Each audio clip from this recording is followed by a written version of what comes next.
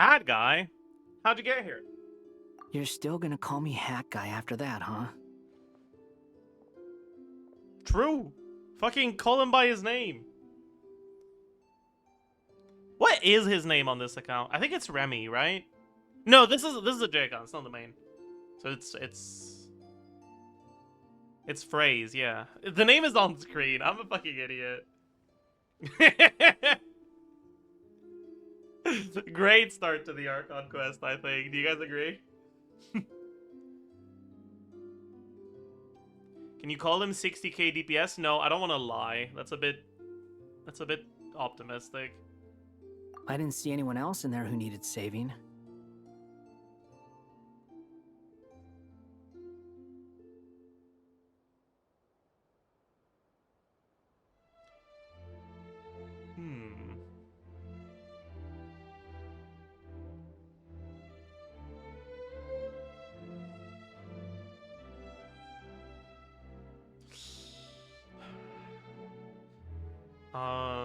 Why is he saying that? Like, oh. Yeah, okay, he's making fun of us for saying something stupid. Yeah, that's fair. Honestly. Good, reasonable. Fair point, you just called me by surprise. Thank you! Wait, you're injured? It's nothing. I'll be fine. Why are you looking at me like that? Is it that shocking that I'd come to your rescue? I'm more shocked that you caught the doctor off guard. I owed you a favor back in Sumeru. Now we're even. Did he? I do not remember the events of that quest, I'm gonna be honest. There was something with Irminsul, and like his name got erased, and then something else happened. I don't fucking know.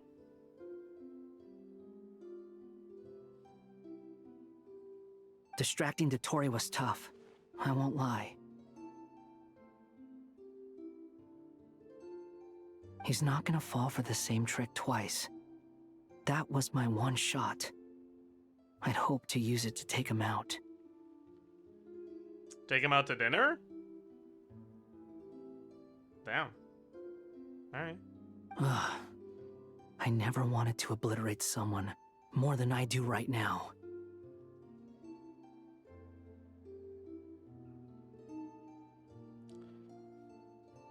I'm sorry. Why is he saying obliterate, like, in a real conversation? As something he wants to do to someone else? This is not a Shakespeare play. You shouldn't be speaking like you're reciting a theater line. It's also not Yu-Gi-Oh! So you can't be like, Exodia, obliterate. That doesn't work here. Wait. Chat, are there any alternate win conditions in TCG yet? Any TCG knowers?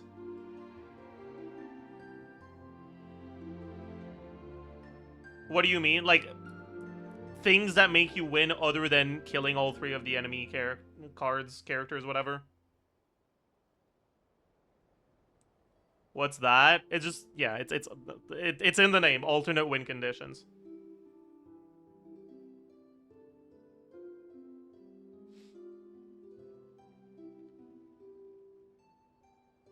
No Mechathune, true. Like no Exodia, no Final Countdown, no nothing. Damn. Maybe that's why he's angry all the time. He's an Exodia player stuck into that.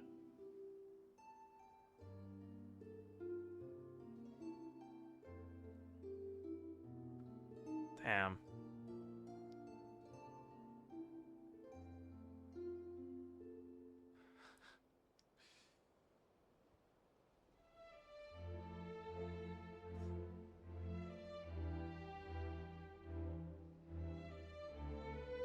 Okay, I don't know all Limbo for 2 months. I don't know all him for 2 days.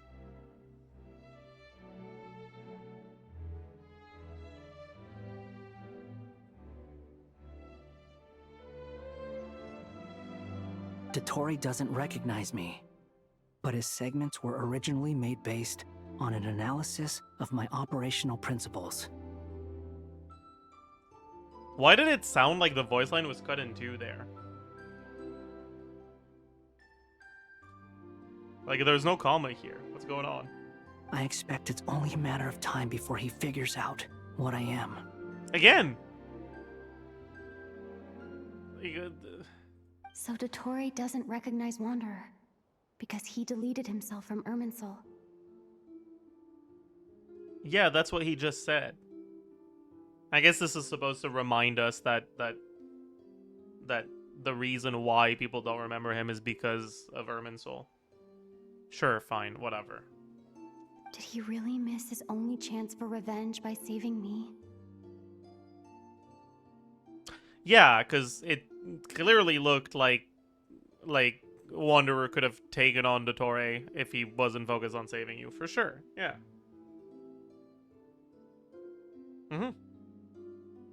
For real, for real. Why the long face?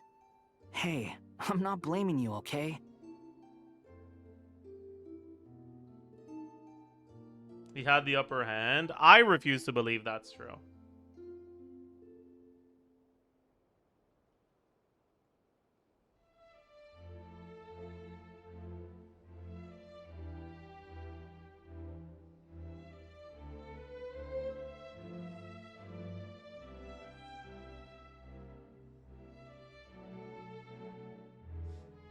Like, Dottore just fucking shrugged off, basically being stabbed in the heart. Like, you're not gonna kill him by fucking throwing fucking breezes at him.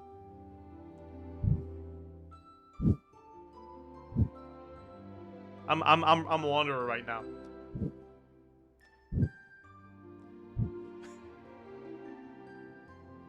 Like, that's not gonna do anything. And I'm not complaining either. Rescuing you and killing Dottore are equally important goals. The point was that he could catch him off guard because he's an unknown variable. Yeah, but what is he gonna do with that?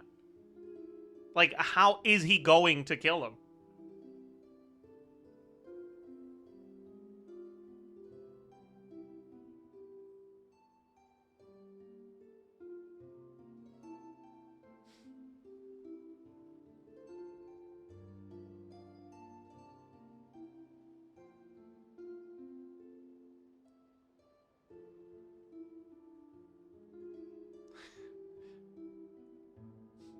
Like, okay, like, no, stop making jokes about Wanderer being a bad unit. Is there, like, actually a way that we're supposed to interpret this as Wanderer having had the opportunity to kill Dottore and thrown that away to save us? Like, what actually could he have done?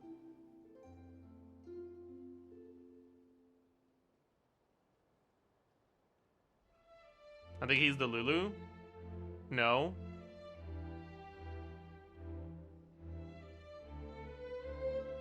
In the future, he could have figured something out. I see.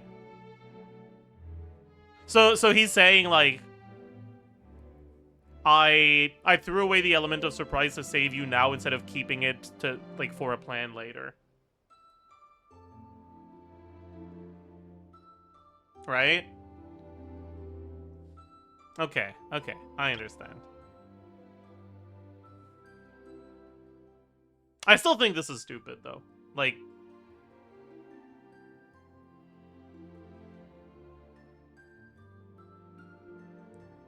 at this point, everyone involved knows that the Traveler is somewhat special to Dottore, right? Because the Traveler's a descender.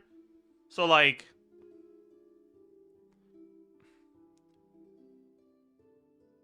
I think it's pretty clear that having the Traveler is going to be more efficient at formulating a plan against Dottore than Dottore not knowing Wanderer exists.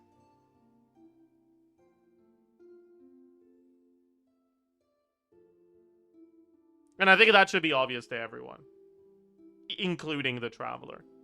Like, the Traveler has not been characterized as someone who is, like, self-conscious and unaware of their own value so far.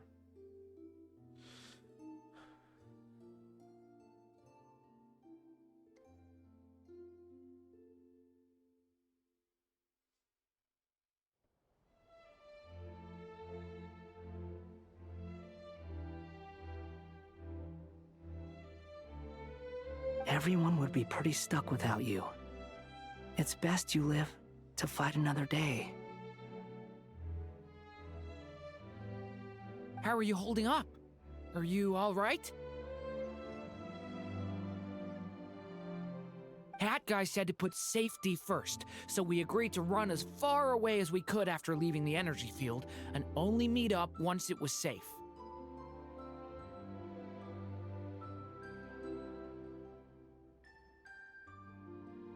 You don't look injured. I'm gonna sneeze. It seems that Dottore didn't do anything to you. All right. Rescue operation complete. Let's head back. There's a lot more work to be done before this is over.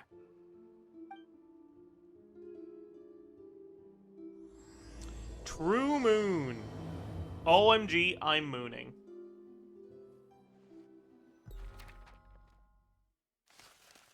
Alright. So now we're back with the goons. Out of these characters, who do you guys think count as, like, goons? Understood. I think I'm aware Sandrone that is definitely a Saritsa's goon. degree in mind. What does that mean? Okay, listen. Okay? Haha. Gooner. Haha. Haha. Gooner. Get it out of your system right now. Okay? Because goon is a funny word. And I'm going to be using it as in, like, henchman. Over henchman, because it's a funnier word. Get your, oh my god, gooning is funny out of the way real quick. Okay?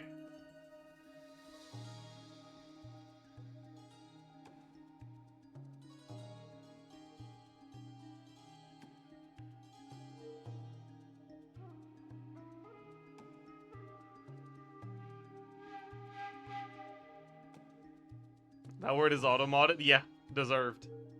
Anyways. I don't see what's so awesome about it, though.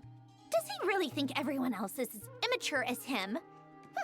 I'm not stooping to Tartaglia's level. That's true. That would be stooping very low. I thought you might say that. How's your progress? Quite promising, actually. That alchemist Albedo gave me a few ideas. Remember how I asked you to look up some files for me? That stuff on the Nazi-Kreuz Institute. René de Petrichor and Jakob Ingold. Okay, chat. Reminder, who was Jakob again? Was that fucking Caterpillar? Or am I confusing him with someone else?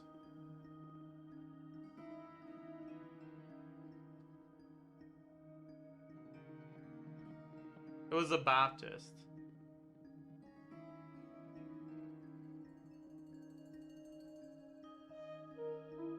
Huh.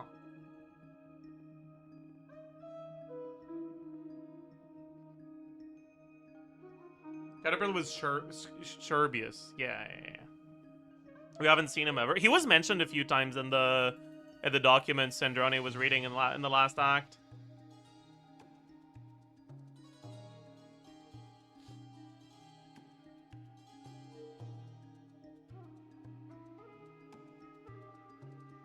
Giltan despised René's theories and methods, but he never managed to come up with better alternatives either. So I adopted some of René's ideas. Okay, is she rage baiting or is that true? Because I feel like he didn't despise them. He disagreed with them, but did he despise them? I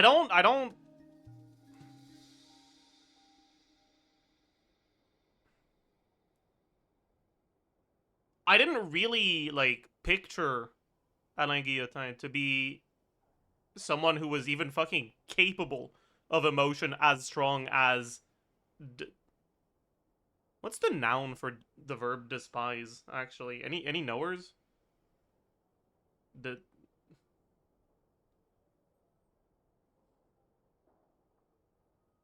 despicable? No, that's not a noun.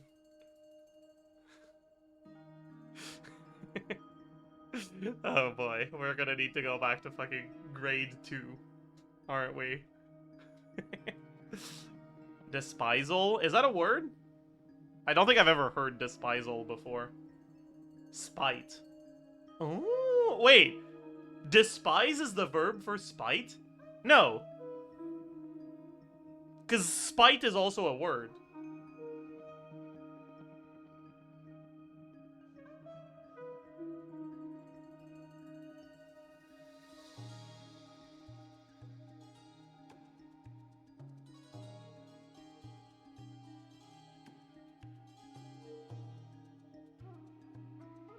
But I guess it's like...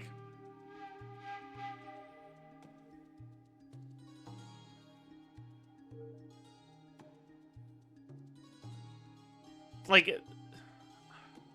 I could see how it's like the same root noun with different subjects and objects. Right?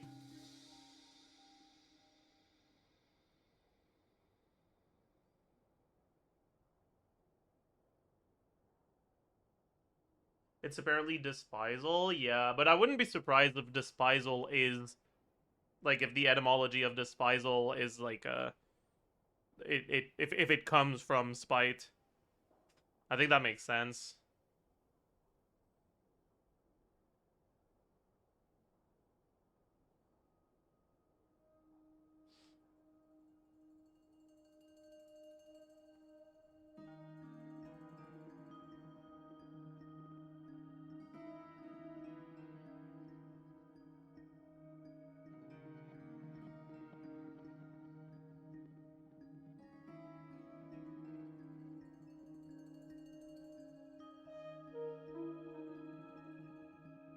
When would anyone use despisal ever in a real conversation? Well... Okay, picture this, alright?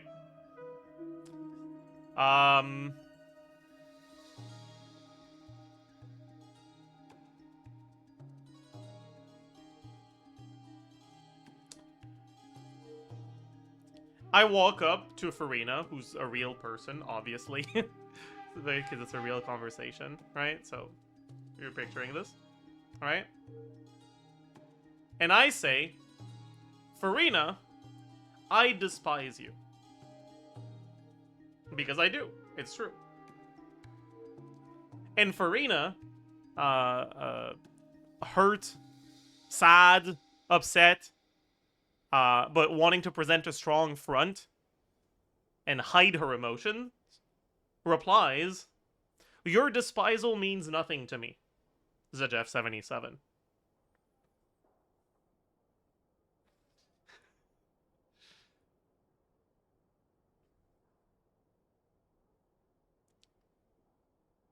That's how it would arise in a real conversation. I don't think you'd like unprompted use the noun despisal, but I do think that using the noun despisal in response to someone using the verb despise makes a lot of sense.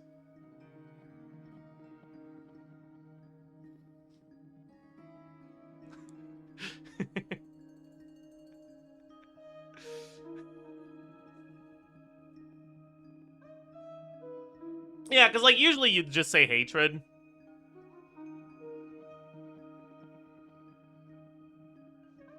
But like sometimes if you wanna make yourself sound smart, which Farina does, flexing your vocabulary by like using the noun that has the same root as the verb that someone else is using, if it's not very commonly used, can help shake the other person a little.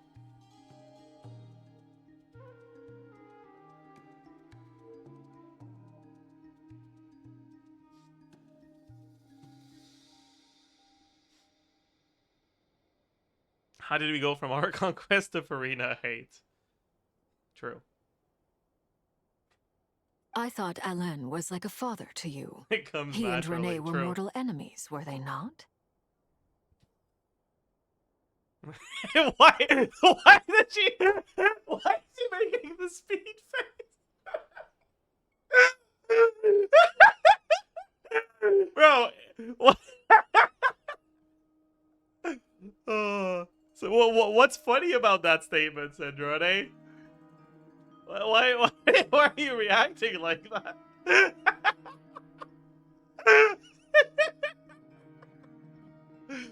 Holy shit. That's disrespectful and fuck. True.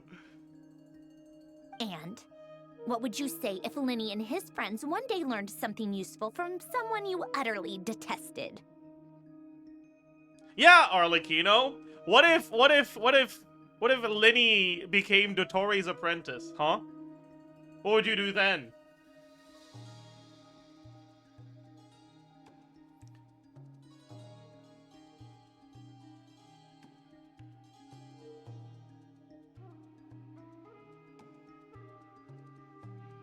She would applaud. She should applaud. My headcanon for Arlecchino would be like, oh my god, they'd be so based. But I know that's not what actual Arlecchino would say, so it makes me upset.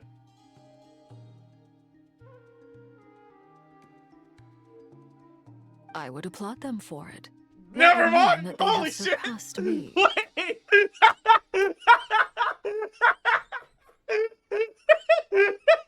Wait! The Arlecchino comeback? Wait! Wait! Wait. Wait. Huge, actually. Wait, huge, actually. Huge! Wait, huge! Huge! Wait! Okay, wait. Does that mean they're making Arlecchino a good character again? I mean, okay, no matter what they do, it's not gonna erase her story quest.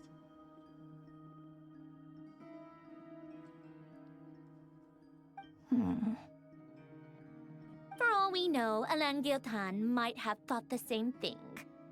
Not that it matters, though. He's dead, and I'm alive. I So don't it's think so. my I call think to think right now she's being delusional, actually. My image of Alain Guillotin is not that of a cold and calculating person like Arlecchino. Bro, okay, I'm gonna be honest. I picture him as like just a chill guy, basically, who just happens to be really fucking smart.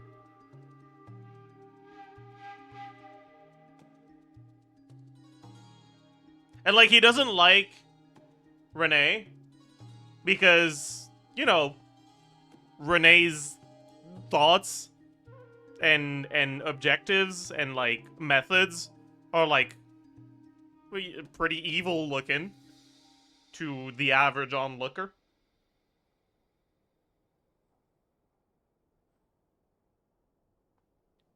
Right? Like any normal guy would be like, yeah, that's a little bit weird actually. I'm not a huge fan personally.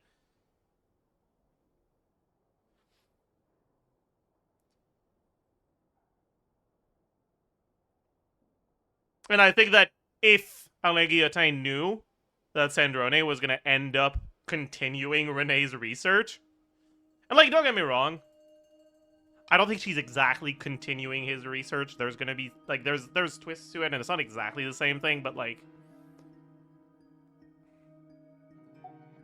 Arlecchino doesn't understand that.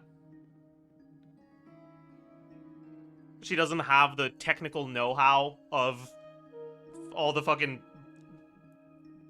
whatever mechanical bullshit that's going on here. Neither do we, but like, whatever, right? Anyways, in this interaction, the projected idea that Arlecchino or that Sandrone is presenting is like,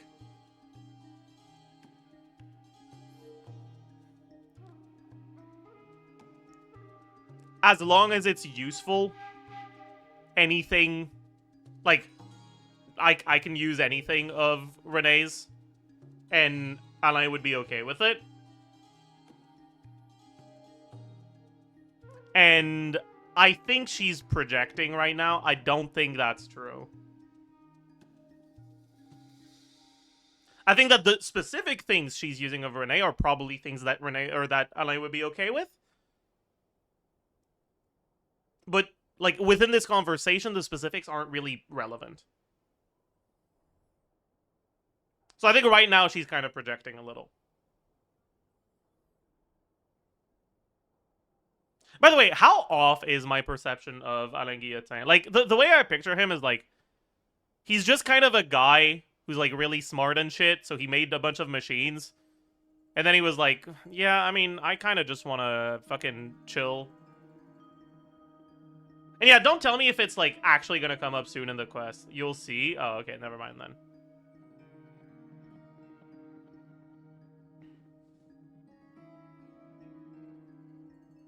I had a similar opinion before. Okay. So like it's not a lore skipper take to think this at this point, is what you're saying?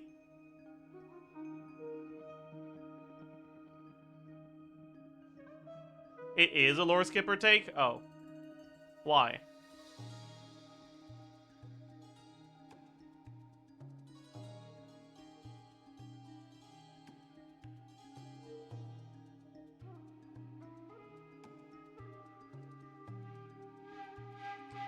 Like, what about Alain's characterization clashes with how I see him right now?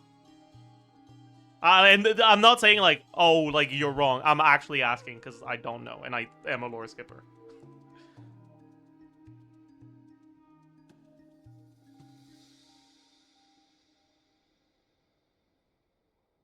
You guys didn't skip through all of Narcissus and Curse's quest? No comment.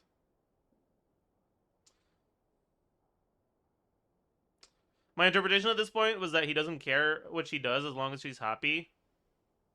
Really? So, like, if she just murdered everyone in Teyvat because she thought it would be fun and it made her happy, you think he would have been okay with that?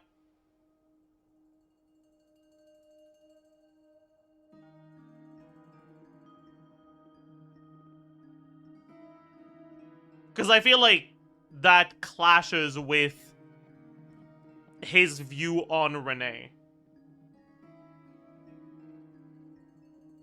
So I don't think that makes sense.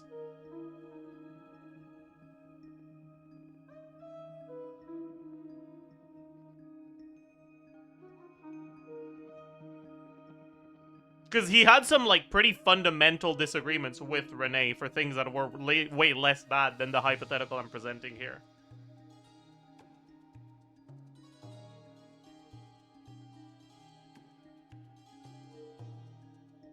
So I don't think that makes sense.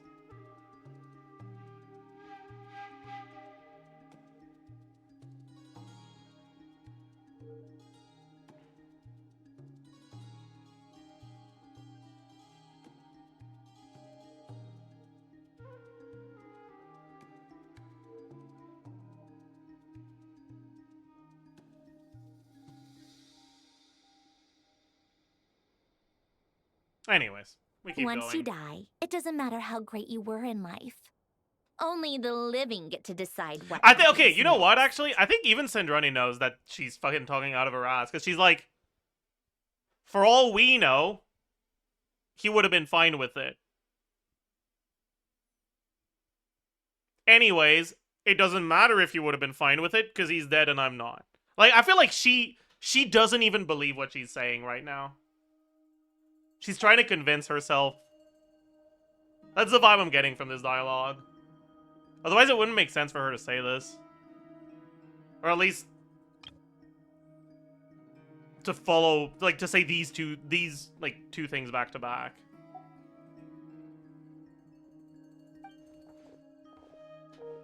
Hey, come on out. They're back. Alright, Chad, do you guys think Nefer counts as a goon? I don't think so. I wouldn't think that I wouldn't call Huh? Nefer a goon. I think Sandrone is a goon. I don't think Arlecchino is a goon. You're back? Obviously, and your Herman head's is a still screwed goon. on? And you still have all your limbs? Obviously, Paimon is a goon. Yehuda is a goon. What does it look like? Way to keep your composure, Wanderer? madam. Is Wanderer a goon? Durin is definitely a goon. Albedo is a goon. Excuse you. I am perfectly composed. Hey everyone, I'm back. Glad you're okay. Hi back. I'm Zajef. Nice to meet you. Yes, it's a huge relief. Oh my god, what is that emotion in that voice? Yes, it's a huge relief. Why is she actually relieved? Stop! Stop! My evil character! Give her back! Stop! Sorry for making you all worry. Worry? Oh, yeah, right. She wants to win. That was not. We're worried about you. That was not calculating, like, good. It's a huge relief you're back. I was like, oh my god, thank god you're back.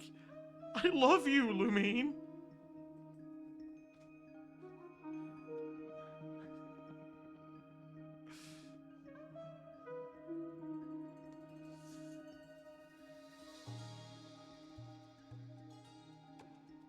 We were worried sick.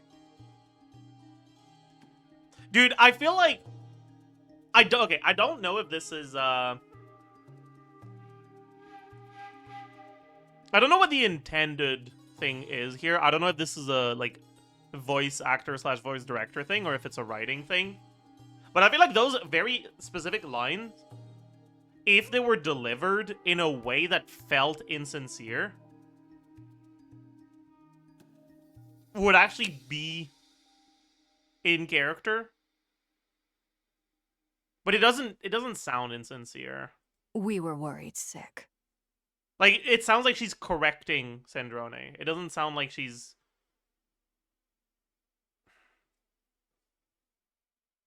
like building rapport.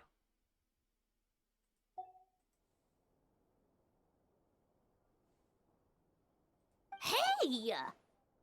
Yeah, like that's how it's being interpreted by the other characters as well, right?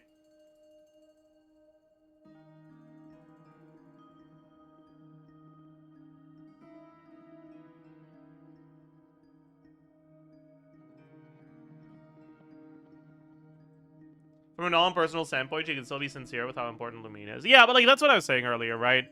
Like the delivery didn't sound like, "Oh, I'm glad the plan is back on track. I'm glad like we are in a better position now." It sounded like she was worried on a personal level for Lumine as a person she cares for.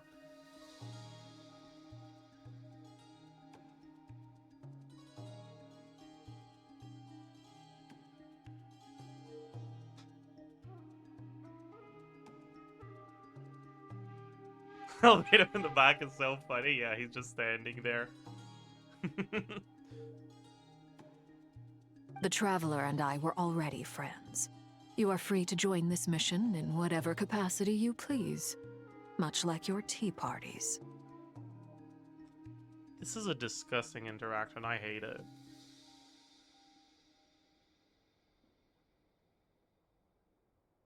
Or like, you know, why are you trying to rage bait now?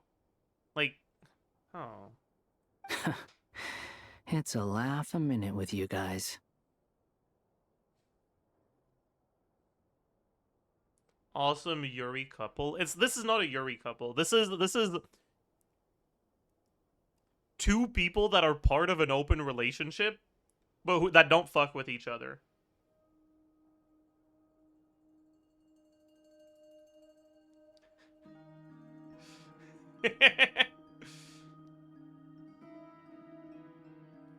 What the fuck is a headcanon? I mean, listen. The way Columbina treats treats Sandrone and Arlecchino. Like, is it headcanon? Like, yeah, but it's also like a lab fabricated headcanon. Like, it is clearly what they want shippers to think. Like, it was designed in a lab. These interactions were designed in a lab for people to ship these columbina and like these columbina ships or whatever.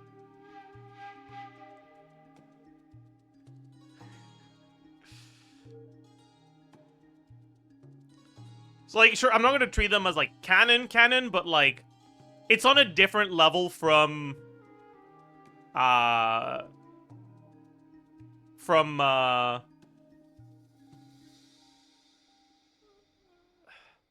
like Pika Aino or some shit, right? Like that's delusional headcanon, right? That's something no one else something no one else is gonna say, right? What? When I did, was it Act 1? Act 2? There was a scene where Aino was like implied to have been eating krumkakes or whatever other snacks, but the only thing that was around, there were like no crumbs. The only thing that was around was like nuts and bolts. And I was like, yeah, Aino's just eating metal, and the reason why Inefa like wants to prevent her snack intake is because she's scared she's gonna get eaten too. Like, Aino has Pika and has a compulsion to eat metals. Like, that's it's high quality headcanon, but it's clearly not something they intended, right?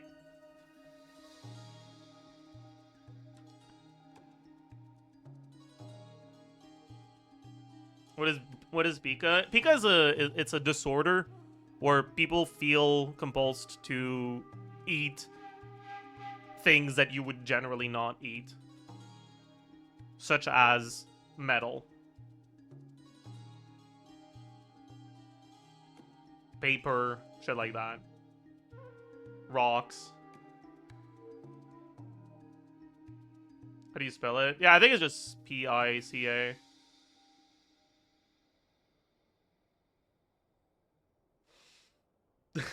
French food. Okay, listen, I'm all for ripping on the French, but like the one thing the French have going for them is their food. So I don't think that one works very well.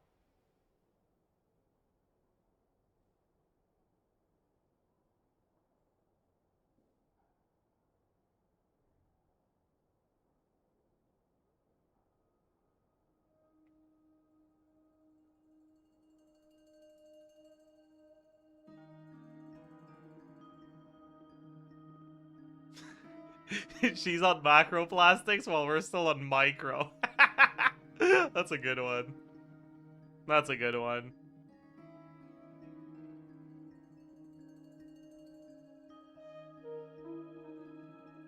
Anyways. All of this to say, right? A lot of the gay ships in Genshin are like very clearly intended, right? Now, I don't know if I want to have the queer baiting versus queer coding discussion again.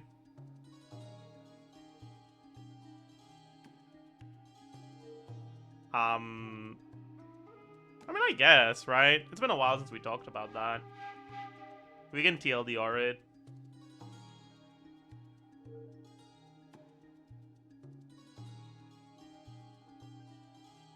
As far as I see it, the main difference between queer baiting and queer coding is intent.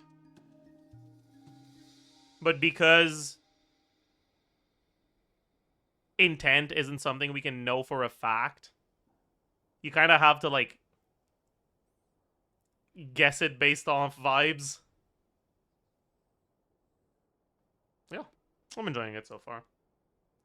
Yeah, you kind of have to guess it. And personally, I just don't think that gacha companies should ever be given the benefit of the doubt. So I see it as queer baiting. But I don't think it's unreasonable to view it as queer coding. This is just my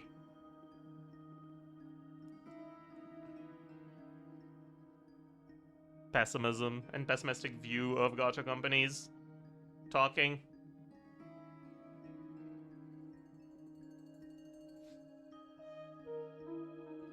And for people that are confused because they don't know the terms, queer baiting is when media has characters that are heavily implied to be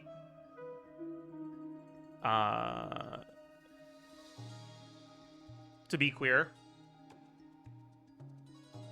as a way to pander to LGBTQ plus audiences, but that don't actually make the characters queer. It's just always implied. And queer coding is when characters are implied to be queer because the writers want the characters to be queer, but there's some sort of interference that prevents them from actually confirming it.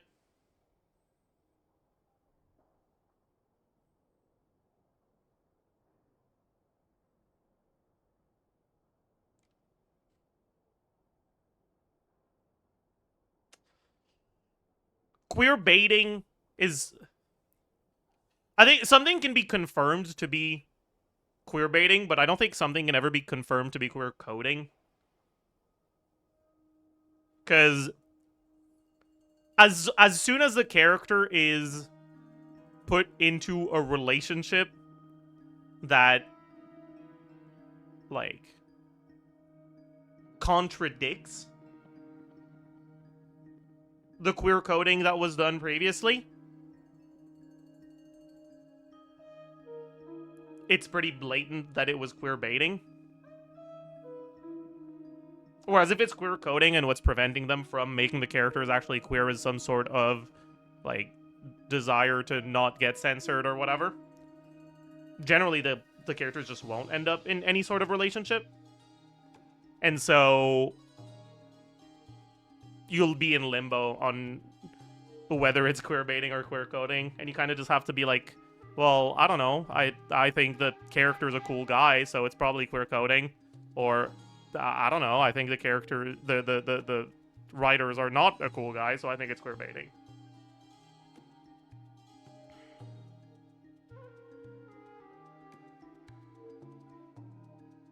Alright, but it's mainly just a difference in intent, and intent is impossible to properly pinpoint without any sort of, like, insider information, which we don't have.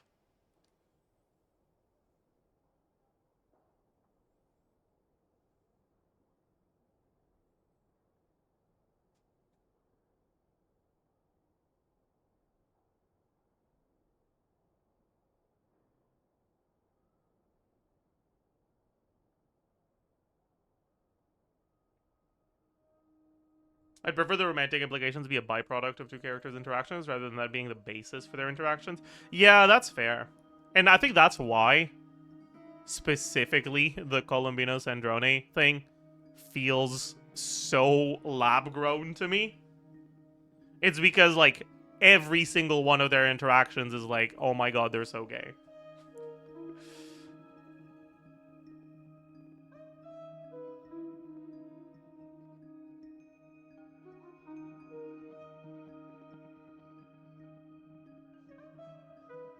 Nefer Lama is the same? Yeah, I agree. Lama in Columbina too? No, I actually disagree with that.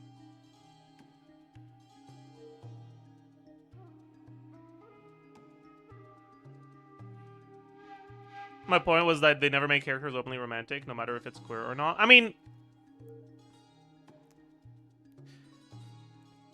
if what drives your decision to not confirm a character is queer is gacha mechanics and wanting people to be able to be like, oh my god, that's my waifu, then that's pretty fucked up, actually, and I don't, it's bad. I think that's bad, actually.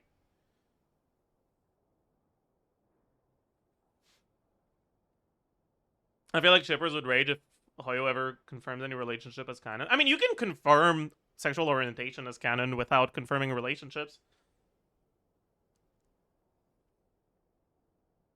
And you can also, like, imply it in a way that isn't explicit confirmation, but that is very clear implicit confirmation. Right? Like, if I remember correctly, that's what they did with Jet. It's a little blurry because it was a really long time ago. But, like, how did they, like, confirm that Jet was gay?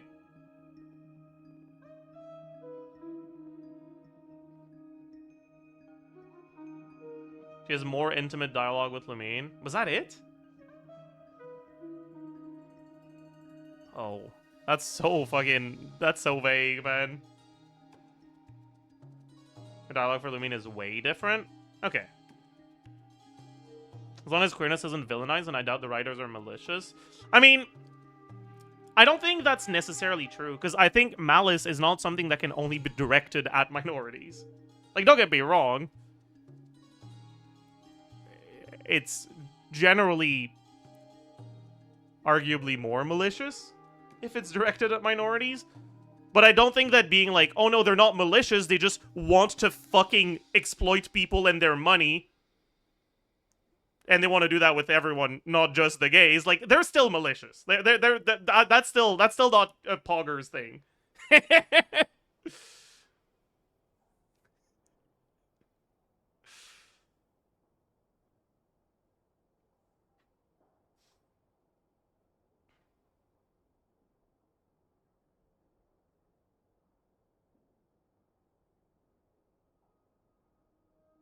So I wouldn't use the word malicious there.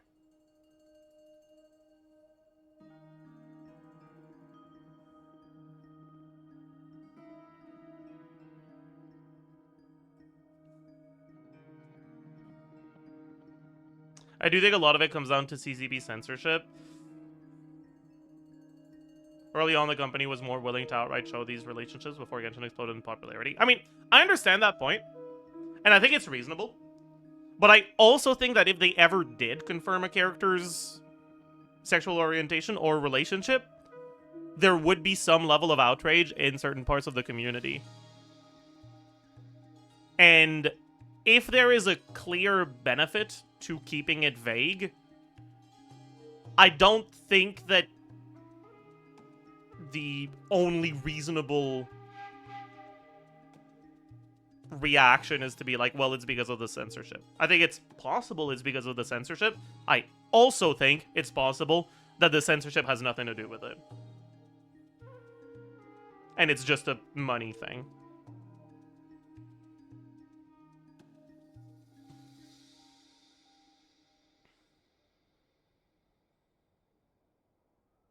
Some queer-coded Genshin couples feel more genuine and less corporate than the others, if that makes sense. Like who, actually? I'm kind of curious.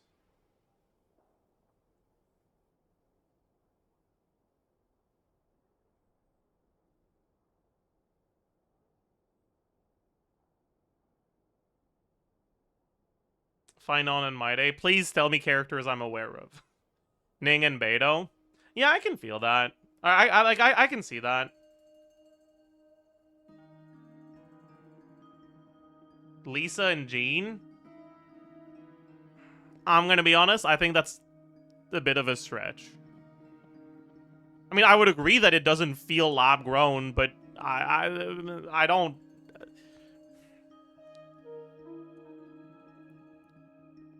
I think it's it requires a lot more headcanon involvement.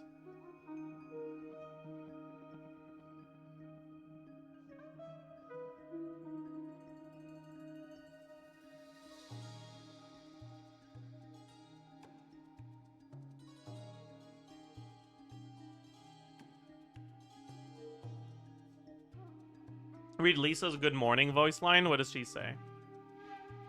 Lisa voice over Genshin.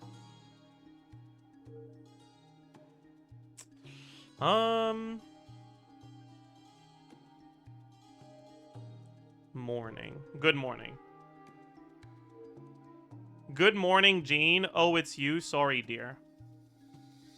I don't think you're reading into it the right way. Cause like, in order for her to even be in a situation, because this is her talking to the traveler, right? Like that's what the good morning lines are. It's like we're this is a situation where this character wishes good morning to the traveler. In order for her to be in a situation where she would say good morning to the traveler, she'd basically have to already be at work. And defaulting to good morning, person who is my fucking boss.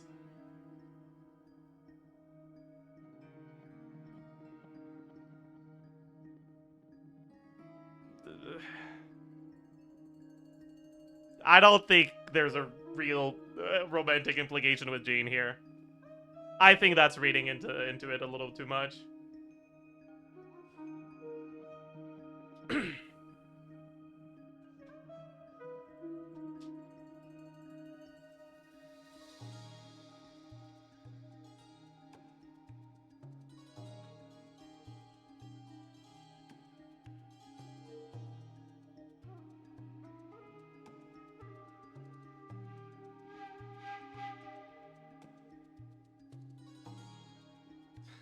OMG, Jean Lisa is problematic because of boss-employee power dynamics. Now everybody fight.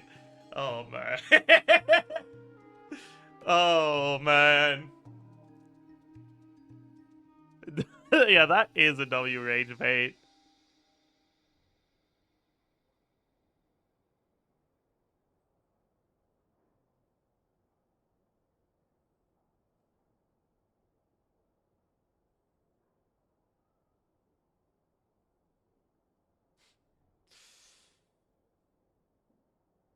No, but, man.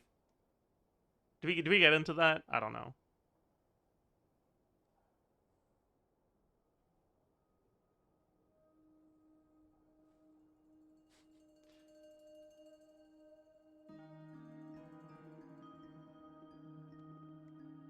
Act 8 is so long. Can we move on before it gets worse? I think you mean, can we move on before it gets better? Do we know the age gap in Sanbina? I mean, I don't think it's really relevant. Like, both of them are old as fuck.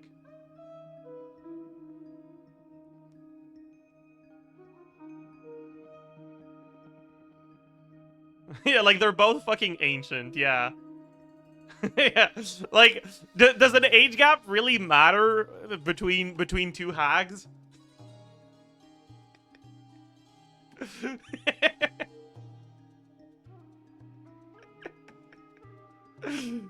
Whoa, okay, yeah, sorry. That was a harsh language, you're right.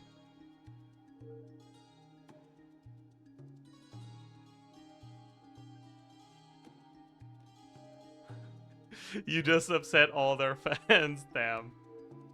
Just click left click, bro.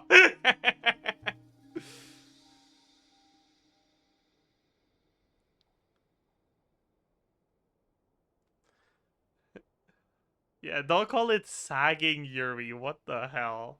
That's weird. I don't know about that one. I don't know about that one.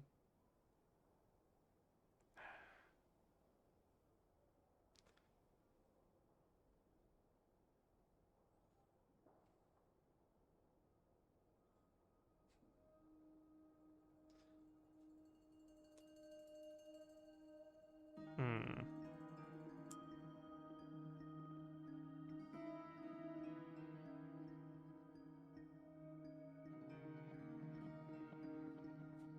I must say, I was quite surprised when Mr. Albedo told me he would need no additional aid. We discussed this on our way back as well. I am rarely so unequivocal, but in this case, we had full confidence in Hat Guy. You did? He said he knew what he was doing. Albedo and I pretty much had to just wait outside on standby.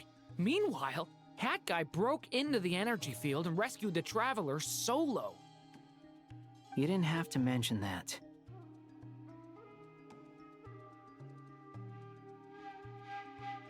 It's not like I did a good job or anything. Well, I'm thoroughly impressed. You are a force to be reckoned with, hat guy. Dude, I love Flins, man. Oh my god.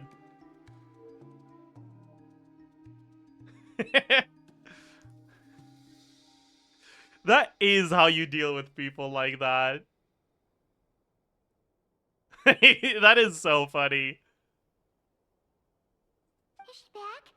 Is she really back? Why is his character so fun and his kid so boring, man? Yeah, I don't know. Traveler! It's really you! Why did the screen shake there? That's such a weird effect for Paimon just, like, floating towards us. Oh, thank goodness! Paimon missed you so much! You can finally breathe easy, Paimon.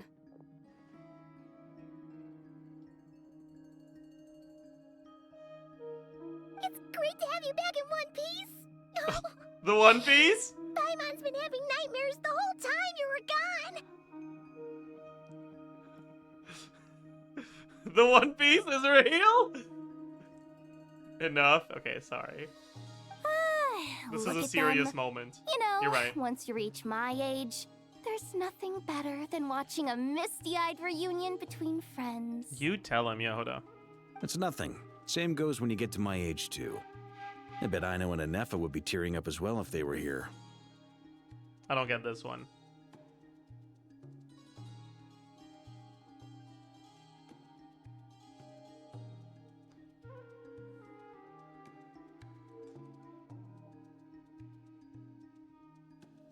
I don't know about this one. Varka, I'm not sure Nefer can cry. Oh, yeah, good point. Hey, your eyes are looking a little red and puffy. Come here. Let's hug it out. Okay, he's redeemed himself. What?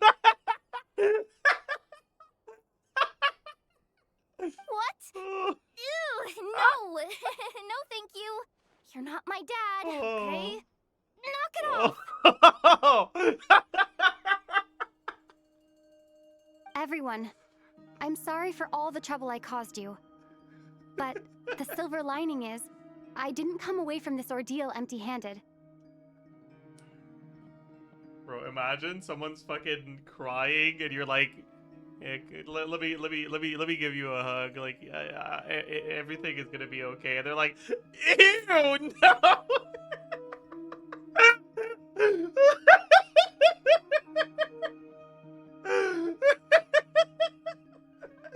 Dude, that's gotta be soul crushing, actually. Oh my god.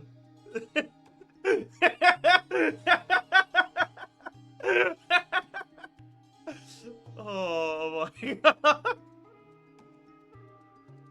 While I was being held captive, I learned a lot about Dottore's current capabilities and what he plans to do with them. Allow me Worst to you can explain. say is no.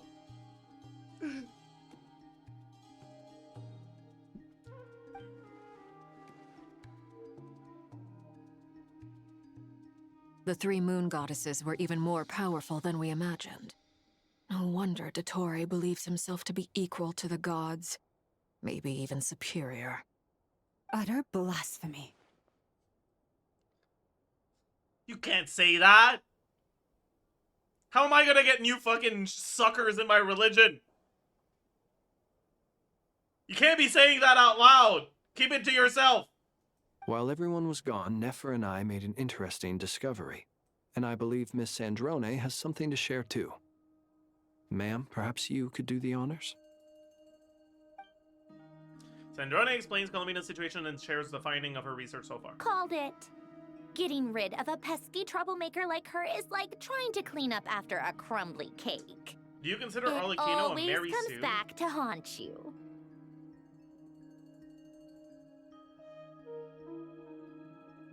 What? Why?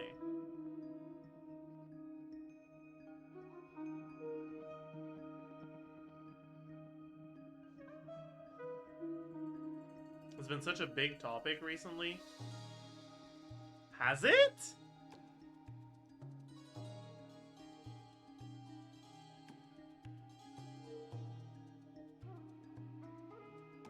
She's one of the most morally great playable characters. No, okay, let's not. No, we're not talking about Arlecchino morality again. You're not gonna rage bait me today.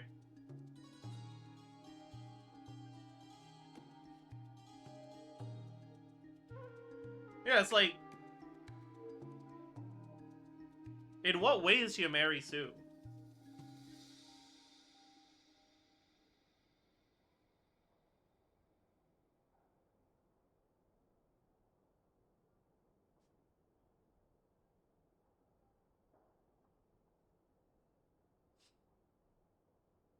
I want to marry her and I'll sue anyone who stops me.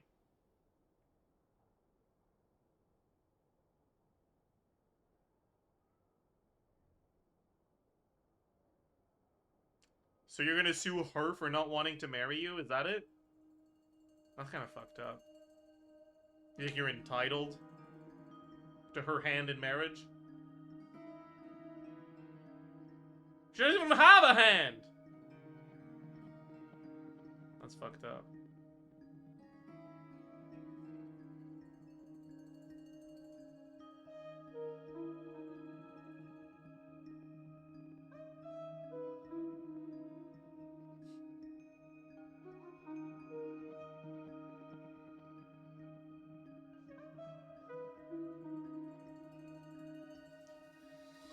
Anyways, getting rid of a pesky troublemaker like her is like trying to clean up after a crumbly cake. It always comes back to haunt you. Columbina's alive! Our next step is to find a way to bring her back. A place where time flows backwards, with no destination in sight. Surely it must have been created for a specific purpose. But I fear the answers are buried deep into Vat's history, held by great powers beyond our reach. I wonder if they're actually gonna approach the paradox in an interesting way. I don't think they need to, actually. I would kind of rather they kind of leave it vague instead of giving a sloppy explanation. Because I don't think this is really a time travel story. The time travel doesn't need to be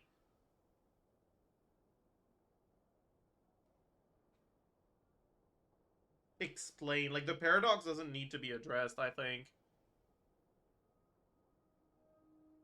It sounds like she's on a specific path through time, just traveling in the opposite direction to us. The question is, where does that path lead? Or will it keep going to infinity? We considered that question as well.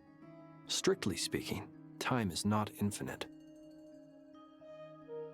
Is Blinn gonna teach them about the Big Bang? Indeed not. Every road has an end. Nicole! You sure love quietly sneaking in mid-conversation. I do, in fact. It's something I've always done at our mages' tea parties.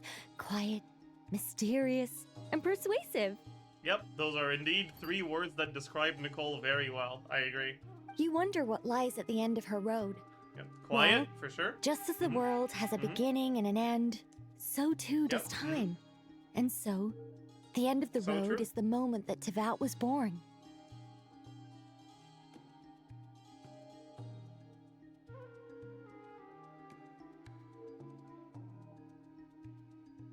She's technically the quietest. Right, because she doesn't actually talk. She telepaths. Good one. Thoughts on Nicole's hat? It's one of the best hats in Genshin, I think. Like, it doesn't offend my eyes. Which is like the bar for hats in Genshin, actually.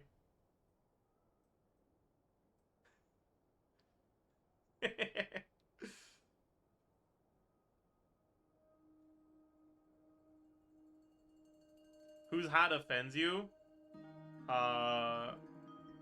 Kind, Chaska, Alice, Wanderer. Who else? Lisa, nah, it doesn't really offend me.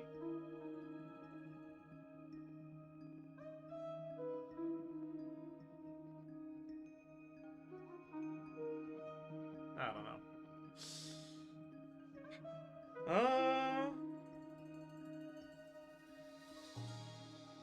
But where Miss Columbina will end up along this road, that depends on where this particular river of reverse time began. What about the original moons and the moon goddesses? Do they have a beginning too? All things do. In the beginning, no moons adorned the sky. It was the Dragon King Lord Nibelung who Valentine, raised okay. the 3 moons into the heavens, and thus were the moon goddesses born. They were shadows of the planet, born to wield Nibelung's authority and oversee the world on his behalf. They were extensions of his will, manifestations of his majesty. But then one day, they disappeared just as suddenly as they had once been brought into being. Nobody knew where they had gone.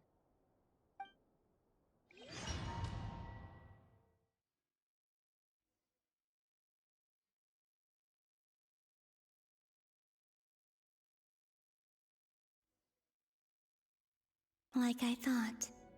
No more paths back to reality. Okay, for a have second there, emerged I thought since. this was about to be like a small like sequence with the, you know, the like drawings that look like the TCG artifacts, like that art style that's sometimes used to like tell stories. Like I think the Battle Pass cutscene uses that. The cutscene when you go to Miliosso the first time. I thought we were about to see that. And then Columbina started fucking yapping. She better not moan. But how can I be sure that I'm going the right way without scenes from reality to keep me on track? I can't even be sure of how long I've been walking for. No moaning so far. The further I travel, the less stable this space becomes. There are even moments where I can sense something that feels like abyssal energy. They can just materialize out of thin air. I have to keep my wits about me.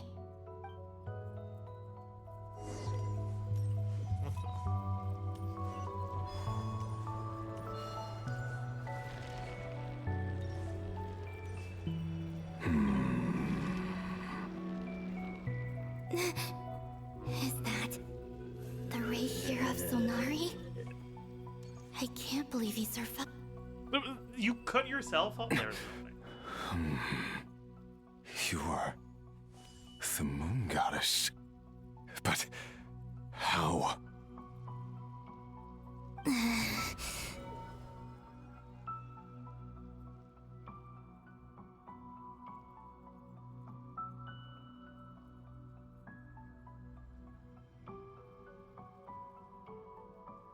Please, there's no need. I'm not interested in fighting anymore. I find that a little difficult to believe. Yeah. Honestly, so do I. He was fucking demolished by Danes deciding to say goodbye, rerir, wasn't he? The way you used my own power against me was... It was a Like, brilliant strategy. It was like, oh my god, man, that's fucked up. And then, in the final moment before I was thrown into this space, He's not I okay. had to see an old friend. Mr. Dainsleif. Right. It was so He is long not ago okay, now. okay.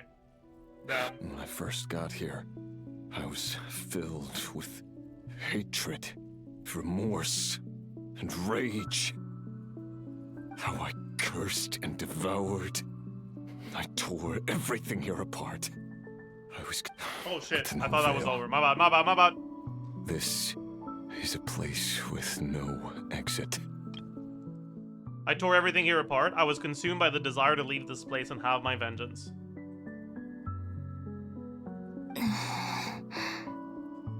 Yep, there's the moan.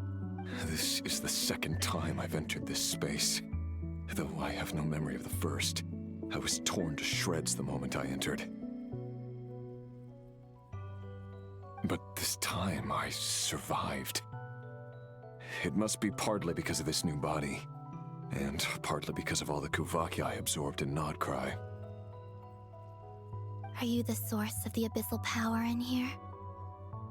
Not all of it. Some is from when I first arrived here and tried to destroy everything.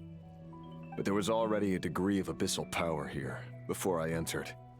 And like a venomous snake baking in the merciless sun, it tried to slither into my shadow.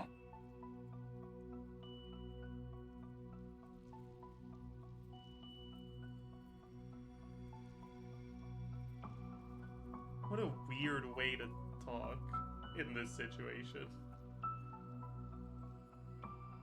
Like, yeah, Columbina, I read. That's right, I read. Yeah, baking in the merciless sun. Huge. Tried to. He's about to use the word obliterate. You rejected it? Oh, true. Yes. Because after that, the world suddenly became silent for a moment. What do you mean? The voices in my head, they were gone. Oh my god, the voices. And then, I saw her. Her? Tholindis. My former lover. Nefer mentioned that she saw a memory of tholindis leaping into the moon's reflection.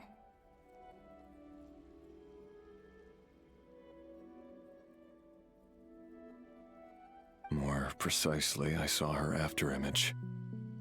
I'm sure the real her is long gone. She was just an ordinary Conrian. She couldn't have survived here for very long. Anyway, why have you come here? Didn't you know it was a dead end? If I hadn't escaped through the moon gate, my friends would have been in far greater danger. Oh, I see. Because of your power. The power of a moon goddess. What? You'd like to know how I know, wouldn't you? The one who resurrected me said so. I could hear a deep lust for power in his voice. Do you mean... dottore? Dottore. So that's what he's called. He'd been collecting fragments of my body for a long time. All so that he could resurrect me at the moment of his choosing. I had no interest in his research. But being as corroded by the abyss as I was, we were aligned as far as hunting the moons and recovering my strength were concerned. So that's why the Wild Hunt suddenly became so active in Krai. When I left the Fatui in my weakened state, dottore must have felt that his time had come.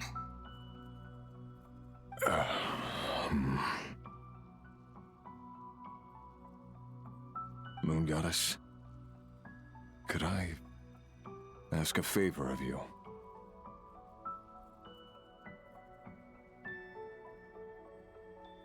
Chat, I have a deal for you. Okay, what if we just... I take my headphones off, I close my eyes, and I mash my mouse button for like a couple minutes, and we pretend like this rerir interaction just doesn't exist, so I can keep thinking about rerir as a really good character.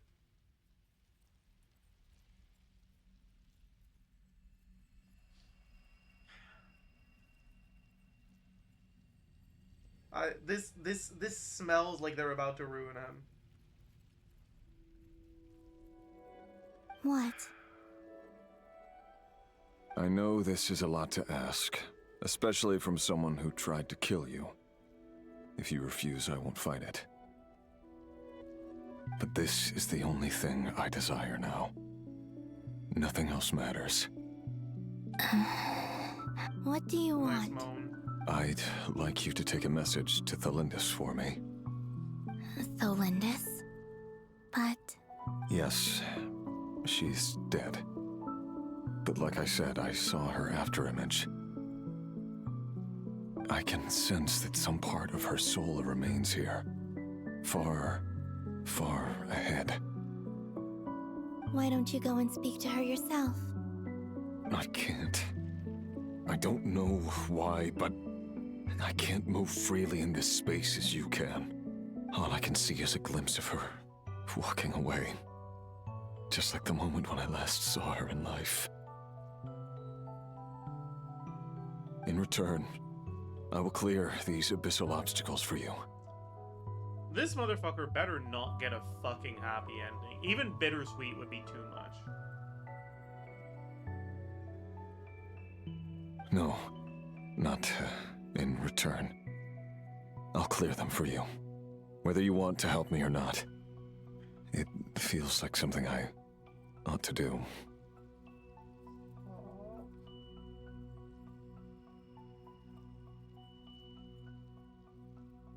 Okay, here's the thing, chat. Okay, here's the thing. I do think it's like, it makes sense for Rerir's character to end up wanting to redeem himself in some way. But I think that narratively, this is kind of awful, because his attempt at redemption should be shut down by someone who will shut it down. This sort of thing, this sort of situation should arise with him asking, like, Nefer to help, and her being like, fuck you, kill yourself.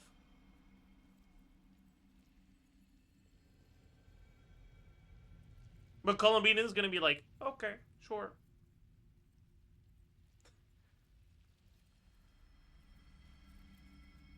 And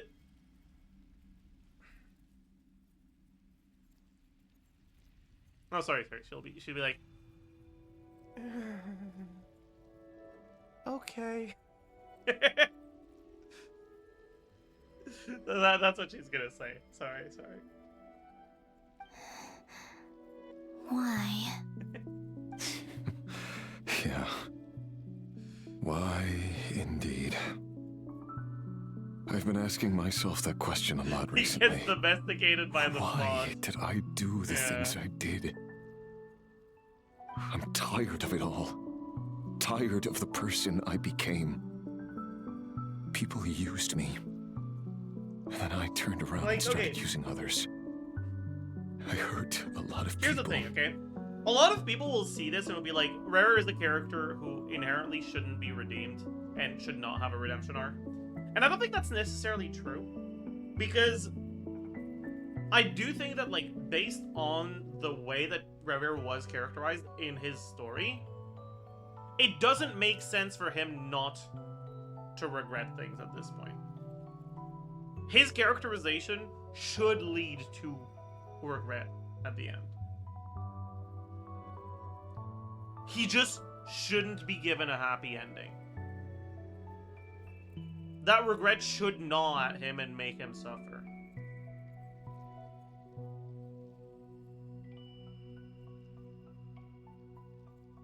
It's not a problem with his characterization, it's a problem with the narrative and the plot.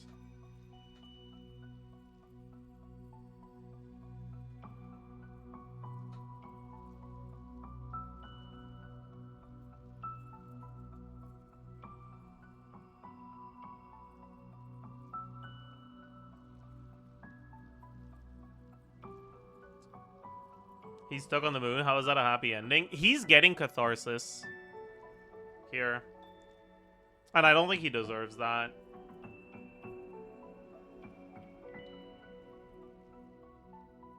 Like, this situation allows him to think of himself as someone who, yeah, I made mistakes, but I'm a good guy at the end of the day. I want to make up for my mistakes. And I just don't think he deserves that sort of catharsis.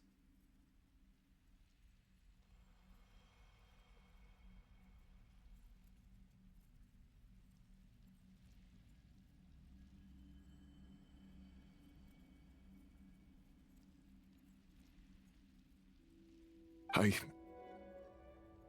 think I grew tired of it long ago. But I wouldn't admit it to myself. And ultimately, that's how I don't think he's getting much of a catharsis. I mean, okay, to be fair, we haven't seen the catharsis yet, but like, I'm predicting what's about to happen based off of Columbina's character. I don't see Columbina being like, fuck you, you deserve all of this, kill yourself. But like, that's what he needs to be told right now.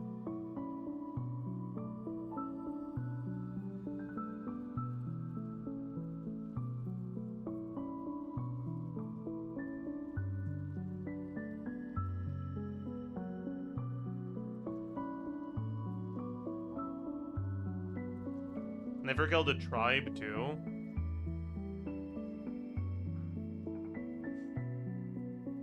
I think that's why it would have hit harder. Is that a tribe, though?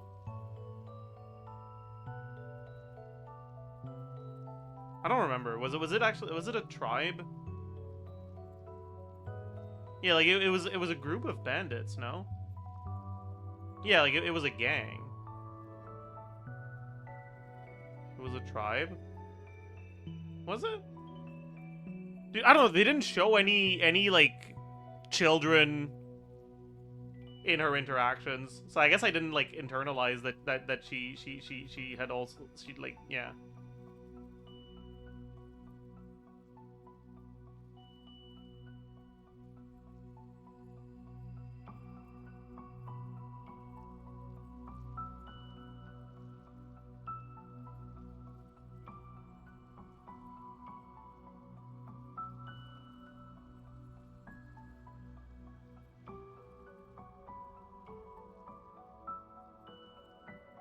But anyways, like that's why, like, okay, here's the thing, all right. I hate Nefer. All right, I think her character is like an omega waste, and I think that the stories involving her are awful. However, I understand the idea behind Nefer. Right? Nefer is a character who like is intended to be a cunning person who's motivated by things other than doing the right thing, and who does not perceive herself as a good person. She is a bad person who knows she's a bad person.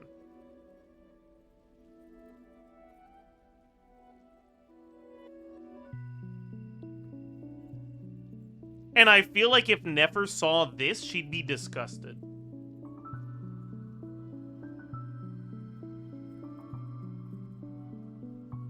If Nefer heard Rerir say this shit, she'd be disgusted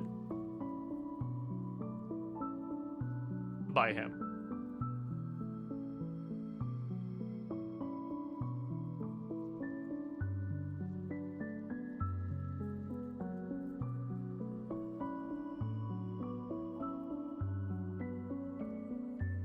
I think you give Nefer too much credit. I don't think so.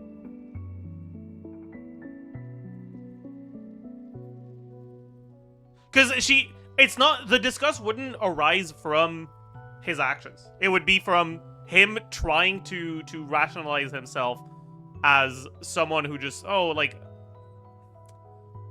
I did some bad things and like they were bad and I know it, but I don't want to be a bad person. I want to, like, she would see that and be like, dude, die, actually.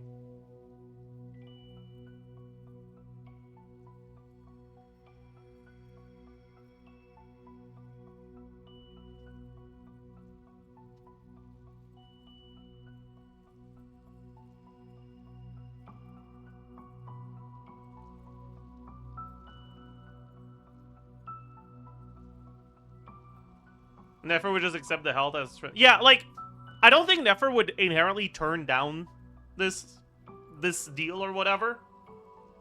But she would most definitely be like, this does not redeem you.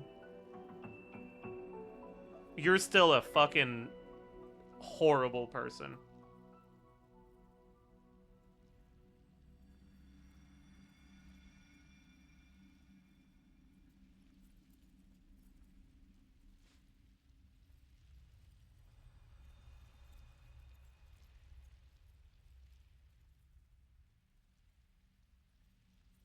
What do you think Columbina will say here?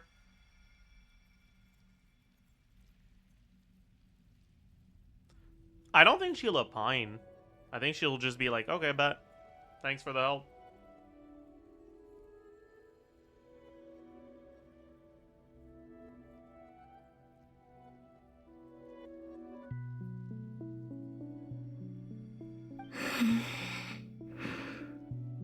My initial prediction was okay.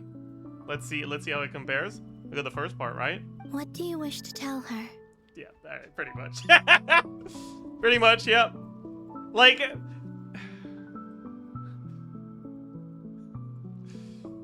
what about tholindis? Doesn't she deserve some closure? No, tholindis is also an awful person. Sure, what she did wasn't as bad as rerir, but she was still an active participant in genocide.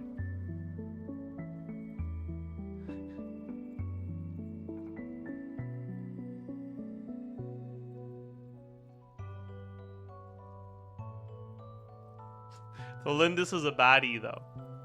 True.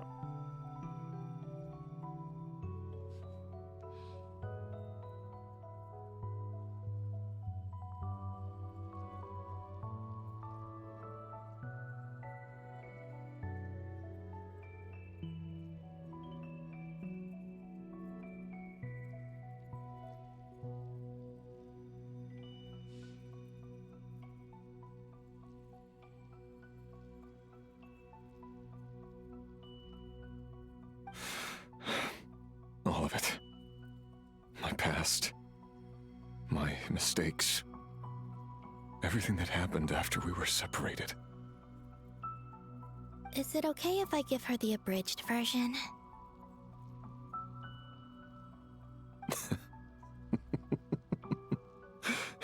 Yeah, I'm sure there's plenty you can skip over. Just tell her the important parts. Whatever you think that means. What did the Lindas do again? Was she aware of her killing spree? Didn't say anything. I mean, she became aware of it and was like, but that's my go to, like, whatever.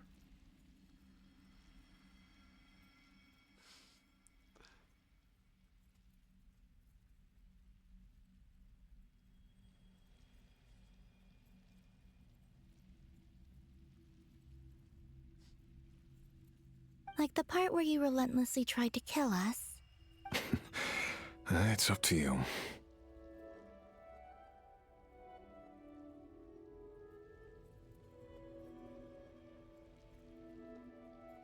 How do you find a ride or die like that?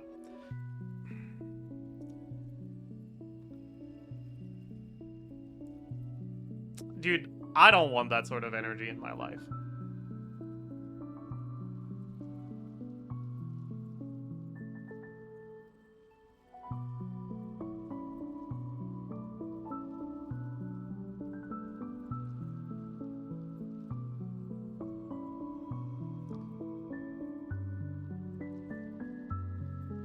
The weakness of Tholindis' moral fiber is pathetic.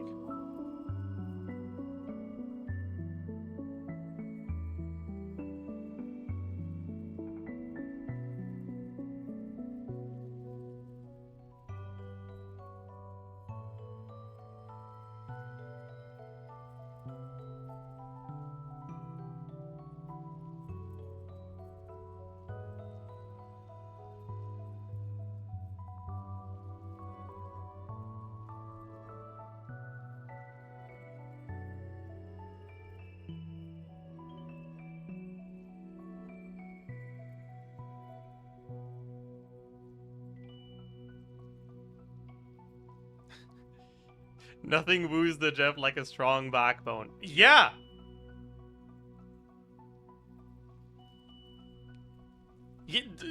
True!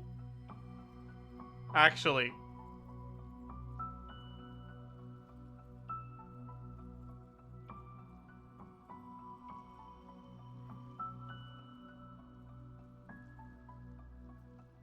He hates people with scoliosis.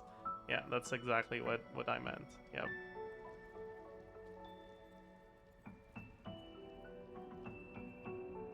Oh, what could she have done? Kill him? it's not really about what she could have done, right? I think that if there are two people who don't take action against something evil,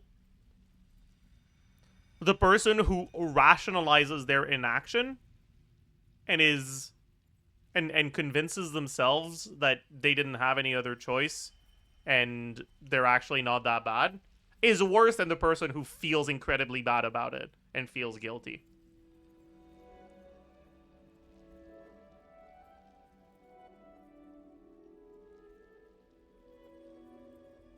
By a long shot. Like, yeah, sometimes you don't have the power to change things. And that should make you sad.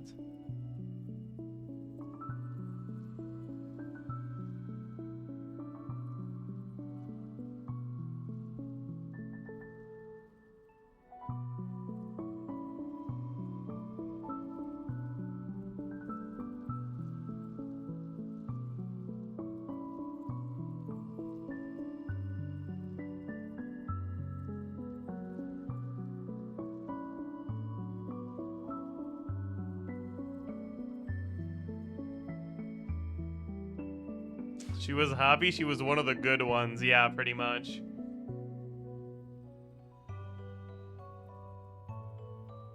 It's like, no. You guys can't just try to resist oppression. Why can't we just all live happily hand in hand? Like, both sides have a point, you know?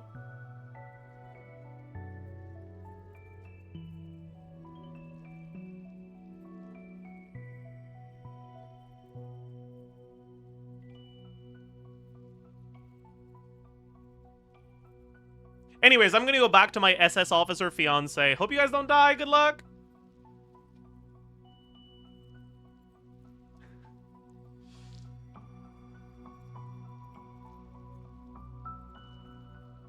Love demands honesty.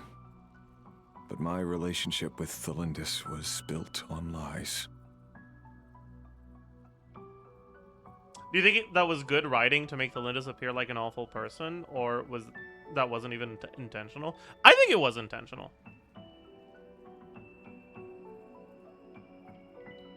I think that was an instance of good writing. We hid too much from each other. But after living my whole life in the shadows, I don't want to hide anything anymore.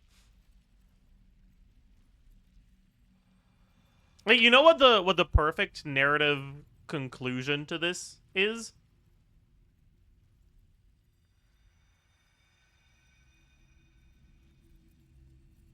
With this setup, it's Columbina not being able to find Tholindis and relay anything. Let him yearn. Let him long.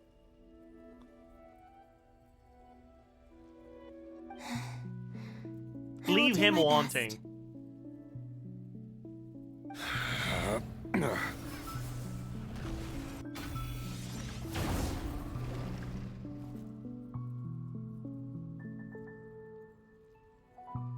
How does he know? Well, just have her tell him or some shit. I can't find her, sorry.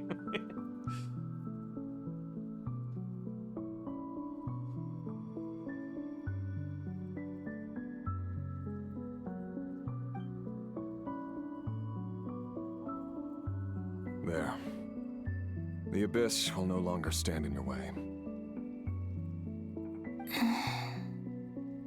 Even though Mr. Dainsleif Plus one felt he bone. had to fight you, I think he still regarded you as a friend. She's even fucking comforting him. Like, leave that. That's only for Sandrone. So what? Stop it. Dane?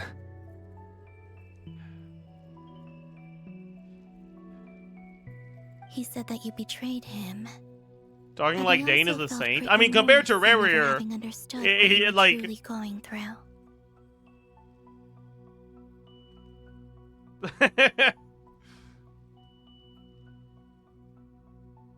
it's like who's more evil? My mom who yelled at me yesterday, or Hitler?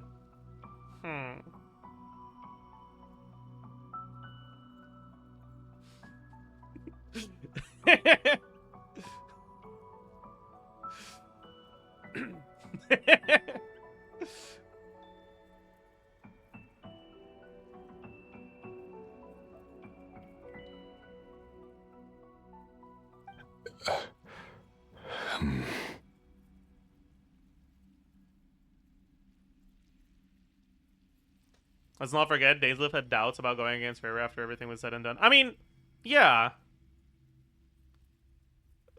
Like, I think that's understandable. You can't just immediately dismiss the emotional connection you have to a relationship that was important to you. But he did end up choosing to help.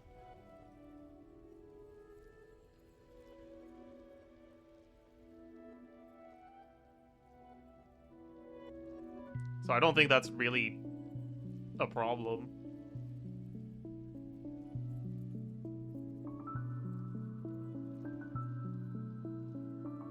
Dane is just as bad as Tholindis. I think pre-Cataclysm Dane, you can make that argument, but Dane has suffered for 500 years trying to make up for his choices and mistakes. So, like, I wouldn't quite put them on the same level.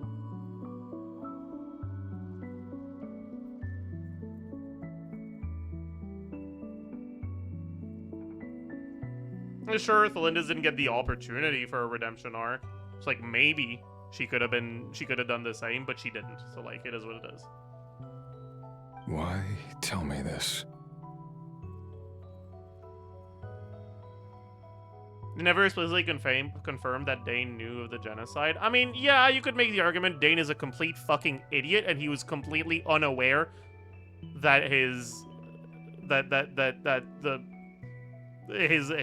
country in which he had a relatively high position was committing a genocide against some people. Like, I think if that's the case, it makes him a less evil character, but a worse one as a whole, because how the fuck can you be that stupid?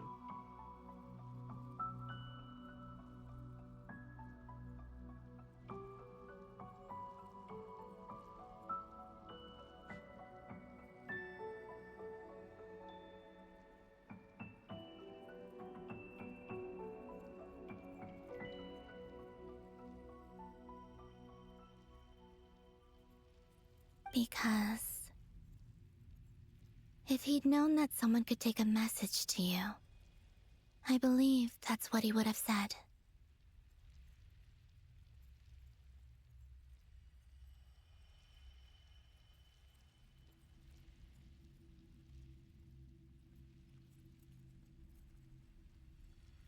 Wait. I forgot what they said. Oh, I see. Dude, thank God Columbina's out here thinking about Rerir's feelings, man. Because, like, if not her, who would? Thank you. It means a lot. I know this will sound strange coming from me, but don't die, Moon Goddess. I can tell that you're determined to get out of here. She did that for Dane, not for Rerir. I mean, she could have just told Dane she did it. It would have had the same impact to Dane. Her actually doing it isn't for Dane, it's for Rerir.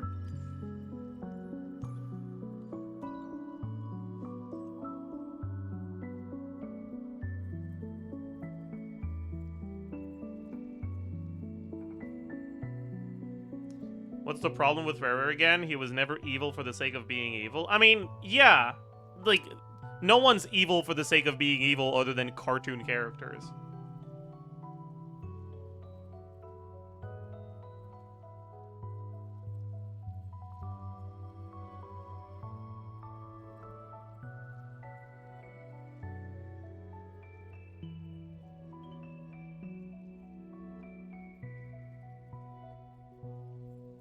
And world leaders. There's always a goal.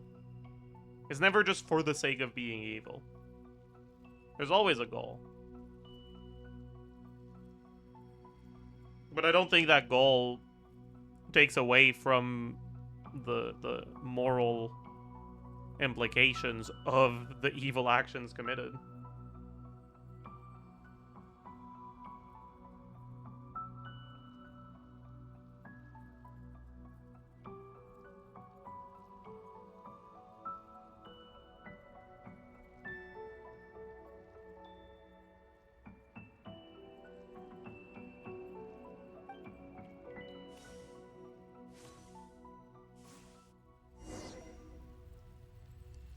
Continue onward. The first He kept sliver his of word. moonlight. The abyss is no longer obstructing my path.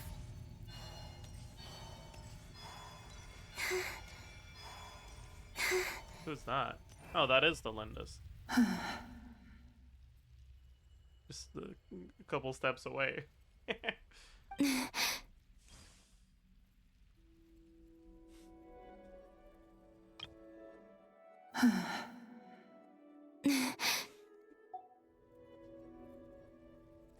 This fucking quest, man. Is that the tholindis? She wasn't far off at all. And yet, they can never meet. Okay. This is the second time I notice an obvious typo here. Who did the proofreading for this? Did they just did they okay. Hello, Miss Tholindis. Who are you? How do you know my Varka name? did, true. I've never seen anyone else here before. Deserved. You can call me Columbina. I promised Rerir that I'd bring a message to you. Rerir? My Rerir? Is he well? To the chatter who said she's been here for 500 years, maybe she came around too. Clearly she didn't. Clearly she did not.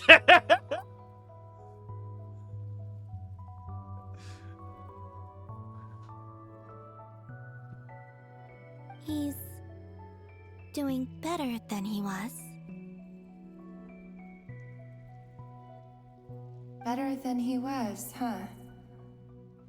Sounds like he's had a pretty rough time. Others have had a rough time on his account too. In many cases, their time ran out because of him. Yeah, she fucking knows, man. She was part of it. And I'm not just talking about the children of the Crimson Moon. Well, okay, listen, Columbina. I get that, and I know that. But, like, he's so hot. So, things got worse before they got better. Could you tell me what happened, Miss Columbina? Are you sure you wish to know? Yes. This is my opportunity to learn the truth.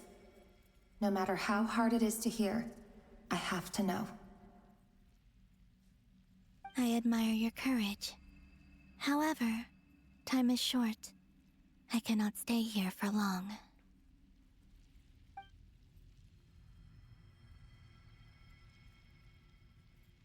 Are they really gonna skip Rerir had this? seeds of hatred in his heart, and many people nursed them for their own ends. On some level, everything he did was to try and find a way to see you again. Are you fucking rationalizing his actions right now? My god. Stop. But in the end, he came to regret his mistakes. He wanted to apologize for hiding his past from you.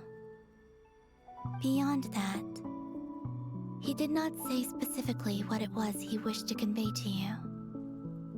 Yeah, actually, you know what? Like, let's put aside the nature of Rerir's character, how good or evil he is, okay? And the moral responsibility. Imagine you're in this situation and you don't include tell her I love her as part of your message. Like, that's crazy, actually.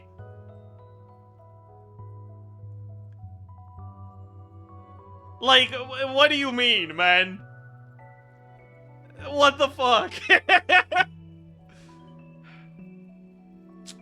But I'm sure that you've always been on his mind. You are what has kept him going over all these years.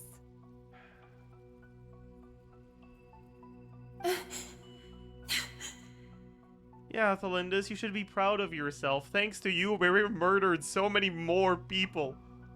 Thanks. I'm sorry, Miss Columbina. Oh? This is so upsetting. She's sad? I'm not sure how to put my feelings She's upset? into words. She's gonna break up with him? It's all right. I understand. Well, that's everything from me. So, I guess I'll be... Don't say Klugi. Wait. Don't One say moment. Klugi. She's about to break up with him. She's about to say, Miss Columbina, if you ever see him again, tell him I want nothing to do with him anymore. I hate his ass. I hope he suffers for eternity. That's the very next voice line, look. Time flows backwards here. The Okay, road no. ahead only leads further and further into the past. I know. I intend to reach the end of that road. Without a moon marrow, without the 3 moons' power, you won't make it far. Wait, unless... How does she know Are you- this? I guess she are was you a one of the researcher moon on goddesses? moon bullshit, right? Okay, never mind. Never mind. You could say that. I see. I often think to myself, if life is like a train ride, why haven't I reached the terminus? True. Where am I even going? Were there trains in Conria?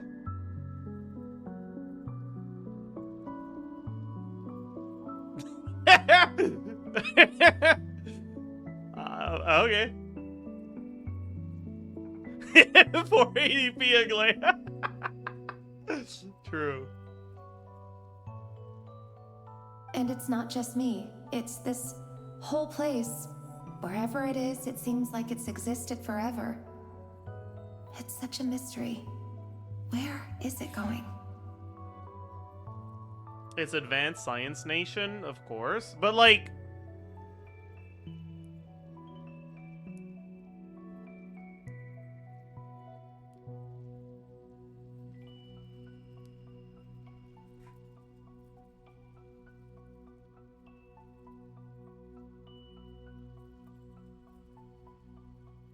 Yeah, like, where would the train go? Was Conria that big? Because, like... I never got the vibe that Conria was that big. It was massive? Huh.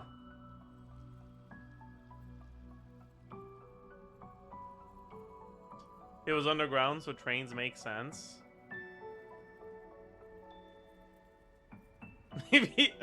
Maybe she's just talking about Rerir's train. Okay, let's move on to the next It line. must seem so ridiculous. I can't answer these basic questions, and yet I jumped right in here without hesitating, only to be torn apart the moment I entered by powerful energy currents. Only my soul remains now. Thinking back, I was suddenly overcome with fear and terror in that moment. Perhaps I too became bewitched by the abyss. I may have been the leverage it needed to control Rerir. I used to be a researcher at the Universitas Magistrorum in Conria, researching the iridescent moon's marrow. Eventually, I came to the conclusion that time in here flows in reverse. Rerir was one of the Finster King's retainers. With me, he was in an impossible position. It plagued him constantly. I wanted to help him escape his lot in life. I wanted him to be happy, so I thought I'd use this place to return to the past. At the time, I thought I could just go back to the day that the Finster King first found the prince. It was only after meeting the prince that the Finster King started going too far with his research into the abyss. That was the day all of our woes began. I'm sorry. I thought I could stop the king from ever meeting him and solve everything. Correct me if I'm wrong, but the research into the Abyss wasn't the cause of the genocide, right?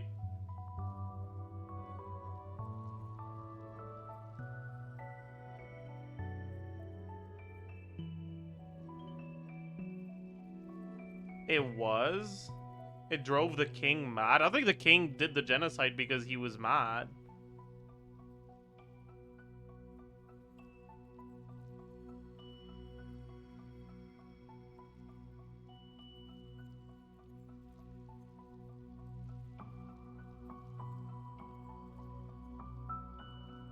It's presented like it was the cause. Okay, I guess. I couldn't kill the Vinster King himself, so I had to find another way to save rerir. That's why I wanted to go back. To kill the person who had brought new possibilities Why to our is realm. someone with an NPC model talking like they can actually kill major characters? Like, that's crazy. I'm sure it was a futile endeavor, but the Abyss probably enhances the basest human desires. So I naively hoped I could change everything. But I was simply too weak. Like a speck of dust against the whole universe. Look at me. I didn't even survive the journey here. Not physically, at least. I know I'm never getting out of here. But you're different. You can make it, and I want to help you. I owe you that much. How do you plan to help me?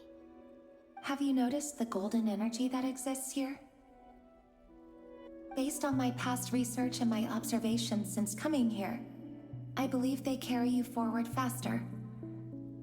I can share what I've learned and help you understand the pattern in which this energy appears. I just did a columbina there. My bad.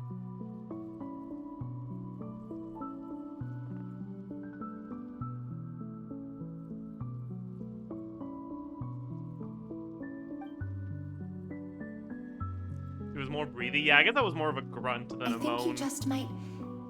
Now, I know you will be able to change the past. Also, I've been speculating about where this phase ends.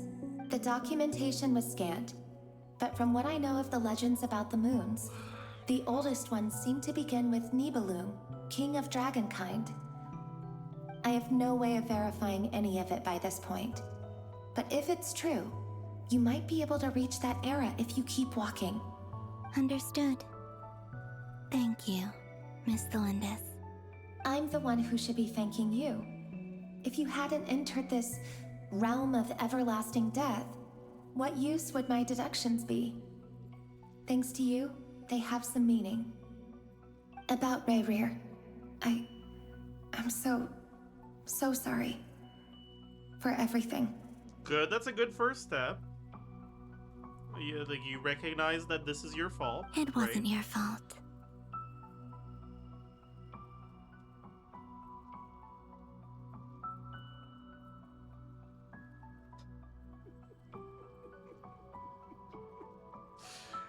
Well,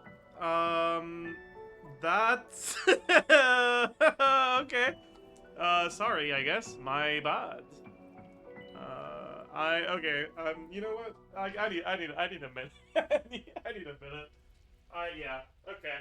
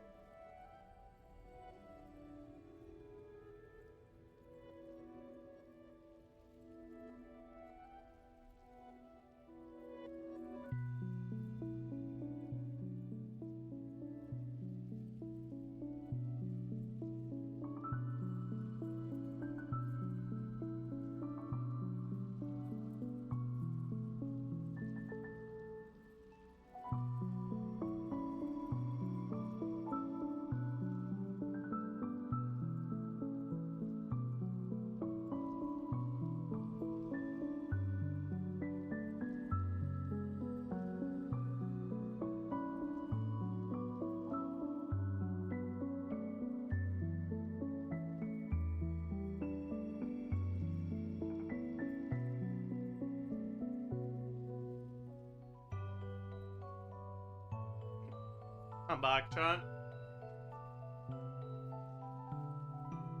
You need to see this.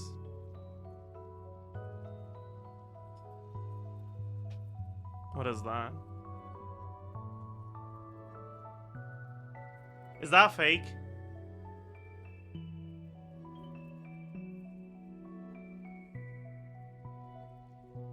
That's probably fake, right?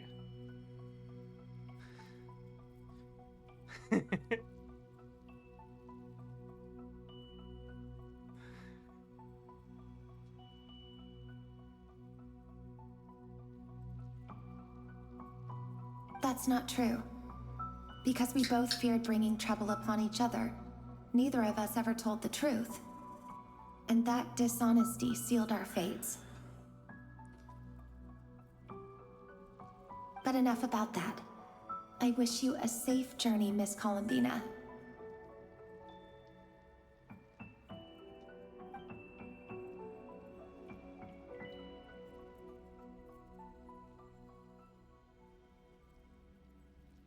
And may the outside world never have to experience pain like this again.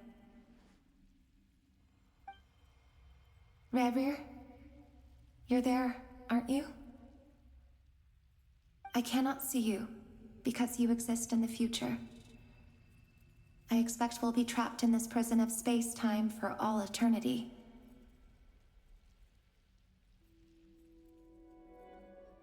But please, gaze upon the past, and then sit for a while.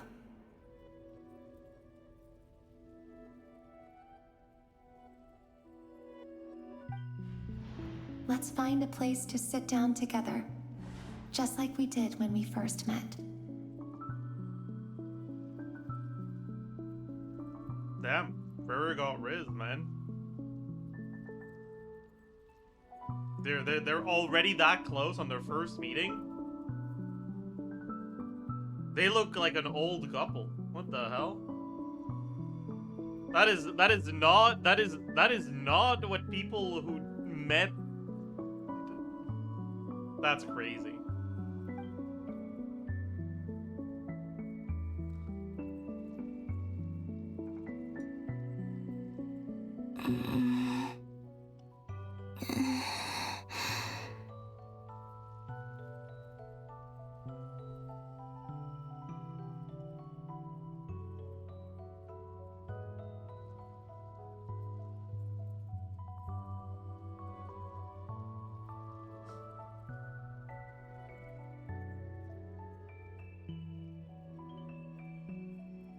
Thank you for the $2, tholindis. How long have I been walking? How much further till I reach the end?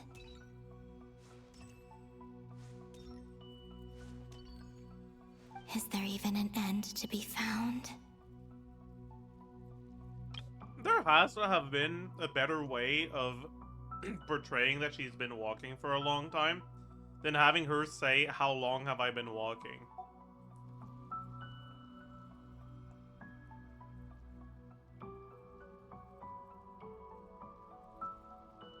You guys remember, I think it was in the live stream, when they had Columbina walking, and like, they had like the background change? They should have just done that here.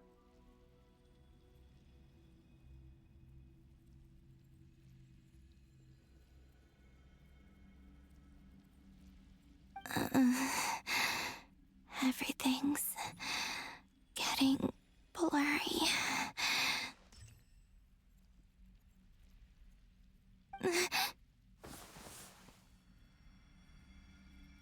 Huh? Are you all right, little sister? Huh? Have you come from the distant future?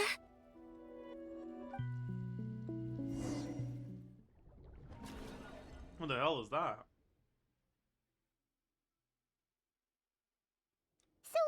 Don't answer, by the way. Don't like don't The tell me. world Wait, is a fuck, vast sorry. and ancient place. On a certain scale, all life lasts for but a fleeting moment.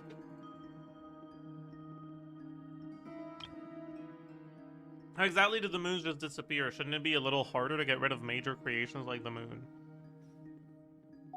Miss Nicole explained that the moon goddesses likely perished in the war of I funerary assume flame. she was one of the moon goddesses, The moons right? themselves were also destroyed at that time. Maybe the Save iridescent moon? for the frost moon, from which a Because new her hair is moon pink. goddess was later born. That would make sense. Am I missing something then? 'Cause the stories say that the moon goddesses were born on the moon, but doesn't Columbina say she was born in Krai? Huh, you're right! Why do their birthplaces differ? What's the difference between the two generations of moon goddesses? Also, remember what Sandrone said? Her scans detected 4 moons. In other words, 4 moon marrows. So is this gonna be a twist? Like, oh, Columbina was never the frost moon? Or is she just yapping about the artificial one? Technically, the result of the scan means that 4 moon marrows were detected and positively identified as moons in that moment. In other words, this piece of information alone isn't enough for us to know how Miss Columbina is doing right now. Yep, we have no way of staying up to date on whether she's dead or alive. She's on her own for now.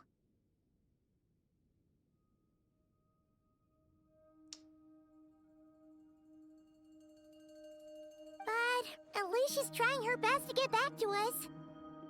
Yeah, she's a tough cookie. And a sore loser, too. We have to trust that she'll find a way. Because we really need her power. Do you prefer tough cookies or like soft cookies?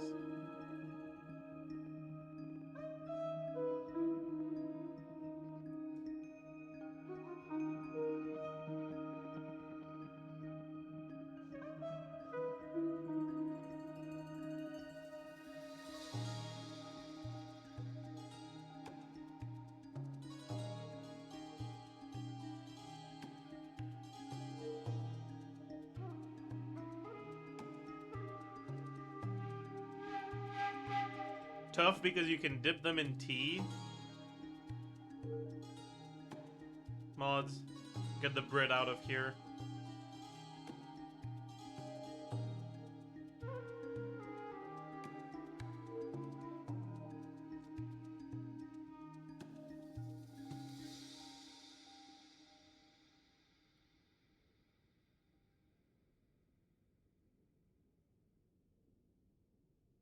I am not British. Soft if I'm eating it on its own. I mean, it's fine. Not everyone can be right.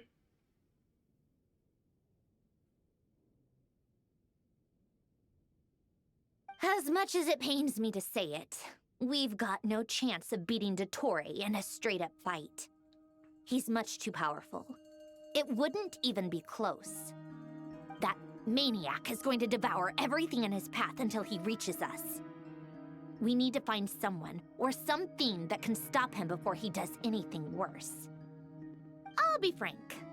Our only hope of defeating this false god is with a real moon goddess on our side. I'm not just saying this because Columbina's a friend and I want her back safe and sound. It's just the truth.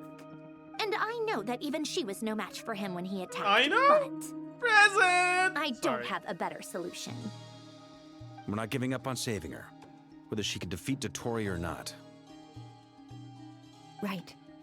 Don't worry, Miss Sandrone. We're all aligned on saving Columbina. No one's trying to argue that we can only justify saving our friend because it will help save the world. This is about multitasking. We want to save both. So, she's more than just a moon goddess to you guys? Absolutely. Duh! She's part of the king! And you are too, you know. Yes, I know. You don't need to labor the point. I know! I knew that the moment I came running over with my documents that I was part of the in-group. I mean, if Arlecchino can fit in, I certainly can. Anyway, as for how we get Columbina back, I've been working on it constantly. But I think I'm still lacking certain information about the moon. I'd probably get there if I could continue my calculations, but the problem is, I've run out of computing power. What does that even mean? Computing power? You mean you need more energy? No, the issue isn't energy, it's processing power. There's so much data to get through that the whole process has just ground to a halt.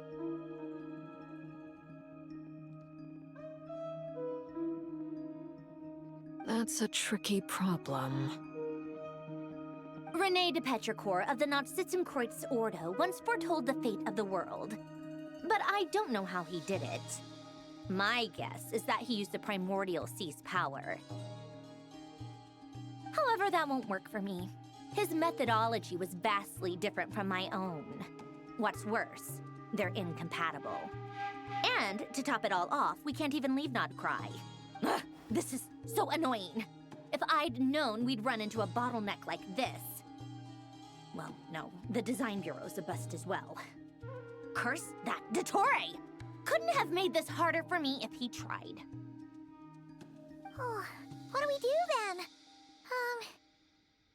How about we grab a bite to eat and take a break? Maybe something will come to mind after you've cleared your head. You don't get it, do you? I'm trying to calculate the fate of an entire world here. And I need accurate results, not vague prophecies. Where the heck am I gonna find the computing power for that? Ahem. Anyway, time to shelve the discussion on technical difficulties. Being a killjoy isn't very ladylike, after all. Either way, we've done what we can. Rest well, everyone. Remember to let us know if anything new comes up. Hat guy? Is he hinting that we should talk outside? Let's go somewhere a little more private. Why do they have Lumine being like, oh, he sent me a signal to talk outside, if they were gonna follow that up with him asking her to talk outside? What's the point?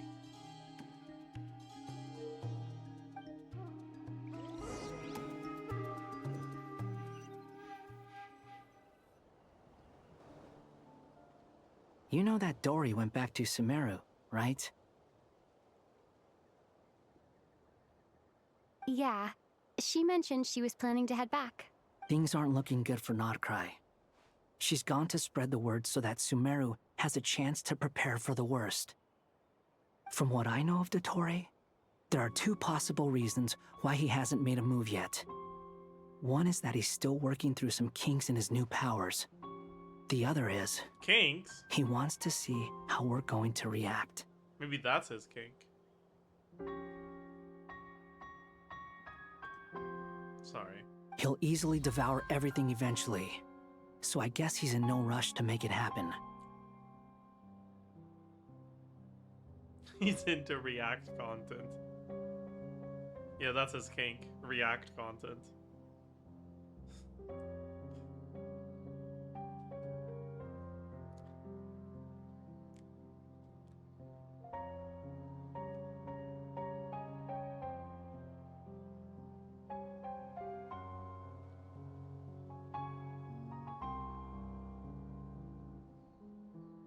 The first false god he made was me. Now it's his turn. Even though my records were erased from Irminsul, dottore's ideas haven't changed one bit.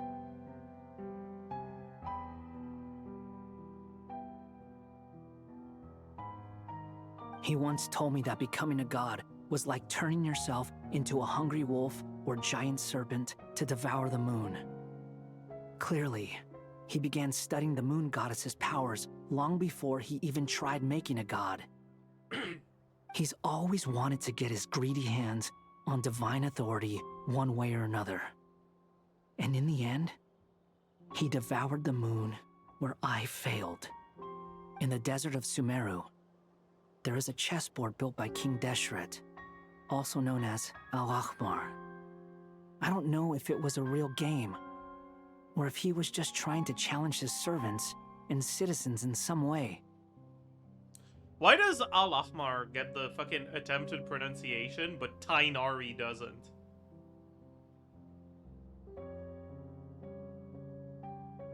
But creating games and setting rules, gods do that as a matter of course. That's the kind It's of not power even right. It doesn't need dottore to be craves. right. Like,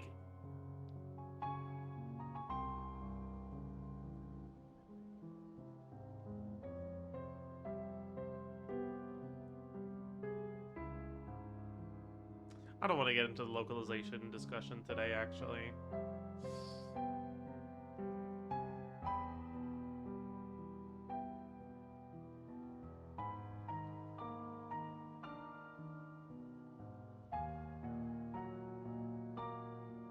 Now he has the Trilunar Authority. His power is leagues beyond the common people. I don't think there's any point in other nations rushing to the front line. They're better off focusing on defense and hoping they can fend off any threats that spill out from Krai.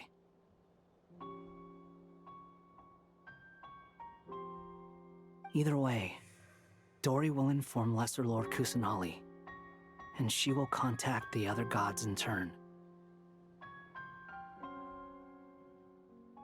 The Seven will have some recourse available.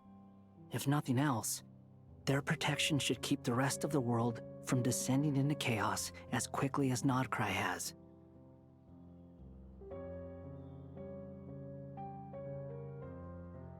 So on the bright side, even if Krai is doomed, your friends in other nations won't be in any immediate peril. That's good to know. But I'm not ready to give up on Krai yet.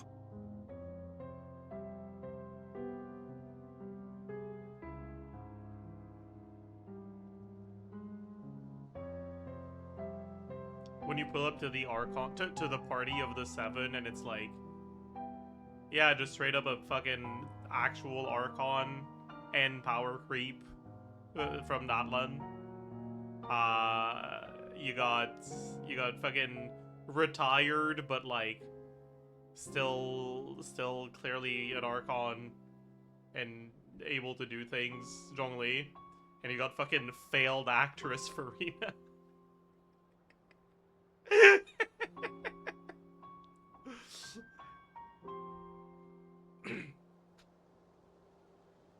No, sis. No, nothing.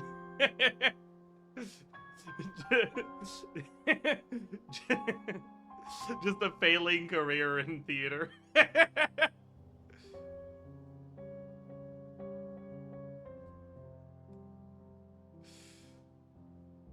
Yeah, maybe Nevidat would show up instead. That's true. But like, if you're saying the Seven, I feel like it's weirder for Nevidat to be included in that than Farina. Even though technically neither of them are Archons.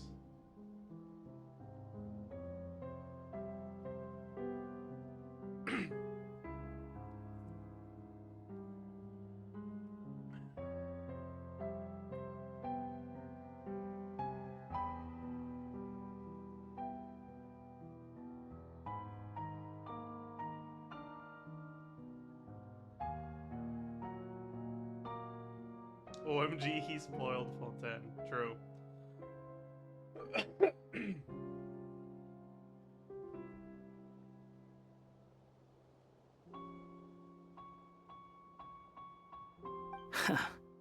There's a word for people who refuse to let anything go. It's called being greedy. See, I don't know if you understand what... Like, sure. Maybe it sounds greedy to you, and probably naive too. But whatever you call it, that's what gives me the determination to keep fighting. Dude. Where the fuck did my Harbinger music go? What the hell? Battles are fleeting, but the will to fight is a Oh, long-term I see. commitment. The music is telling us that Give up for Lumine is even about a to give a moment, fucking speech. and your resolve I will see. shatter. You tell him, Lumine!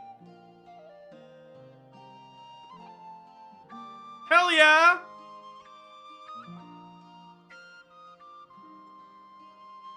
You go, girl!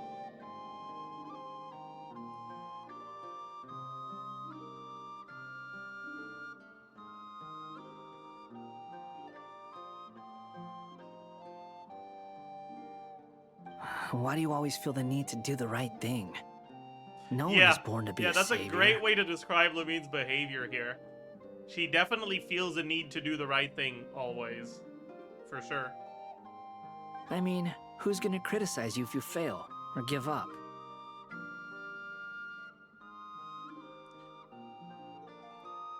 Wasn't, like, literally 2 scenes ago, wasn't Lumine admitting, like, yeah, I'm a selfish person and I'm no hero? Don't take this the wrong way, but Dottore said something similar to me.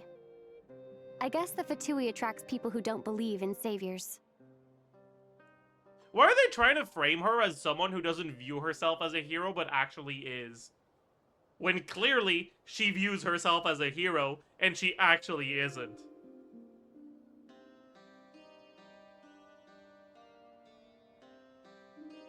Not necessarily. It's less about belief for me. I just want to know how determined you That really was are. only 2 scenes ago. After all, my god, where has time gone? I Yeah, don't my owe bad. anything to anyone else here. That's my bad, Only actually. you. My bad. Yeah, yeah. 2 seasons were like 2 hours ago. No, that wasn't 2 hours ago. That was like 2 weeks ago. Because this is like the second scene of this act, basically.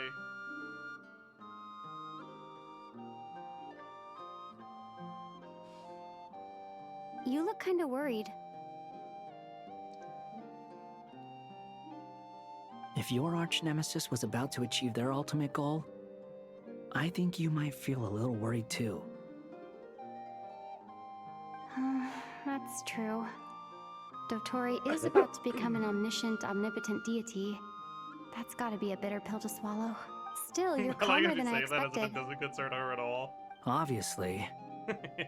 I have to admit that my past self was a reckless fool who misunderstood not only the point of revenge, but how to achieve it. Okay, I swear. What is going on with this delivery? Did they not give him the full sentences? Did he have to fucking deliver the sentences in like 2 different recordings? I have to admit that my past self was a reckless fool who misunderstood not only the point of revenge, but how This was delivered like a Ziox video. That's true. Like, what's going on?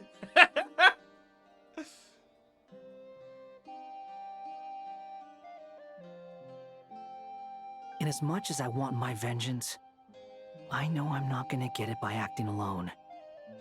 If the world's taught me anything, it's to think before I act. Too bad it never taught me any other virtues, though. So, I am going to destroy Dottore, no matter what it takes. So true. So, what's your plan? I'll get to that. First, tell me, what do you think of Sandrone? Just like Paimon said, she's a friend, part of the gang. How much do you trust her?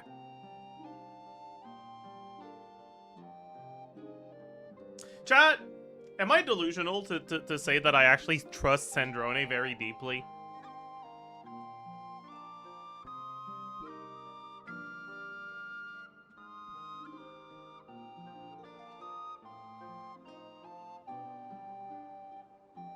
She is never gonna do anything that endangers the Columbina rescue operation.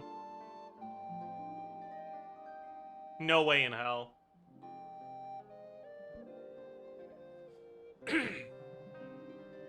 This is a serious question. Think carefully before you answer.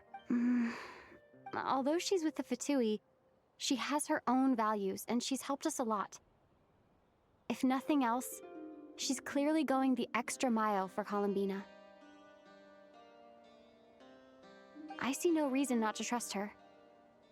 If you say so. In that case, The three of us need to talk. I have some thoughts about her computing problem. It can be solved, but it will come with a cost. How much?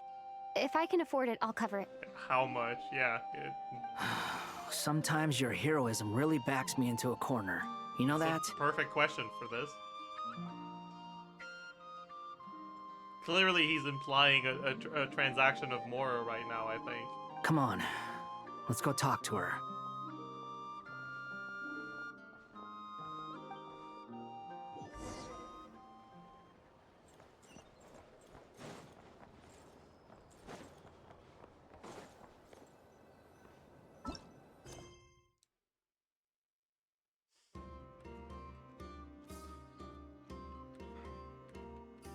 How deep into the quest are we? Like, a third or less? Probably less, right? 10%?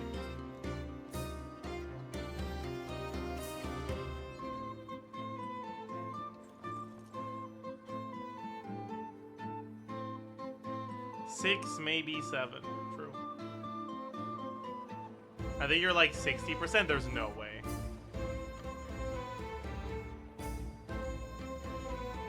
More like 30. Yeah, so about a third. We can split this quest into 3 days, right?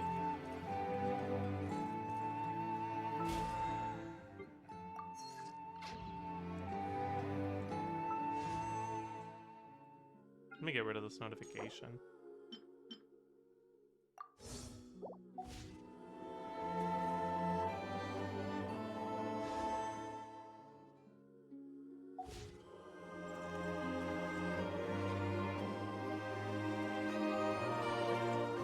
Bro, the stream is next week. Okay, what if I actually promise to do it tomorrow and actually do it tomorrow?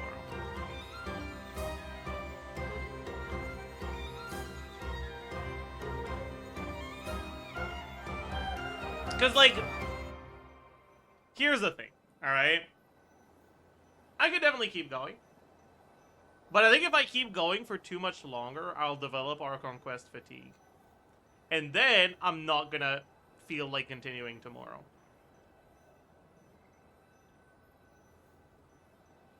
Whereas if I stop here, I want to know what happens next. I want to know what his solution is to the computing power thing.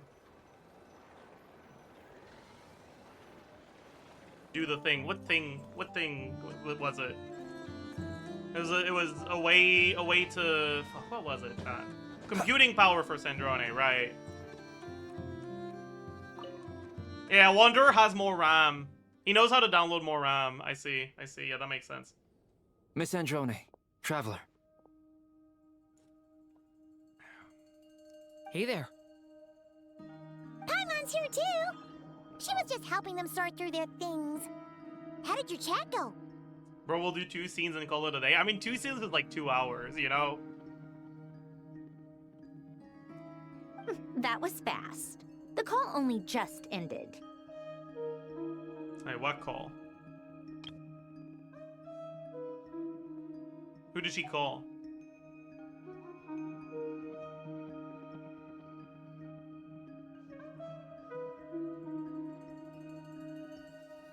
Ghostbusters. Oh, okay. Me. You guys are so helpful. That's crazy. You guys are being so helpful right now.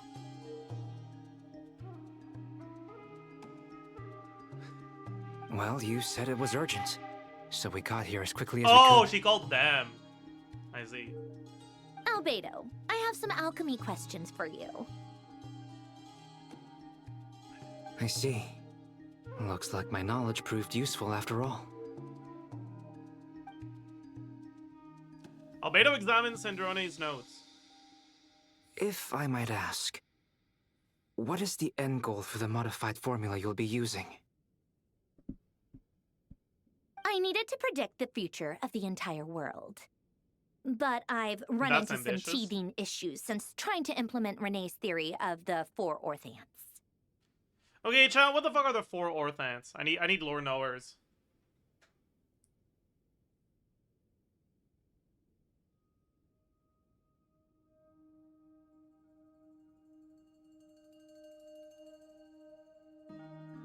We don't know. Don't look at me. Narcissus Crow stuff. I mean, I could gather that much.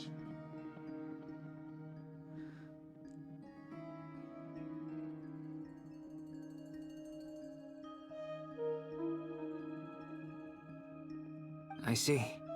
I'll have a look at it. Still, computing power is the real issue here. How do you plan to solve it? About that, it's been sorted. Oh, with the Traveler's help? Actually, you're not wrong. She found the person with the solution. Okay, but what is the solution? Was it Hat Guy? Oh my god, Hat Guy. I hate when they... I get taken aback every time they say Hat Guy. 4 key thematic and locational concepts used in Renee's world formula to predict fate. Wish, soul, memory, and persona.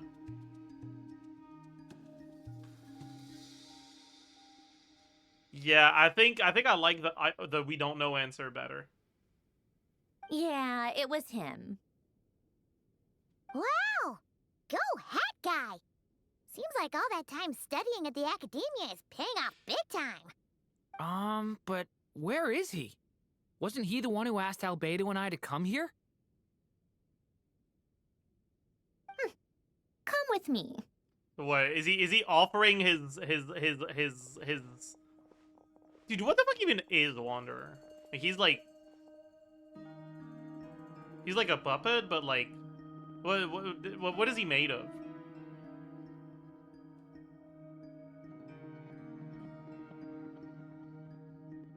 Irminsul? I don't think Irminsul is... Oh, he is made of Irminsul. He's a branch of Irminsul. So is he offering his body as a conduit for computing power? Like, yeah, we can... I'm Irminsul. Like, use me as a branch. I don't know why I'm doing this movement, but it's like... Hat Guy? What's happened to him? Hat Guy, can you hear us? No response. I guess he's in hibernation. Chat, stop saying new emote every time I move, okay? Hat Guy mentioned that he was a puppet. It seems that his functions are currently shut down.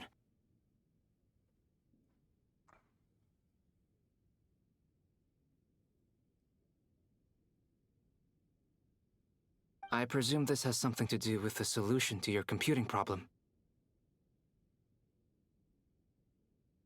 That's right. He and the Traveler came to see me.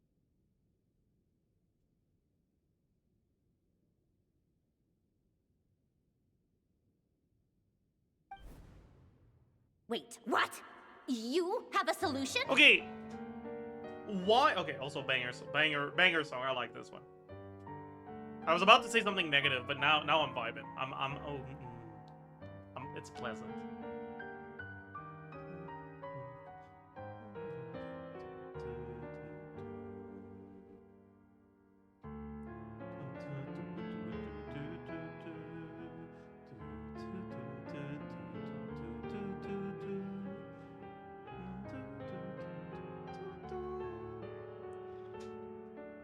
Yeah, shit, I forgot what I wanted to say.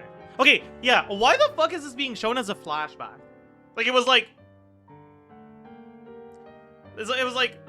we decide to do something,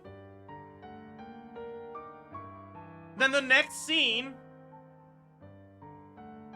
we are just after that thing was done, and like, then we immediately have a flashback.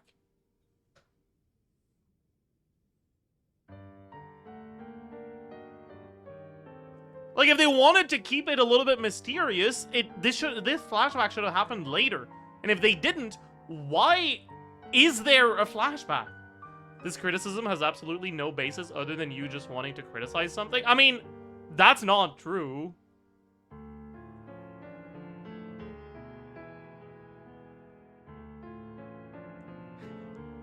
Just because you disagree doesn't mean that my criticism has no basis. If you're saying it has no basis instead of you disagree, I think you're just too stupid to understand what the basis is.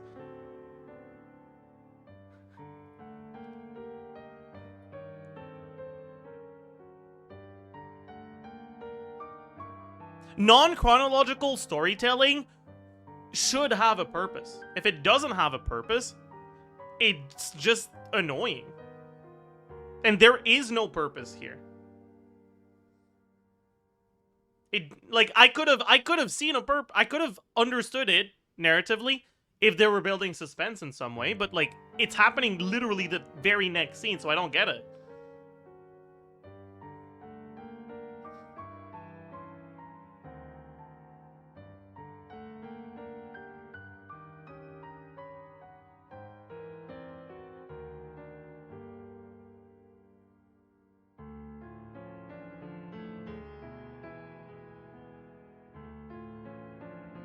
It has a purpose, it's the surprise, but like,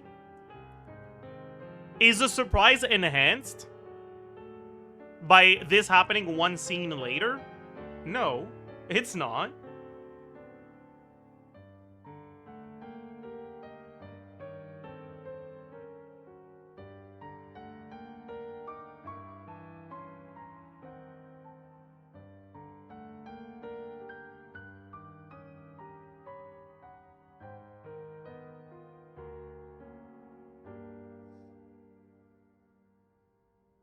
Like, this is constructed as if it was a fucking mystery with a reveal.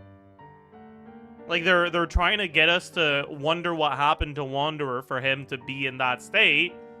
And I feel like narratively that just doesn't work if they're back-to-back-to-back scenes.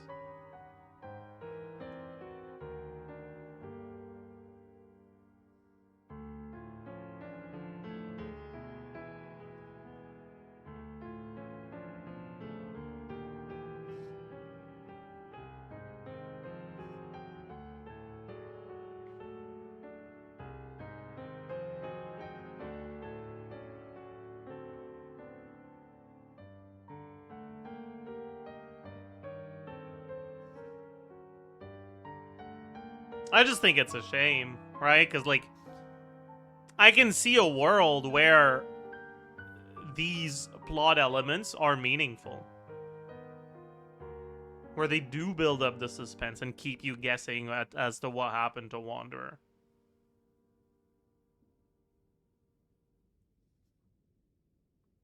And I think it's really disappointing they don't bother. Because, like, to me, this is, like, it's so weird. Because it's, like, they understand that they can build tension by changing the chronology, by telling the story in an order that isn't chronological. But, like, they don't understand how to do that.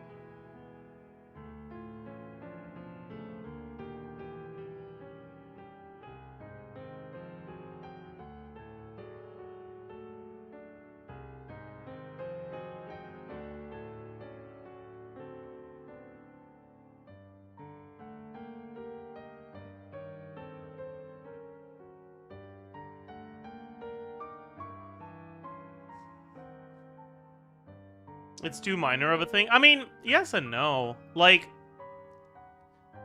this frustrates me more than a lot of other flawed story elements. Because it's like,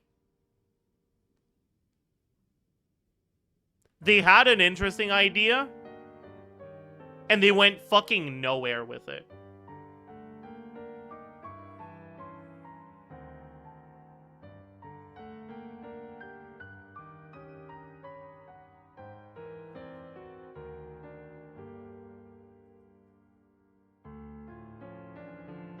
Zajef stalling because he wants to listen to the song. I mean, yeah, true.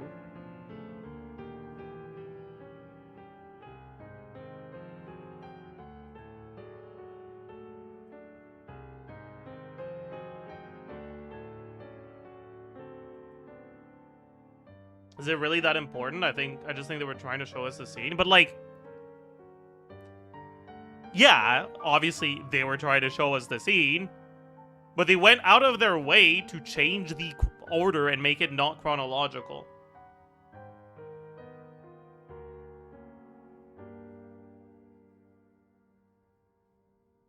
If they make it very straightforward, then you'll get bored. I'm not saying they should have kept it chronological. I'm saying if they were gonna realize that they could make it more interesting by making it not chronological, they should have done that fucking properly.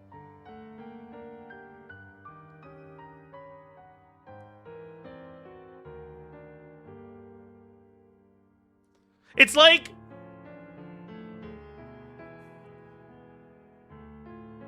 Picture this, okay? You have a friend, and you guys are Twitch chatters, so this is already a stretch of imagination for you guys, so I understand. But, like, bear with me, okay? You have a friend, okay? And that friend is like, hello, Twitch chatter. Do you want to hang out today? I'll come over. And you're like, okay, well, sure, that'd be cool. How are you gonna get here? And they're like, I don't know. I think I'm just gonna walk. And you're like, but it'll take like an hour if you walk. Why don't you use your bike? And they're like, you know what? That makes sense. And then you start waiting for them. 10 minutes pass. Yeah, I mean, you know, they're not in the greatest shape. They're not gonna get here in 10 minutes for a distance that takes an hour to walk. Like, sure, that's fine. 20 minutes pass, and you start wondering, like, what are they doing? What are they doing, actually? Yeah, also, if there's any mods here, you can ban everyone who says it's not that deep, just move on. Like, if you don't want to watch me interacting with the story, then don't. Just fucking leave. Go away. You're just being annoying right now. Like, oh, what's that? You're having fun doing something that isn't what I want to watch? Stop it! You're not allowed! Like, fuck you. Go away. Jesus Christ. Anyways. 20 minutes pass, and you're starting to wonder, like, okay, I mean, sure, he's not in the greatest shape, but, like, he's not in horrible shape either. Like, I feel like it's starting to take pretty long. 30 minutes pass, and you're starting to get worried, like, oh my god, did he get hit by a car? Is he okay? 40 minutes pass.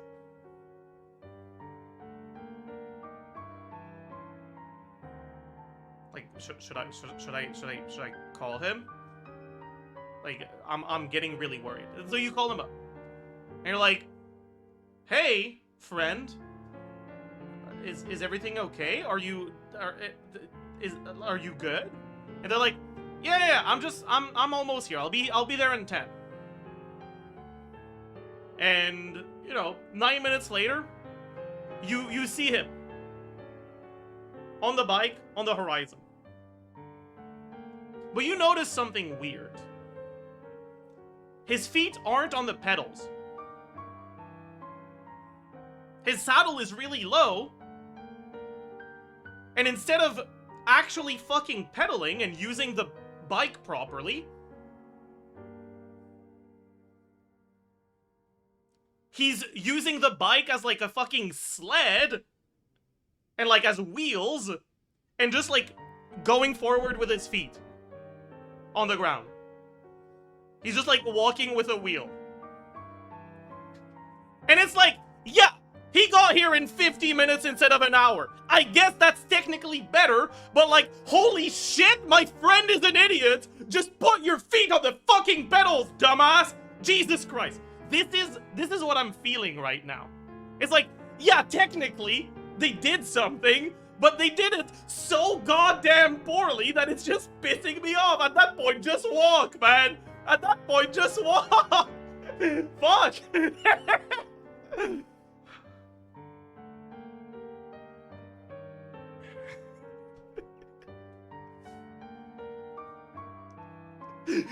That analogy is worse than the flashback. My bad.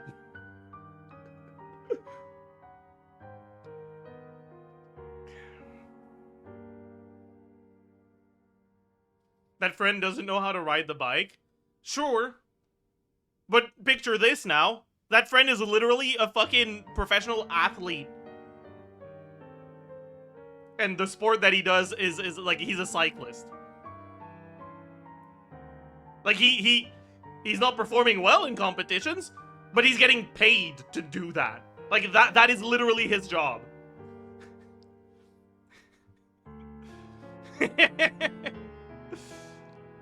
Yeah. Is it weird that I completely got where Zajef is coming from with that analogy? It's a good analogy. It is, okay?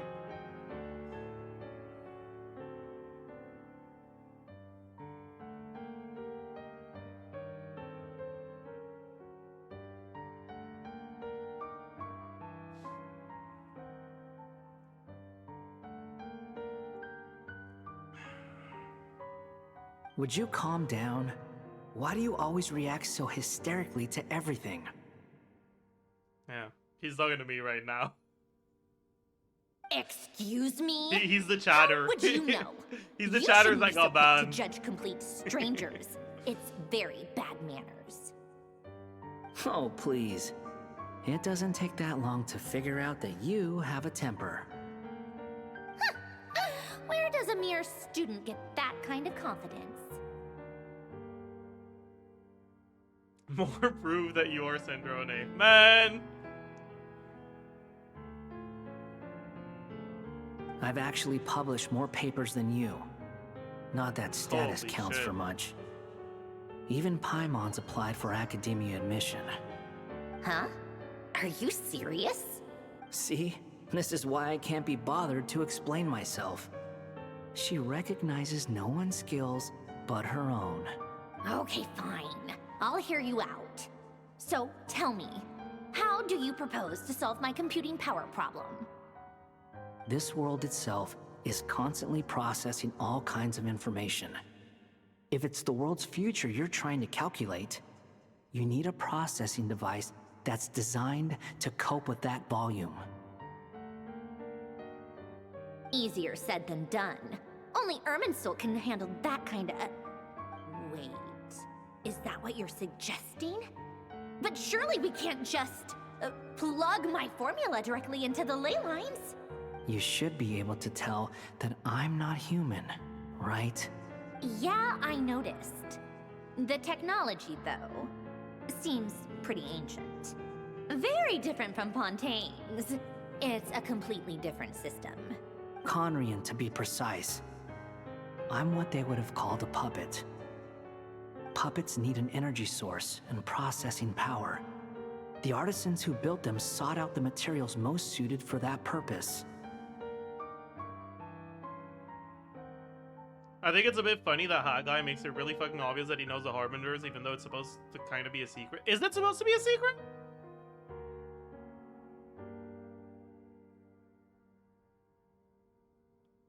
It is?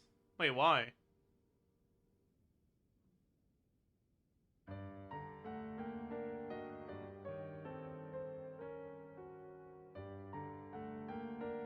Because he removed himself from... I mean, yeah, that made them forget, but are they not allowed to be reminded? What happens if they are?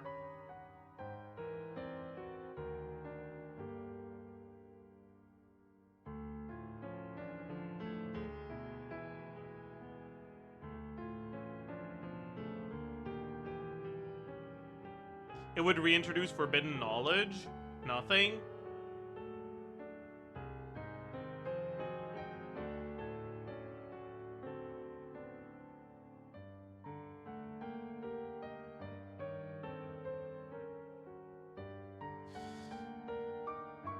He began a new life, so he doesn't want involvement with the Harbinger. I mean, that's different from him not being supposed to do it.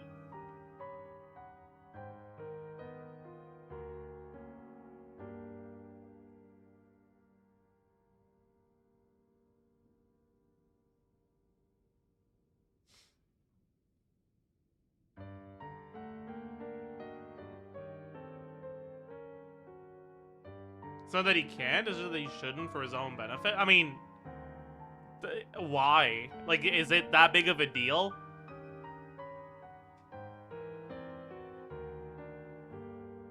Like, how would it affect him negatively?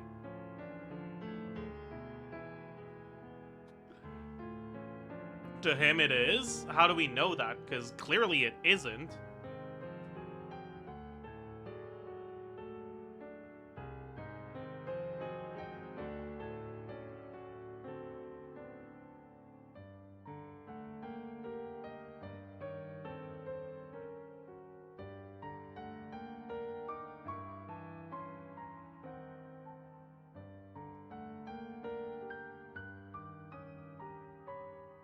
He did betray them? I mean... Did he? Bro, it's been so long since Sumeru. Like, were his... Did his actions actually prevent anything major for the Tsaritsa's goals? Or did he just, like, fuck with dottore?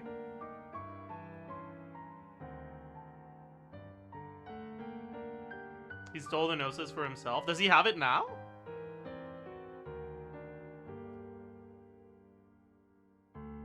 No. Who has it?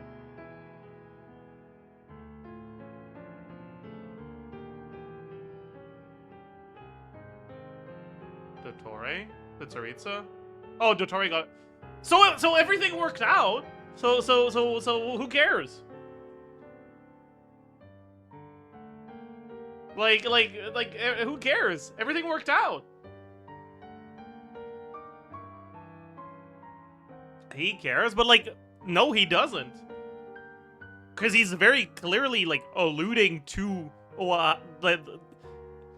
he's implying very heavily that he knows the harbingers. So like, he's not doing a good job if he does care.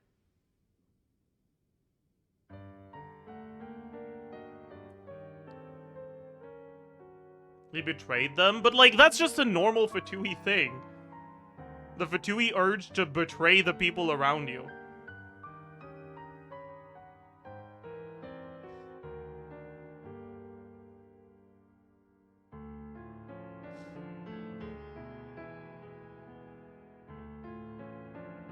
But he betrayed the Tsaritsa. I mean, his actions led to the Gnosis being in her hand, so who the fuck, why would she care?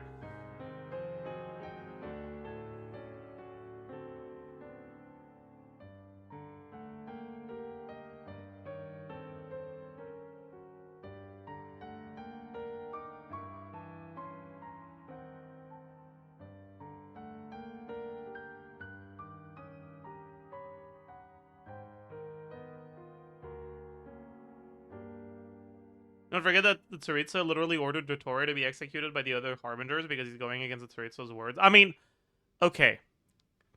Let's take a step back here. What dottore is doing should not be boiled down to going against the Tsaritsa's word. He is doing a lot more than that.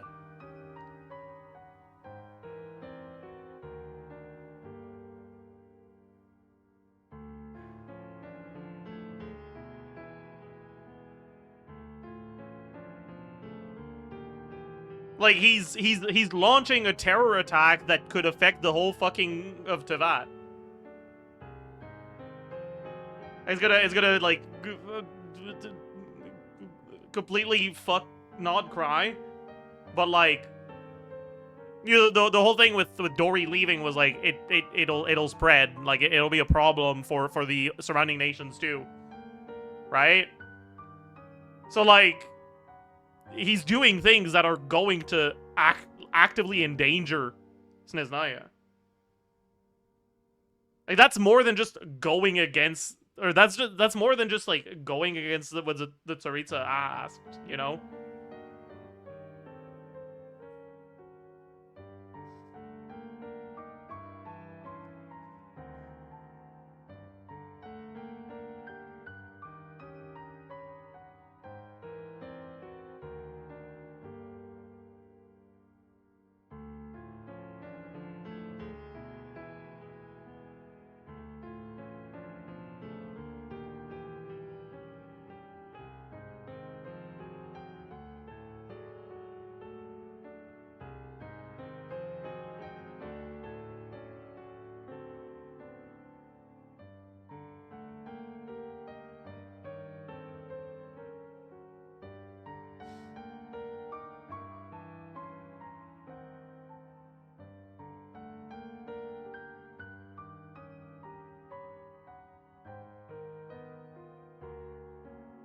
Anyways.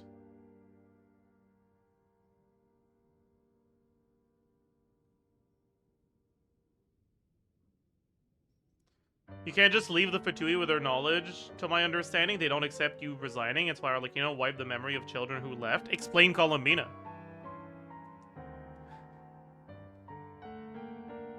Like, what? Like, clearly that's not true.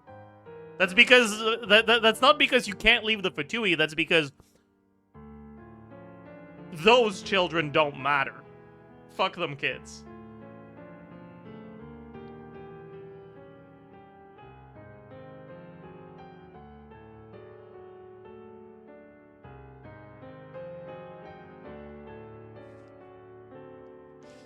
There's a capture order for Columbina, but isn't it, like, very heavily implied that the Tsaritsa doesn't actually care?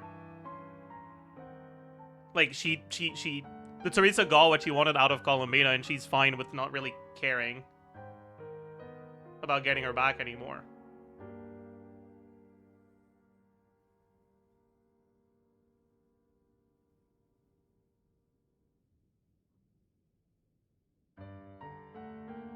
Oh, are we getting into spoiled territory? Okay, fine. Let's move on then. You? Do you mean... The Traveler and I have talked it over. She's willing to vouch for you. So, I'll allow you to borrow my core for your calculations.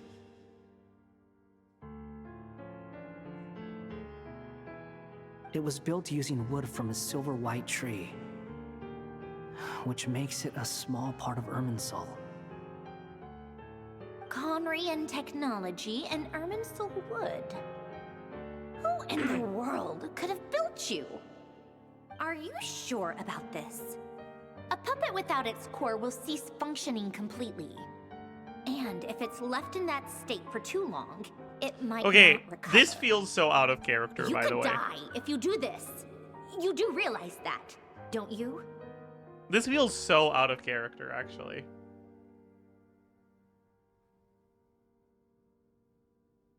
Like, why is she expressing concern for this guy she met twice?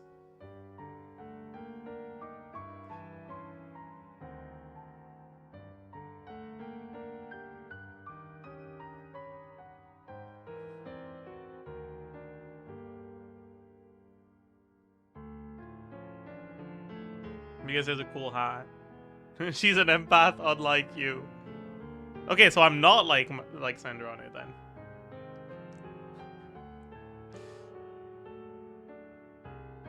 Oh no, expressing a bit of worry for someone perhaps dying so out of character. I mean, it is out of character for her, yeah!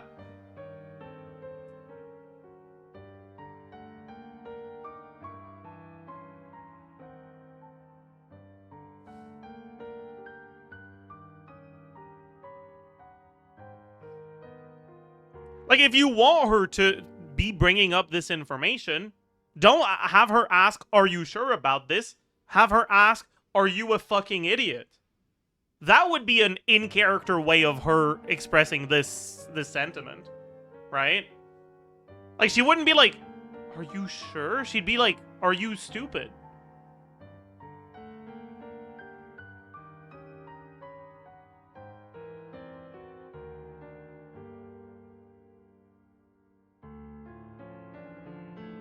Not out of character, you just didn't know about that part of her character? No. Don't be out here acting like she would ever express concern in a way that sounds empathetic. She would always hide it under a veil of insults or sarcasm. That is who she is at her core.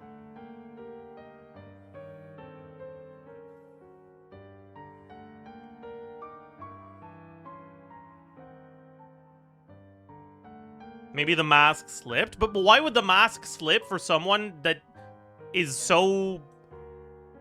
I feel like if the mask was going to slip in a situation, it would slip for someone she actually cares a lot about.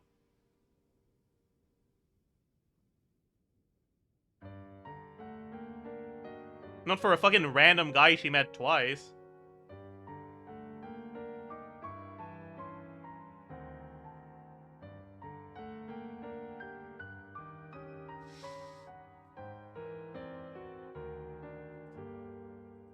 I don't know. I can put 2 and 2 together.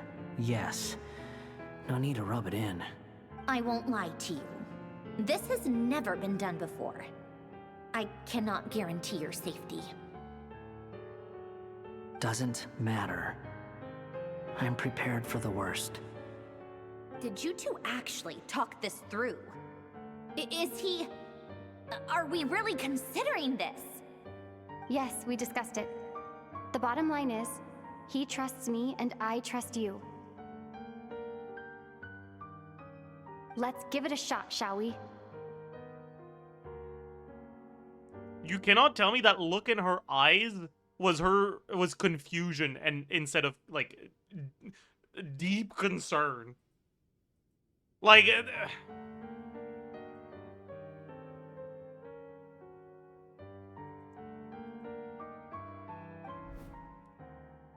Honestly, I have no clue where this kid even came from. But for whatever reason, he lent me his core to use in my formula.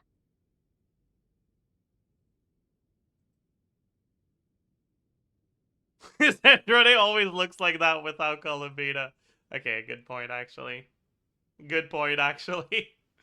I'm very close to finishing my calculations now, and the core is currently in use.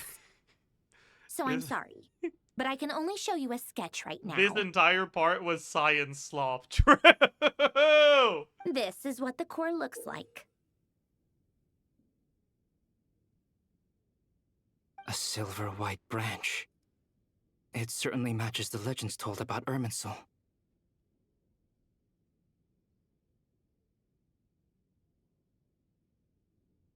Is Hat Guy gonna be okay? He's not gonna die, right? Right? In theory, he should be fine. As long as we put his core back in time. Beyond that, all I can say is that I'll try my best to avoid risk and make sure the core doesn't sustain any damage. I think I know why you called us here now. Someone needs to watch over his body and make sure it's protected until the process completes. That's a difficult task because you have to look at Wanderer. Correct. Sorry, that was mean. He said that the only ones he trusts here are you two, and the Traveler. And the Traveler will have other work to do. He will have our undivided attention. Aw, Hat Guy. On a more positive note, things are progressing steadily on my end. I'll call everyone in for a meeting once the results are out.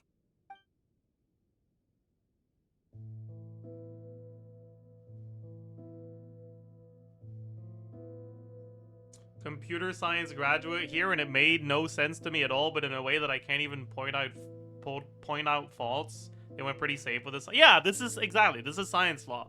Like they're just like boosting the hypercombobulator and like they're just saying words. They're just saying words. They're not trying to make it make sense. They're just saying words.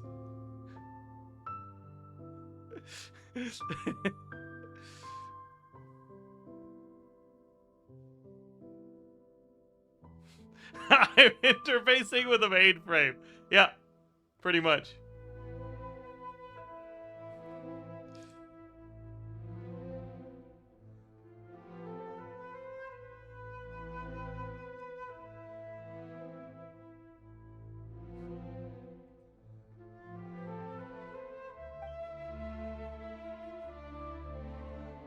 You, Paimon, and Durin stand next to Hat Guy, keeping watch over his silent body. You've never seen him in this state before.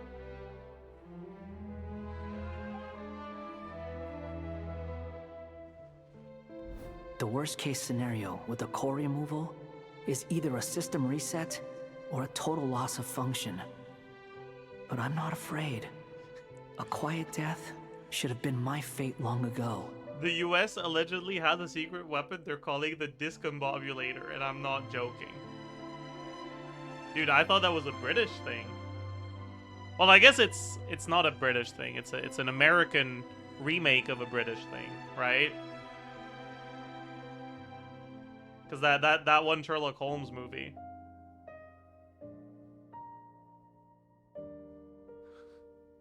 Discombobulate.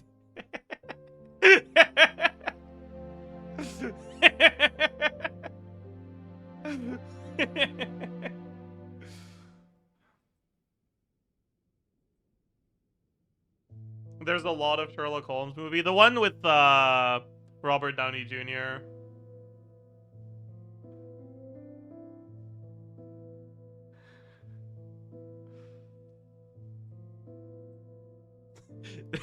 Discombobulate. Don't worry, fights in slow motion.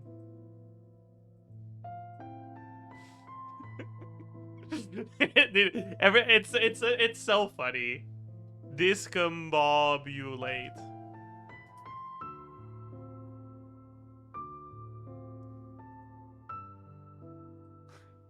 It's this scene. Oi, we ain't done yet! This mustn't register on an emotional level.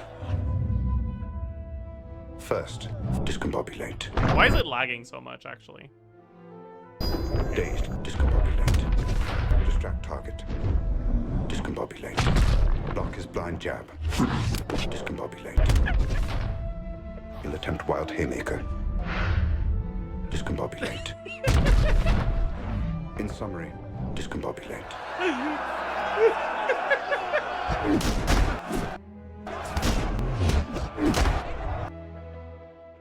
Anyways, discombobulate.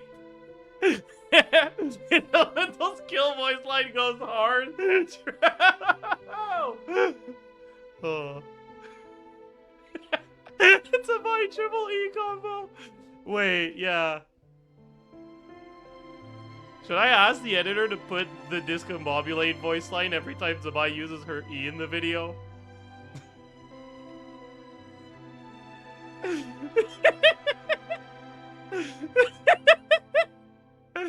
Oh. Dude, imagine a mod that replaces the horse neighing with discombobulate.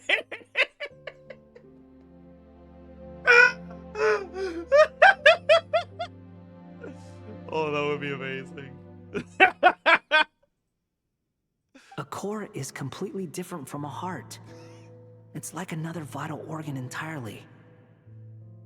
I never believed it could be a true replacement for what I sought.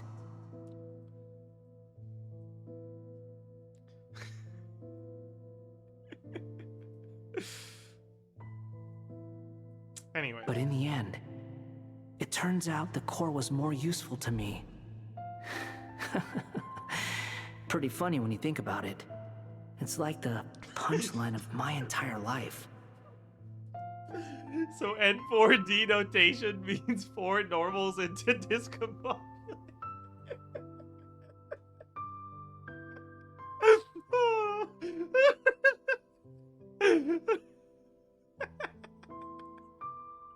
Do you think there's any difference between a puppet and a human? It's If a pretty not, sad scene and we're laughing this would through just it. be It's another not, samsara. man. I have no emotional attachment to Wanderer whatsoever. I don't care if he fucking decides to kill himself or whatever is happening right now. Do you think there's any difference between a puppet and a human? If not, then this would just be another samsara. Who the fuck asked? I have already experienced both a past life and a next life. Part of me wonders whether I'm only capable of making this decision because I've become a real human. What's with that expression? Isn't this a good thing? Like, who cares? Like, why are you interrupting my Archon quest with your fucking existential crisis? Like, no one, no, who asked? Sandrone will succeed, won't she? She has to. She will. We all have to persevere until this is over. That's right. And I'll protect you all until a moment of victory arrives. You suddenly feel like the concept of time has become blurry. Science law. It rushes forward for you, yet marches backward with every step that Columbina takes, silent yet turbulent. Dottore's words echo in your ears. These 4 divisions anchor... Well, that's not a good... Okay. Whatever. That... What does dottore sound like?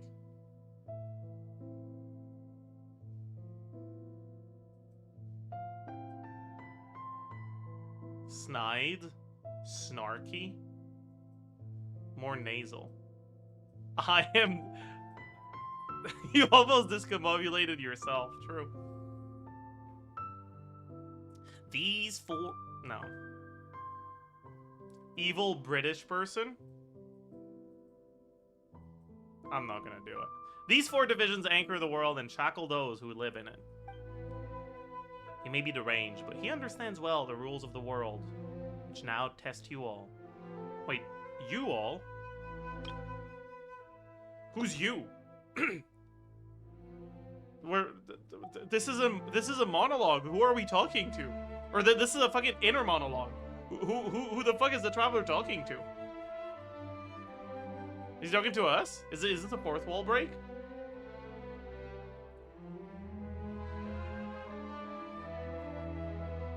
I think it's a narrator. I mean, clearly not. The game thinks this is a voice, a line said by Traveler.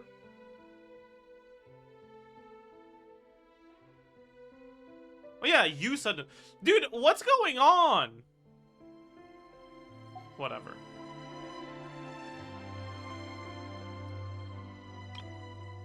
Is the Traveler's inner monologue referring to themselves as you? Like, a second-person inner monologue is crazy, actually. It's supposed to be a narrator? Nope, because this says paragraph, so it's not narrator. Otherwise, it wouldn't say paragraph.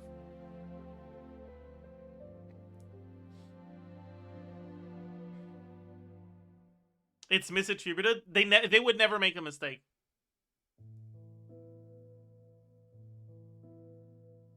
So no.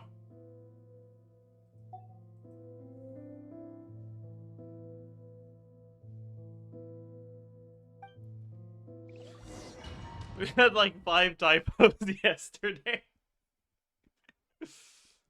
True. True, we did. Oh yeah. Who are you? Who was this? Call me Sonnet. You have the same power as Canon. What in the fucking shoujo heroine is this character, man? Holy fuck.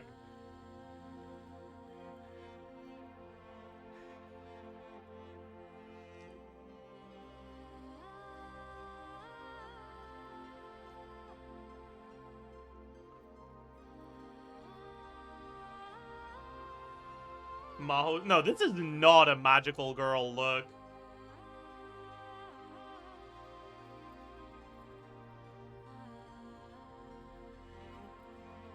Not at all. This is a this is a webtoon magical girl. True.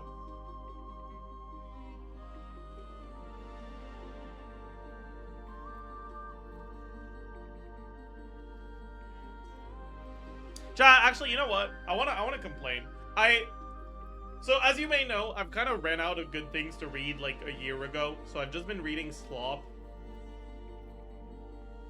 and new things. Alright? And the most recent slop that I started reading made me realize, like, man, I think that a lot of the shoujo tropes are like so fucking bad.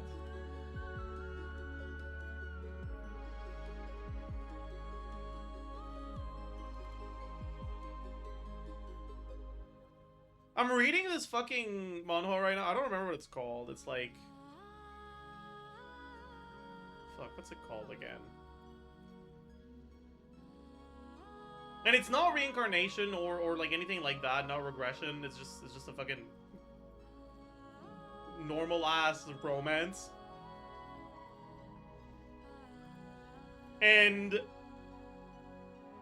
the male lead is a manipulative and lying piece of shit, as they usually are.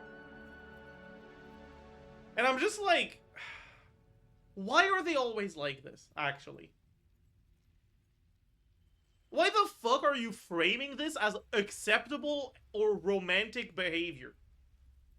And why is it so widespread?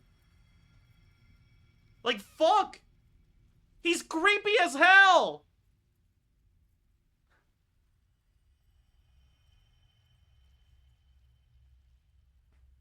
He's so creepy! Ew!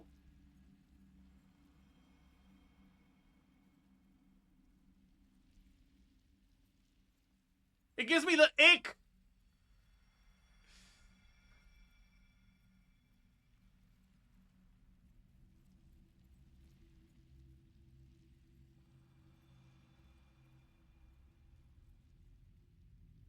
Reflection of reality, but it's not an attempt at reflecting reality. It's presented and framed as a romantic thing. Like, oh, he cares about her so much. Like,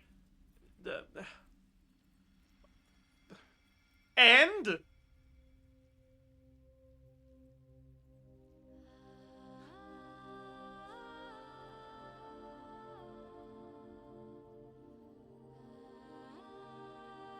it just makes me upset, man. It just makes me so upset. Like, I see that shit and I'm like, can't I just get like a healthy romance? Please? Please?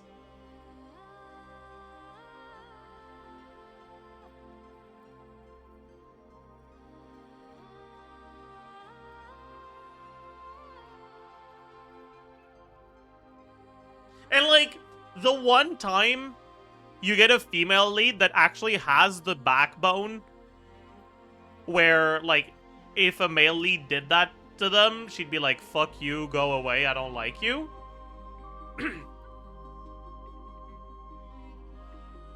They end up with like the most boring, one-dimensional male lead you've ever seen.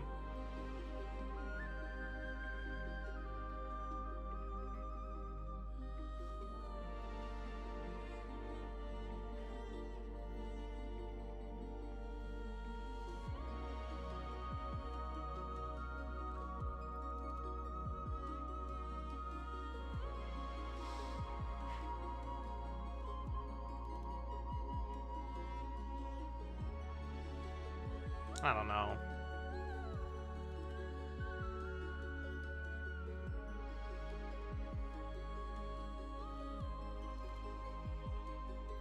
Or they debuff the heroine towards the end. Yeah, that also pisses me off. Oh my god. But it's like, I wish romance stories had more instances of like unacceptable behavior in potential romantic interests. Other than just cheating.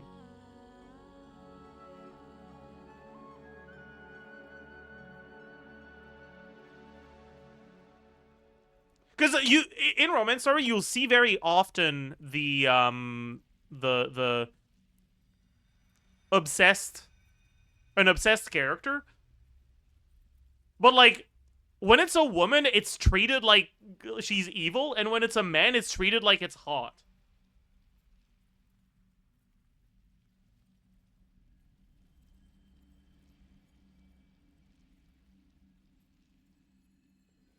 And I guess it's the opposite in shonen.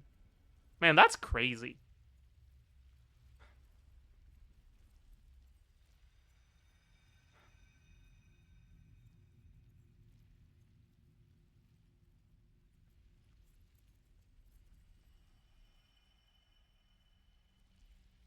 Unironically, Rerir Tholindis is a cool romance story where they were both in the wrong and would never cheat. Yeah.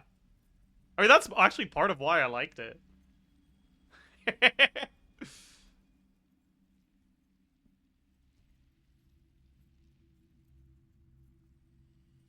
I personally dropped the story when the problem is dumb miscommunication. Honestly, miscommunication is one of the bad tropes that bothers me the least. If anything, I'm more often annoyed by people complaining about miscommunication in the comments of chapters than I am by the miscommunication itself. Because it's like, so often I see readers that like, I don't see them, right? Like, I see their comments. And they're like, OMG, this would be fixed if they just communicated. Just completely not understanding that, like, the relationship being presented is just not one that is conducive to communication. Like, sometimes miscommunication, even dumb miscommunication, just makes sense based off of the characters and how they would interact.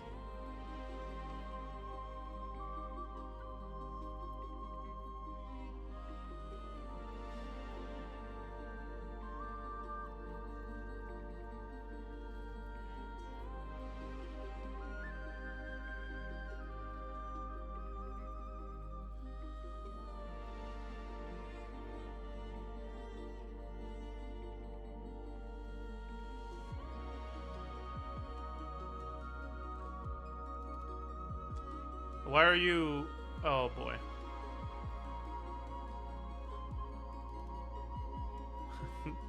Why are you asking me? Why are you sending me a tier list? I recommend My Bias Gets on the Last Train.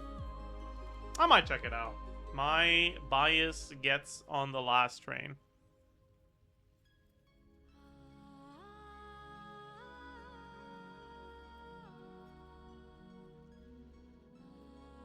It's so mid. Oh, damn. What's some romance stories that I liked? I like the first, like, 75 chapters of Just Another Romance Fantasy.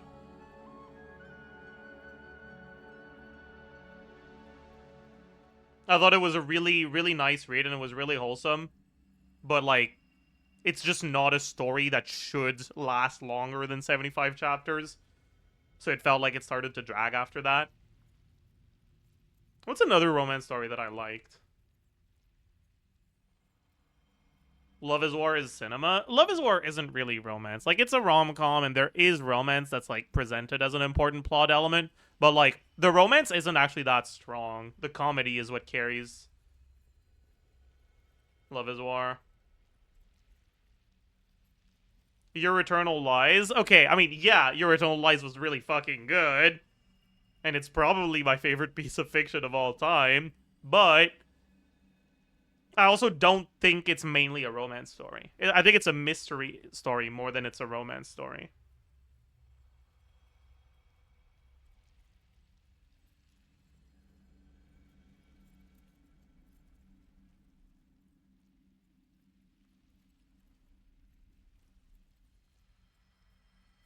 What do you think about love triangles in fiction in general? It depends on the framing. Sometimes they're interesting, sometimes they're like just they feel lazy.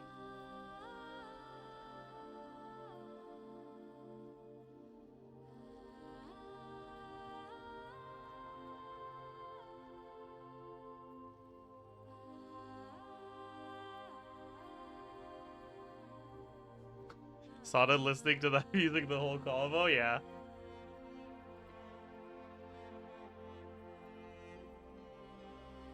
Gotta introduce conflict somehow. Yeah, like, love triangles make sense as a way to, like, bring about character development. I don't like when they linger too long.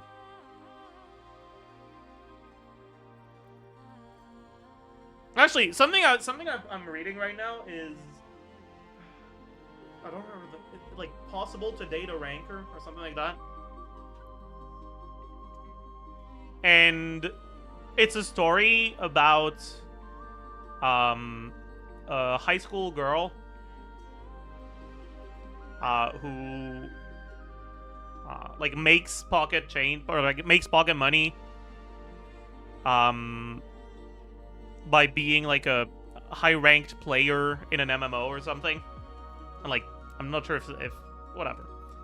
Something like that. And it's a romance between her and a guy a streamer who plays the same MMO, or I think it's an MMO. But yeah, who she humiliates on his stream, only to later learn that he is in the same class as her.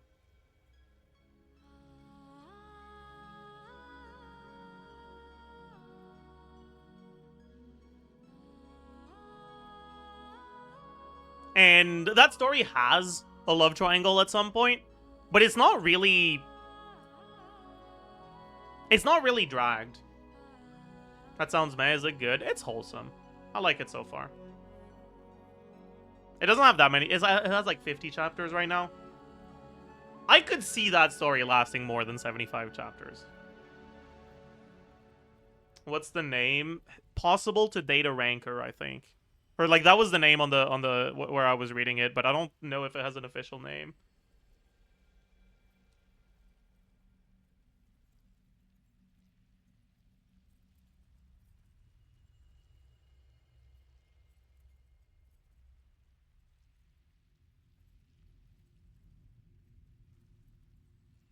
I think data ranker is the official name. That makes sense, yeah.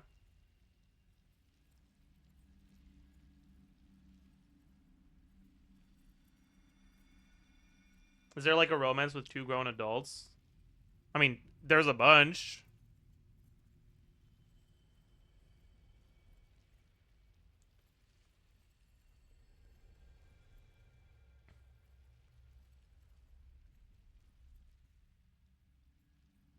I think it's interesting that so much romance has teenage protagonists when teenage romance famously sucks balls like 90% of the time. It's because conflict in teenage relationships is just a lot easier to write.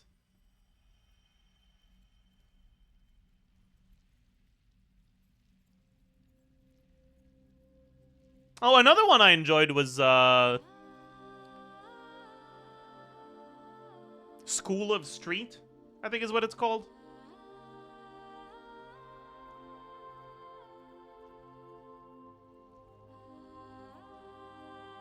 That was pretty nice. The romance is a very minor aspect of it, though.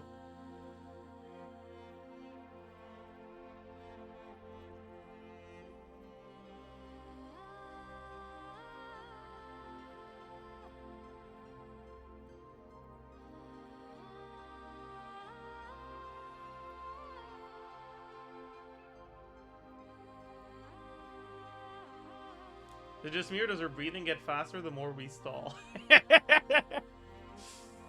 Real. Yeah. What else have I read or watched that I liked as a romance story?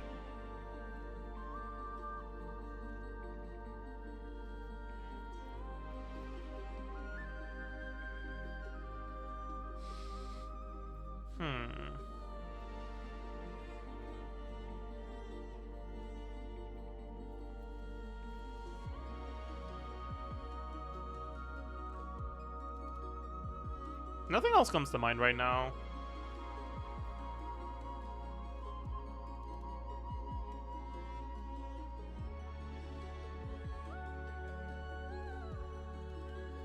Then do the Archon quest. Okay, sorry. Are there any shonen stories that have a good romance side plot? I mean, not mainstream shonen, for sure, but like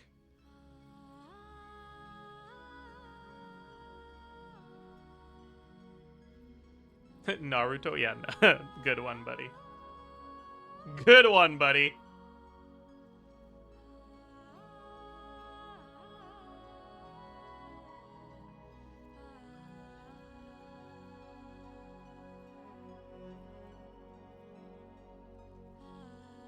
I like the romance subplot in Mob Psycho, but it's like a very small part of the story.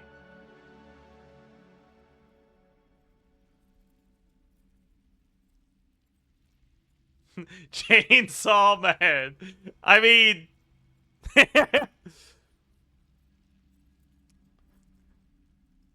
I do think that is an example of a shonen story that has a romance element that's important, where it's not written poorly. But I don't think that's what they're asking for.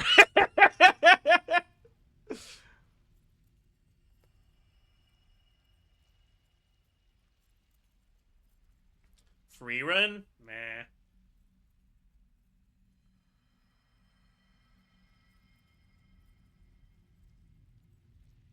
Dandaran? Sure, yeah. How shonen would you call ReZero? ReZero's pretty shonen, but the romance sucks, so it doesn't. So I wouldn't include it anyways.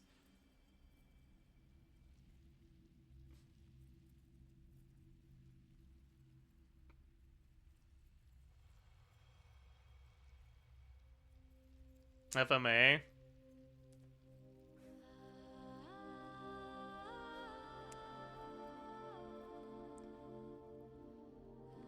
No. Just because there is an element of romance in a story that you like does not make it a good romance.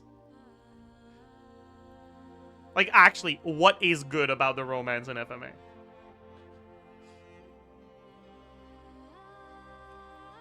A character that exists in like 3 episodes?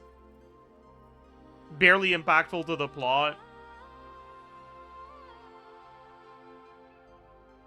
Like, be so for real.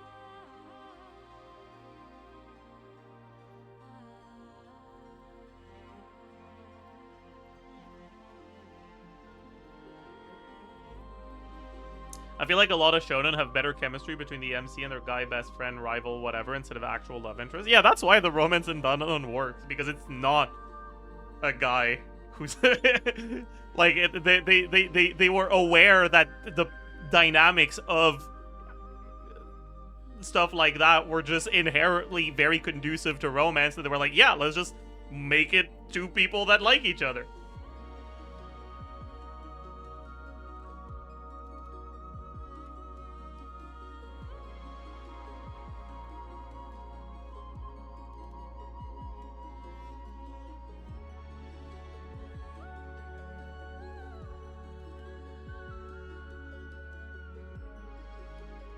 Anyways, let's keep going.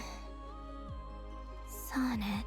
Okay, so that's what I thought So, when we met her You're the goddess of the iridescent moon? last time.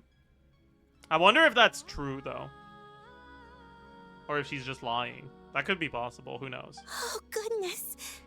You recognize me? Well then, what's your name? I do not like this voice for this character. I don't like it at all. Columbina. Why is he so fucking Columbina tall? Hyposomnia. Jesus Christ. Oh my god. Hyposylania. What a lovely name. Did you choose it yourself? It was a joint effort between me and The my annoying friends. ass voting runs in the family. Friends? You mean your friends in the heavens? Huh? Oh, sorry. You must be exhausted. I apologize. Hang in there. Let me introduce you to my older sisters. Who the fuck asks if you chose the name yourself? People that are already aware of the plot. Do you mean the other 2 moon goddesses? Arya and Canon? Wow, you sure know a lot. Hey, does that mean that our story goes on into the future? The way she said that sounded so sarcastic, and I don't think that was intended.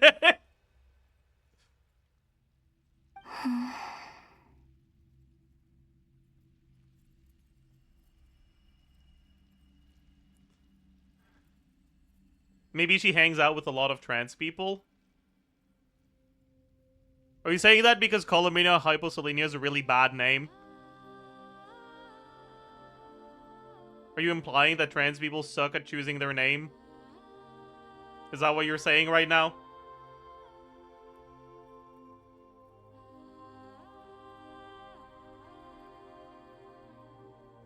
Yes? Okay. I see.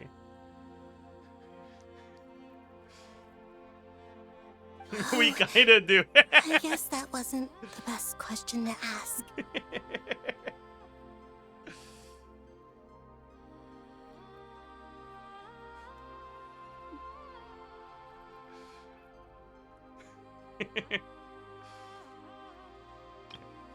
Dot dot dot. Wait, no, she probably moaned actually, did she? Yep. It's all right. We were prepared for that possibility. You could say we were too prepared. I can't even remember how long my sisters and I have been here by this point. When did you get here? How long has it been? I can't say for sure, but it feels like it's been forever. I see. Are you feeling all right? You look a little unwell. I can hold out a while longer.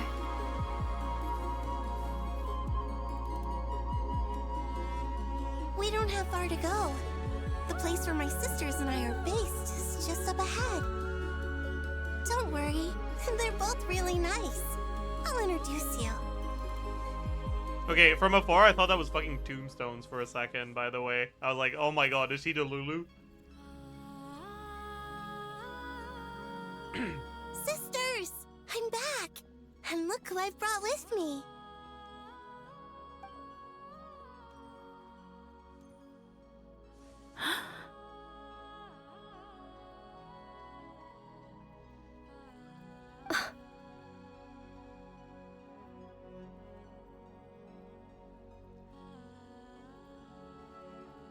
Chad, do you think they have access to makeup in here?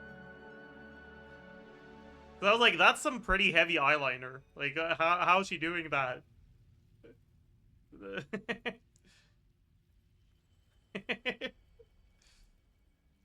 They crush up the rocks. That's natural makeup. It's it's permanent.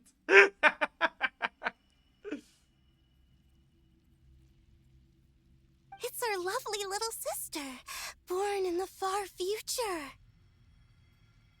The pleasure is all mine. They're like, I don't fuck with you. Understandable, though. Allow me to introduce you to Columbina Hyposelenia. This is Arya, the goddess of the eternal moon. And this is Canon, goddess of the frost moon.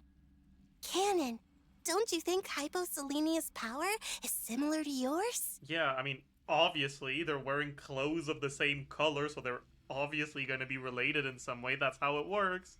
That's how it works. Hello, Columbina. I apologize for our startled reaction just now. And please, forgive our little sister if she's been annoying you. She tends to talk a lot. It's fine. You seem shy. Don't worry, Columbina. Stop saying her fucking No government one can hurt name you like here. that. My god. Could you tell me where here is?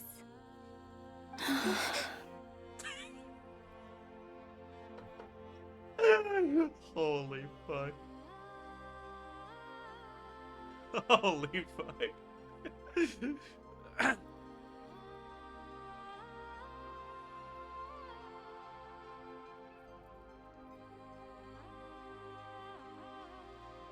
Yeah, like, Dottore's got the Trilune authority, but what the fuck is that gonna do when facing off against the Trilune moaning? Holy fuck. That's crazy. Please. I must know. My dear sister.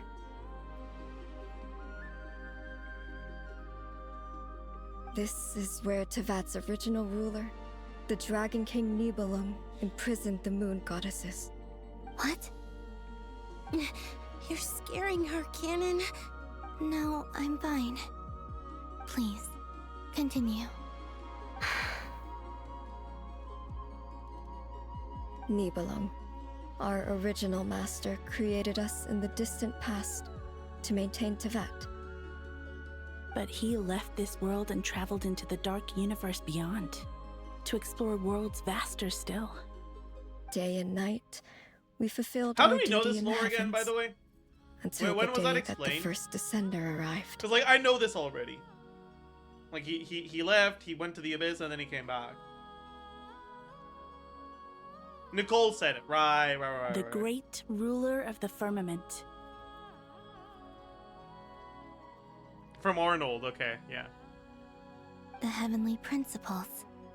Is that what later generations call them? I see. But we did not reject them at first, nor did they seem to harbor ill intent towards this world. We coexisted in peace. They were like a guest in our home. Slowly, however, we came to realize that our guest had a growing desire to change and dominate the world.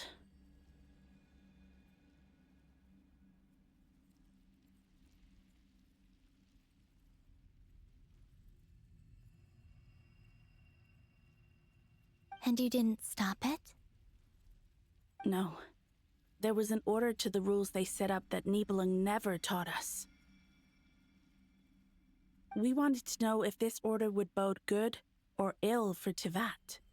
Bro, her voice sounds so different. Like, that's actually crazy. Her voice sounds so different from, like, every other voice in Genshin.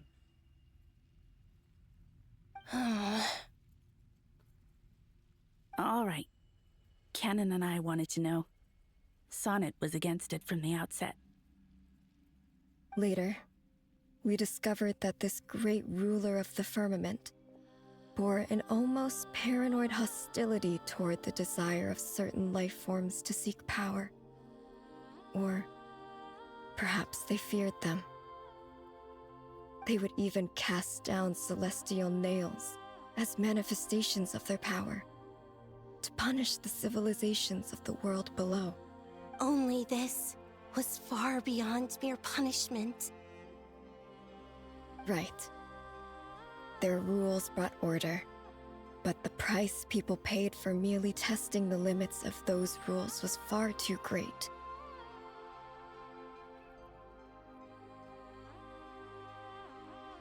I did everything in my power to help the punished escape catastrophe, but still, too many lives were lost. So Zajef is the ruler, Chad is the people, and the Maws are celestial nails.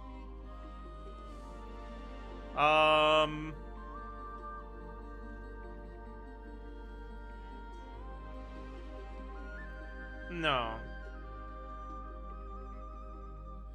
No. Because I'm a kind, generous, and magnanimous streamer.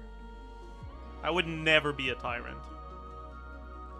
The ancestors of the Frost Moon Scions were some of the ones you helped.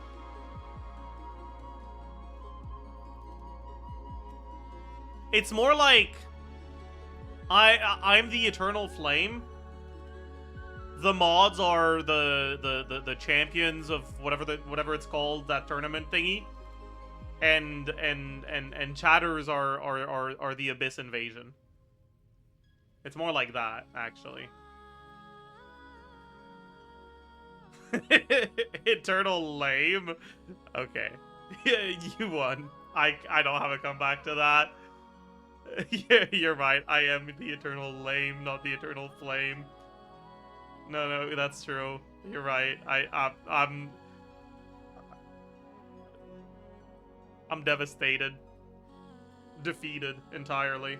But just when we had decided to take countermeasures, the Dragon King, Nibelung, returned. And so began the War of Funerary Flame. So, that's the name the world gave that war in the future. Well, who won in the end? Okay.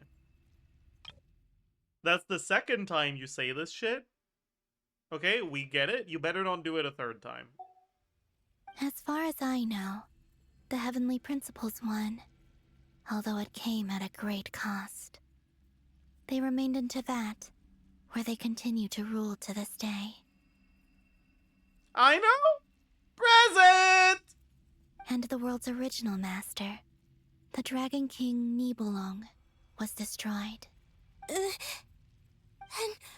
what of the moons? Are there still 3 moons in Tivat skies?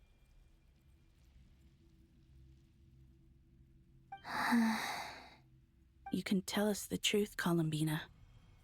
We know we are but remnants of a bygone age. We are prepared for the answer. Only the frost moon remains. But it has been cast beyond the false firmament by the heavenly principles. The eternal and iridescent moons were both shattered during the war. Not so eternal now! Huh? So death finally came for us in the end. Sonnet. But you're still here, aren't you? A moon goddess cannot live without her moon, Columbina. She's right. That's why I began to disappear. Because the frost moon is cut off by the false sky. How much worse it would have been if it were outright destroyed.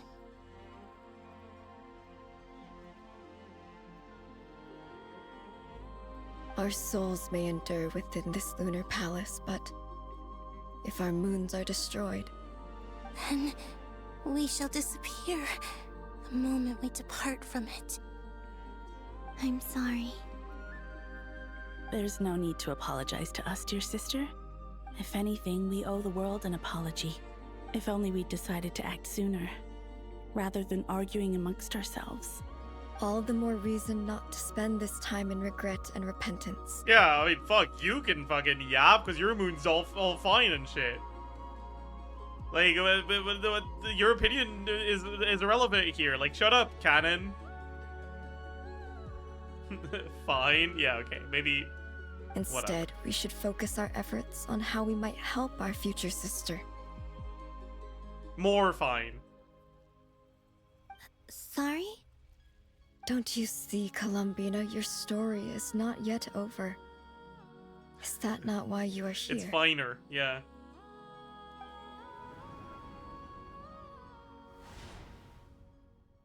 What the fuck was that transition? It's done. Initiate numerological array. Continue running primary process. Calculate the world's fate through extrapolation. And identify nodes of potential change.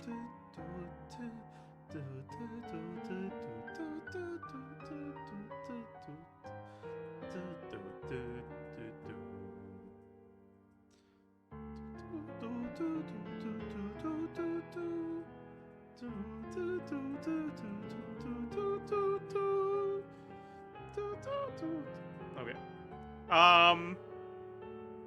Anyways, she's interfacing with the Secondary mainframe right process? now, so Scan we for gotta let her. Still 4. The number of moon marrows hasn't changed. Wait, let me think. Is it possible that there's something I've been misunderstanding about the moons all along? Variables. Variables in the world. Variable. I know where Amazing. potential variables within the world come from. So what about the moons? Are there any variables there? Why is bro levitating like that? Because that's what puppets do when they don't have a core. You know, core rhymes with ore, and ore is found in the ground. So no core, no ore, no ground. That's how it works. Like their life or death, for instance. What if being alive or dead makes no difference to a moon? But that's so strange. Even immortal gods can die. Why would the moons alone be? Bro, bad one. Sorry. Wait! I've got it! I've got it! If alive or dead is considered a variable, we might have had this wrong the whole time. No one ever said that a moon marrow equals a living moon. We just made that assumption ourselves. Initiate secondary process. Scan again. This time filtering out interfering perimeter. Moon marrow. I don't care if they're natural or artificial. Get them out of my search results!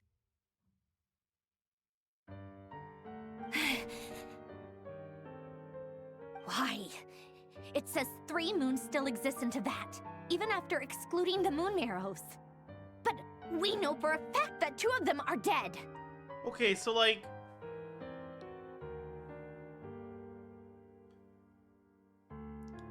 there were 4 moon marrows, and then she filtered out the moon marrows, and then there were 3 moons.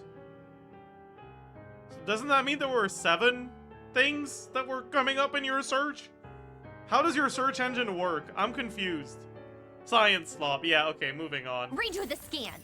Narrow the results to No, it living might have moons been and 6. real Okay, moons. nice. Good one. No, scrap that. Narrow it down to moons that have lunar authority and remain alive. Sandrone, you can't just like narrow down your search by adding more words. That's not how search engines work, man. You're gonna fuck everything up. Why? Why is it still 3? What is this, Columbina? Has the world lied to us? Or are you the one pulling the wool over our eyes?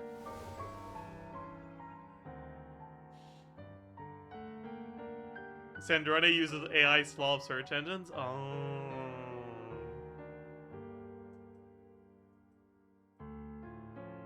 It means there are 4 moon marrows and 3 moons, which contains 3 of those moon marrows? It's not that I wasn't understanding. I was making fun of it. Sorry. I guess I should have made that more clear. I was making fun of the science slop.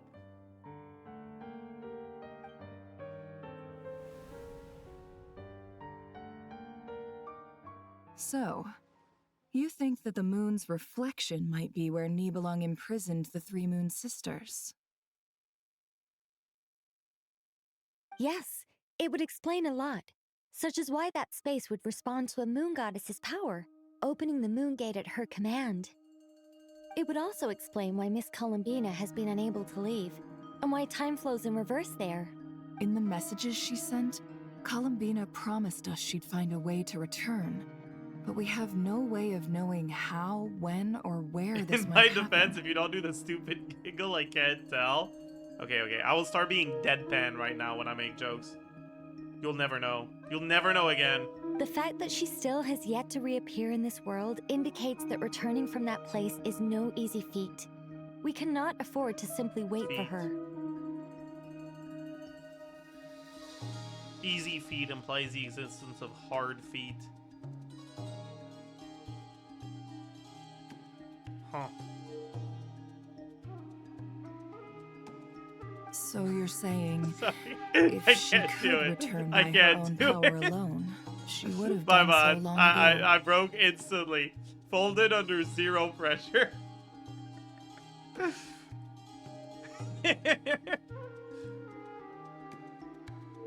Chad, do you guys think I'd be good at a you laugh, you lose? No. Damn.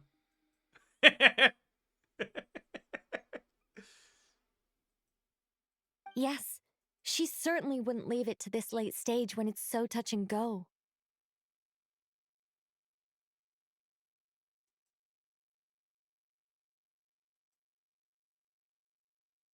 Bro is too naturally whimsical. You know what? I'll take that. Thank you. Depends if the speed phase counts.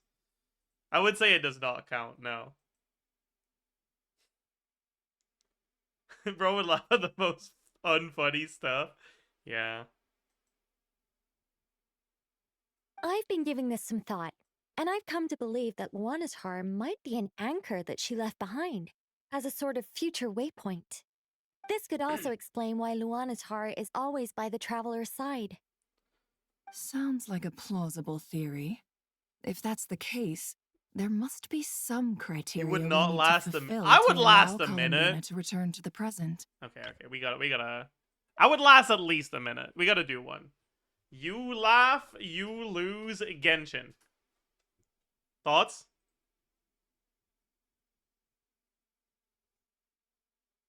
Oh no, but these are just people doing you laugh, you lose.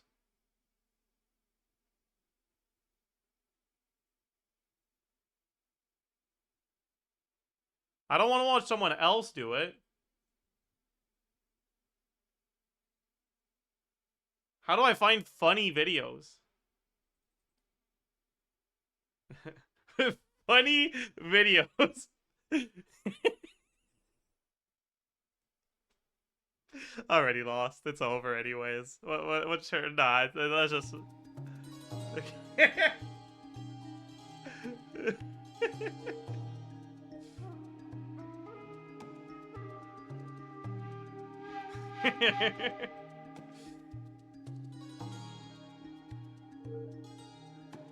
The question is, what could they be?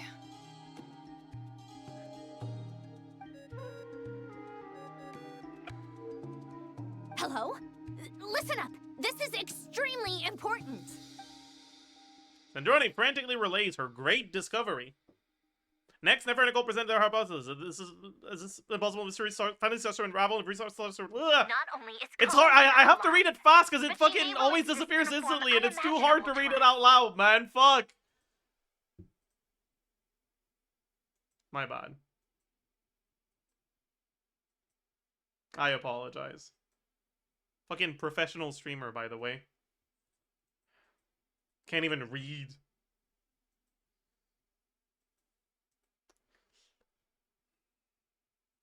I'm still unclear on the details, but she's done something truly inconceivable in the past. And the clue to what she's done lies in the moon and Tevat sky. Truly amazing. Oh, I'm so delighted for her. I'm sure we all feel the same. And I'm sure Columbina is ready to get back here and fight by our side. I like that Nicole says something like Omega tone deaf because she's kind of like socially awkward. And then Varka's like, oh, bet! You know it! Me too!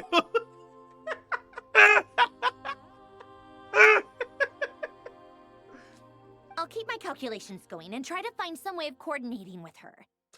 But that's not an excuse for everyone else to slack off, okay? All of you had better keep trying to think of solutions. How can the dead moon still live? And Luanatar... Oh my... Oh, what a transition! Holy! I mean, I'll take that over a black screen, for sure. Holy transition!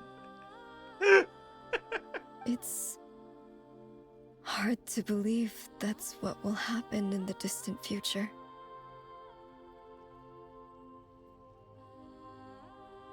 Our authority is linked to the most fundamental rules of Tevat. I suppose it's no wonder that many would covet that power. I didn't realize that when you said friends, you meant people who live down in Tevat. That's so lovely. I always wanted to go down there and have some fun. I like this, because it's like, it's implying that, like, Sonic can't even conceptualize being friends with lowly beings. Like, I didn't realize when you said friends, you meant people who live down into that. Ew. Earthies. Cringe.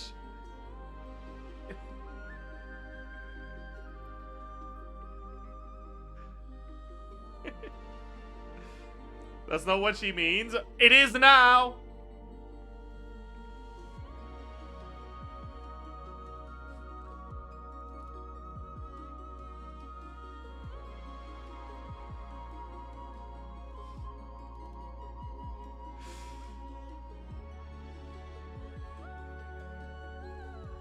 Sonnet, I love humanity, but they're more like pets? Yeah, pretty much. Okay, like, no joke. I feel like that's a very reasonable interpretation of this line. It's like those are pets, not friends. Like, what are you yapping about? Like, aw, how cute. Yeah, kind of like Omni-Man. Exactly.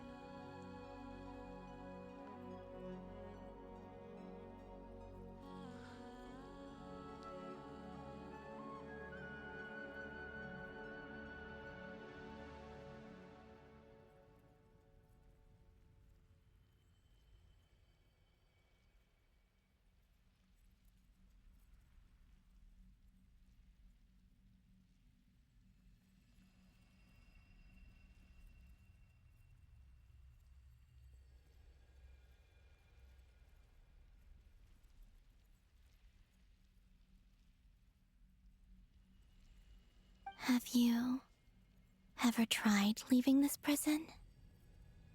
Of course. Between us, we've tried everything. But no matter where we go, this space will eventually bring us back here. It's like the center of a whirlpool. Everything ultimately converges here, at the moment when Nibelung imprisoned us.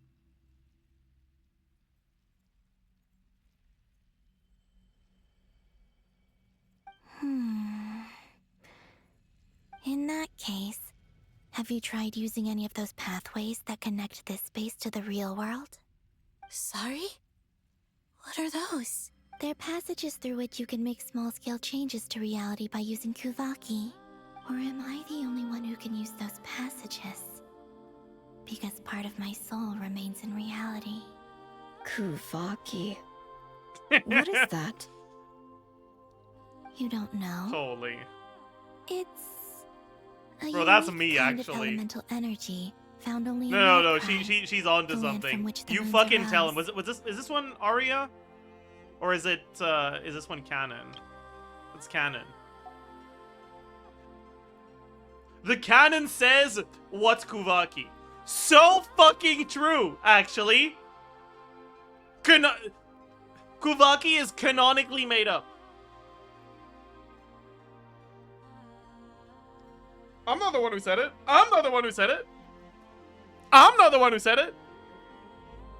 Oh. Well, it's true that the moons first rose up from the part of Tibet you say is called not Krai. I'm sorry. The moons did what? They rose up?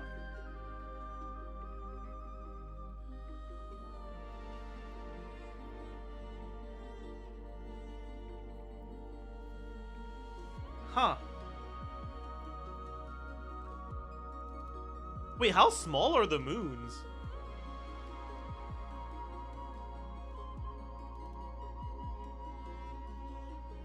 If they just like rose up from Nodcry, that means all three of them together are smaller than one Nodcry.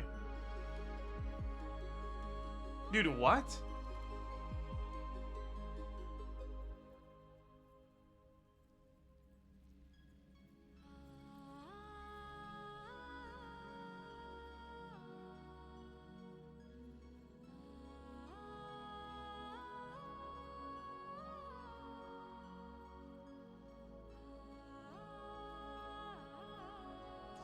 It starts making sense when you stop thinking logically.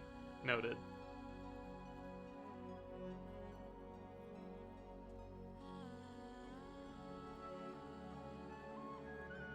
But there is no difference in the elemental energy between there and anywhere else. What? True! You fucking tell him! It's all the same shit! Okay, magic system number 1, magic system number 2, who cares? Stop making up new magic systems! Fucking Kuvaki, elemental energy, ley lines, abyssal, like, stop it! Could you show us some of this Kuvaki hyposelenia? Maybe if we see it, it'll make more sense. Oh, that's so funny! Oh, that's so funny! Okay.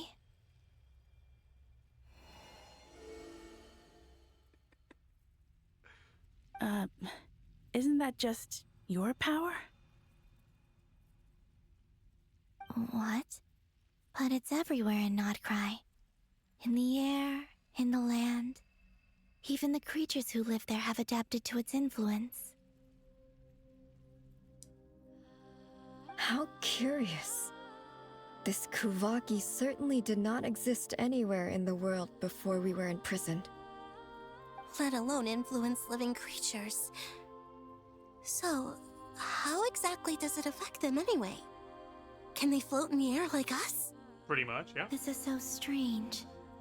Why would She's their like, reality differ so much you've from asked me a mine? question? I'm sorry. I'm busy. I'll answer later. Columbina, You're looking for more than just a way out of here, aren't you? Oh, this question allows me to achieve my goals. I'll address this one. Yes. If I am to help my friends, I will need trilunar authority on par with that of our foe. No, I get it though. After the fucking bullshit Sonnet said, I would also Donna Wall her.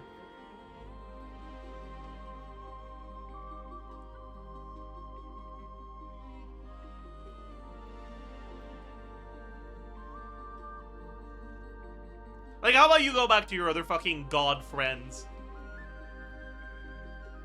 And leave the earthies to me, as you call them. You mean...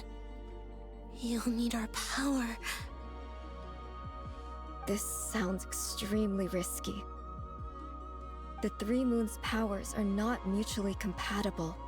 Concentrating them into one goddess would be a very painful process. And if any— I know. Oops, sorry. But I'm willing to take that risk. Even so, let's say we successfully transfer our authority to you. How will you take it outside this prison? Niblin constructed this realm specifically to prevent us from using our powers to interfere in his war. No moon goddess can leave this place alive. Then I'll just leave dead. What if I don't leave alive? Holy. What a twist. Where do we even start? How are we supposed to figure out what we're meant to do to help Columbina? What a twist.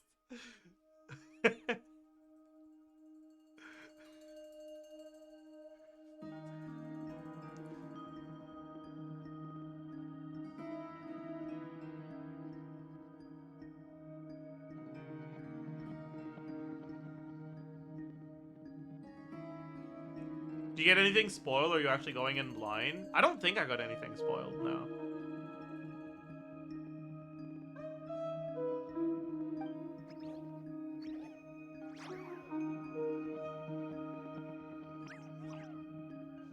Columbina, what do you need from us?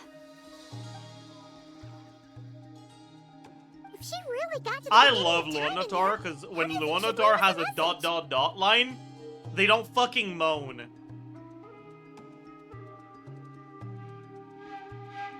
Oh my, that's my fucking goat right there.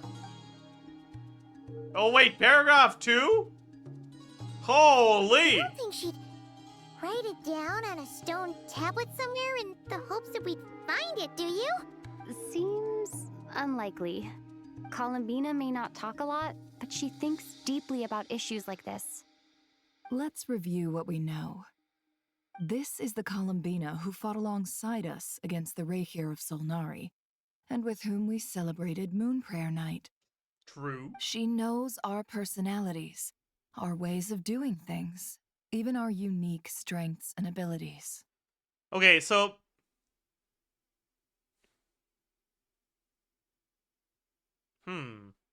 Okay, let me actually try to guess. So, like, who's here? We have Flynn's. I mean, I know Flynn's has something to do with fucking the dead and shit. So maybe it's gonna be like, yeah, maybe Flynn's can smuggle me out or some shit. I don't know. Do Nefer's power have anything to do with, like, being dead? Not really, right?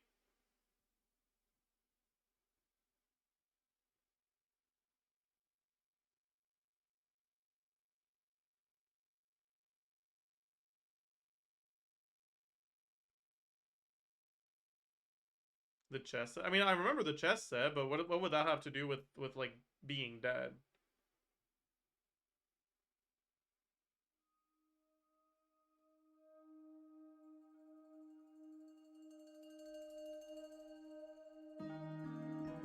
Or maybe the plan is just to, like, die normally, and then the passive allows her to revive.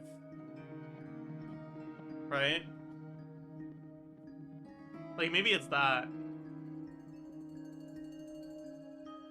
So, if she wanted to tell us something from a long, long time ago, what would she do?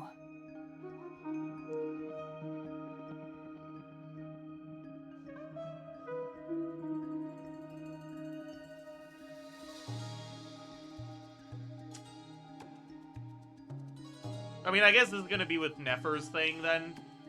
Because it's like... Yeah. Oh. Are they gonna use the chess set on Luonatar? Traveler, you once said that those golden ripples also appeared when Luonatar was born. What if Columbina left Luonatar here, not just as an anchor to the real world, but for some other purpose? If she is part of Columbina, and Columbina knows that I can see past events through her... Oh yeah! Like when you peeked into Rerir's past through his heart! Alright, I'll be right back, Chad.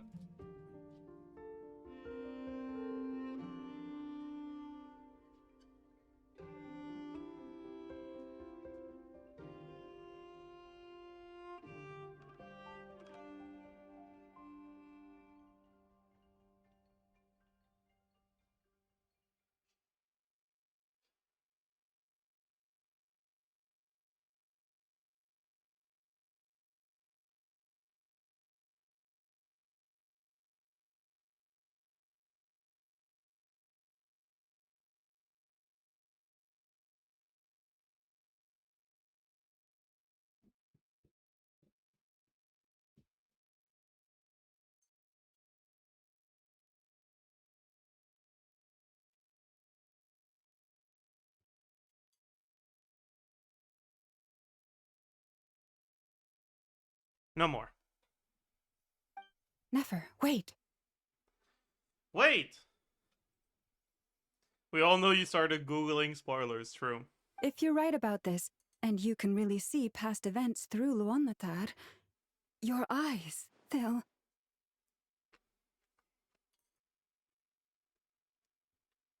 Oh, I know. Looking at Rerir's past How in will you Conriad is gaze already upon my enough of a figure strain without on your my eyes, Nefer? Looking I'm this deeply far back worried. into the past. I won't be able to seduce you anymore. No! No! Don't do it!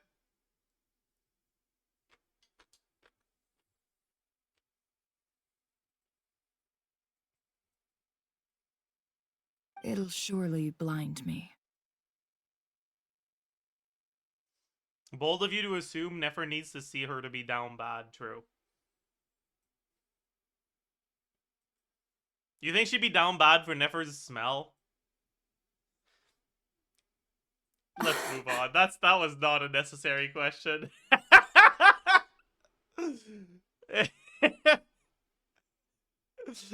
Let's move on.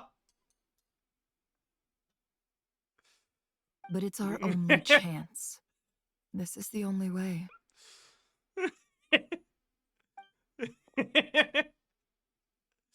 Boss.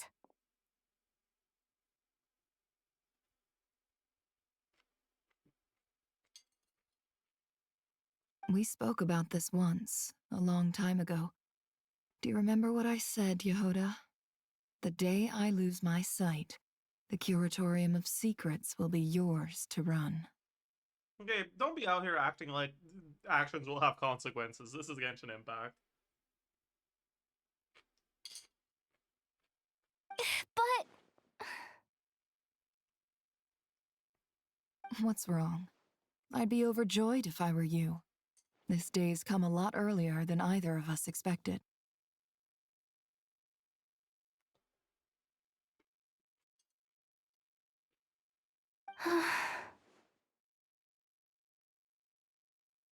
I need to know you'll honor our agreement, Yehoda. Promise me. Yes, Boss Neff. I promise. Are you sure you don't want some time to think this through? What is there to think through? I should have gone blind after our battle with Rerir. Frankly, it's almost criminal that I got away with it for this long. Then at least let me take some precautions on your behalf.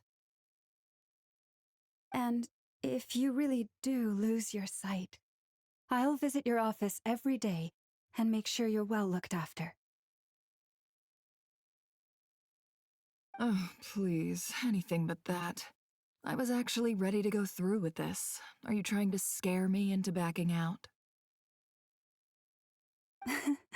As if I could ever scare you. I'll assume you're just joking to calm your nerves. All right, enough chit-chat. Let's do this.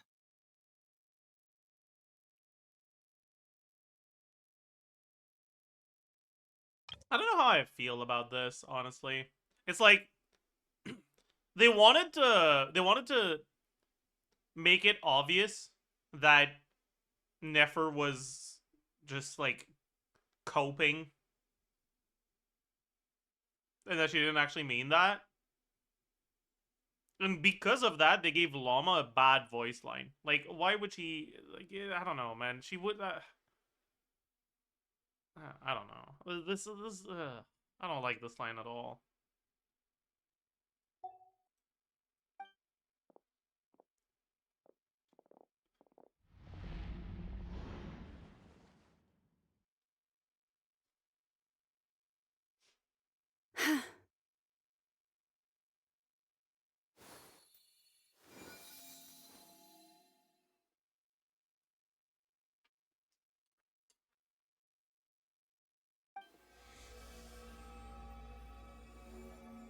All done.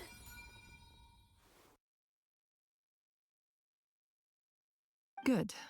Now give me some space. Come on then, little one. Show me what happened in the past. Yeah, chat. I have cemented my opinion. Kimchi's really not that good.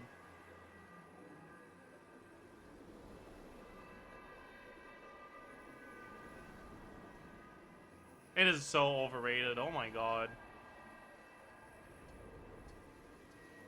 I was out of left field. That's because I'm eating kimchi right now.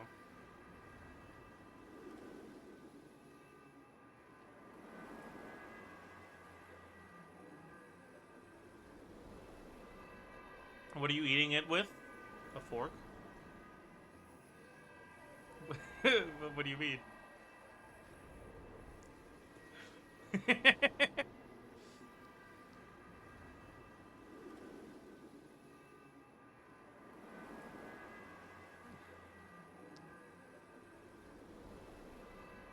Do you like Kamich?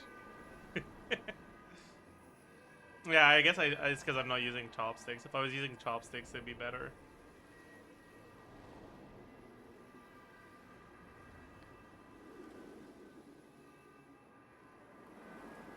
Yeah, maybe I'll keep the rest for rice or something. I don't know.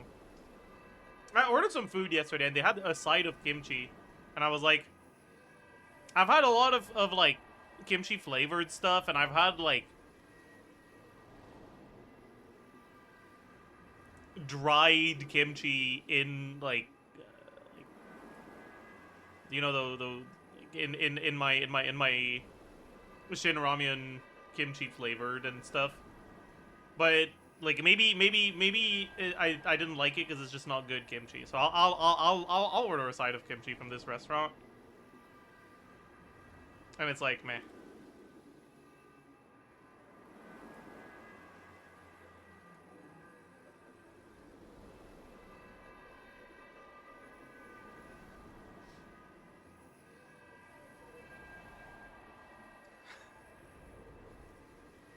Korean food is overrated.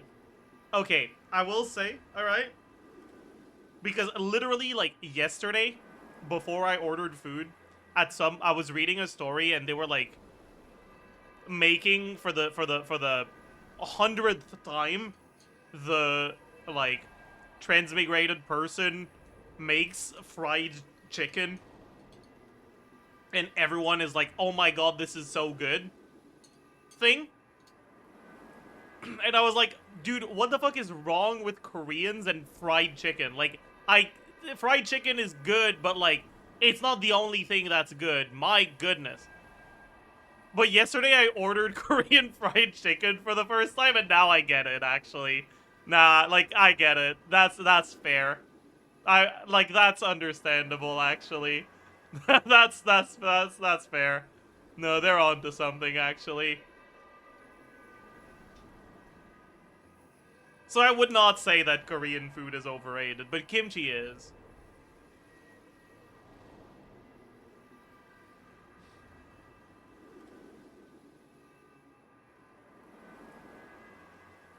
What's the difference between normal fried chicken and Korean fried chicken? I mean, it's just the sauces.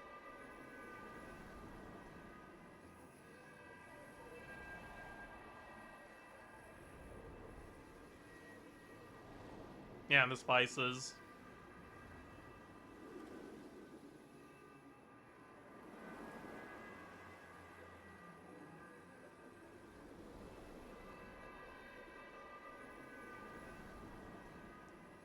It's seasoned well and it's not greasy. Bro, you're saying that, but like, it was actually so greasy. But like, it wasn't like fucking canola oil grease. It was like animal fats grease, you know?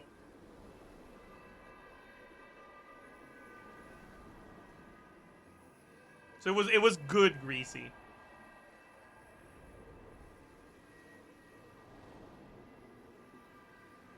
Not American grease. Yeah, you get it. Cooked in food instead of cancer juice.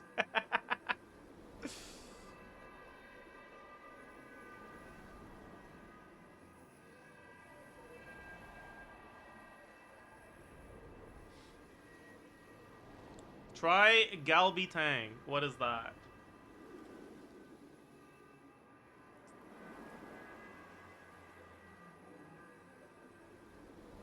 Short rib soup. Eh, that looks alright.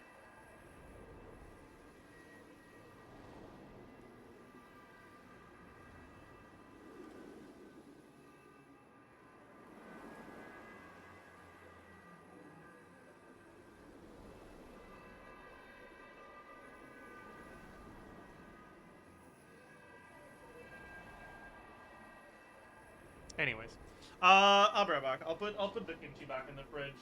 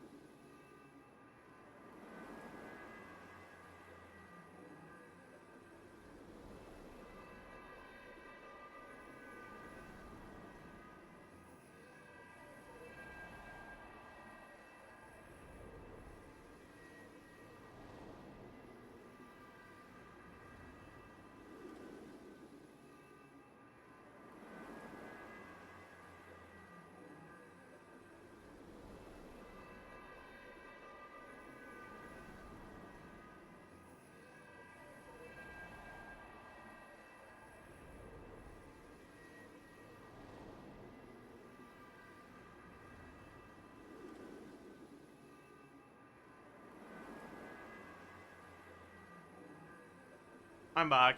I didn't put the kimchi in the fridge, I just started some fucking rice.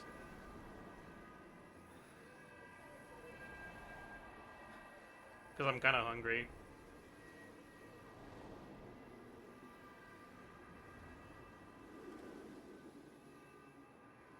You had a rice cooker? No, I just put some I just put some rice on the stove while I'm not in the room. For fun. I would love to burn down my house.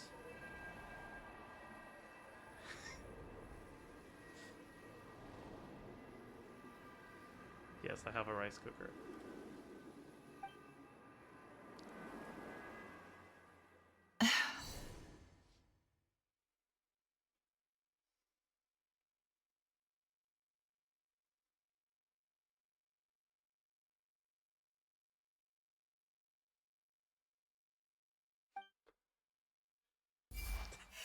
Oh my god.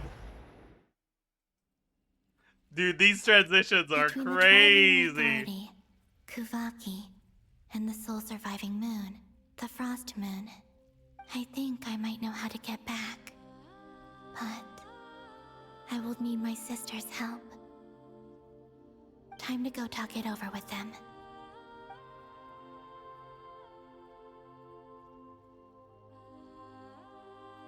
Why are they so far away from each other, man?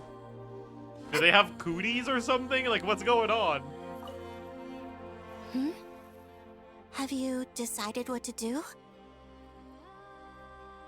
I hope it's not too dangerous. You really scared me when you said that thing about not leaving Wait, me so you're alive. telling me that she just said that and then left? Come on, let's go find the other two. That's actually kind of crazy. No, that's wild, actually. What the fuck is wrong with her? It seems you have reached a decision. I'm all ears. What do you propose?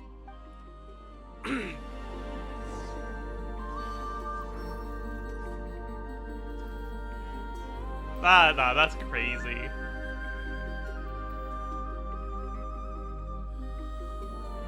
Have you figured it out, Columbina? Tell us. How do you plan to leave this place? I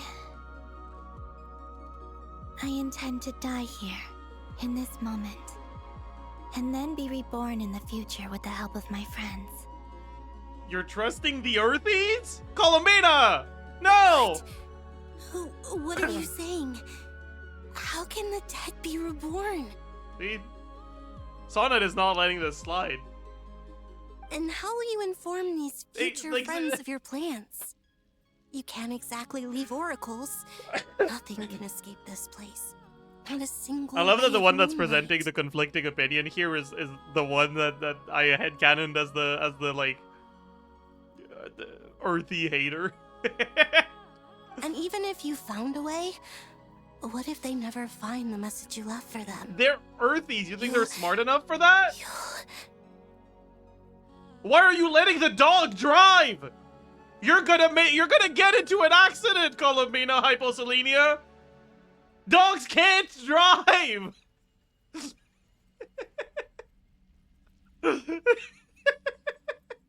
No, that won't happen.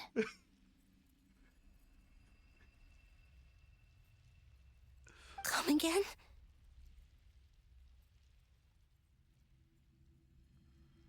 They will find my message. I'm sure of it. I'm not following. How exactly will you achieve this? It's quite simple, really. First, I will leave my soul here. Oh, transition! I see it. W headcanon, now I'm believing it's true lore. Bro, I swear, every time I come up with new headcanon, it turns out to be right. Your soul? Oh, another one? What do you mean? Back Your to divinity? back? Yes, I once left a portion of my soul in the future. One so small that this prison barely noticed anything. The come again line is funnier with your headcanon. I know, right? Come again? What do you mean, Hyposelenia? Dogs can't drive!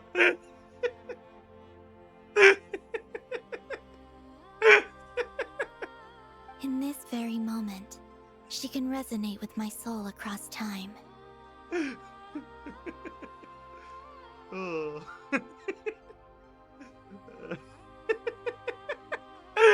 Chat is making me laugh so much with that fucking steer arm with the dots right above.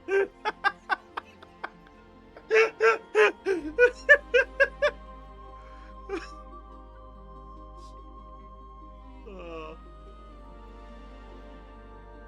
When the time comes, I believe that she can serve as an anchor to pull my soul from here back to the future reality.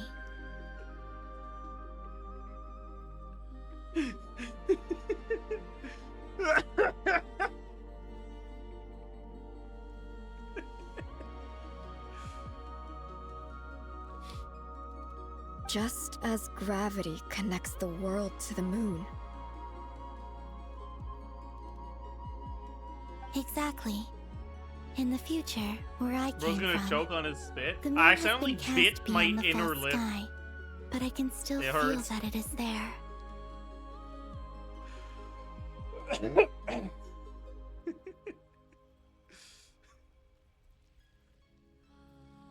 In a similar way, I can feel a connection to the soul fragment I left behind even now.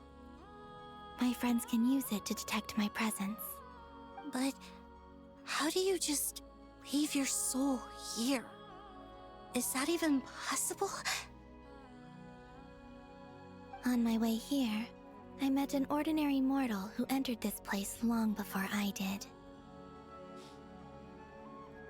Why is Columbina the only one barefoot? We were robbed of Sonnet's foot.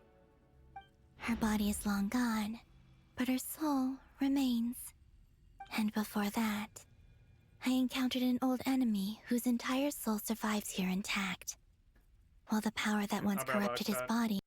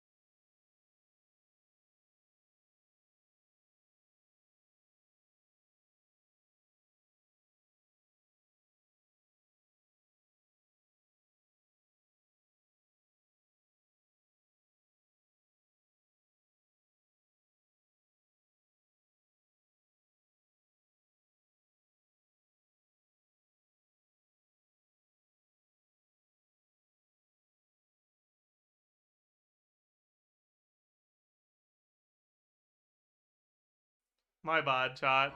My bad. My bad. My bad. My bad. You know what though? I'm glad I was muted, cause it would have been really embarrassing if you guys heard what I said. It would have been so embarrassing actually. Can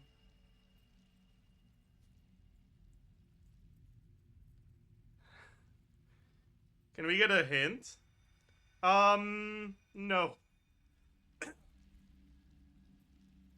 No, you cannot.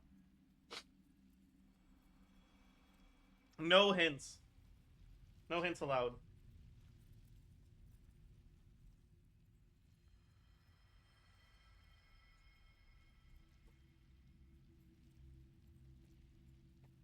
I'll give you one hint, actually. I am not using my new mouse. And it's not because I don't want to.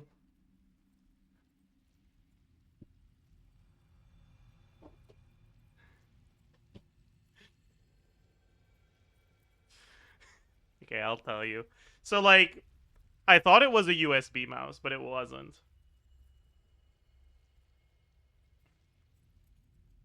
It was a Bluetooth mouse. And, like, I'm pretty sure for that you need a Bluetooth adapter. And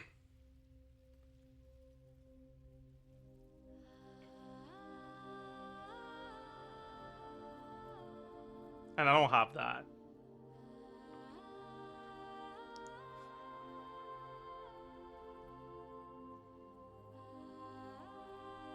Doesn't it come with one? If your PC has Wi-Fi, it should be fine. My PC does not have a Wi-Fi. Check inside. I did.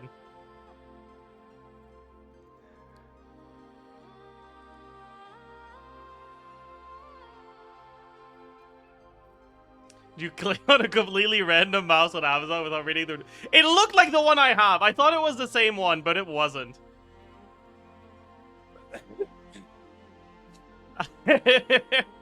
I don't know the model of the one I have. I should have looked that up, actually.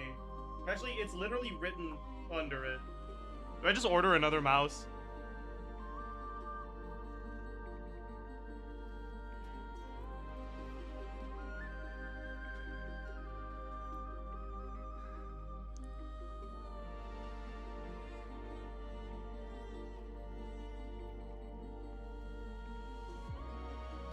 Bluetooth adapters are cheap. I mean, so is this mouse.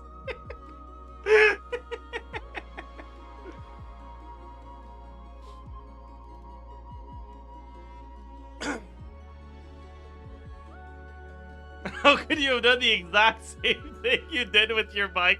That's why I'm embarrassed, okay? That's why I'm embarrassed. So, perhaps this space is specifically designed to imprison divinity and authority, but not the physical body. Still, even if your body can escape, would it not just be a lifeless husk without the soul inside? Wait, is that what you meant when you said you wouldn't leave alive? Yes. I shall turn my body into moonlight. Yeah, and pour sure. it over Krai. Sure, man. Why not? That power shall protect the land and quietly blend into it, awaiting my soul's return in the future. So you're telling me that Columbina is Kuvaki? That's crazy. However, I cannot do this on my strength alone. So, like, whenever we've absorbed Kuvaki, we've been slurping up Columbina? That's what you're telling me? Is that what you're telling me?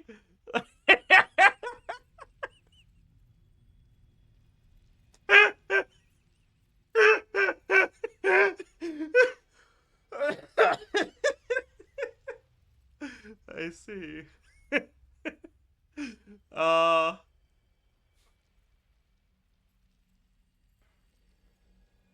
Yeah. Alright. Okay. Yeah. Columbina's inside rerir. Holy fuck. That's crazy. I would need your help to do this, so I'm humbly asking for your assistance.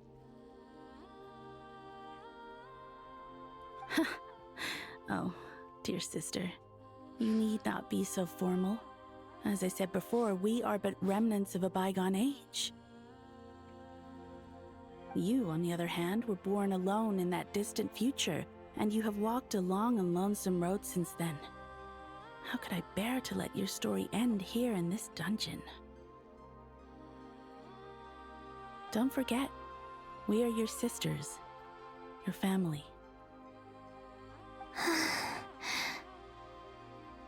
Arya's right. Actually, I've always wanted a little sister. Can you imagine how it's been for me? Getting nagged by 2 older sisters all the time? Sorry, Sonnet. I don't interact with classist, earthy hating people like you. Now, I finally get to be the big sis. And not just that, but I get to help you return to your world, too. Sonnet.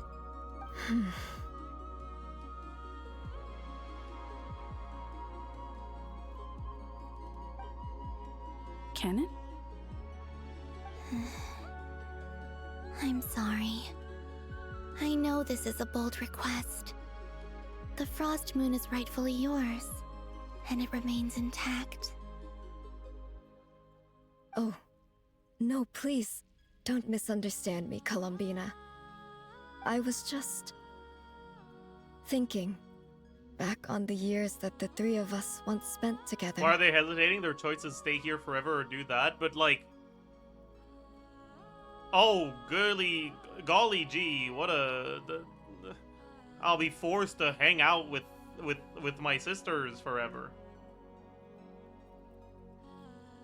Yeah, how dare I hesitate when the choice is between, you know, fucking chilling with my sisters and dying. You're right, you're onto something. You cannot imagine how happy I am to hear of the future world you describe. The Frost Moon Scions, your lovely, kindly friends. So this is a list comma, not a like clarification comma.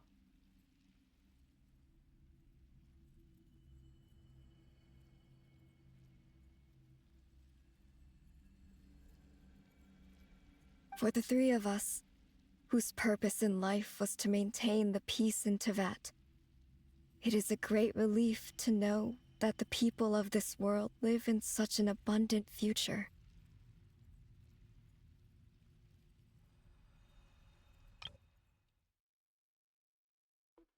An abundant future. Why is she saying... What about... What? Okay, sure. If your plan can save them, and save not Krai, I will gladly give you all that I can.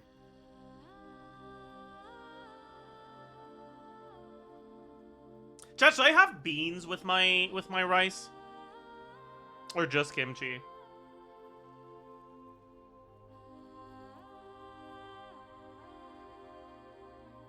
But I'd have to fry the beans. I'm not just fucking putting canned beans directly into rice, you know? Egg? Ooh. How? Do you like just fucking crack an egg into your rice, or do you like cook the egg first? Because like, how do people do it? Fry an egg? Both? Cook it? What the fuck? I'm sorry.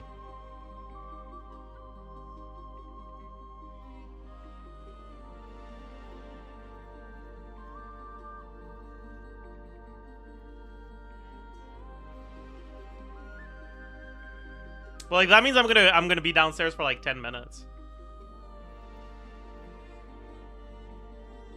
You're telling me a kimchi fried this rice? True.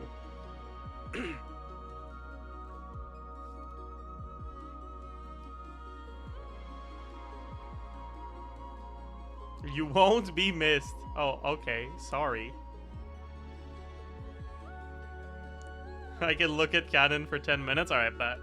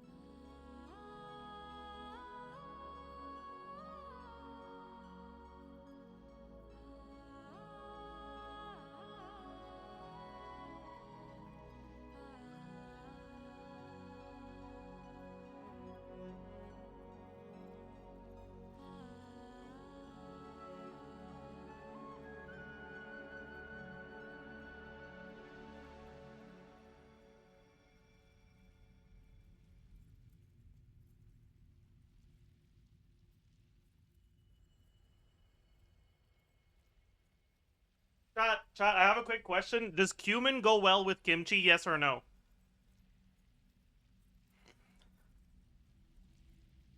No, no, no. Okay, thank you. Bye-bye.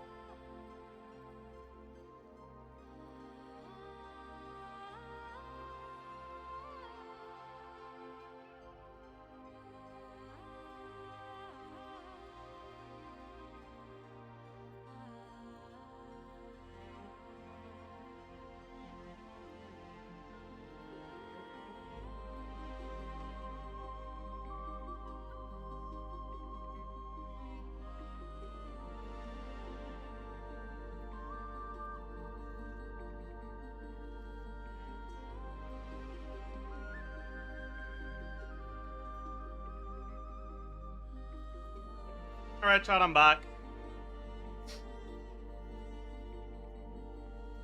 With some food.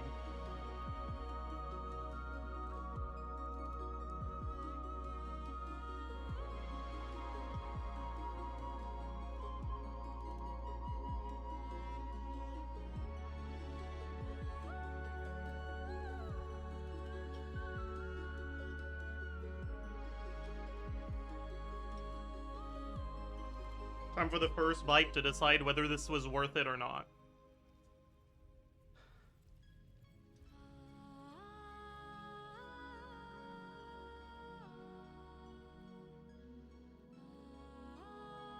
That's pretty good.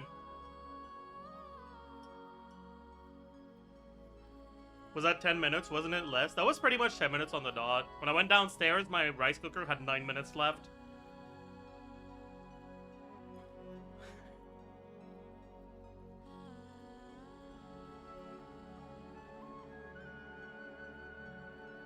Show the food? I mean, the rice is hidden by the egg.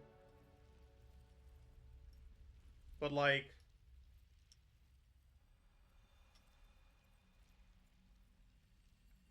maybe if I go get a spoon, I can show you one bite.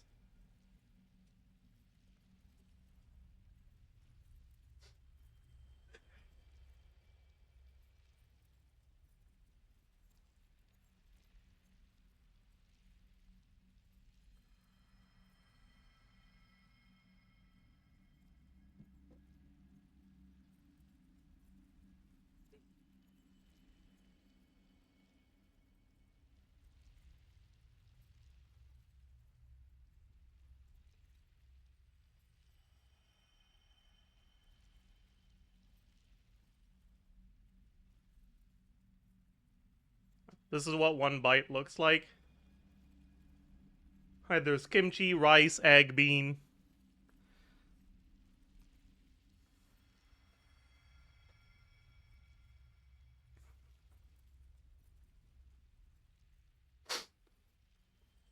Well, it's pretty tasty. What's the black thingy? Beans.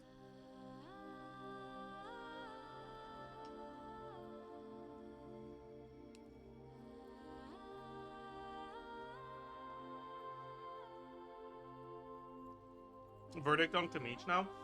But the kimchi's getting overpowered by the rest, so I don't taste it too much.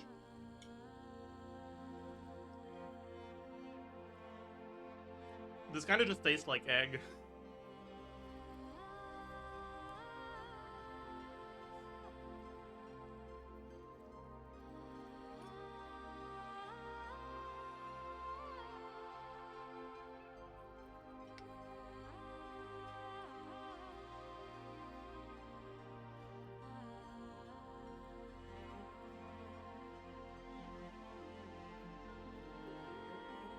Well, it's pretty good.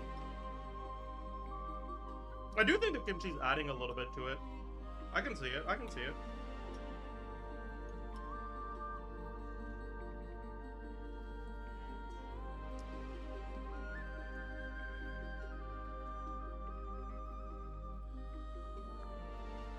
Besides, the three of us have been together since the day we were born. I could never abandon them to live on alone without them.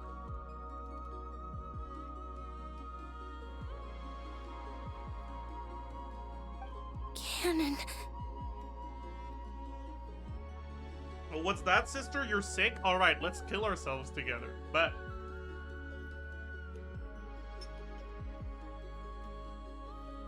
Still, I do have one question I would like to ask you before we proceed.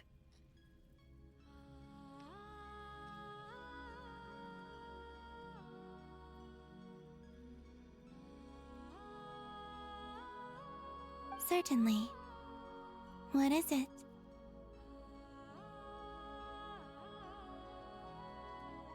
Maybe they're like that enemy in Star Wars where it's like 3 mechanical ladies, but like they share the health bar or some shit.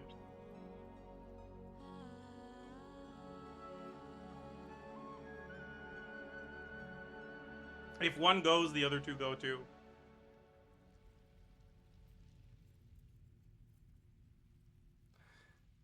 I fucking hate those dot twats. Damn, that's crazy.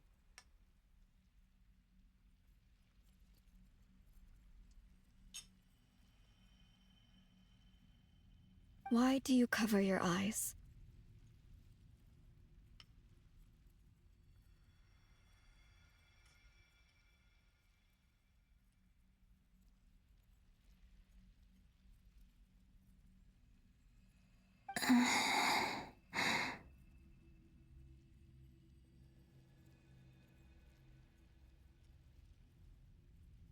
This reads like a kid at the mall asking their mom, "Hey mom, why is the mister so ugly?"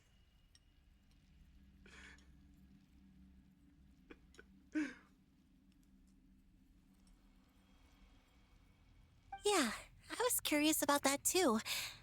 But it seemed personal, so Bro, I didn't even want to Sonnet intrude. read the room enough to not ask. That's crazy.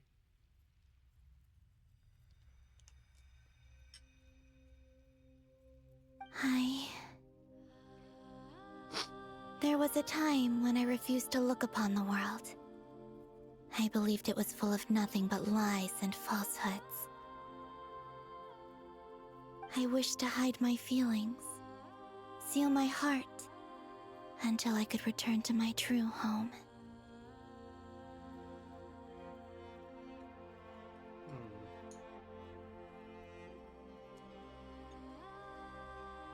I see. Did we know this? I feel like we did. But it sounds really stupid, so I'm gonna forget about it. Perhaps that decision saved you from ever having to see the false sky again. But at the same time, you likely missed out on many true and precious things, like the smiles on your friends' faces. Promise me this, Columbina. When you return to the future, open your eyes, take a look at the world around you, and see your friends. Yo, imagine you're actually blind into that, and you meet Columbina and you ask her, like, what happened to your eyes? Why can't you see it? She's like, I just don't want to. You're like, bro. Bro, what the fuck? What the hell? Can we, like, trade? Maybe? I'm sure that you know this already, given that you long to return.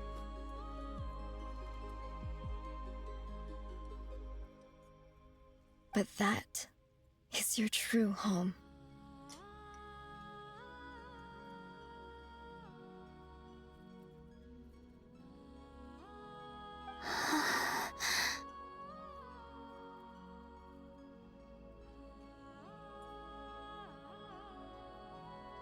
Can I get another bowl?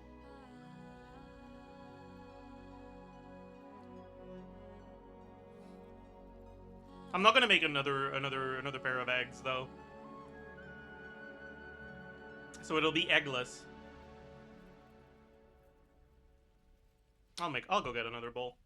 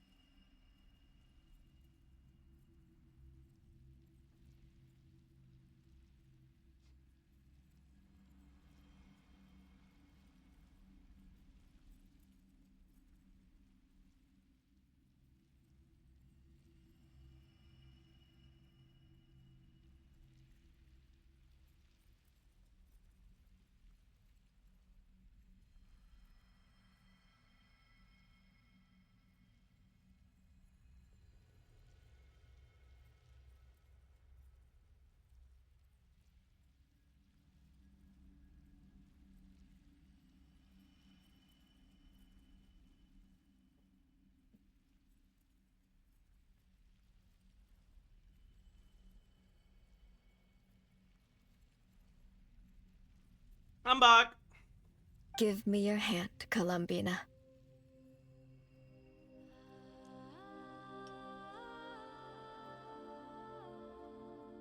Arya, Sonnet, you too.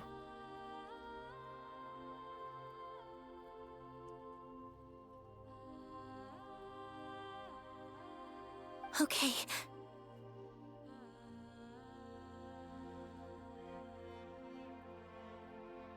All right. Oh my god, is that Macklemore?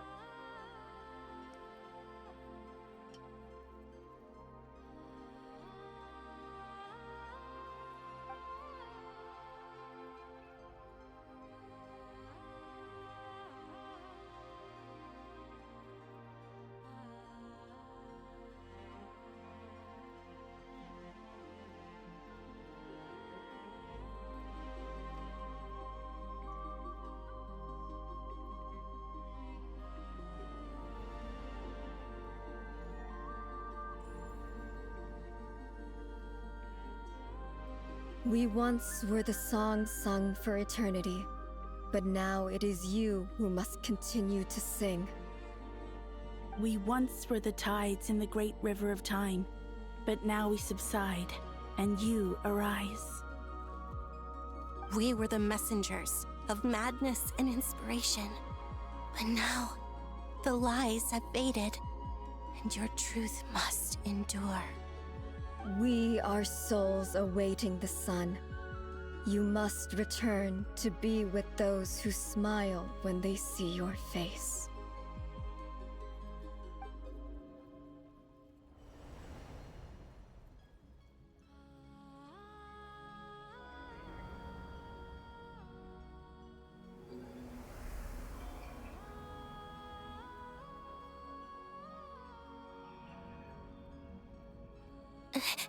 Is it done? Yes. We have transferred the authority over all 3 moons to Columbina Hyposelenia.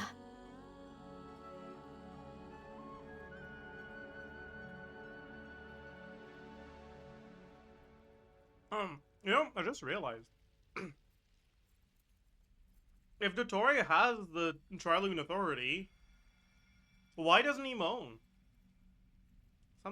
Something's suspicious about that. From this moment on, she is the Trilune goddess, the one and only moon goddess of this world.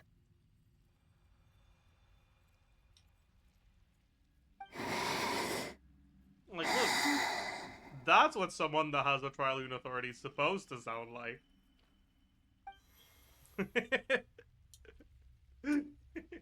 Thank you. Thank you, my sisters.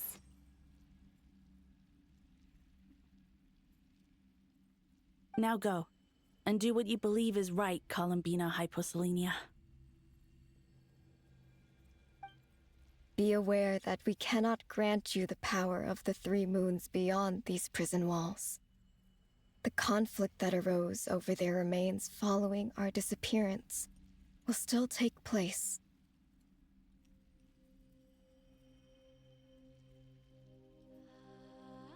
I understand. Sisters, oh, my body. It feels...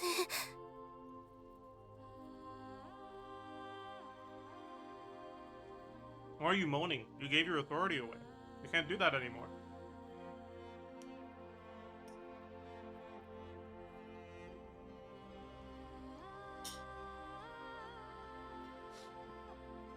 Now that we have given up our power and authority, our bodies are merely mortal shells. This prison is dissolving She's not used to it yet, as I we see. speak.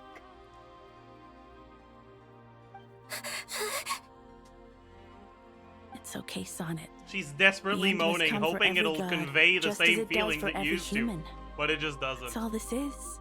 It just The don't final hit the same destination no of our more. lives. Canon and I will be by your side the whole way. We have one final request, Columbina. Could you use the 3 moons' power to send us back into the real world? Now that we have lost our powers, I doubt this space will seek to hold us further. It's just... we would like to spend our final moments together in the only place we ever called home. Of course. Gladly. Dude, Why is Columbina such a pushover? Like, literally every time someone asks her to do it, she does.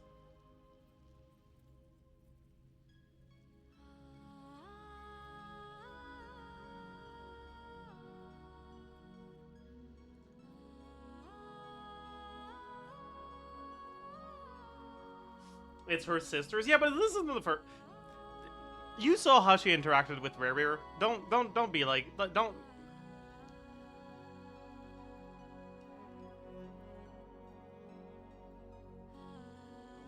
It's called being nice, you wouldn't know it. Yeah.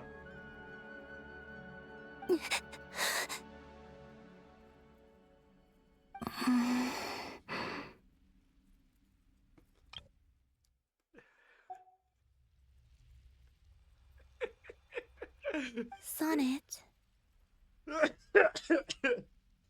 Yeah, Columbina's showing her how it's done now. Yes. Don't... Don't fucking moan no more. I wish I could tell her not to give in to the abyss. Not to be afraid. But is this really what I should say at this moment? Don't forget. I'm so glad to have a big sister like you. You met 5 minutes ago. I guess it was like 15 minutes ago because I did go downstairs to make some rice. No, Hypo. Thank you. Hypo. Holy fuck. No, that's crazy. I'm okay. I'm not afraid. As long as my sisters are with me, I won't be afraid.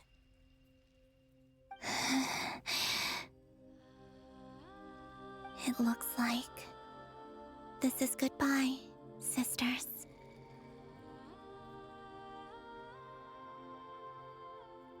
Goodbye, Columbina.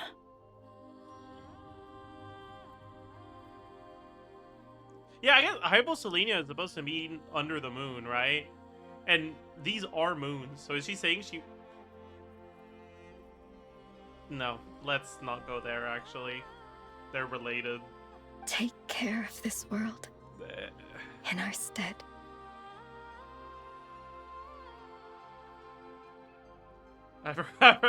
Listen, my bad. I forgot for a second. I will.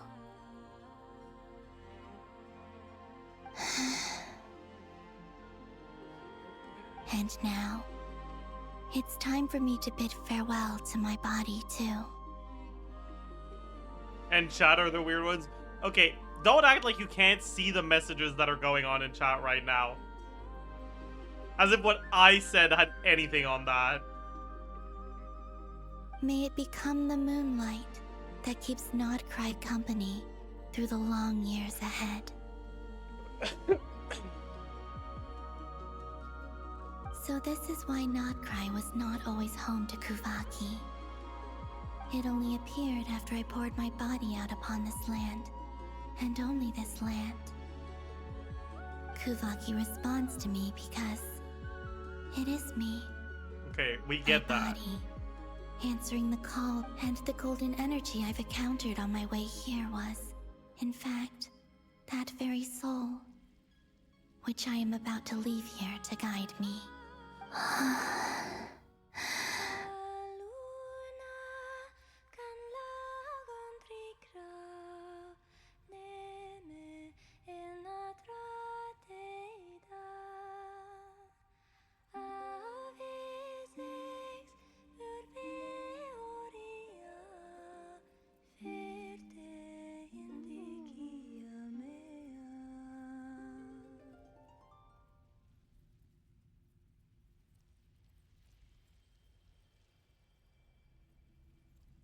Can we get as a Jeff cover?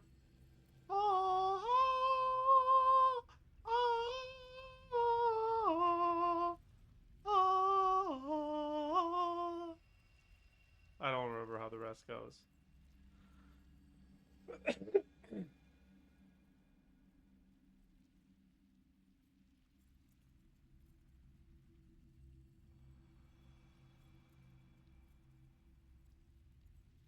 Let's stick with the calcs and not that. Frick you.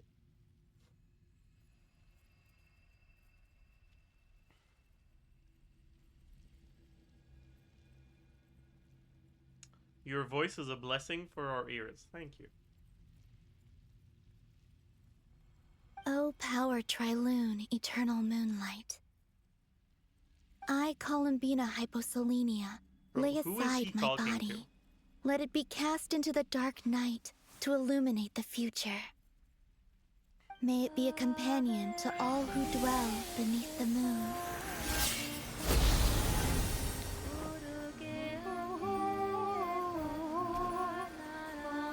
Until the time comes for me to return home.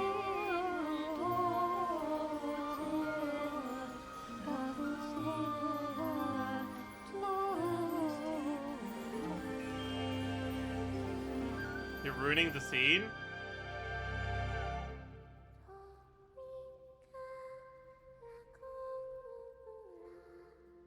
Frick you.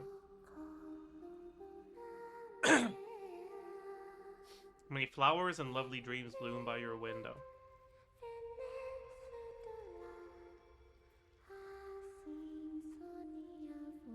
O little dove, child of the moon.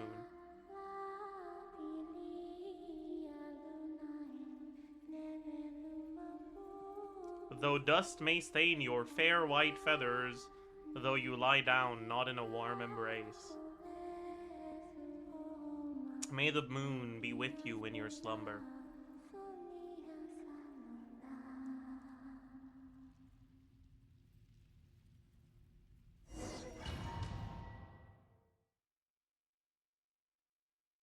The moon in the fall sky is fake because we've never heard it moan.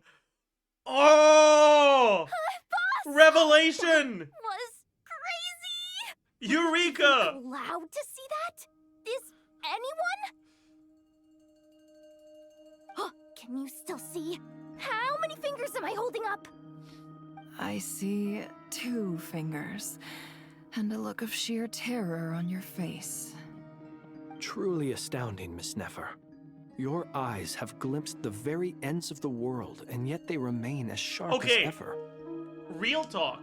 Why do people always hold up 2 fingers when they ask how many fingers am I holding up? Because, like, if I couldn't see and I wanted to convince someone I could, I'd just say 2. Because that's... people always hold up 2.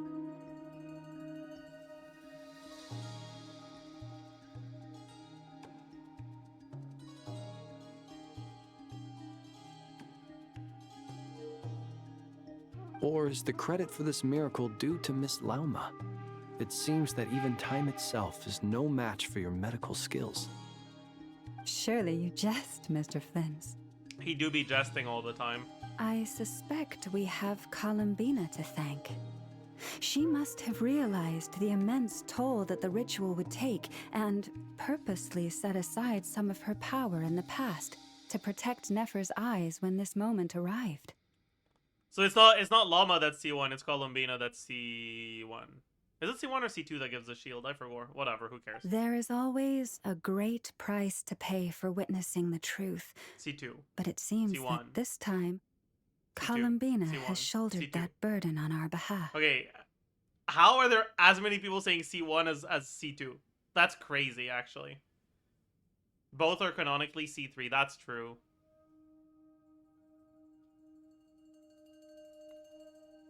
She chose the perfect method of getting a message to us. Though her eyes were always shut, she was clearly so perceptive. She knows us well.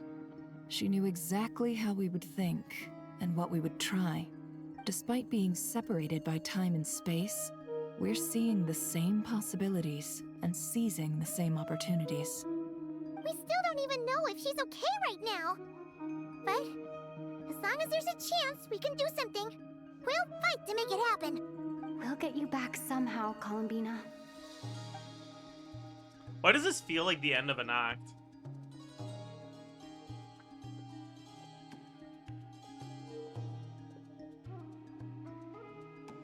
Well, based on the information we now have, let's figure out our next moves. Thanks to these gentlemen, we have a much clearer picture of the situation with Dottore. It is? I know it's not. The civilian population has been moved to safety, so we no longer need to hold back.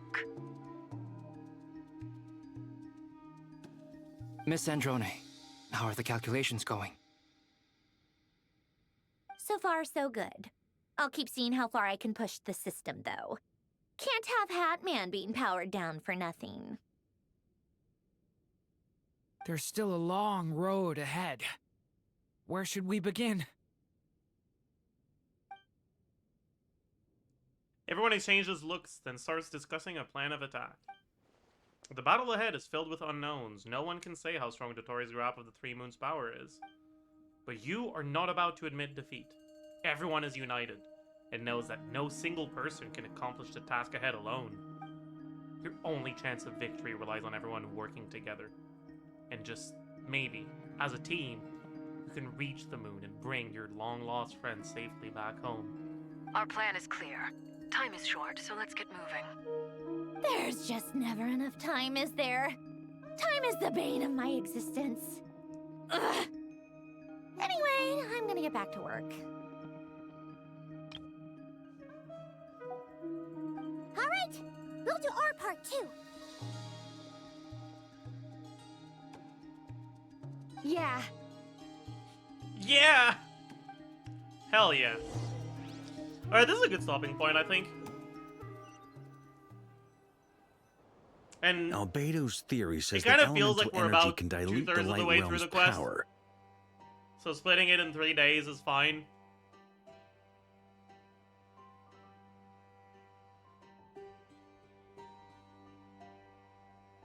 $30 Is it 30 minutes, like, actually, or is it 30 minutes pre-Zajef inflation?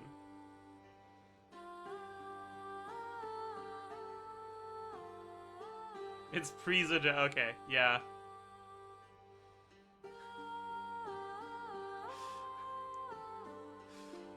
I don't know if I should be putting those words out there, actually. Yeah. Do not Google Zajef inflation.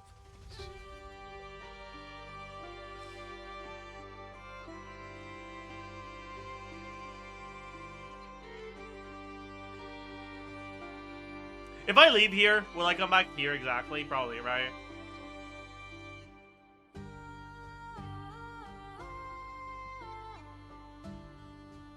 No. But I'm no expert in Fine. building elemental defenses. Sounds like something out of the advanced elemental theory section of the library. Sorry, Varka. Elemental Reaction Guide Part 4 is never coming out. You seem quite troubled.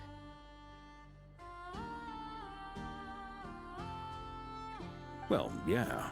I mean, who doesn't get a little flustered when they're completely out of their depth? No, Varka, you're not completely out of your depth. You've never been out of your depth. You're so tall that no matter how deep the abyss is, your feet touch the bottom. That's how it is.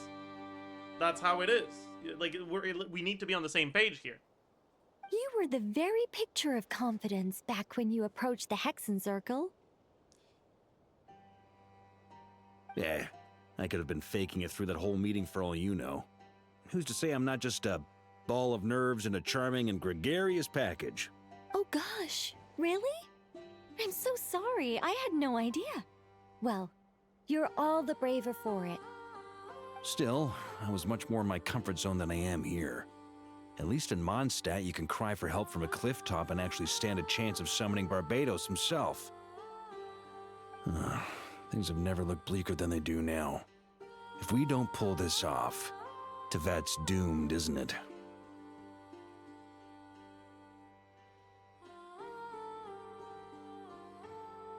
Oh, you think so?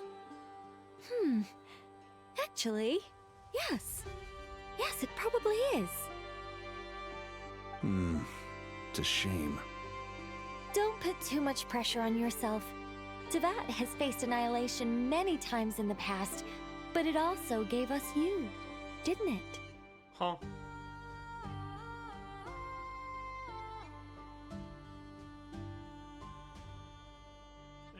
Did it?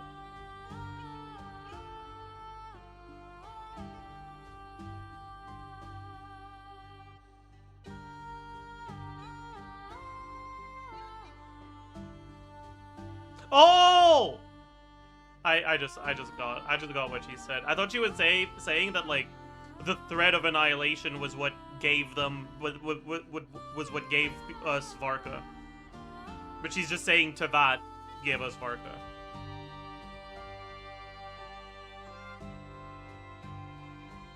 Listen, it could be interpreted both ways, okay?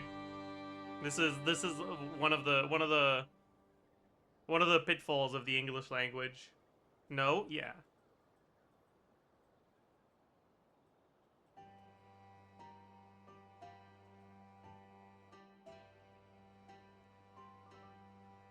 Hey, don't give me that. It's not like I'm anyone special.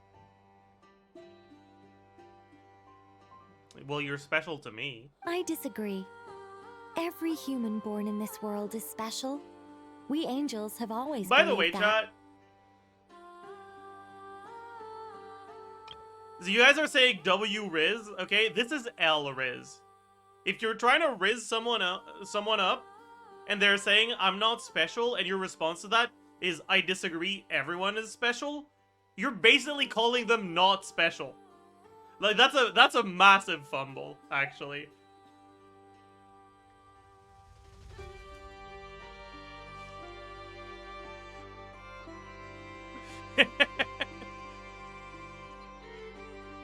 In that case, this humble human being has a big favor to ask of you. It's okay, she's pretty true. I thought you might say that.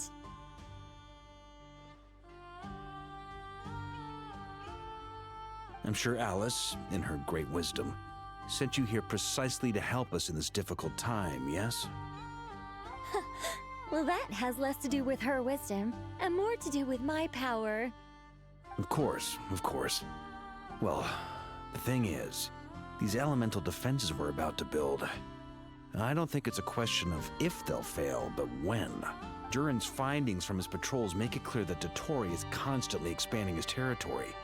First it was his lab, then the design bureau, and now this. It's not realistic to completely stop him encroaching on the rest of Krai.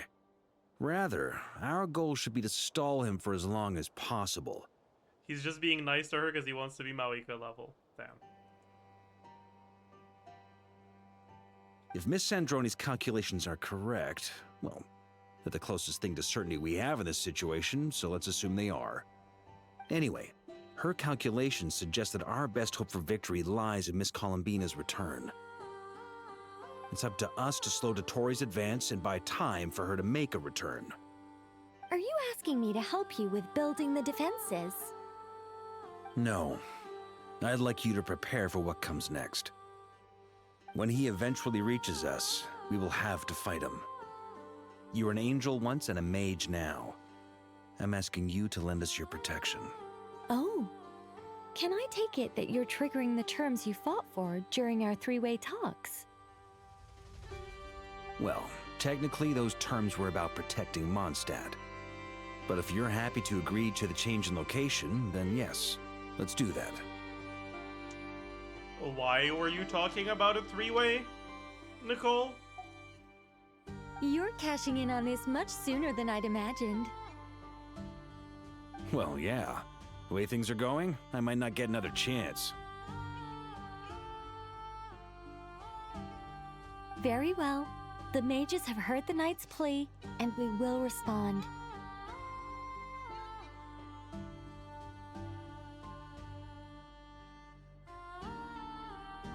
To tell the truth, Alice and I had already discussed how we might help you all, so I didn't come empty-handed.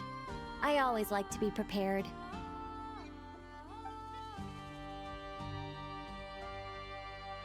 This is... wow. Yeah. This is great. Seriously, thank you.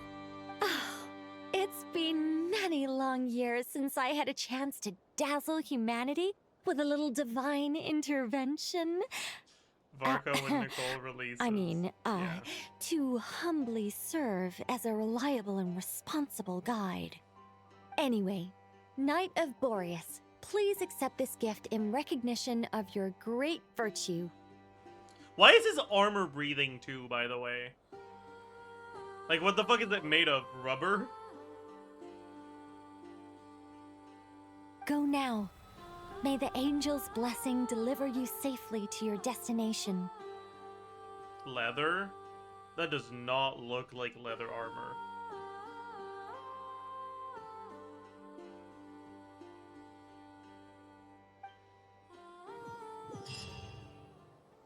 Alright, we'll stop here for now. Ah, you're here. Sandrone! I'm How are watching things you. going? Glad you asked. You two are about to become the first people to lay eyes upon my masterpiece. Or should that be the first person and the first, specter? Hey! Whatever. Come, feast your eyes on this.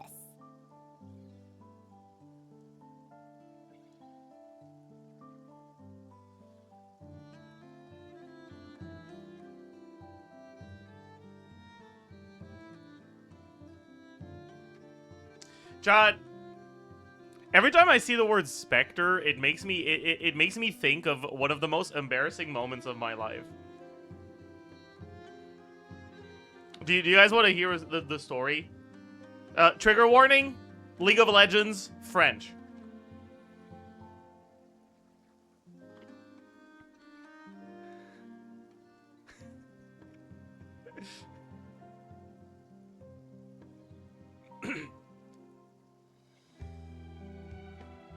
So, many moons ago, I was back when I still played League. I was playing League with some of my my high school friends, because my high school friend group formed through League of Legends. So that was like our bonding activity post high school.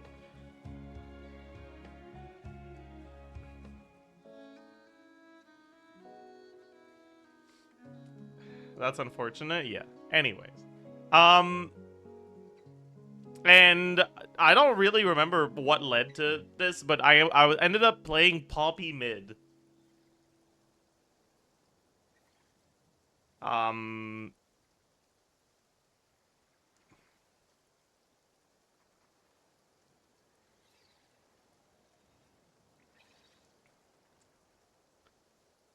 Reworked Poppy. Yeah, this was post rework. This was not pre rework. Like this wasn't 2003. Okay. Yeah. And it was against LeBlanc. Anyways, the start of the game was going pretty well. And at some point I was like, I was like, and this was before I really like. Actually, I say before.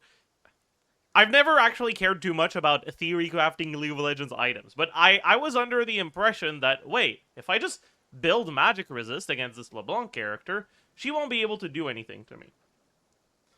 And so, I get to, like, however much gold Spectre's Cowl cost at the time, which was, like, I think 1,400, 1,200, whatever. And I'm like, and I'll have to give you the direct quote here. But it is in French, so I'll translate it afterwards. I said, alright guys, j'ai mon Spectre's Cowl. On a gagné. Which is, alright guys, I have my Spectre's Cowl, we won. I recall, walk back to lane, 3 seconds later, I die. And we end up losing the game miserably because the LeBlanc got really fed.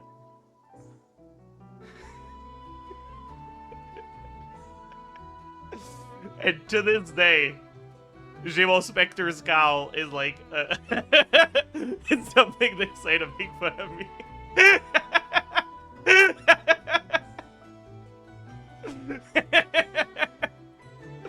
So every time I see the word Spectre, I'm like, ah, man, not again, not again. Oh.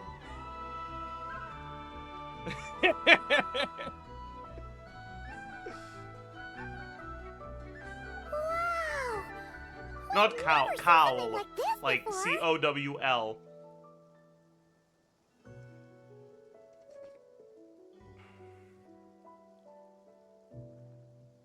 Cow is funny or true? I thought this wasn't a safe space. Why are you trauma dumping? I'm inviting your insults right now. I can accept them. I'm over it. This meter displays the progress of my formula. Currently, it's still making the most important connections. Once it's finished running, I'll deliver it right to your side. And then we can Anyways, finally we are you guys Columbina enjoying the science slop that Sandrone is delivering right now? What do you mean, deliver it? Can't you just tell us over the Dodo communication device? It'll just be some numbers, right? Ugh, you're such a greenhorn. This isn't the kind of formula you solve in math class. It's a highly complex algorithm capable of constructing a framework of rules. Paimon, you can't just interface with a mainframe. You need to hack the firewall first. How dare you misunderstand?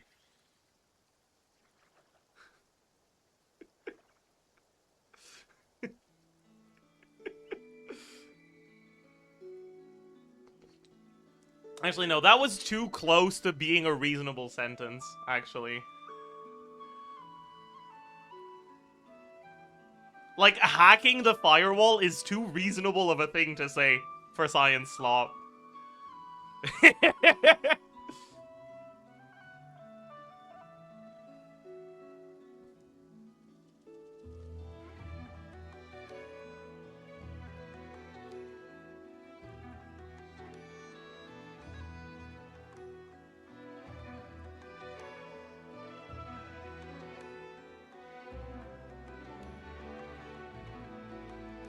Eh, whatever. The idea of science slop makes this so much funnier. Yeah, it does.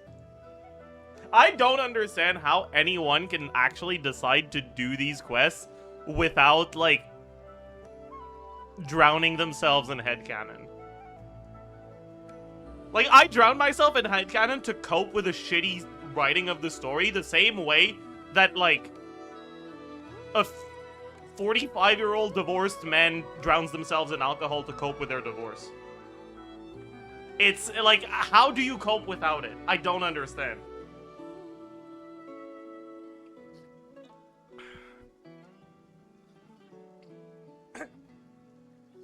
How can you even do it? Actually.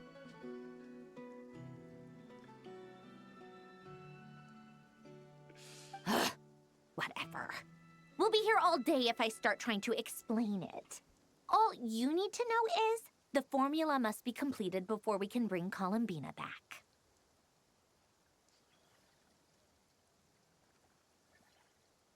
I'll share the data with you. Nicole's agreed to let me use her information channel, so we just need to use the Dodo communication device like so. And there. Now you can check in on my progress. Wow! Look at that! Oh You're my amazing, god. Sandrone. It says 10% in really, like, illegible font. I think that's 10. Maybe it's 16. Could be 18. This font is too French, actually. Yeah. That's clearly 14. I can see the 14. Yeah. That's a lunar bloom. True. LB.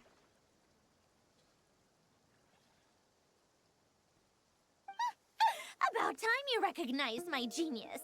Took you long enough.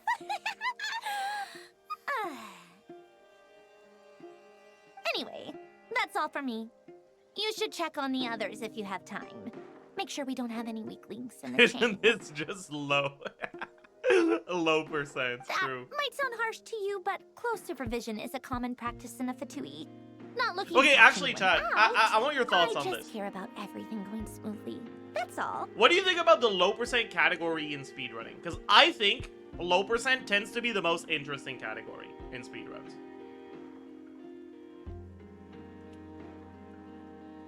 As someone who only ever engages with speedrunning by watching Summoning Salt videos and other similar things, low percent is way more appealing to me than any other category.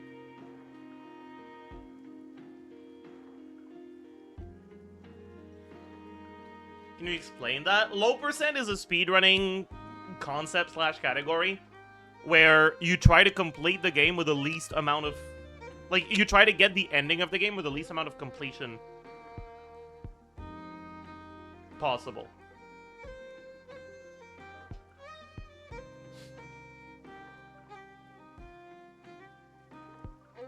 Any percent? No. It has to be the least amount of completion. It's not just as fast as possible. If there's something that takes longer and gives you a lower amount of completion, you have to do it.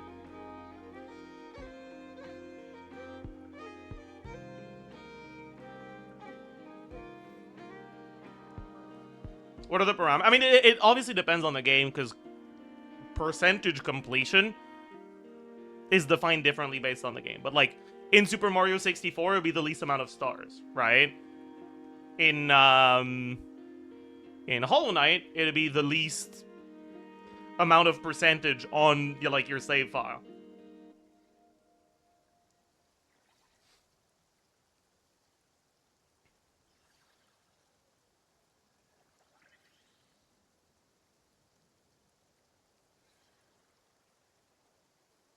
I don't know. I just love the concept of low percent.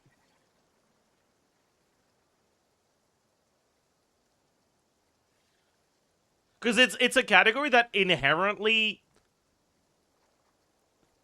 allows worse players to participate. And as someone who sucks at games, I like that. Because, like, if you figure out a way to take down the percentage, you can be, like, 30 hours slower than the last person who got the world record and still have the world record because you have a lower percentage. Until someone else uses your same thing.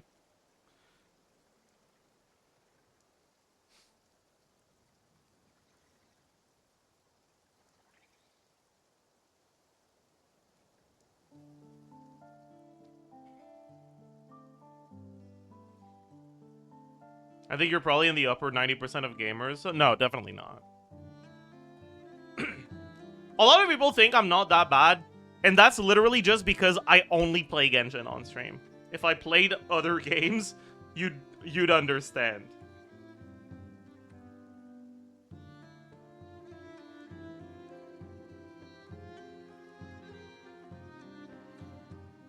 Oh, wait, upper 90%. Oh, I see. No, yeah, that's fair, actually. I probably am upper 90%. That's true. No, yeah, good point. League stream? I think I'm definitely better than average at League. Like, I'm not a great League player, but I have put in a lot more hours than the average player in League. And I have been Diamond before, right? And with ELO inflation, Diamond 4... I think I was Diamond 3 back when Diamond 5 existed. And that's like Master 500 LP nowadays.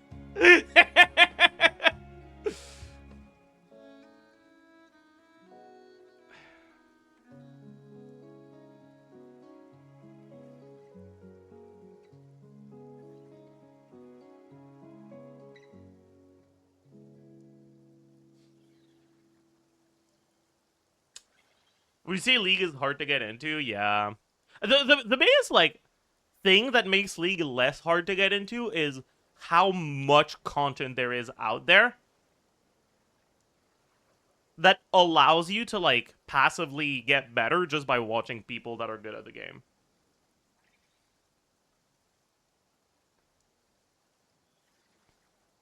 But if you try to get into League without watching any League content creators, it's fucking impossible. Like, straight up, it's gonna take you so long to get a grasp for what's going on.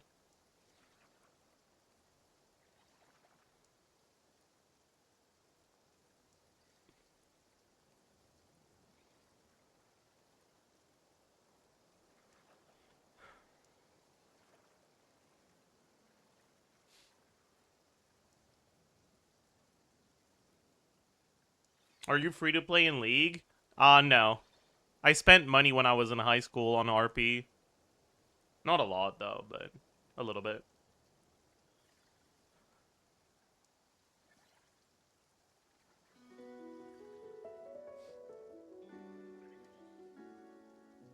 Who was your main? I never had a one main. Like, I was the sort of player who just got too bored playing the same champ. What role? The same issue. I couldn't stick to one role. I'd just get too bored. Which is one of the things that kept me from climbing. You strike me as a Vel'Koz player. I did main Vel'Koz one season. Kind of. Like, Vel'Koz was my most played champ one season. Like, the champs that I had most played across a few different seasons were, like, Vel'Koz, Maokai, Rengar. I don't know if Jarvan was ever my most played, but Jarvan was, like, consistently my highest win rate champ. Same for Zac.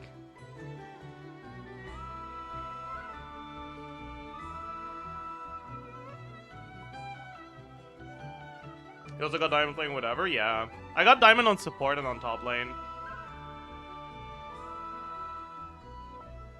Support maining Vel'Koz. Top lane maining Maokai. I got Diamond in preseason as well. On jungle. Playing Rengar. Back when AP Rengar was fucking possible. With the jungle item that was like Lich Bane.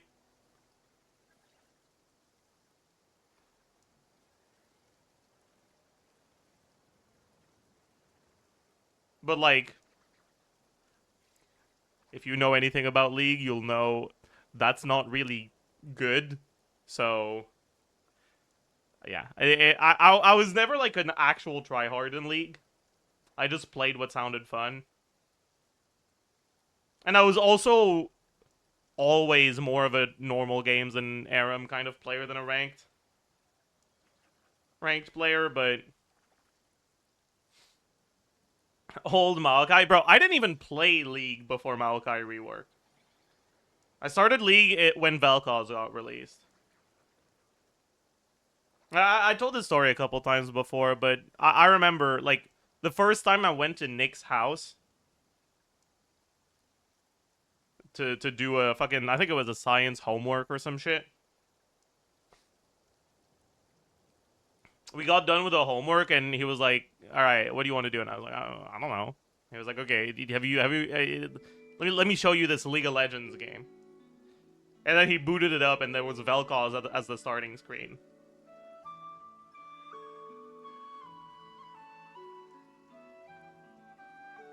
Dude, okay, the first time I went to Nick's house, he showed me League, and the first time he came to my house, he showed me Hearthstone. Like, he really has a home stadium debuff, man. Holy fuck.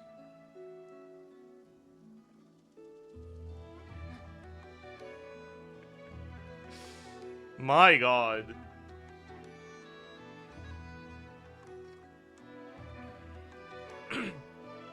Has he ever brought something positive into your life?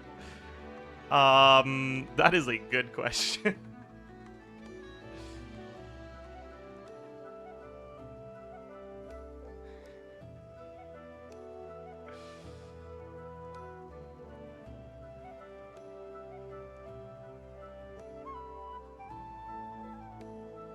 Didn't he show you Genshin? That's not a counter argument.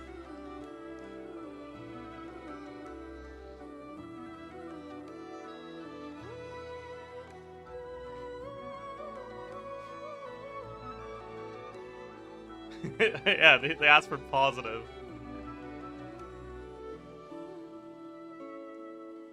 He's the opposite of I can fix him to you. Yeah, I can ruin him.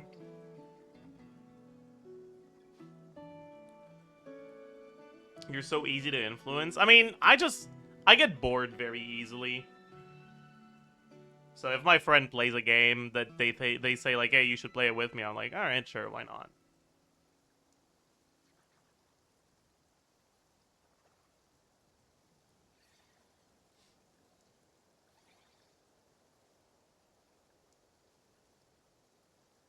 How did you and Nick meet for the first time? We had a group homework together in science class.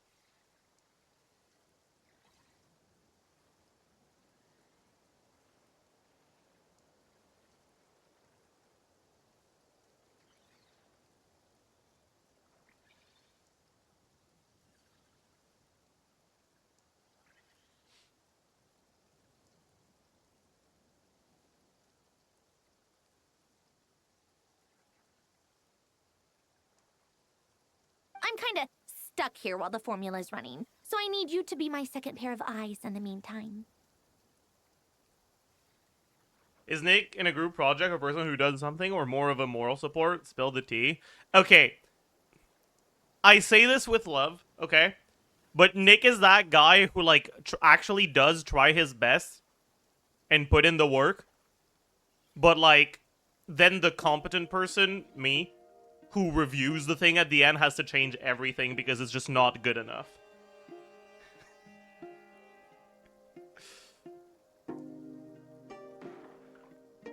I can't be letting Nick standards homework affect my grades, okay? I can't be doing that.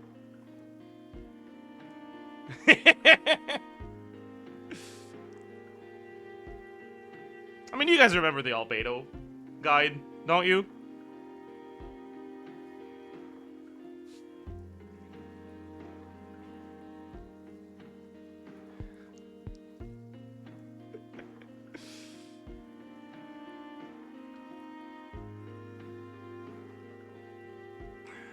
It's better than not helping and being annoying, so you gotta... Yeah, like, it is better than not helping, for sure.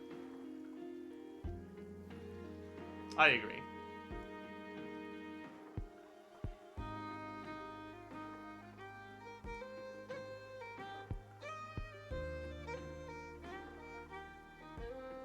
What was the Albedo incident? We weren't really speaking at the time. And so he did the Albedo guide without my input. And he just completely forgot that Harbinger existed. And didn't mention it a single time in his whole video. This was pre-Spindle, by the way, right? So, like, Harbinger was his best weapon. He's talking about Summit Shaper and shit.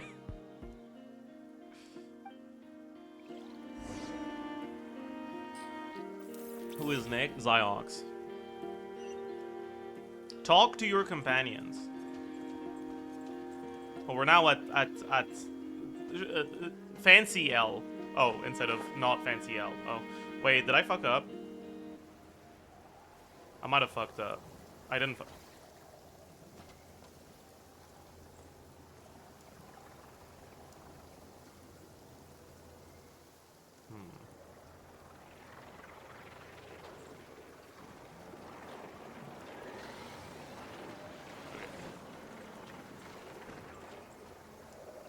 Nicole burst leaked? What, like this?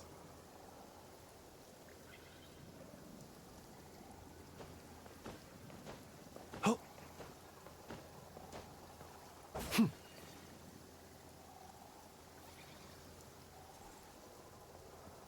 Okay, so can I just ignore this group and just talk to the ones who matter?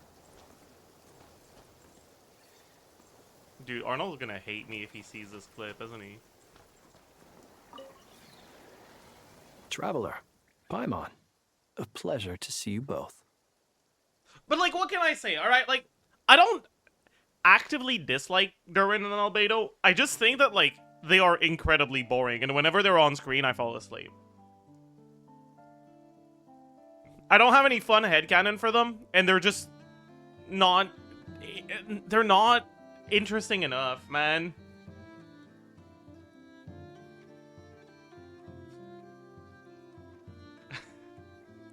I think he might hate you from calling world building lore slop. Oh. I thought you liked Albedo. I think Krai has made me dislike him a bit. It just feels like he's not... He's there so much, but he never feels like he's there. He's always just like... I don't know, man.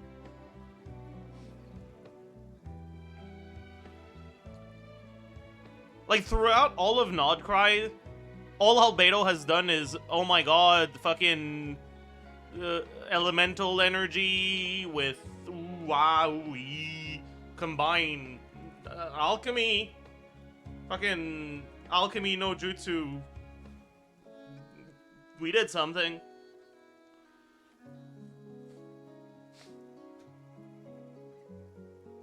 And like, Albedo is magic slop, basically. Like that's all he is.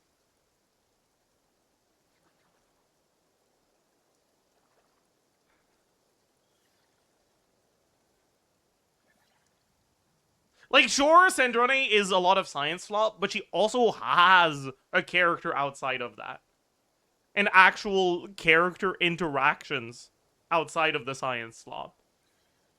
What the fuck does Albedo do outside of the fucking magic slop? Anything I don't like or understand is XYZ slop. I mean,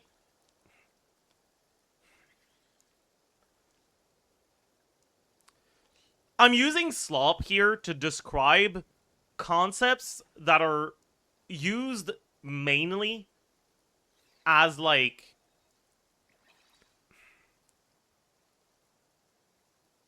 self-contained plot elements that fulfill their function without really requiring you to engage with them in a deeper way. You're not really meant to understand how abyssal energy functions, because it doesn't function in a consistent way, right? It functions in whatever way is convenient for the plot to be driven forward.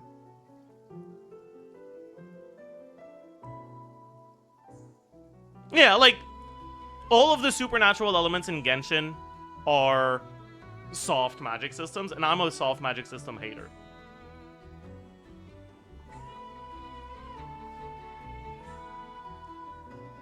And in my eyes, soft magic systems are magic slop.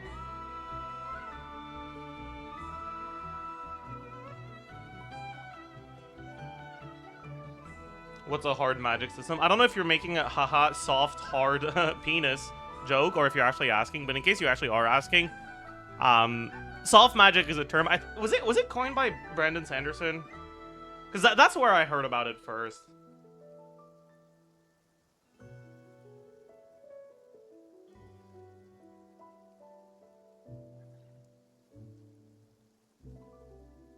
It was at least popularized by him. That describes a magic system where there aren't really explicit rules governing the magic system, and the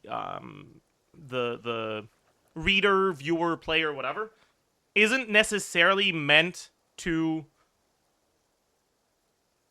attempt to understand the inner function and the inner mechanics of the magic system. And the hard magic systems are magic systems where there are specific rules, and the viewer, reader, player, whatever, is meant to engage with the system itself. So an example of a hard magic system would be something like Nen in Hunter x Hunter, right?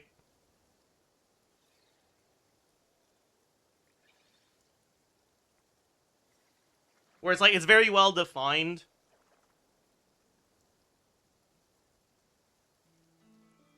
And magic usage is often plot relevant. In my opinion, I don't think there's an inherent issue with soft magic systems, but I just don't think that soft magic systems should be what you use when you want to make magic usage important plot elements. Soft magic systems lend themselves better to stories where magic is just part of the setting.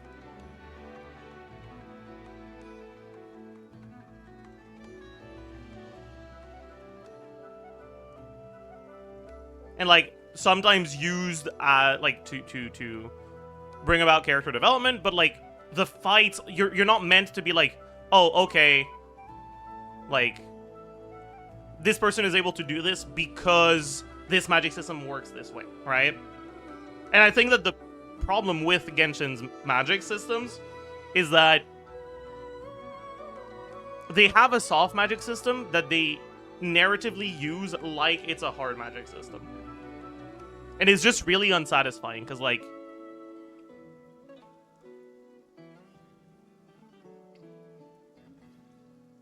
okay, like, Albedo can convert the pyro elemental, or Durin, whatever, can convert the pyro elemental energy into whatever the fuck. But, like, that's not something you really could predict, because it's not something that really makes sense until it's brought about, and then you're like, oh, okay, sure, I guess.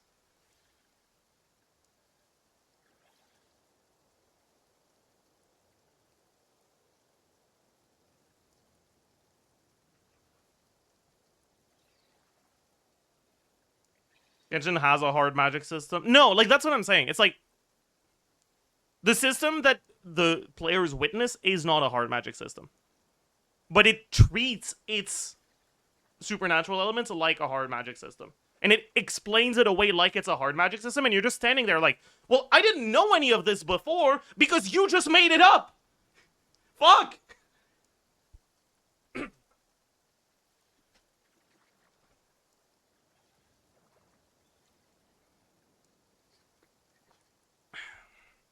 And, like, to me, that's magic slot.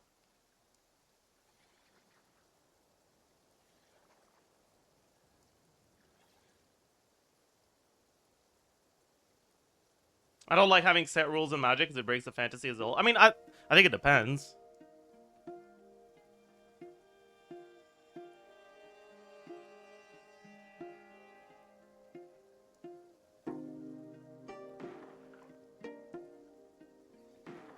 One thing I will say, though, specifically the Kuvaki twist of its being Columbina that we learned about yesterday, I think that's probably the closest they've come to good execution on their magic system. Like, that was kind of cool, actually.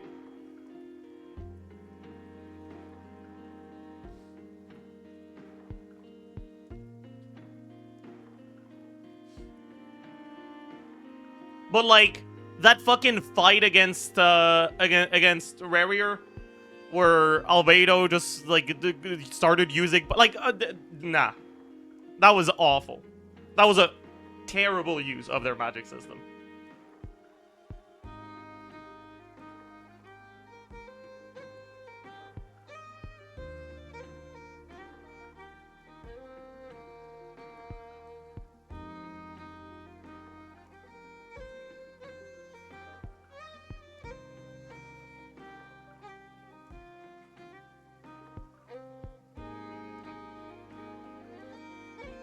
Columbina using some of her power to prevent Nefer from going line because, yeah, she could do that. Okay, we don't talk about that part. That part sucked, I agree. We don't talk about that part, okay?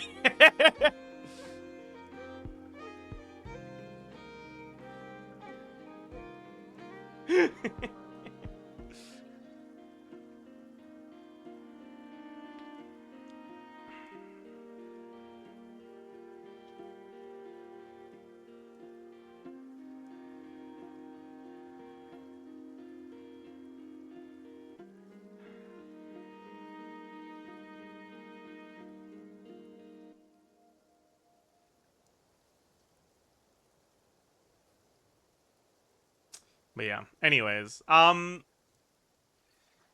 then the science slop thing, I don't think you can actually reasonably defend. Like, look at the words she's saying, man. Fucking hell. It's fine if you like the Narcissan Curse lore, like, I get it. A lot of people like it. The story was supposedly very good and all. But, like, it is very much science slop.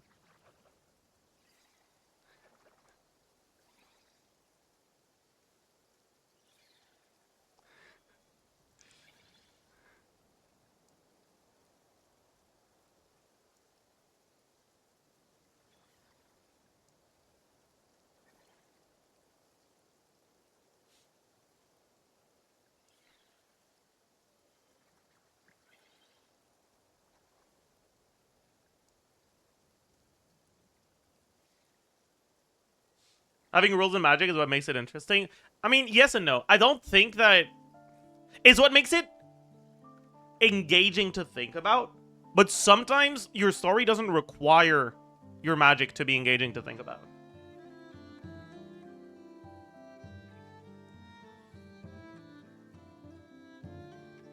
Like, a good example of that is, like, the way that Freerun handles its magic, right? When they have that episode about... I don't remember what it's called. That fucking spell. Destructive spell that, like, became just the default offensive magic thing. The important part just... Zoltrak? Yeah, that. The important part was just never how the magic actually works. It wasn't the magic driving the plot, right? It was all about how the magic existing affected societal development following its existence. The actual inner workings of the magic did not actually matter to the plot, and it wasn't really treated like it did, which is why it functioned even without a full explanation or a hard explanation of the magic system, which is why it functions as a soft magic system, because it doesn't try to be used like a hard magic system would be used.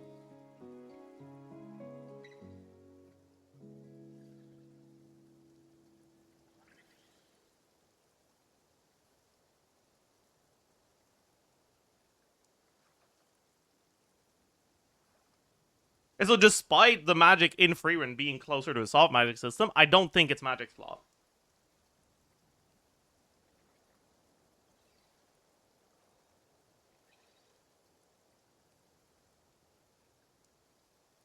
Greatest estate developer? What does that have to do with anything?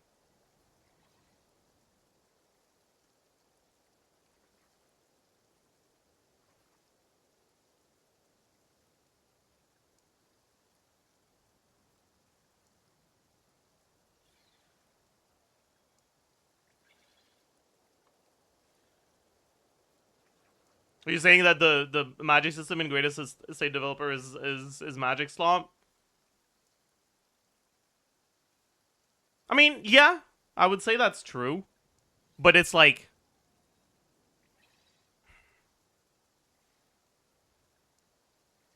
the like core bullshit is definitely magic slop, but it's also like capitalizing on the magic slop for comedic purposes, so it doesn't really like cause an issue, I think.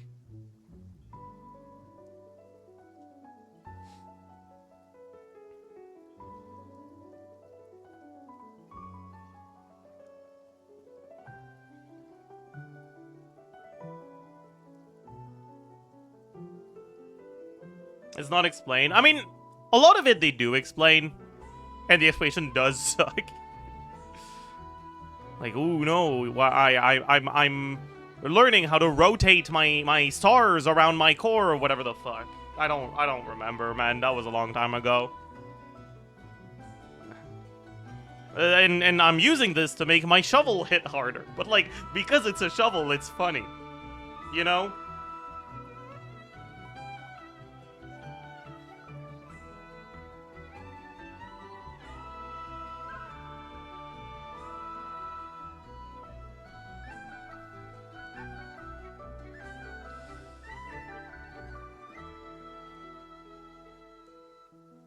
Do you like the Taoism unlocking chakras magic systems? Like what? Are you talking about like Avatar: The Last Airbender unlocking chakras type thing? Or like what do we give me an example.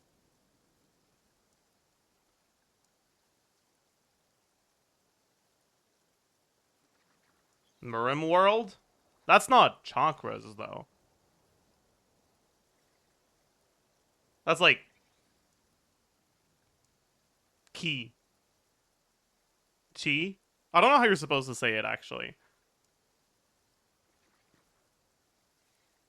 Sometimes they write it Ki, sometimes they write it Qi. And like, when they write it Ki, I'm like, okay, that has to be Ki. But when they write it Qi, I'm like, that's T. Or T. or whatever. But like, why do they sometimes write it Ki? Oh, Ki is Japanese, but sometimes it's in manhwas too. So what are they? What are they? I guess they're just set in a Japanese murim. Whatever, man. Just okay, sure.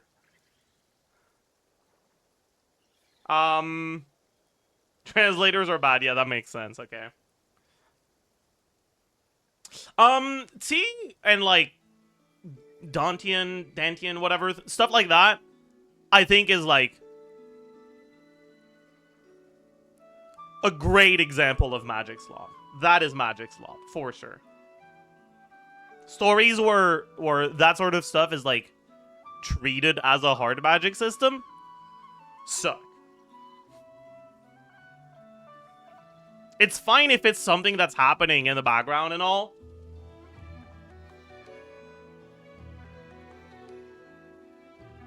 But it doesn't work if your story is about like the character getting stronger and all. Like it's just so boring.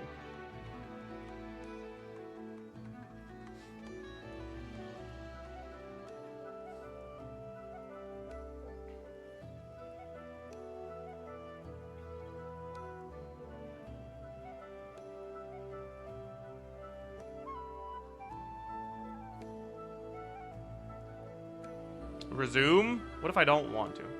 Is solo leveling hard magic? No. Dungeon bullshit is not. A lot of the like manhwa slop doesn't use hard magic systems. I think the biggest issue with hard magic systems is that it's difficult to make one that feels original. And if it doesn't feel original, people are gonna accuse you of copying something else. But like, there's only so many ways you can make a hard magic system before it starts looking like another one that's been done before.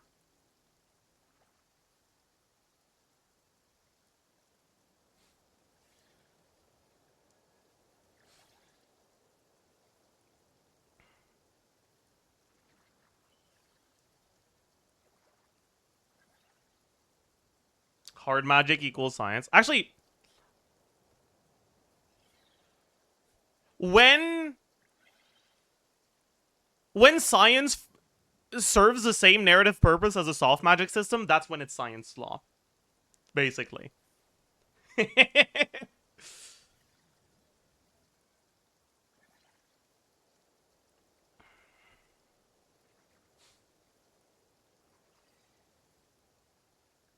I have a deep hatred for in this world, mages only use one element, but I can use one of them. Alright, but I can use all of them? Yeah, I mean, that's fair. Would you say JJK is soft magic? I wiped so much of JJK from my memory, I don't even fucking know.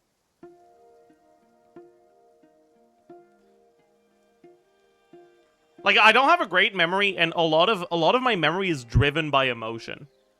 So, like, what I remember about JJK is how much I disliked Gojo, and how much Season 2 pissed me off by being Gojo backstory. And that's it.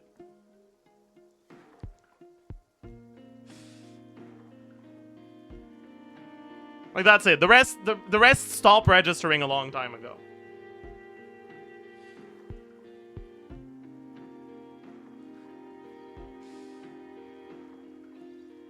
How is Season 2 Gojo backstory? Like, the fucking 4 episodes of flashback about Gojo and whatever his name is, Geto, whatever.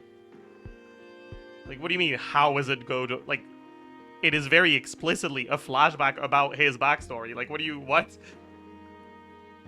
Like, what? Like, what?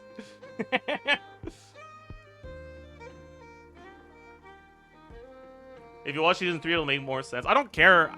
My issues with JJK was never, it doesn't make sense. It was, this character is really boring, and I would like to see some different characters on screen, please.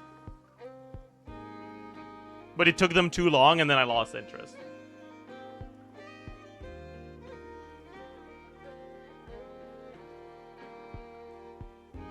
Why do you hate Gojo? He's just not an interesting character, man.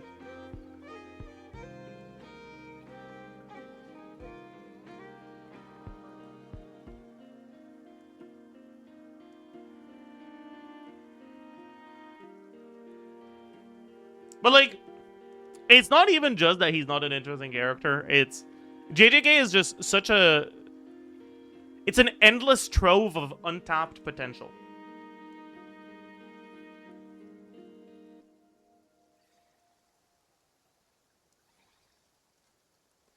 JJK is just...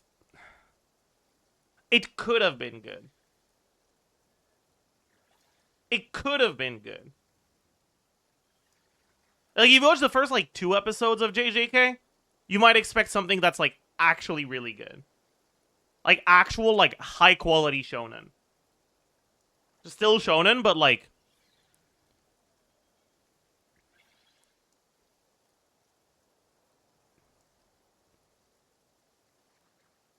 good shonen, you know?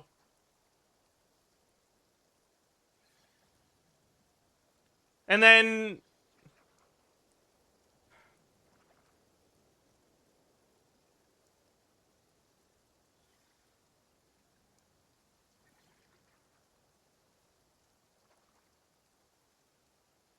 But hype moments and aura, yeah.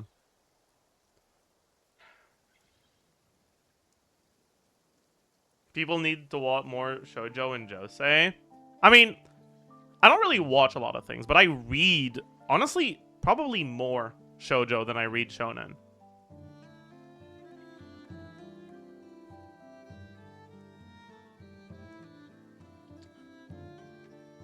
And you want my scalding hot take here? I think that the basic tropes in shoujo are better, but shoujo might actually be less varied and original than shonen. So much shoujo is just fucking slop. Oh my god. Like, do something different. I'm fucking begging you. Wow. Oh my god. Cold Duke of the North is so hot. Shut up. Jesus Christ. Do something else, man. Fuck. And it's like, it's so bad that you have a character who is the exact same fucking character, like a male lead that's the exact same male lead that you've seen in 73 stories before, but this time he has brown hair, and the comments on those chapters are like, oh, I'm so glad, he's so different, I love him. Like, even if he has the exact same personality. It's bad, dude.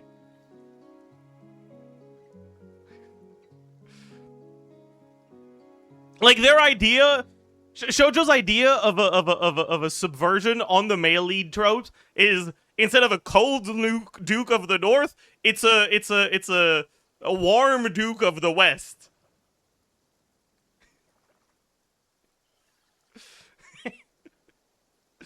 It's so bad, man.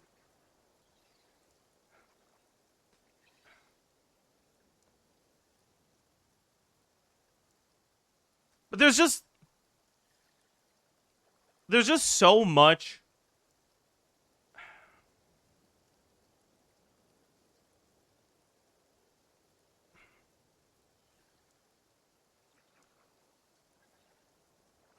So much of shoujo is just like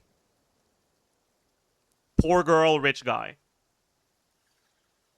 And the romance is just, yeah, he's very rich and spends a lot of money on her. And it's like, what a sad view on romance. Why didn't you say South? Because that's not a subversion. Also, they're always bad guys or second male leads if they're from the South. That's just how it is.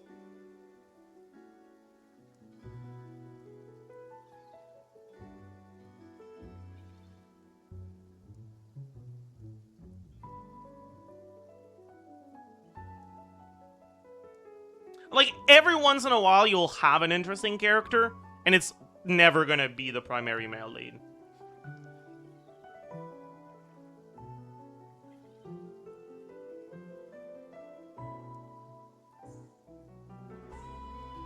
there's tons of good shoujo out there. I mean, yeah, and there's tons of good shonen too, right? Like, yeah, once you parse through all the garbage out there, there's some stuff that's good. But I think that, like, from what I've read, I think shoujo readers are just more receptive to the same story retold than shonen readers are.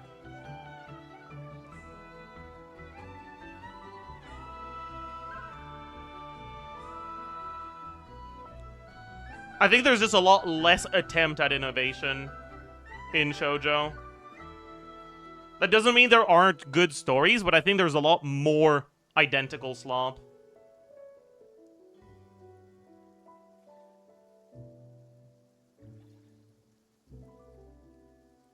Shonen has higher standards? Not necessarily. A lot of shonen is just as dog shit.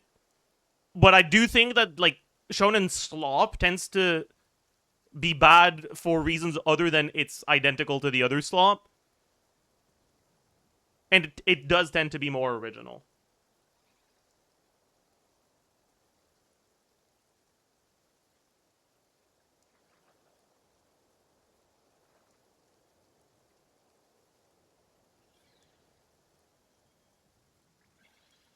You mean the 100,000 isekai harems? I mean, the thing is, like, yeah, isekai harems are, like, very, very, like, widespread and identical. But they're not really, like, the face of shonen, right? And when you look at shoujo stories, the face of shoujo stories kind of is the slop.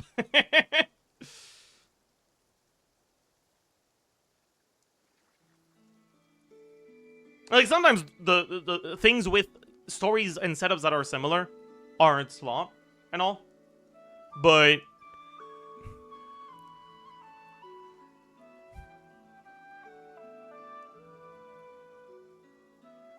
when you look at, like, the most popular shonen stuff, it very often doesn't look anything similar to the isekai harem slop.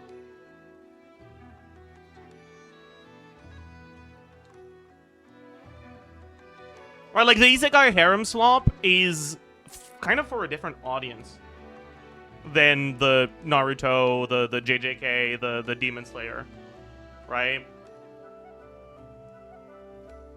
Whereas the shoujo slop is for the same audience, just lower quality.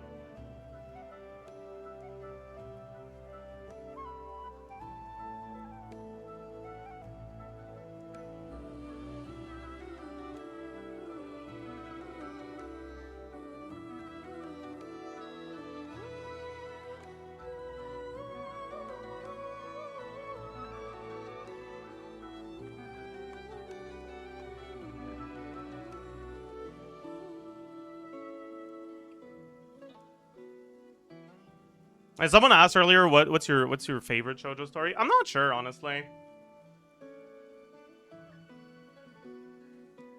I'm a name forgetter about things, so if I don't write them down, I often forget about them. But the stuff that's memorable to me often tends to be josei, not shoujo.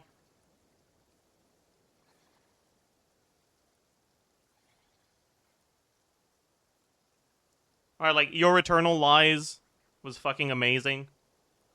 Charlotte's Letter was fucking amazing. But that's not shoujo, that's josei, right?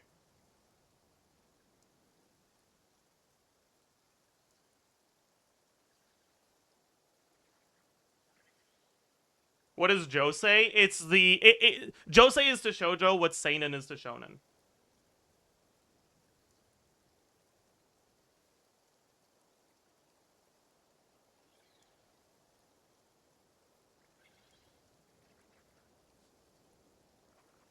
Can Violet Evergarden be considered shoujo? I don't know. I haven't actually watched Violet Evergarden. I should.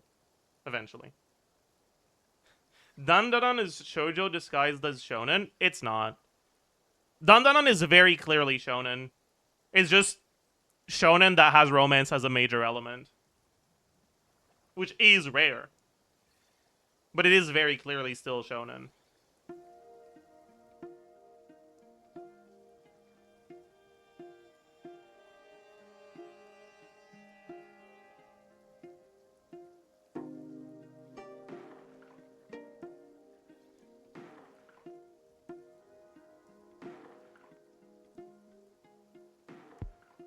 Oh, they put /s? Oh, I didn't see.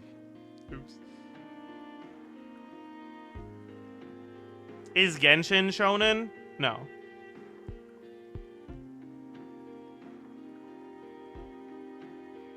But it's also not shoujo. It's like... I don't know, it's very generic. It's isekai slop.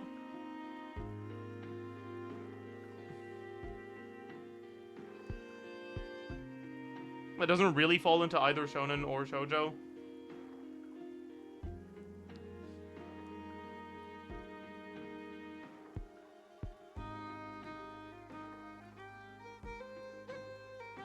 Chat, what's a good shoujo story?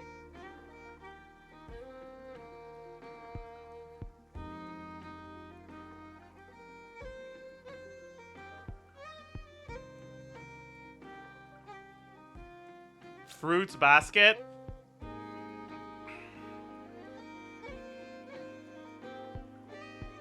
Please don't tell me your example of a good shoujo story is that story with the pedophiles and the incestuous relationships. I am begging you. I am fucking begging you right now. That is, mm-mm, mm-mm, mm-mm, mm-mm.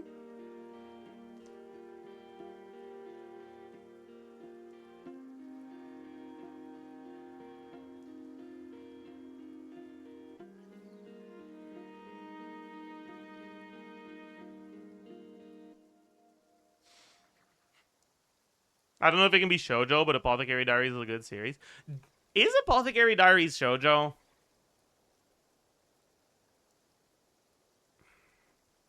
I feel like it's not. If anything, I think it's josei more than shoujo. Even though Mao Mao isn't that old. Josei tends to be with older protagonists, but like, I feel like the vibes in Apothecary Diaries are just a lot more josei than shoujo.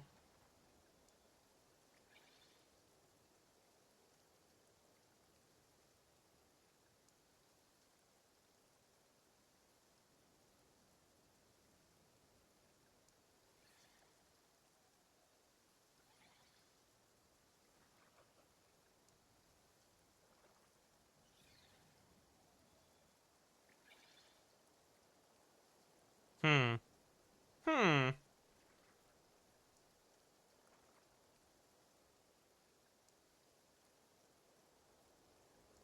Is ZZZ shoujo?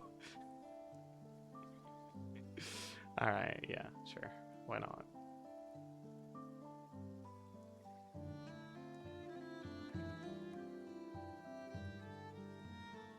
That's me with Shonen Ai. That's,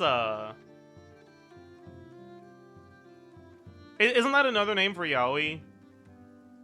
It's boys love, right?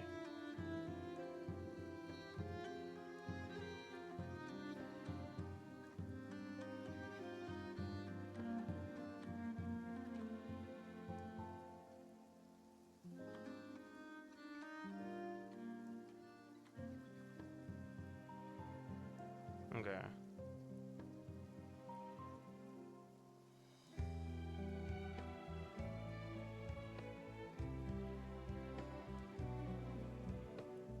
BL is also blue lock.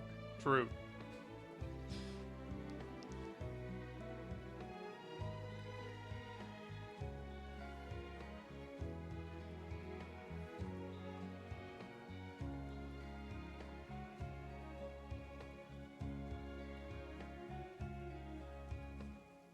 Chat, do you guys have any example, any recommendations for romance stories where the love interests are not fucking boring? Actually,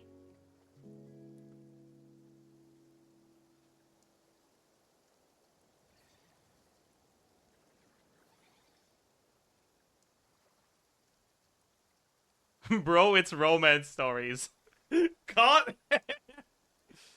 Caught. Damn.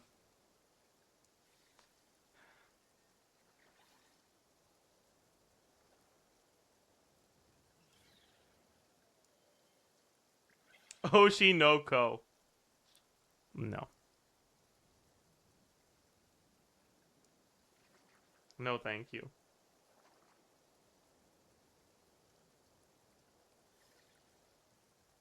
Good luck with that. The only times when it's good is when romance is not the main point. I know, man.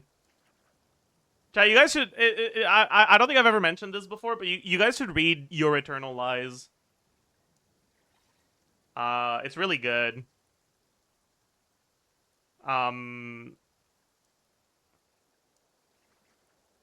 It's a banger. You did? No, I don't think so. I think it's my first time talking about that.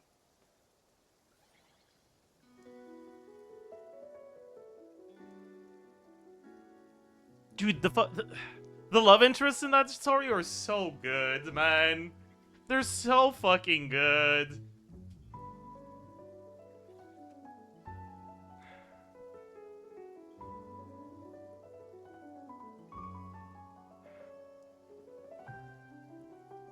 I read it because of you. It was a really good read. Damn, you managed to read it in like 10 seconds. That's crazy. You read really fast. Because this is my first time recommending it.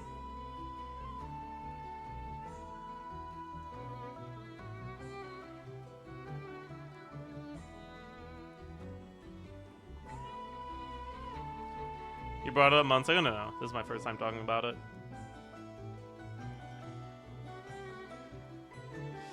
What do you think about the romance in SSS Suicide Hunter? I thought it was alright. I liked it. It's rare that romance is done competently in shonen stories.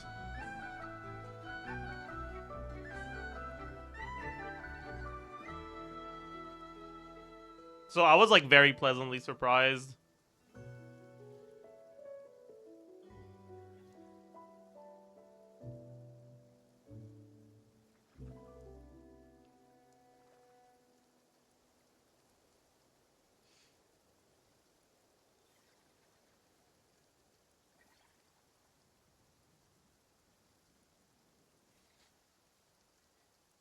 Yo, Chad getting rage baited by the most basic move ever of no, it's the first time. Yeah, I don't know. So is she a liar? What, the female lead from Your Eternal Lies? That's spoilers. I can't say. But like, I would forgive her if she lied to me. That's all I'm saying.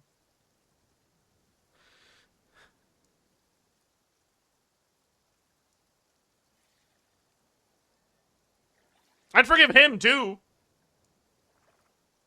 Fuck, man.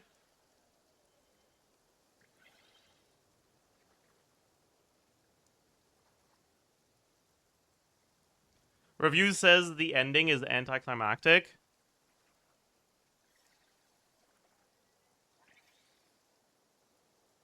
I mean, Shoujo Slop readers dissatisfied that the ending isn't just, wow, they're fucking kissing at their wedding surrounded by cheers. That is what those reviews are. That's what they mean. It's a great ending. Don't even, like, yeah.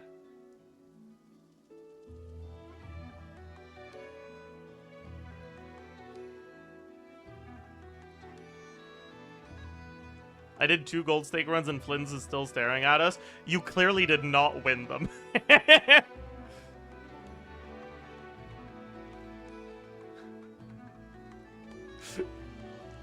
Caught. Okay, back to me when you win a run, okay?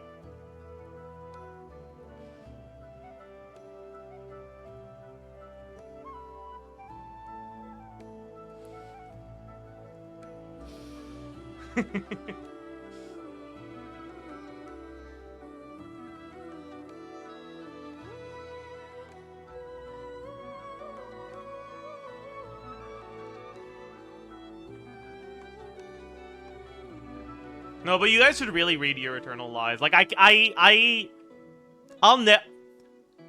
will always recommend this. It's such a fucking good story, man.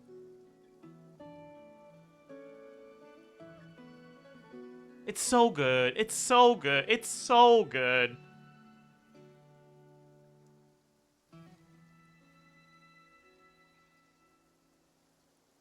You know a series where a character like Dea is a love interest?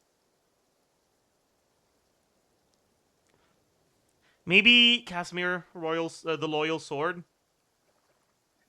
But like she's very white, but like she's got the same like merc vibe, I guess.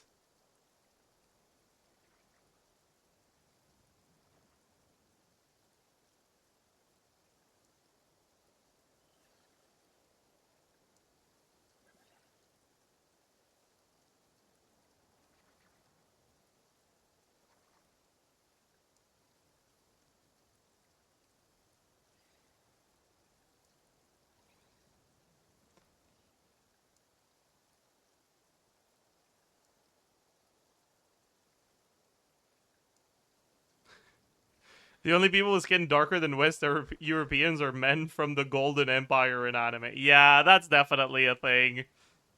It is what it is. You would like MLCD. What's that? MLCD. Market-linked CD. It's a specific type of a certificate or deposit that is linked to the performance of one or more securities of market indexes.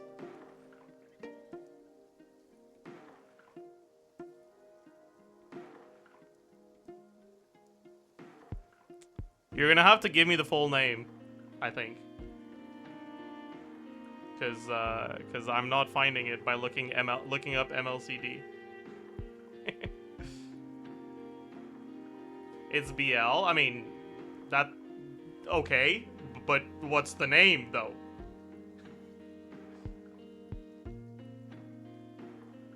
Murderous Llewellyn Candlelit Dinner. Is that good?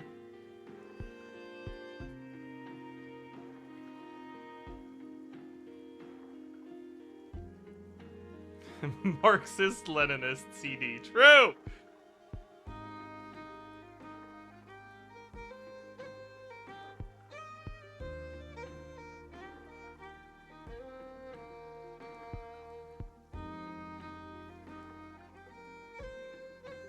One of the best BLs.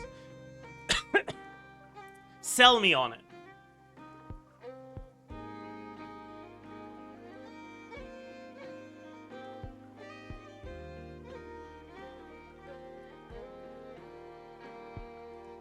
It's BL. You're gonna need to put in more work there.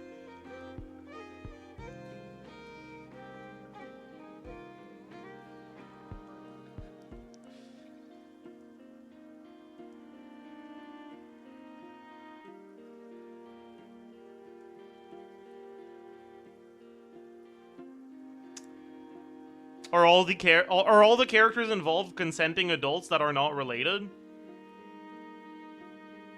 That's like the first step.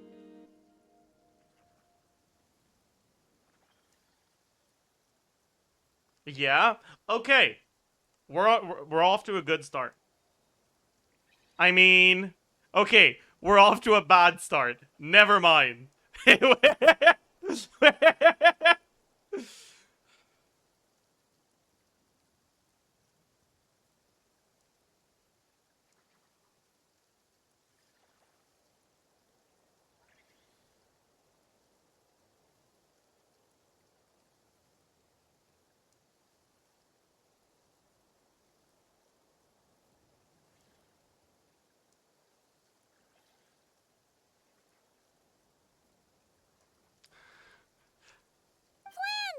How's everything coming along? Fairly well, if I do say so myself. Personally, I am ready to confront dottore head-on.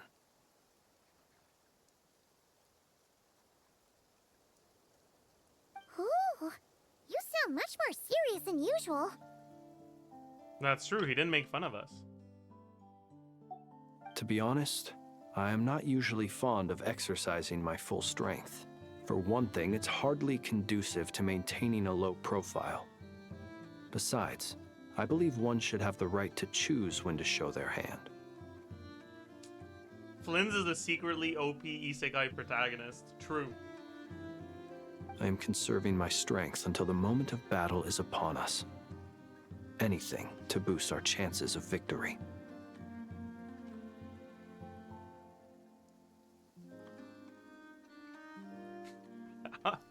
No. I'm not adding tree. Seeing you get into the zone like this really puts Paimon at ease. Huh, Traveler?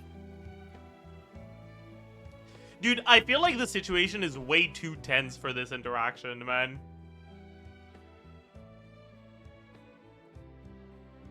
Like, why is Paimon so, like, unserious right now?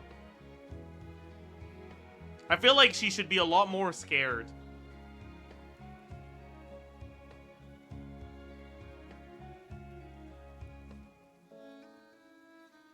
I don't know. I consider it an honor to have your trust. Because Lumina's back? Yeah, I guess. She's so relieved she forgot she's a coward. Don't you hear the happy music? True, good point. She probably hears it too, that's why.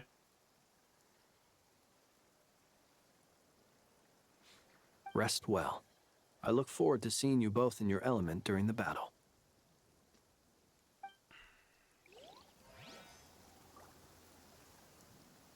No. I'm ignoring those. Yes, Miss Moonchanter? What are you staring at?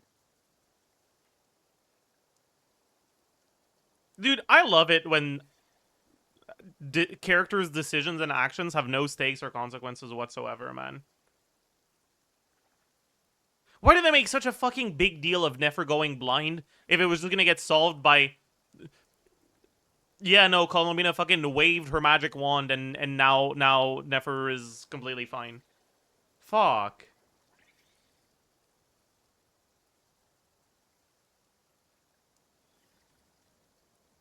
Fucking Deus Ex Hyposelenia.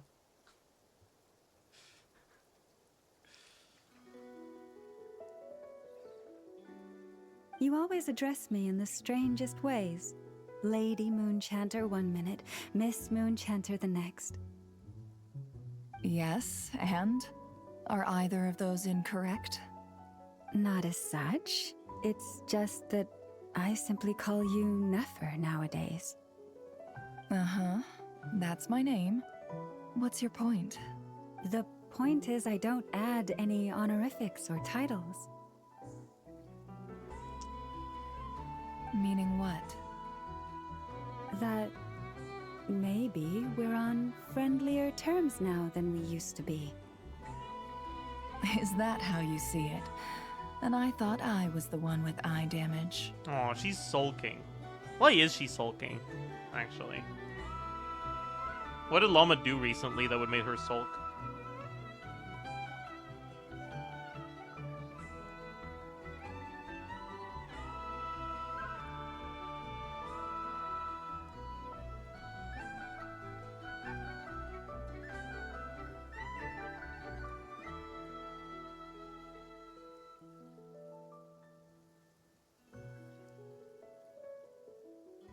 This is just how lesbians are, don't question it. Oh, I see.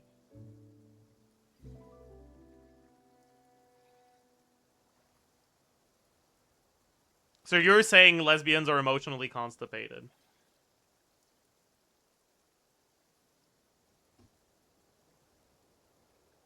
Clarivia officiant. Why they? Of course it's you again. I didn't even see it was you before.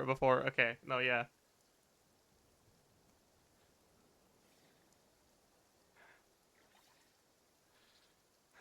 Of course it's you.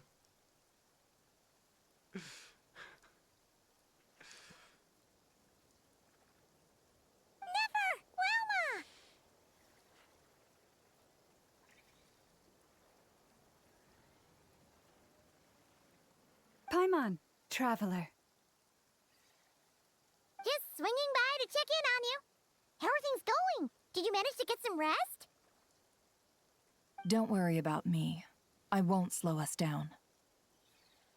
And I give my all to ensure our victory. Ah, yes. Allow me to give you two a quick checkup.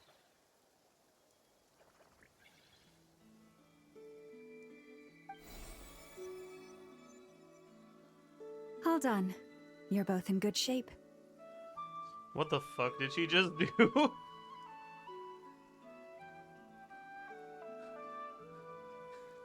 Who are the hottest women in the game if you were straight? Okay. I feel like there's no right answer to that. If I say I am straight, so you guys are just gonna say Gage. Like it's a catch-22. No matter what I answer, you guys are just okay. Whatever, it's fine.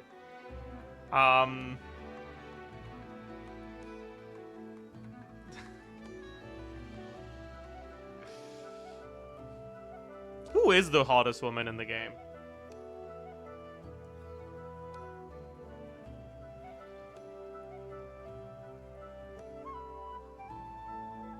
Try not to say Daya. I mean, it's probably Daya, right?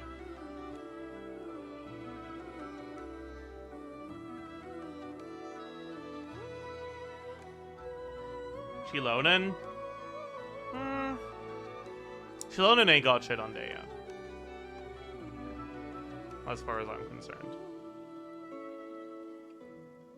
Candace? Sure. Beto? Sure. Raiden? No, that's a delusional take.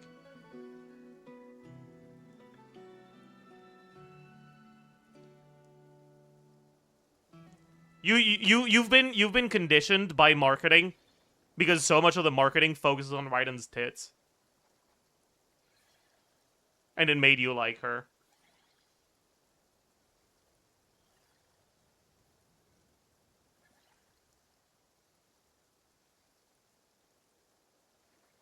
Yeah, and okay, fair, I guess.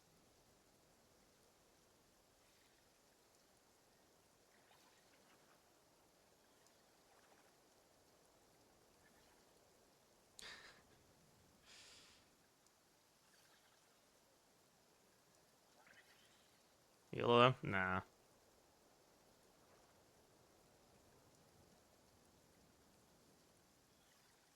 I feel like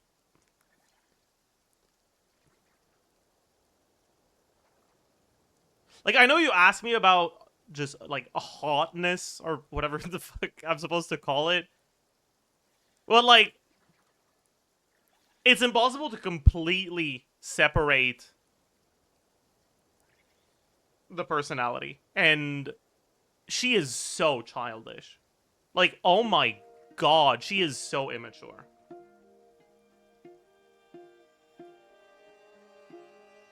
I just can't. I just can't think of Eula as hot. She's just.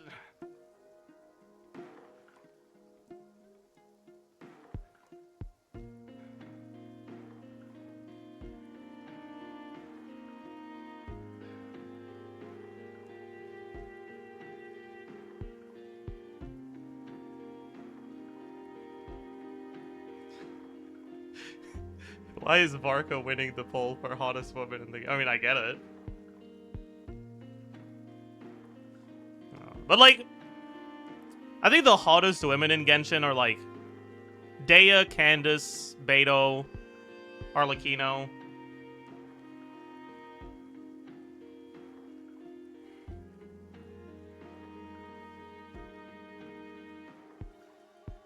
I might have a type.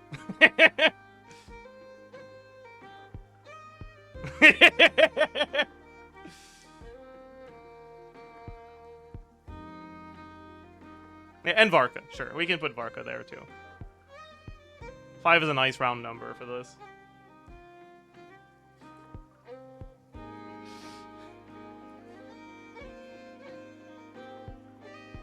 You like girls who are awfully masculine?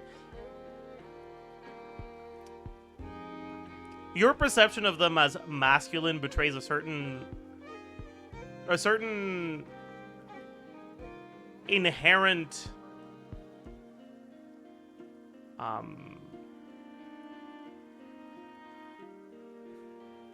adherence to gender roles that is not very feminist of you.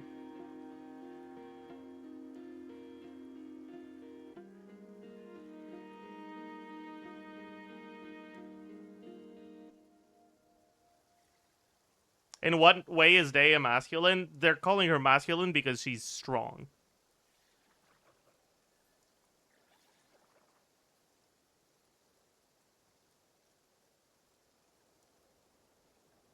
That's it. Not in game, but like in the lore. let me clarify that. In the lore.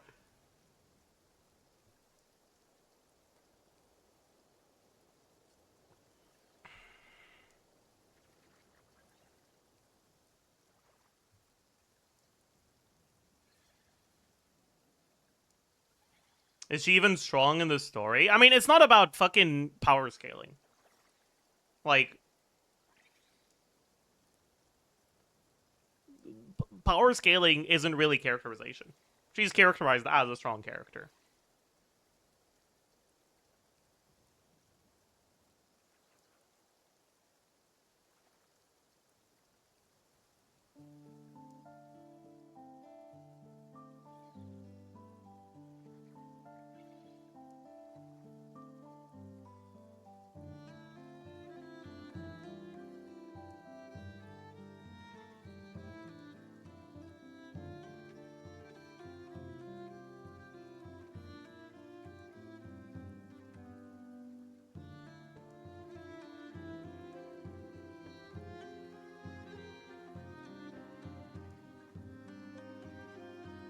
Anyways.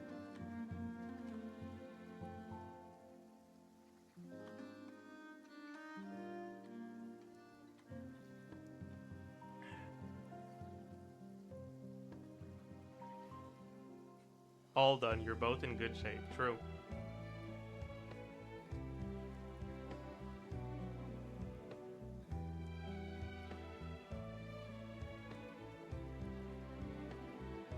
I would actually argue that Dea has a rather healthy expression of atypical femininity.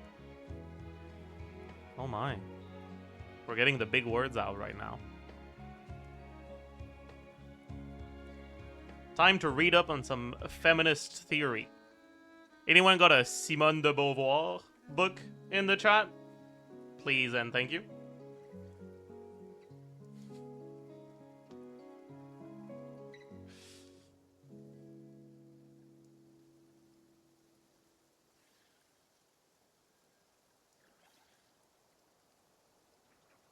Trigger warning the French.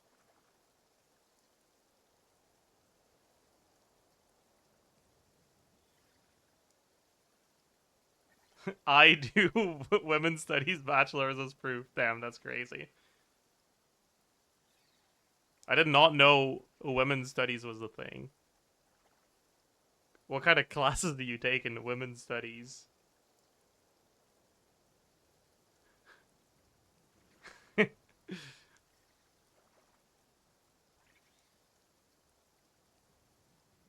Damn, I wish I could study women.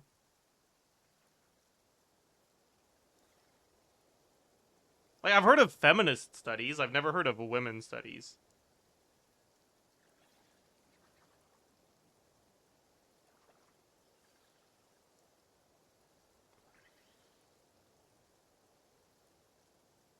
Yeah, gender studies. Sorry, not feminist. Whatever.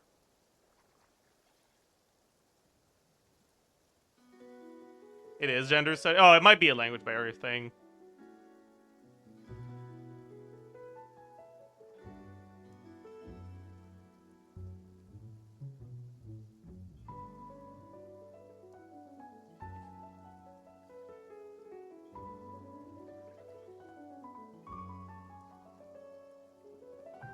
Okay, but it is the same thing as gender studies, I see.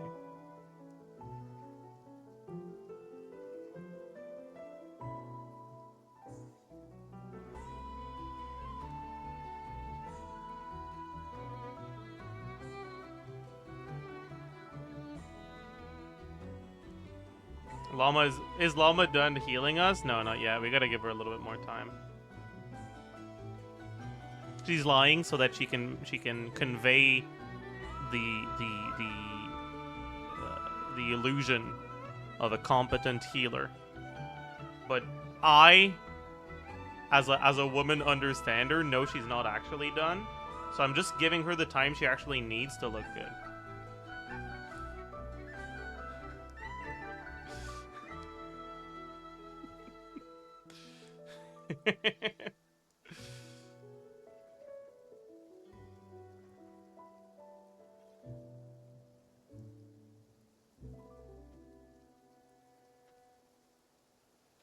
So you think women need more time? Whether women need more time or they don't, I think they should always be given all the time they want.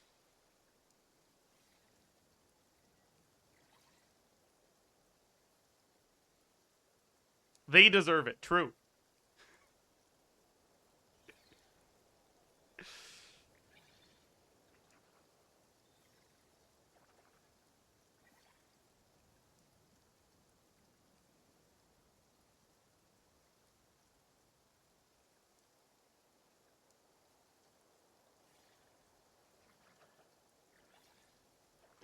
She said you're in good shape and you hold her hostage. Listen, I don't hear that very often, okay? It makes me happy. Let me have this. Then say something nice about Farina. I'm really glad that she's the one that was suffering instead of another person.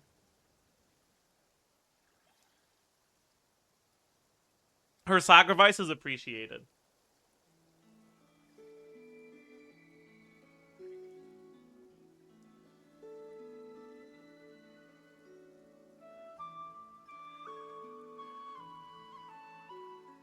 She has my gratitude.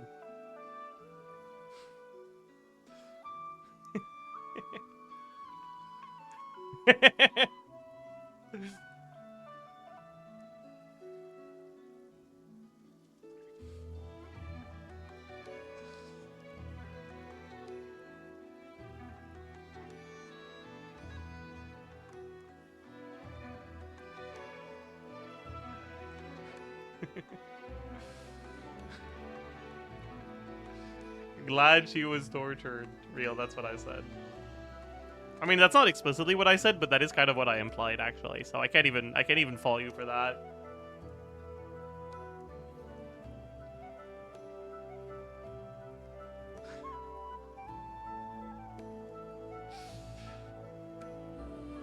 You're welcome. You'll have your work cut out for you in this battle against Dottore, so make sure to get some rest in first.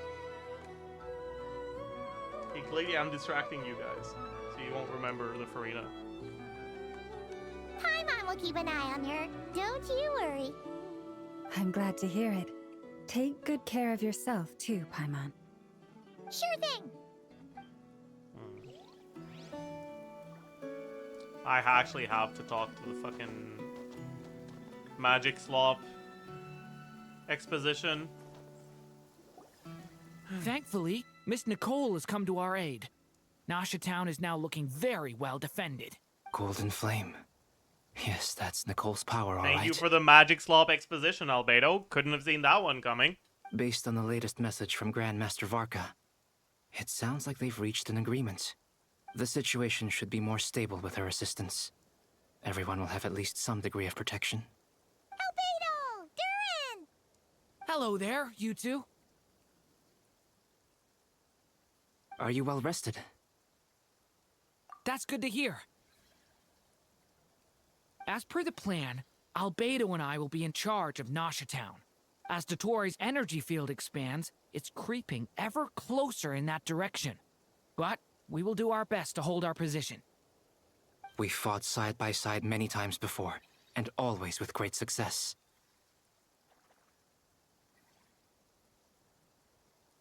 I believe this time will be no different. So don't worry about us. Focus on fighting Dottore.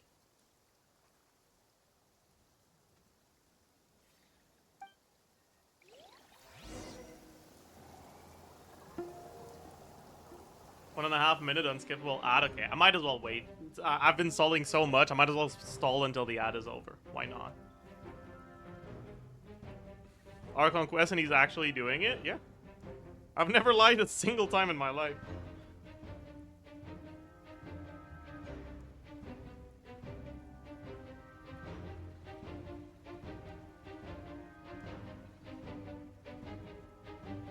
So chat, you guys have any stunlock questions for me? How are you enjoying it so far? Today's progress has been whatever.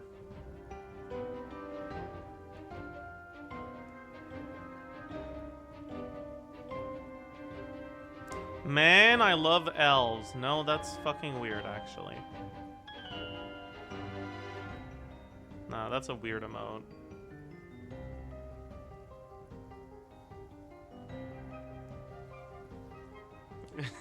When has the live meter emote been changed? What do you mean?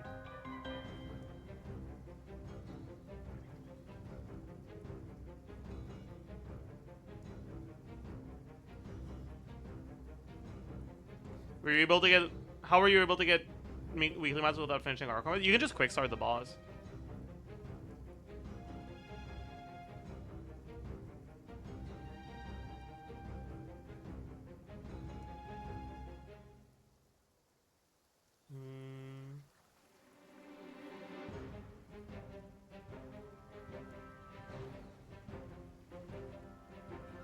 Give me a second.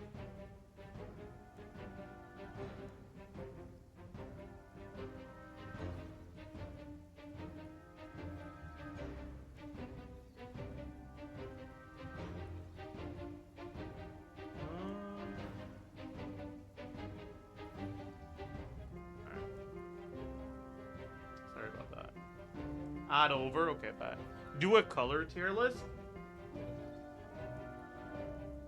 John, what's your favorite color? You know, for years my favorite color was salmon pink, but I think I might have outgrown my salmon pink phase.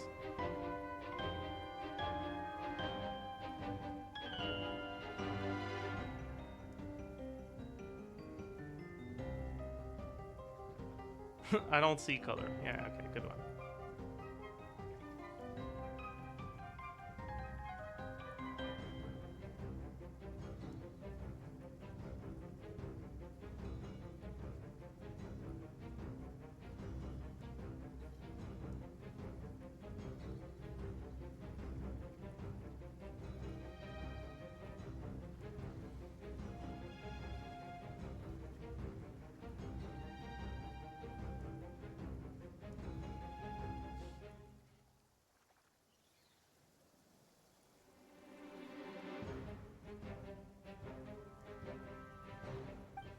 Hostiles incoming. Are these the Doctor's minions? Here they come. That's quite a horde. As we expected. Get ready, everyone. Take your positions and prepare to engage. Let's begin. I'm at the ready.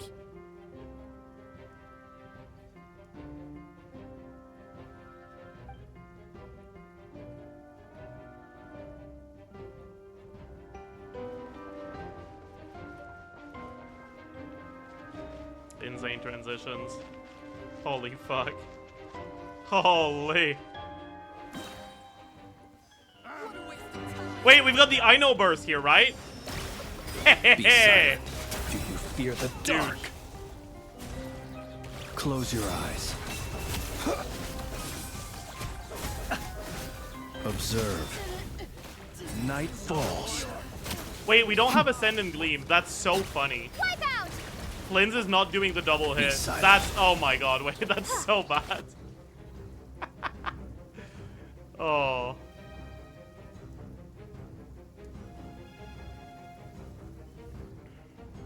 Do we get it now? You poor lost lamb. Do I know? Okay, I do get I know, or is it just Hear raining? the truth. These creatures cannot stand against us. Oh, fighting talk. Just don't let your guard down. That goes without saying. I'm hardly the risk taker in this group. Excuse me?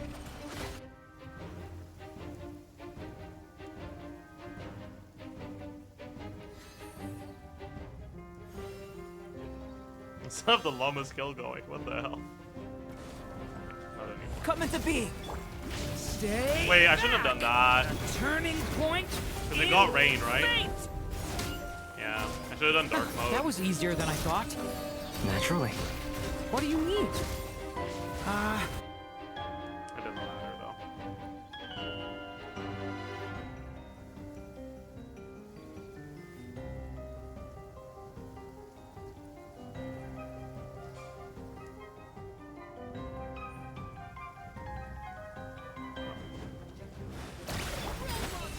With one heart, it all adds up. It all falls into place. People have always used fire to drive away wild beasts. Wouldn't a lantern work just as well? You read my mind, my How dear many friend. hydro? I was just about to say that. All right then, dear friend. Bring the light. Hello?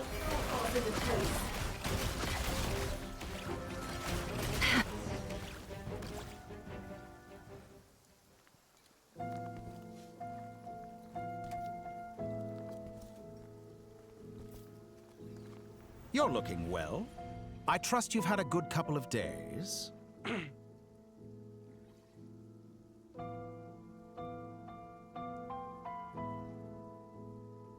Dottore. Okay, chat. I'm not saying that I'm like agreeing with Dottore's views on the world, but like Dottore is so much more likable as a character than the Travelers. It's hard for me to be rooting against him.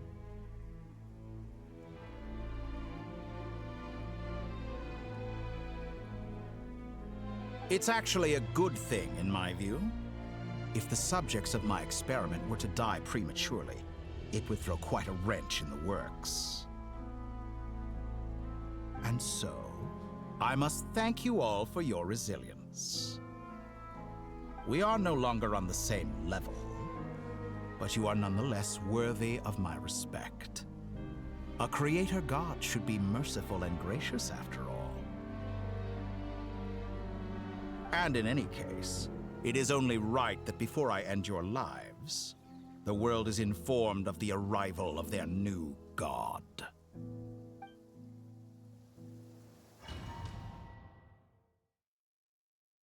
Saving.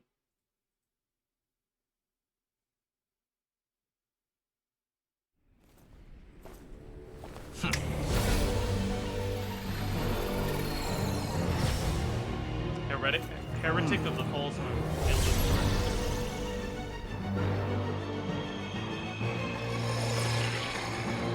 You know, the music is falling flat for me a little.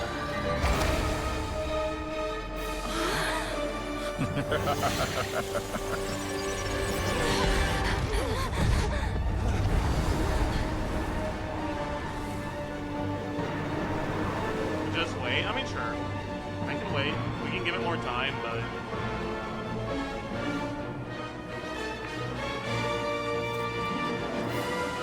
Fatui themes tend to be so good.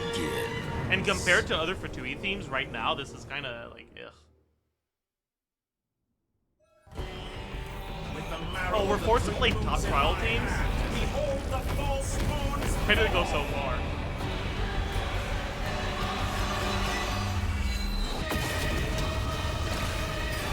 For the everlasting forest.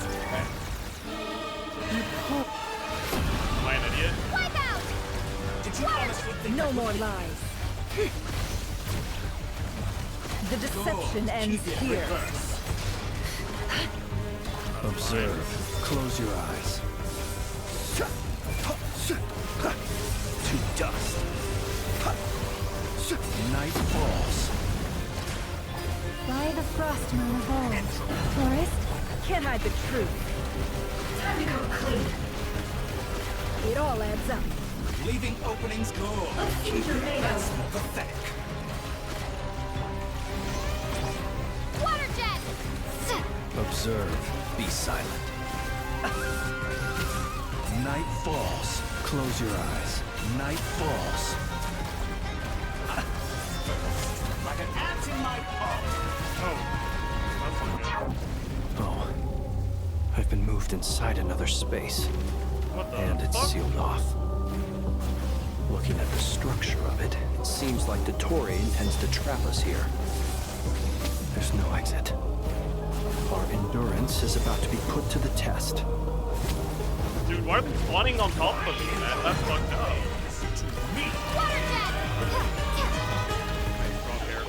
Leave this place. Can't hide the truth. Excellent. You barely managed to touch my level.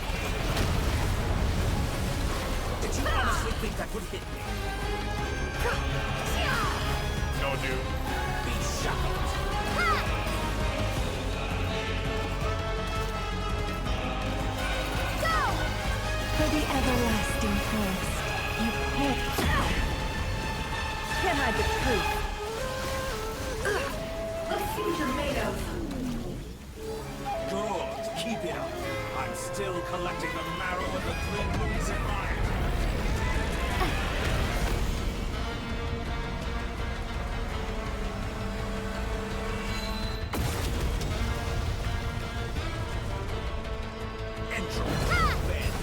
By the frostman of old. That's more like it. Some results of that. Good. Keep it up. I'm still collecting data. No more lies. Did you honestly think that would hit me? Excellent. The mystery You unravels. barely managed to touch my level. Forest, protect Tell me, it. where will you try scoping off to next? That's fine. Looks like dottore has opted for a divide and conquer strategy. That's bad. I just lost my Not allow healer. him to triumph. I guess at least I didn't lose my hydro, Now, so it's fine. I shall pray for our victory. Yeah, why does it keep like alternating between directions being inverse and not inverse? It's kind of annoying.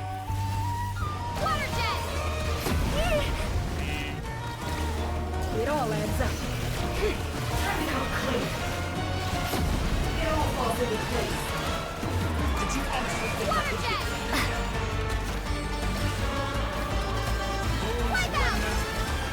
No more lies. Time to come clean. Keep it. Let's reflect.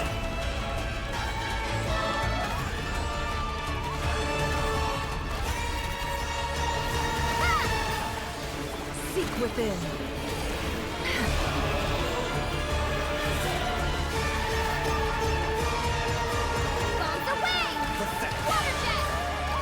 I feel like I'm gonna die soon. Time to come clean. Did you honestly think that would hit me? No more lies.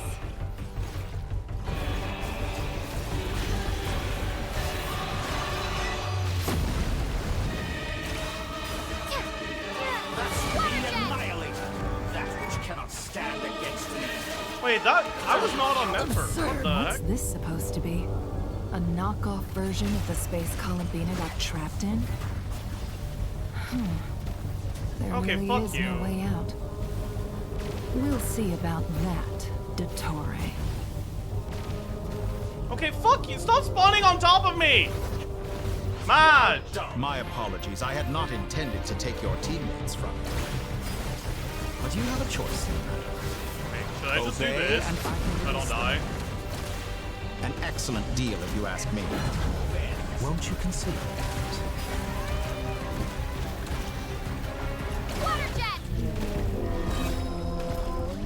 Did I get the shield? Did you honestly think that would hit me? Beat. That's bad. I think I moved. I didn't move. Okay, there we go. I'm aware you've been working on some little tricks to surprise me with, but it appears that none of them have come to fruition.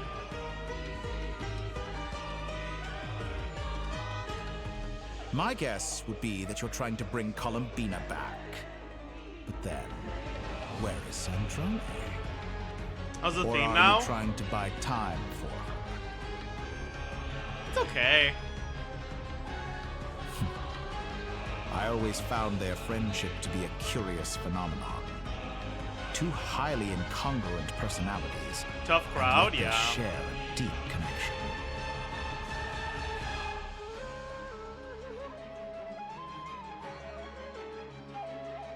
Although I think the problem I have with it is the instruments. Like, the melody is good, but I feel like the instruments don't really fit.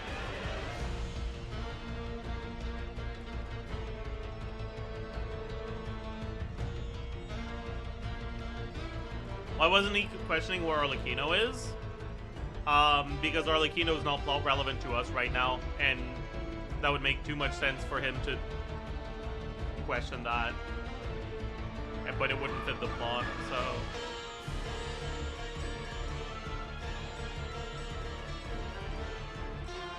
Speaking of Columbina, I once saw her as like a younger sister. We got along quite amicably while she was with the Fatui. Dude, I actually wonder what is actually going on here. Like, is he delusional? Is he lying? Or is this somehow true? Like, it's probably not true. But is he delusional or lying? I feel like he's delusional. I don't think he's lying.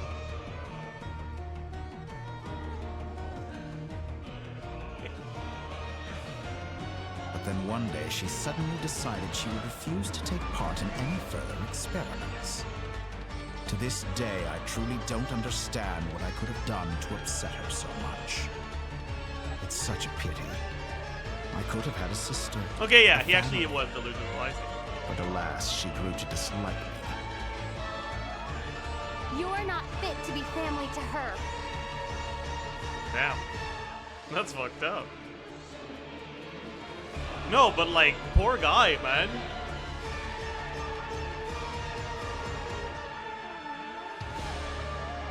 That I can't deny. Poor guy. So many people, all obsessed with playing out the same tired old dramas. This world is rotten to the core.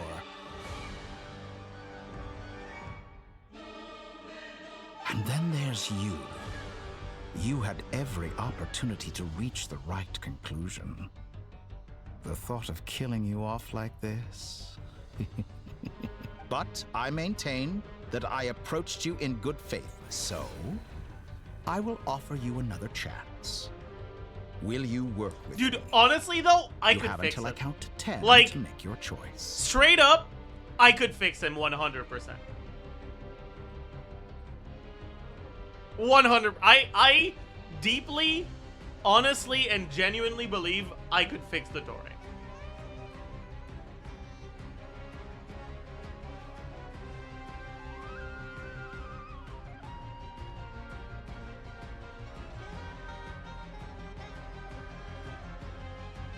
Like,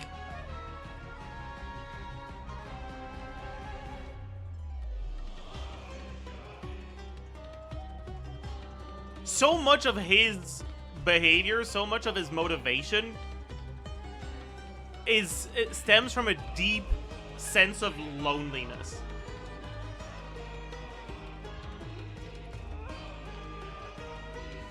I could fix him. 1, 2, 3. Not in a million years.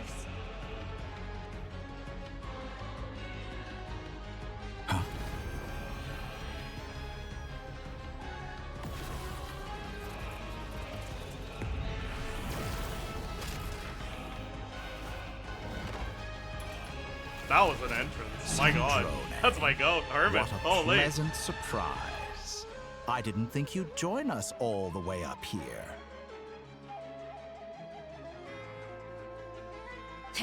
You're as sick and twisted as ever. Don't fool yourself into thinking anyone's grateful for the chances you're offering them. Sandrone, the formula hasn't finished running yet. Funnily enough, I was just discussing a collaboration opportunity with the Traveler, and then I see you, who I must say is a good example of an opportunity gone to waste. He knows, man. He knows how much of a disappointment her reveal as a fucking tsundere character instead of an actually smart one was. He knows how disappointing it was. He knows how much of a waste it was. He knows. Gone to waste? He knows. I said that everyone would get one chance, and you've used yours to march right back into the lion's den. So yes, it's an utterly wasted opportunity. And what makes you think I believe a word that comes out of your mouth? I was planning on disposing of your little formula after wrapping up more urgent business here. But since you've taken the trouble of serving it to me on a silver platter, I can simply bring it forward in the schedule.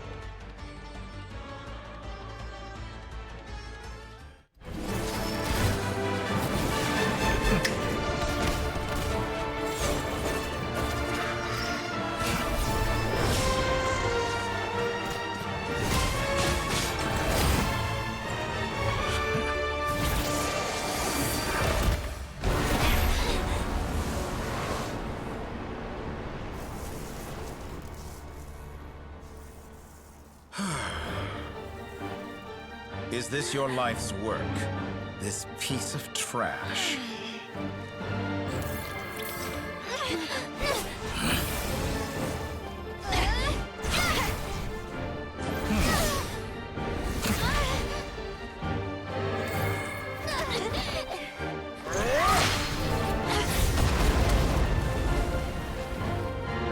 I don't understand what's going on.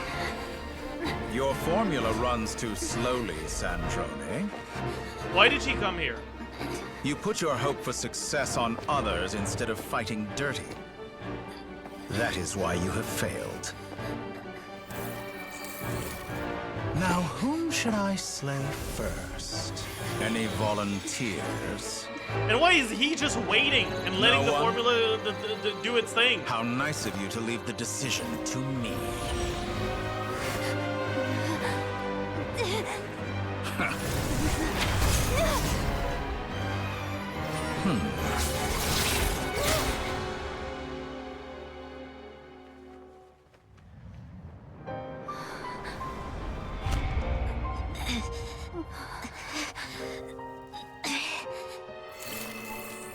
Oh, how unexpected. I feel like that circle was more full the last time we saw it. Any last words for me, comrade?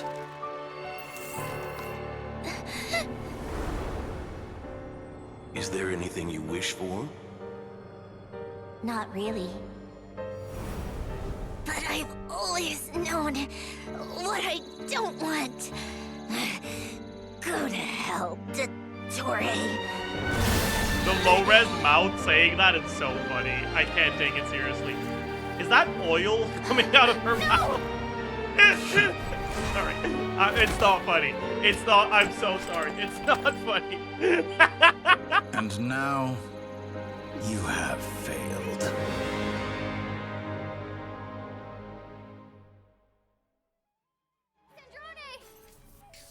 It's gotta be a fake one, right? Like, there's no shot she actually just showed up for no reason and made sure the formula wouldn't go through, right? Now you see how No fragile shot. mechanical contraptions are. Just a gentle tap, and they fall Yeah, she to fucking pieces. read it down, man. Oh my god.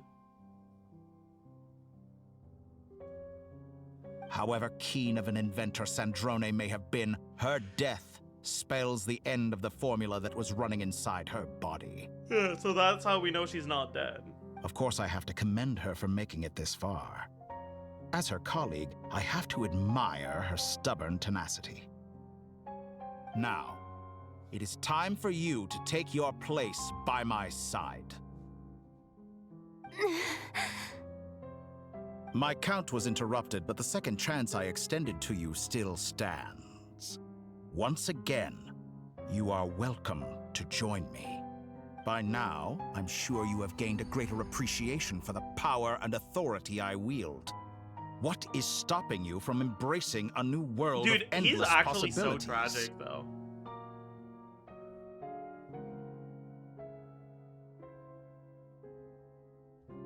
Like, I like that he's behaving this way.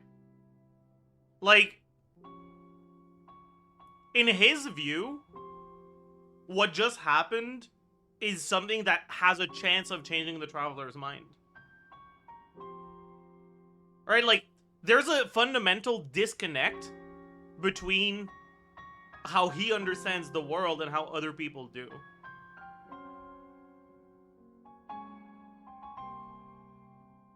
He's under the impression that the reason why the Traveler is not joining him is because the Traveler doesn't fully understand how powerful he is. And how much the Traveler could gain from him. Because he just can't understand motivations other than that. And that's sad. That's really sad.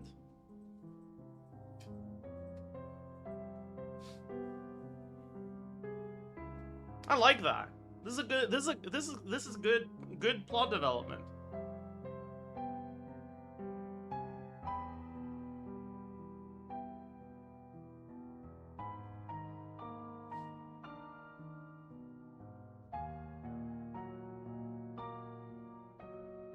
But I could fix him, yeah.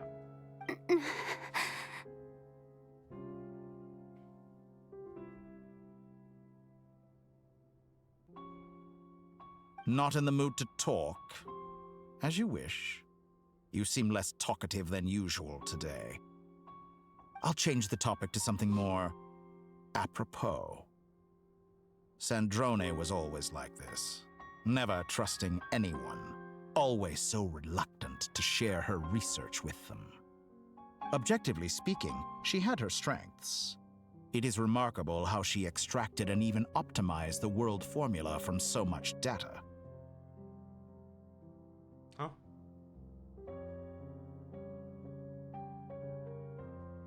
Oh, okay. But her inability to trust was her undoing.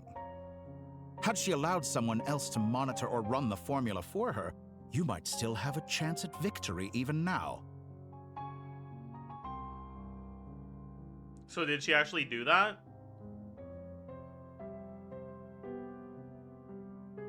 But like, if she did do that, why? Like, what the fuck does she think she's gonna do that anyone she could have entrusted the formula to wouldn't have just done better if they showed up instead of her? Why did she show up? Like, I hope that's not what's happening here. I really hope. Because that would piss me off. That would piss me off. But regrettably, she was a stubborn fool. As much as it pains me, she had to go. Dottore. Maybe this is news to you, but people can change. Columbina surprised you when she escaped, and I think Sandrone would surprise you too. Change?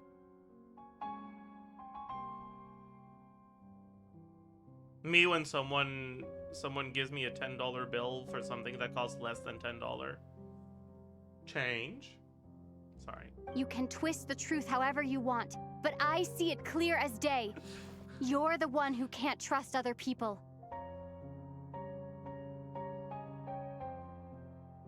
It's not even true. It's not that he can't trust people, it's that he can't understand them. You're an idiot, paragraph. Is that how you see me? Oh, fuck, it's spreading. By this point, what can you hope to do about it? We got too close to the Trilune Authority. I think that's what's happening here.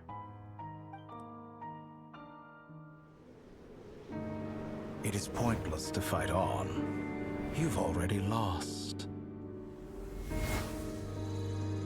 Wrong. You can't win this, Dottore.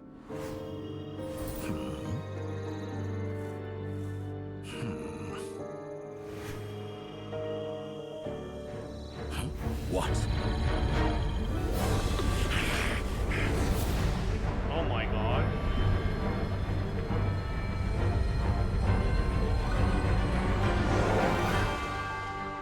My formula can get us 90% of the way. It will connect you to Columbina. Then, I will bring the formula's output to the Traveler's side. For the last 10%, do whatever it takes. Just bring the moon down. I got taken by surprise by the magic sloth. My bad. as it turns out, the whole buildup of like her having a fucking world-changing formula or whatever was a misdirect, and she can't actually do the whole thing. And we need to have Varka aura farming for a little bit for the last 10%, and Arlecchino too. My bad. I didn't see that one coming. My bad.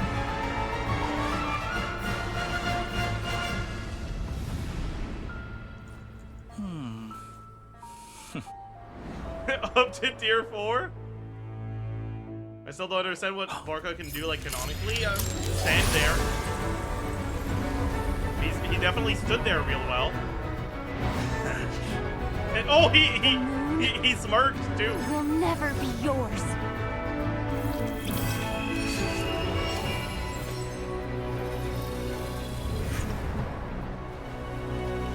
It was inside Herman all along?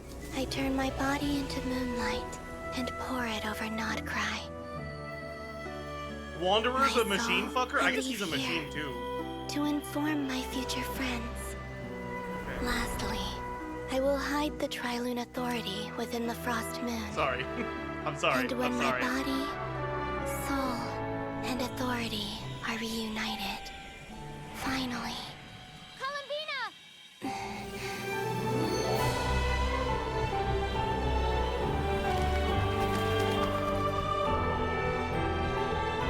Now this music is good. This music I like. Oh my god, she's about to open her eyes. Holy shit.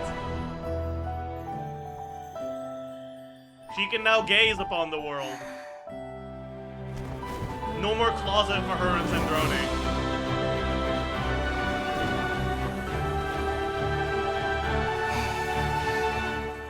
It's been too long. I'm back.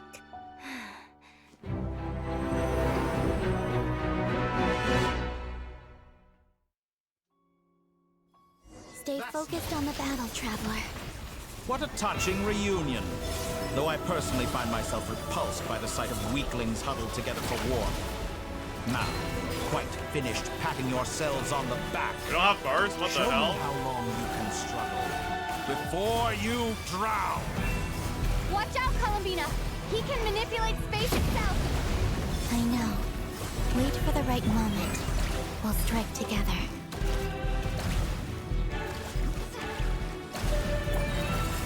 Moon's remnants fall. Wipe out! Pathetic. Such as...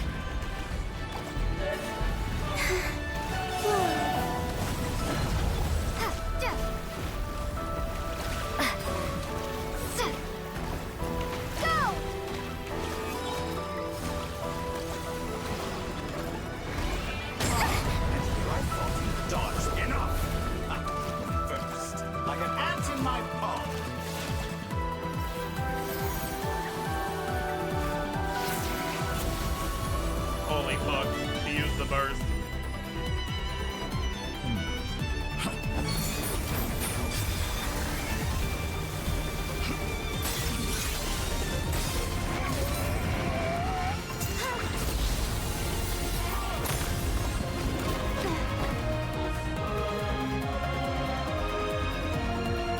grant you the new moon's blessing. What the fuck is this? The new moon shines upon you. Wait.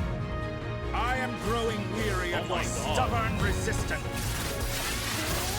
It's over, dottore!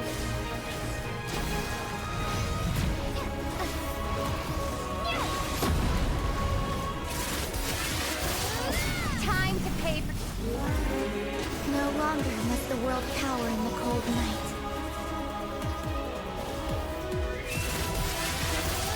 Our future is not yours to command! Let the moonlight dispel the darkness. That was good. I'm dying, man. Everlasting as the moon.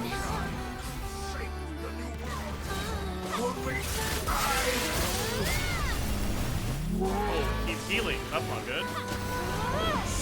Rather wallow in this rotten, decaying world.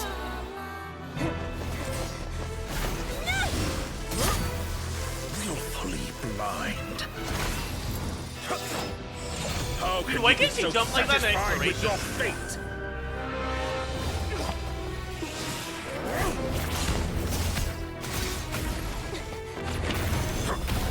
Odd. Oh my god, wait, I'm sorry.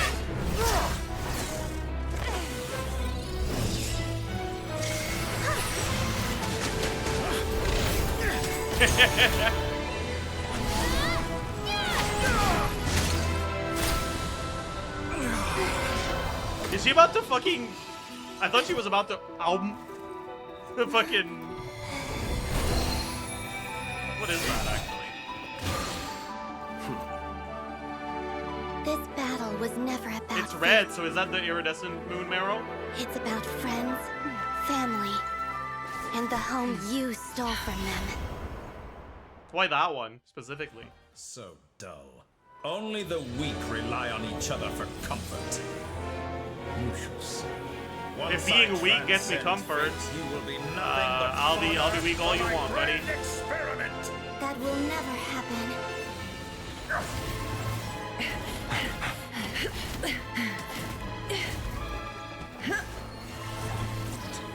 Okay, sure. Yeah, what happens if you just don't do it, actually? Wait, what if I just caught?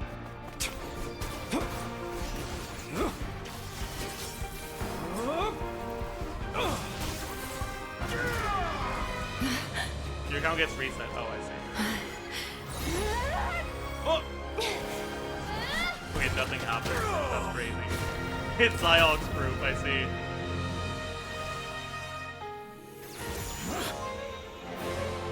Today, the moon lights up this world once more. Oh, we have to do it multiple times?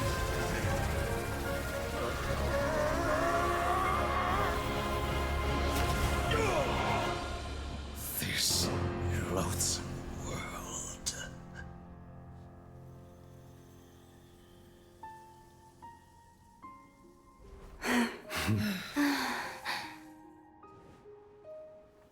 No. We're mooning together, chat. This world is our home.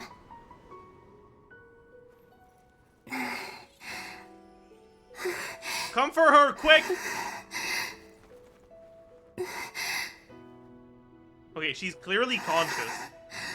She just did, like, with her head. She's clearly conscious. She's faking right now.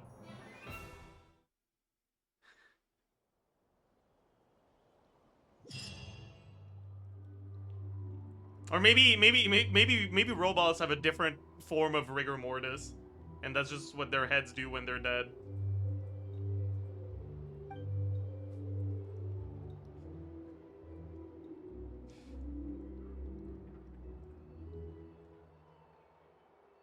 A woman never fakes anything.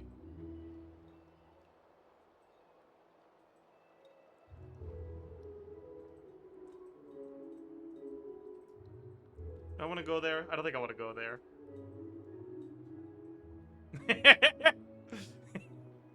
I don't think I want to go there.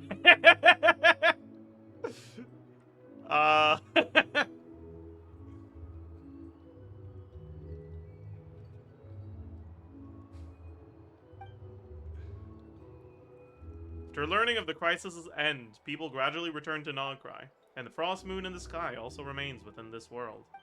No, you're doing it wrong. The moon looks like this now. What are you drawing, children? The new moon, Mom. It looks different than before, doesn't it? Also... Can I go buy a sugar sculpture today? Please? Just one? All right. I suppose today is a special day after all. Almost like a festival. Extra, extra! Get the latest Nasha Express here! Post-disaster report! Nasha Town reborn beneath a new moon! The voyage begins today! The future looks bright thanks to the League. Want a copy? League? I knew things would be different, but I didn't think that would include the moon. They say a new moon goddess has been born.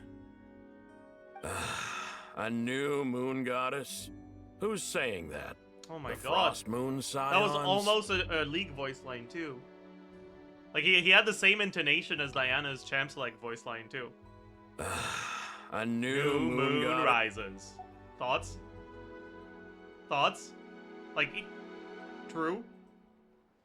Like, it's not the same pitch, but it's the same intonation. I guess so. I'm not too clued up on the details.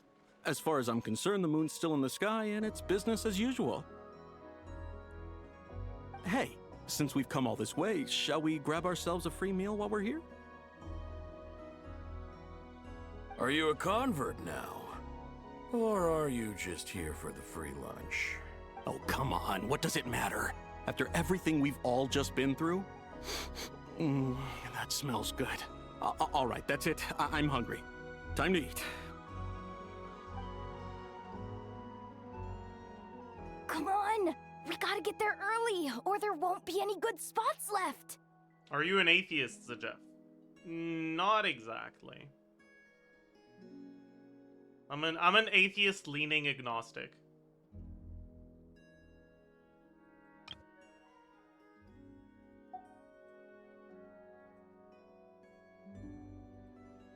Bro is responding to all stunlock today. Yeah.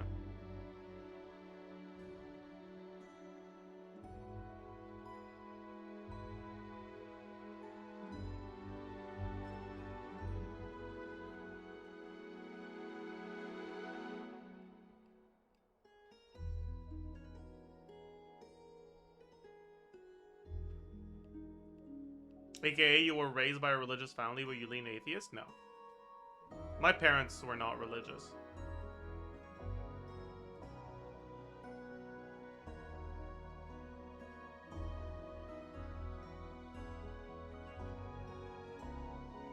My parents were raised by religious parents.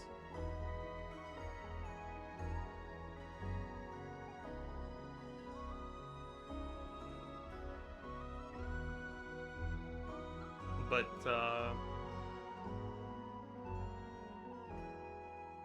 the separation of church and state in the 60s in Quebec made a lot of people not religious.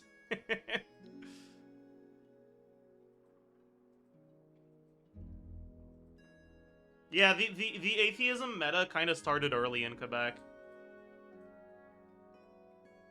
Thanks to the Révolution Tranquille, true.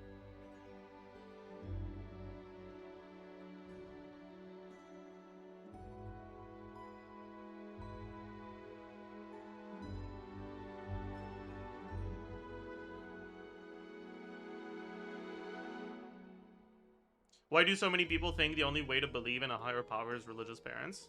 Well,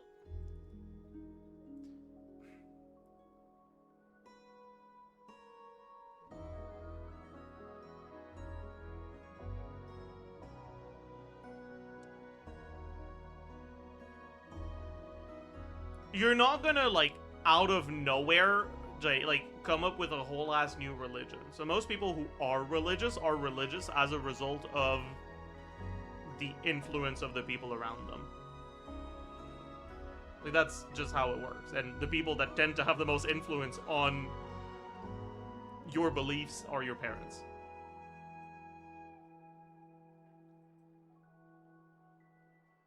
Actually, I don't know for that for a fact. Maybe you can hear the voice of God. Maybe you're fucking Joan of Arc, okay? Like, I don't know you. I can't make a definitive statement. So, like, God. But, like, if you're not Joan of Arc, then what I say is that.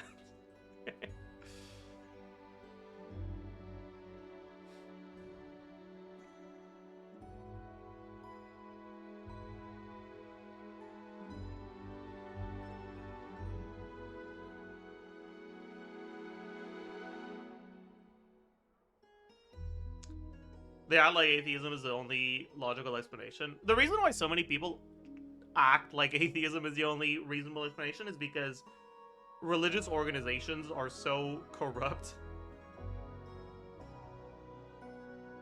that it's very clear to anyone with any level of education that the higher-ups in those religions are not actually religious.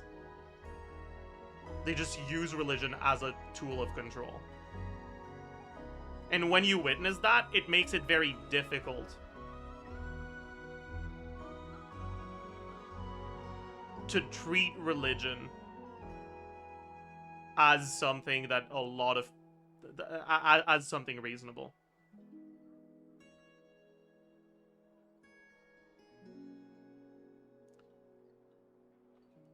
It's obviously a lot more complicated than that, right?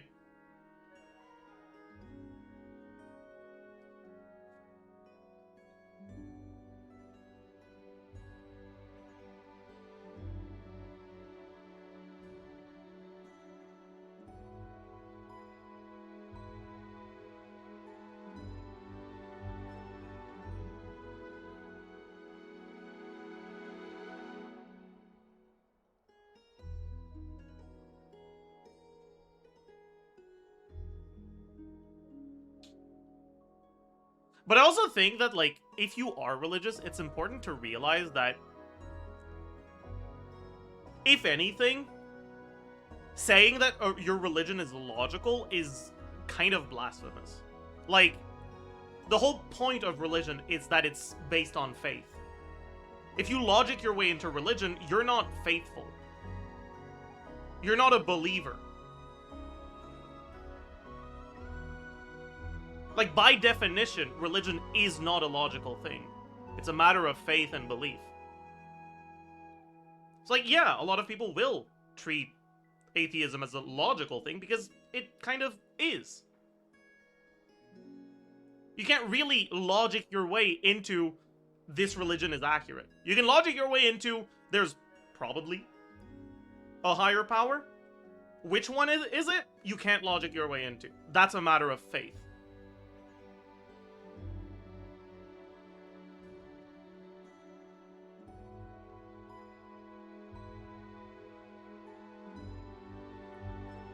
But just because it's not a logical thing doesn't mean it's not a true thing.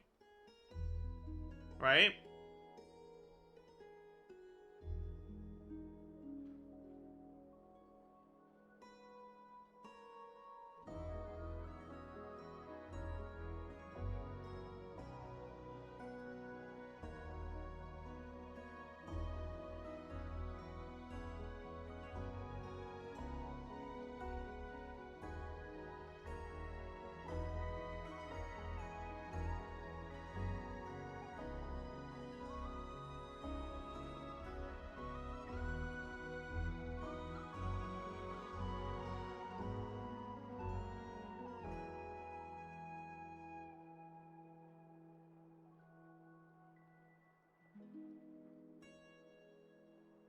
Or you think that if a god exists and has created us logical beings, his religions would be based on logic and not just blind belief? Why?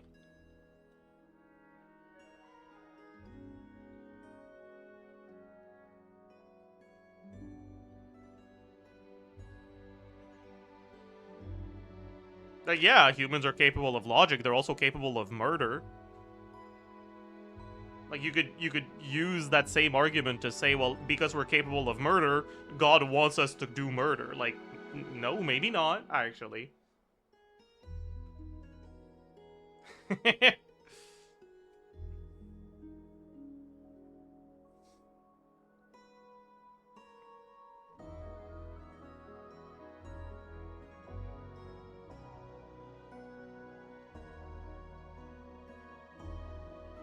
That's so Cain-filled. True. But yeah, like, my view on it is, like,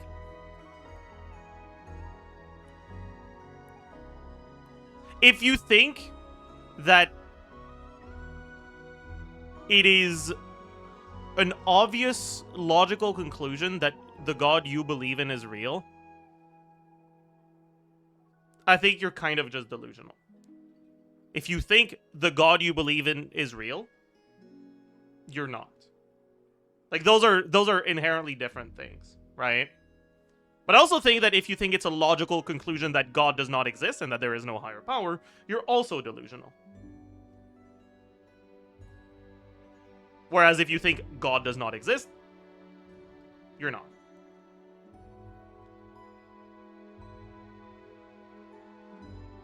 acknowledging that, unfortunately, there's just not...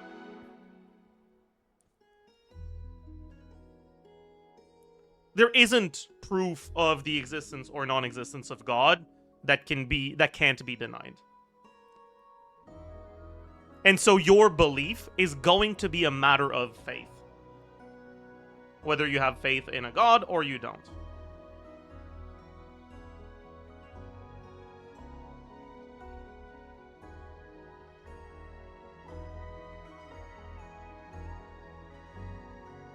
And I don't think that faith in God or faith in the non-existence of gods is any less valid than just a refusal to engage with the question. Like, personally, I don't really engage. That's why I'm agnostic. I don't really...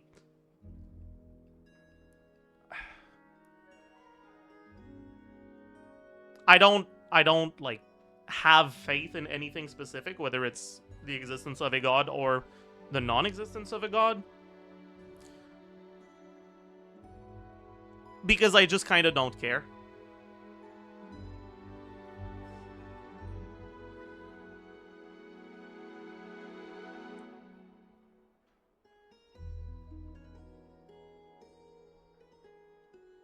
Don't you think it's worth caring about? I think it can be worth caring about. It can give meaning to your existence. But I'm not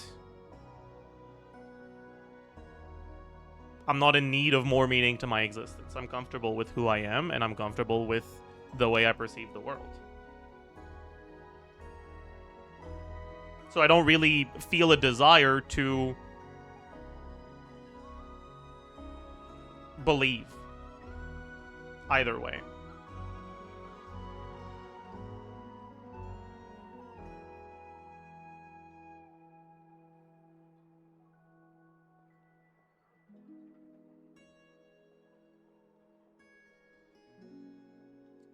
But I don't think of myself as better than people who do. Right? Like, I found meaning in my existence through philosophy.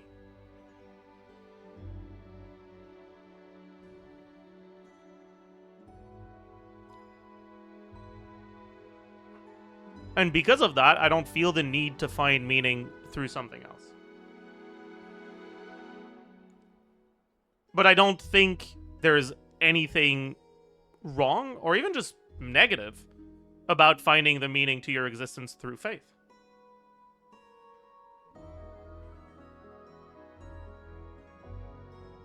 The biggest caveat to this is that religion isn't just religion, right? There's religion as the concept and the belief, and there's religion as the organizations. And religion as the organizations is...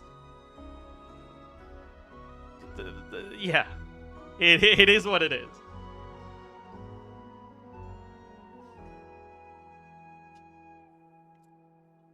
What about the punishments and rewards? Isn't that a good enough reason to care about searching? It can be.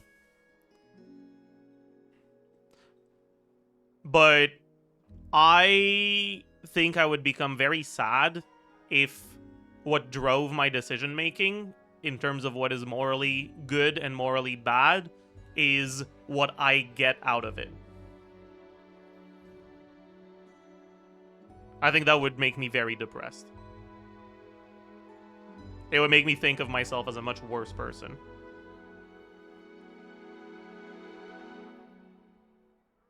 I just prefer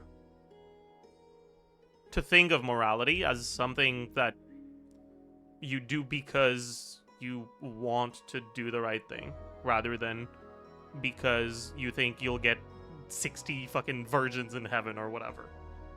I don't know how many, man. I'm not well educated on all the do not say 67 virgins. I am begging you. Jesus Christ. No. But the right thing is subjective? Yeah. And I find meaning in asking myself what the right thing is. In figuring that out.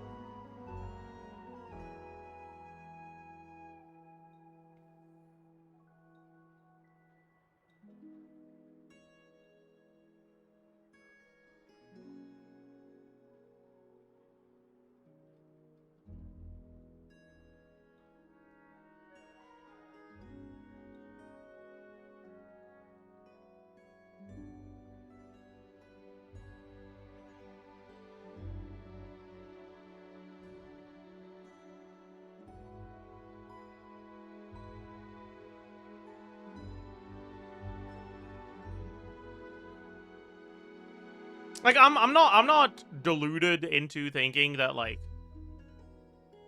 when I do good things, I do them out of an innate sense of wanting to do good.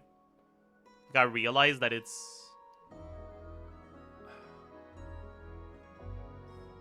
I view people as inherently selfish beings. When you do the right thing is because doing the right thing makes you feel good in some way, shape, or form.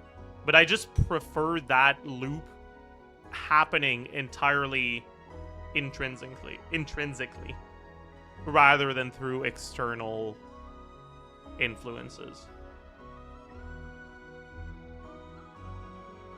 I just find that more fulfilling.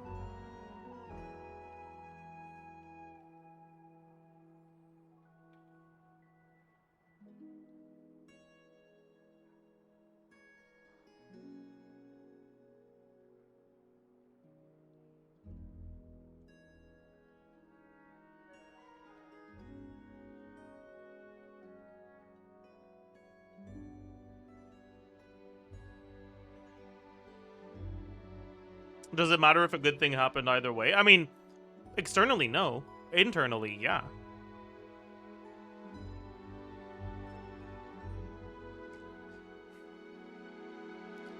I am proud of the fact that when I do things that make people happy, I feel happy.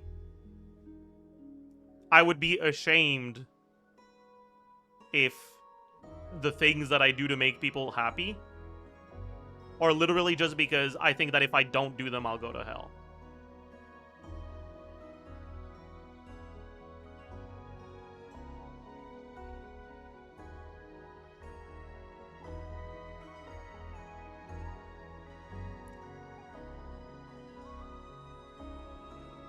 And I don't want to feel that negative emotion. I don't want to feel ashamed.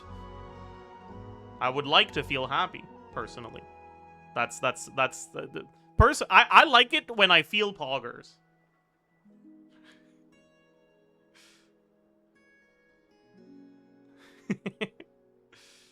That's just me, though.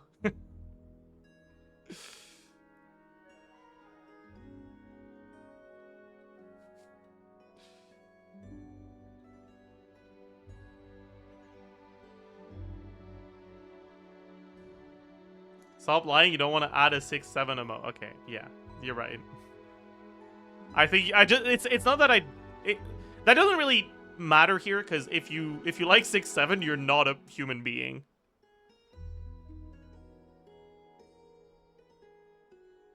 Yeah, like, you don't have the cognition levels necessary for me to recognize your personhood. You are a microbe. You are a unicellular organism.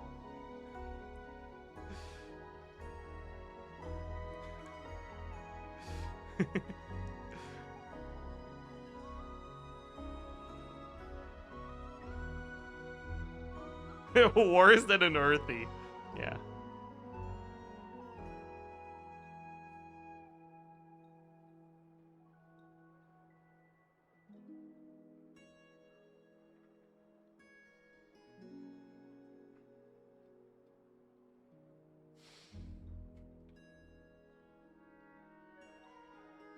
Okay, old man. Yeah, my bad. You're right. It's just because I'm old.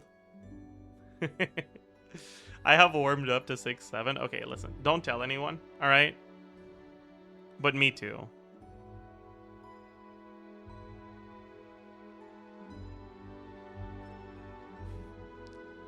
Like, I like hating 6-7.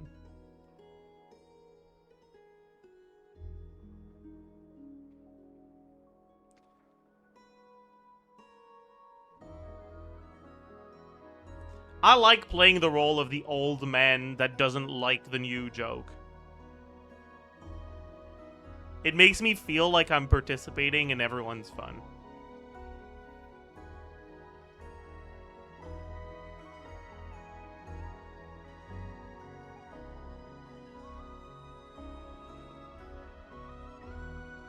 How old are you? I'm 26. It's not a role at that age? Okay, you're right. My bad. He said he likes being Unk. Bro, I feel like being Unk is kind of goated, though. 'Cause, like, if you're comfortable with it, you get to be the butt of the joke. So everyone gets to be happy. You know? Like, it's kind of nice, man.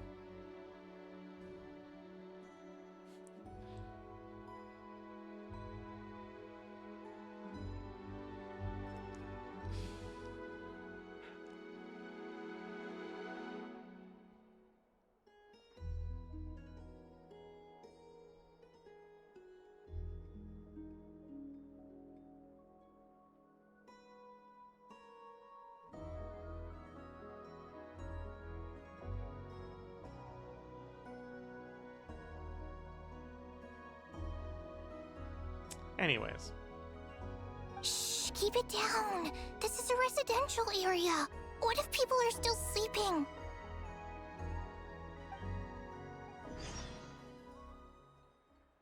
Is the average age in chat 30? No. Average is probably around 23, I'd say. 24, maybe. Why is it so noisy outside?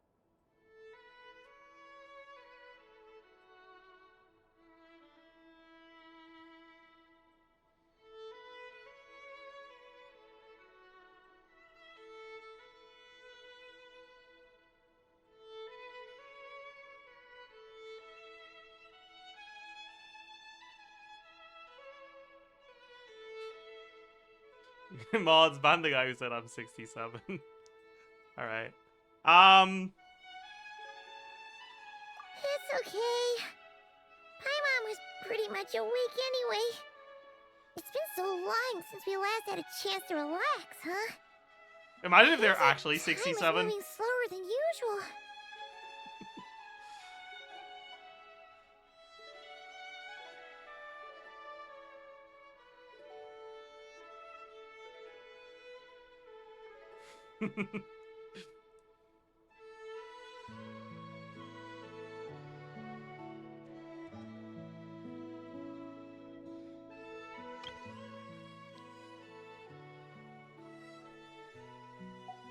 What about you? Did you rest well? Well enough, somehow I wasn't as sleepy as much as I expected. I don't think that's what they wanted. Okay. Still winding down from everything that's happened? Or are you wondering how our friends are doing? Or is it about what dottore said to you? Well, you know, Sandrone did fucking take a bullet for us. So, like, I should probably go say thanks. Okay, if you say so. But don't push yourself, alright? What we just went through was a lot. It's totally normal if you need some time to get back in your groove. Luonatar disappeared after Columbina came back. Apparently, she was part of Columbina's soul or something. You're right, she is dead, I forgot, so we can't thank her. Still, Paimon kind of misses Luonatar somehow.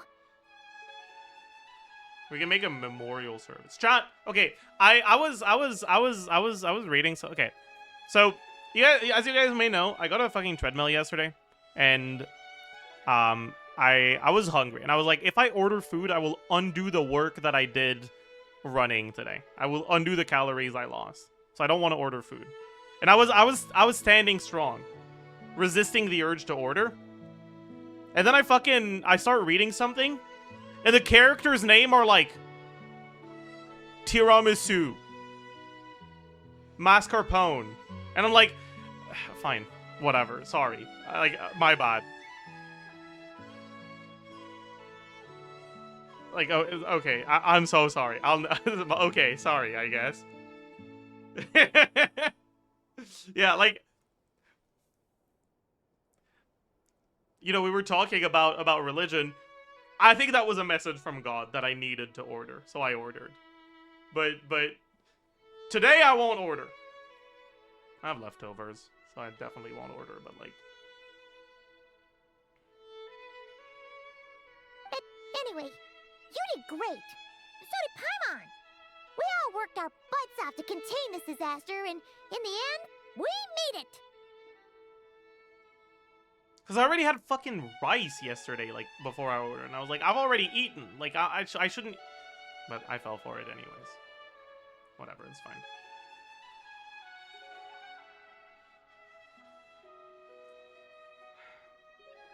You know, I probably need to buy a new bag of rice. Because, like, I was really lazy about cooking in the past... In the past little bit. And when I wasn't lazy about cooking, I just haven't cooked a lot of rice. And my bag of rice is old. Like, it might be, like, not good anymore. It did taste a little weird. How old? Good question.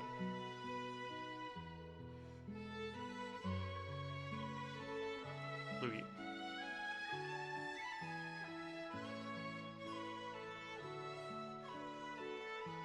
Does rice even expire? I mean... It doesn't, like, go, like, bad in a way that'll make you sick, but it does, like, alter the taste a little bit. Kind of like old nuts. I mean, I'm sure it can get rotten, too, if it's humid and shit, but it's not rotten.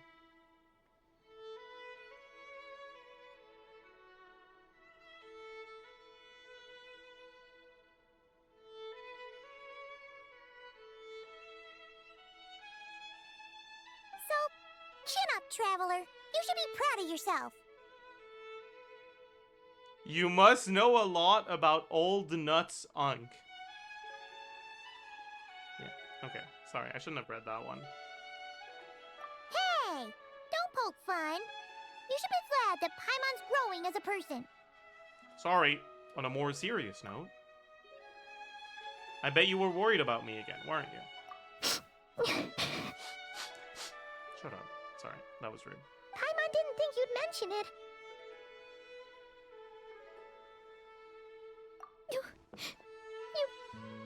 You have no idea how anxious Paimon was. She was worried sick about you. So I heard. Well, if you really want to show Paimon you're sorry, you're gonna need to make it up to her. You better be ready to splash out on a levee. Dude!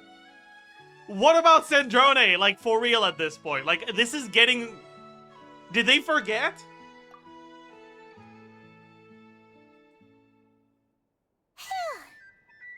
Okay. Paimon's full now. Huh? Oh, well... Hey there, Traveler and Paimon. Good morning. Morning, Yehuda. Here for some breakfast? Oh, I've already eaten. Just need some water. I was mostly worried you might forget what day it was today. So, Yeah, because you're clearly a forgetful fucking individual. Because what about fucking Sandrone? Sorry. Careful there, Paimon. Too much food will make you drowsy. Don't let anyone catch you hiding at the back and nodding off during the League meeting.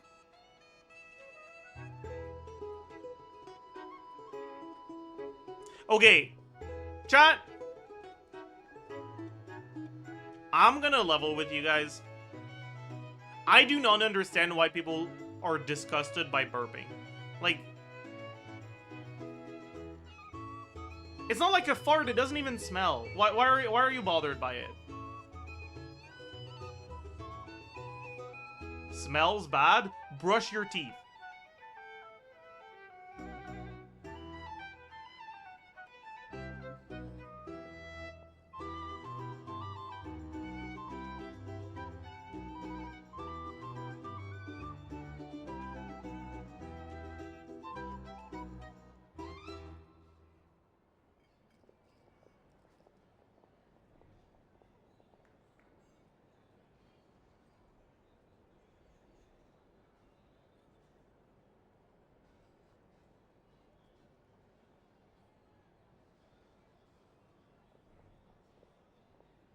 I mean, I thought it was fucking out of left field.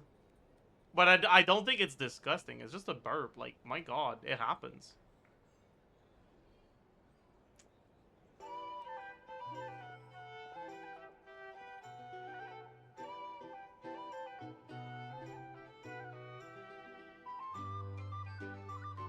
Close your mouth. Okay, you and I both know Genshin is not going to bother animating mouths for this kind of thing. So, like, it has nothing to do with the mouth being closed or open.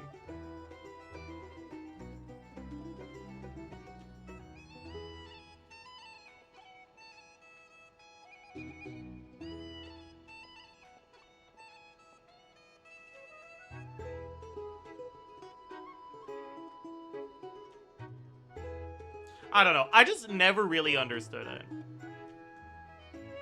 Do burps actually smell?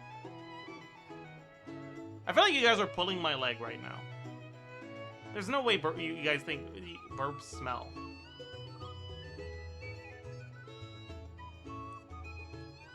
Some do.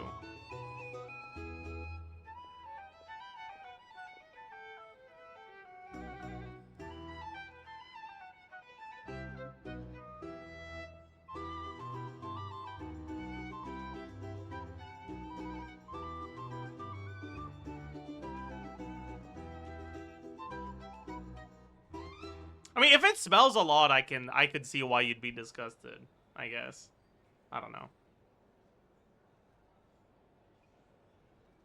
When I'm in a car with my brother, I can literally smell what he just ate when he burps. Okay, you know what? Fine. I was wrong. I was wrong.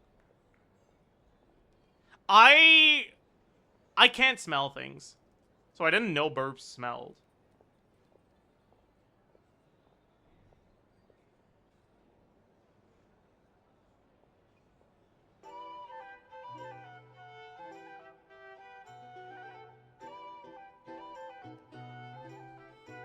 He's smell blind. It's kind of like if someone needs glasses with prescriptions so bad that if someone who doesn't have eye problems puts them on, they'll go blind for like 3 days. Like, I can technically smell things, it's just like really, really weakly.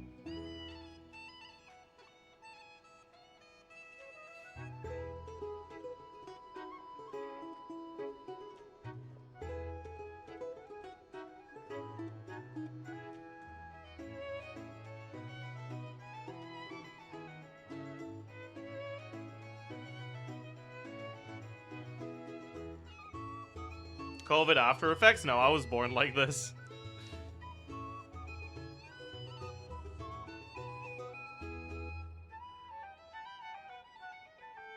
I don't want to imagine what your apartment smells like. My mom comes over sometimes, and if it smells, she tells me. So it's fine.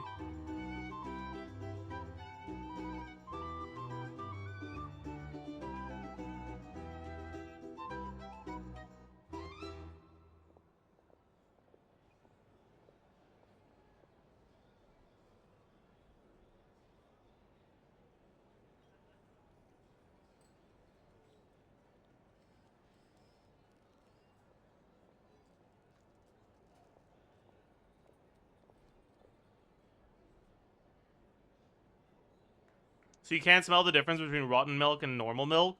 It depends on how bad it is. But, like, yeah. That's one of the reasons why I don't really buy milk. Because, like, it'll be hard for me to tell when it goes bad.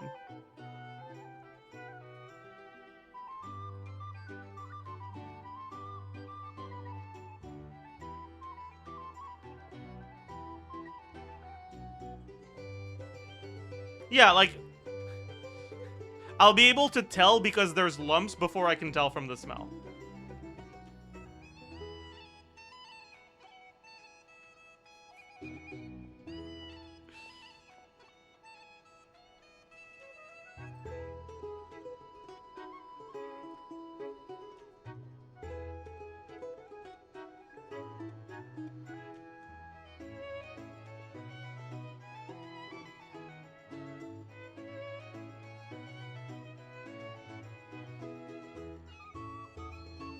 Nah, those are cheese curds. Oh, I see.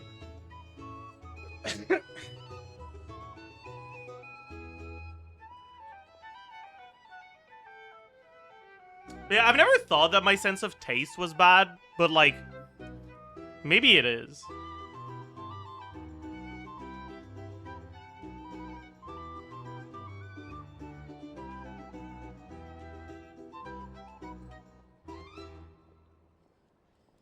Like, there are things that taste... like... that have a taste I really don't like. But I guess a lot of that is just bitterness. Which is not related to the nose, right? It's not, it has nothing to do with the sense of smell. Because, like, the things I don't like are, like, asparagus, bok choy. That's it.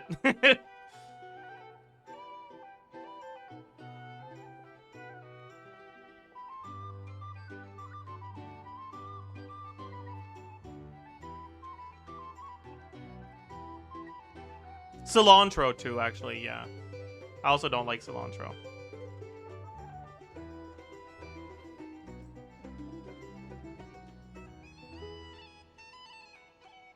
Like spiciness, and it's not the same. Spiciness is not taste or smell, it's pain. Like, literally.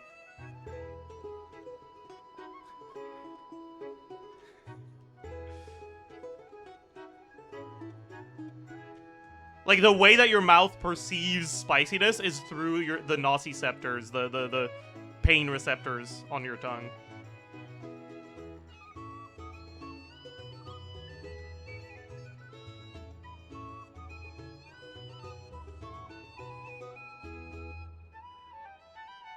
Is this biology slop? Yeah, it is.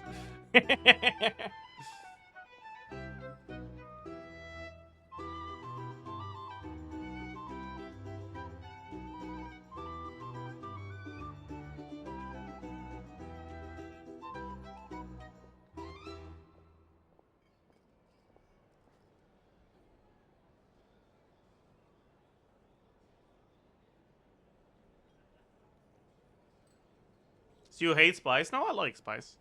I like spicy food. I don't have the best spice tolerance, but I do enjoy spicy food. The thing that bothers me the most with spicy food isn't actually the pain of the spice. It's how much it makes my nose runny. I really don't like that part of it.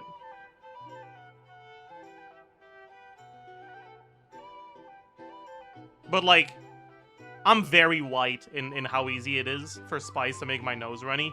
Like, cinnamon is enough. It's, like, bad. So when I eat actual spicy food, I need, like, a whole ass box of tissues next to me.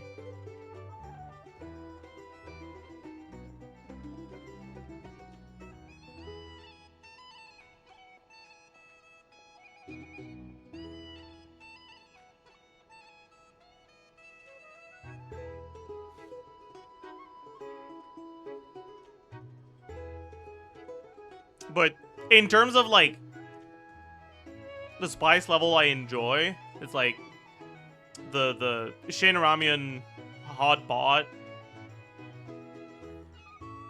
Like the Shin Ramyun black is like the perfect level of spicy for me.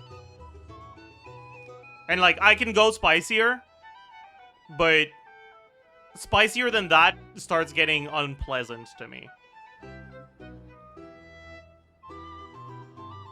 Like, that level of spice is basically perfect for me.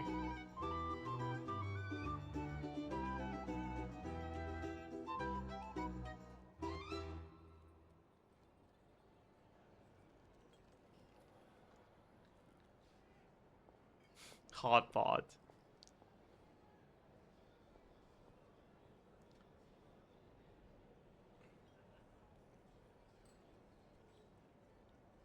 I think that's average spice tolerance. Yeah, it's like relatively average spice tolerance, but like I eat it a lot, so my spice tolerance should be higher. I used to struggle with it a lot. You should probably be saying that to Aino. She's the baby of the group, if anyone. True. You know, I'm surprised that all these competing groups I know? are actually coming together to try to solve things together. Definitely a first for Nod Krai. Well, nothing like a region-wide calamity to bring people together. After that, surely even the most self-interested people have to realize that going it alone isn't worth the risk, right?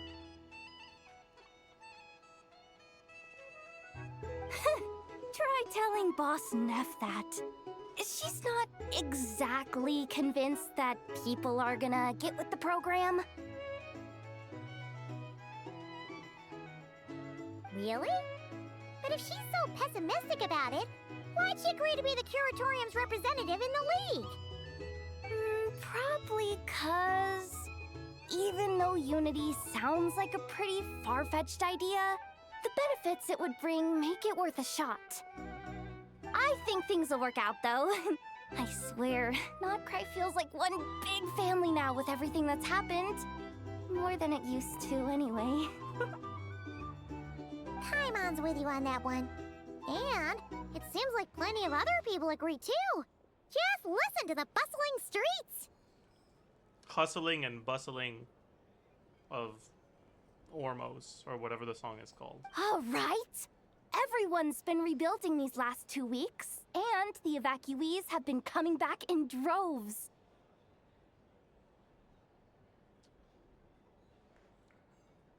Dude, I'm still just waiting for them to fucking go visit Sandrone or something. Like, which means God. My workload's probably gonna shoot back up. Were you about to head out? There's still some time before the ceremony begins, you know. Oh no, cinnamon isn't considered a spicy thing. It's just... It is a spice. And... my nose gets runny at any spice, including cinnamon. Yeah. Even if it's not take spicy. A stroll around the square and say hi to some friends first.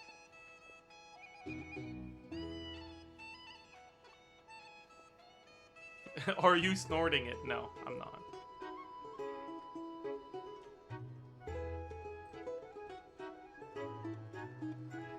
Might be an allergy. An allergy where literally the only symptom is your nose gets runny.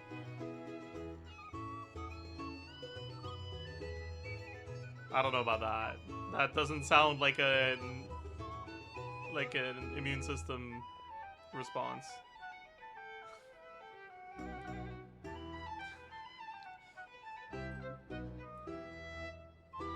Sounds good. See you later then.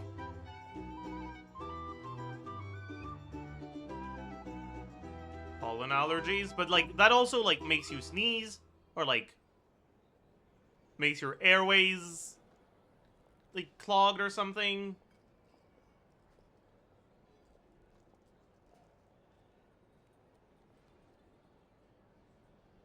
Because it's like pollen allergies, like the reason why it makes your nose runny and shit is because it literally goes in your nose.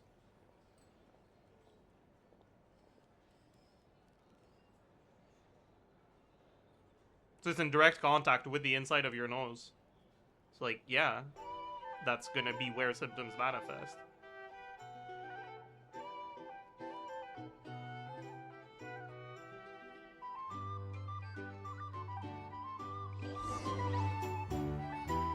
Go to the Central Plaza. Are we gonna... Is that where Sandrone is? Are we gonna go say, hey, thank you, Sandrone, for fucking taking a bullet for me?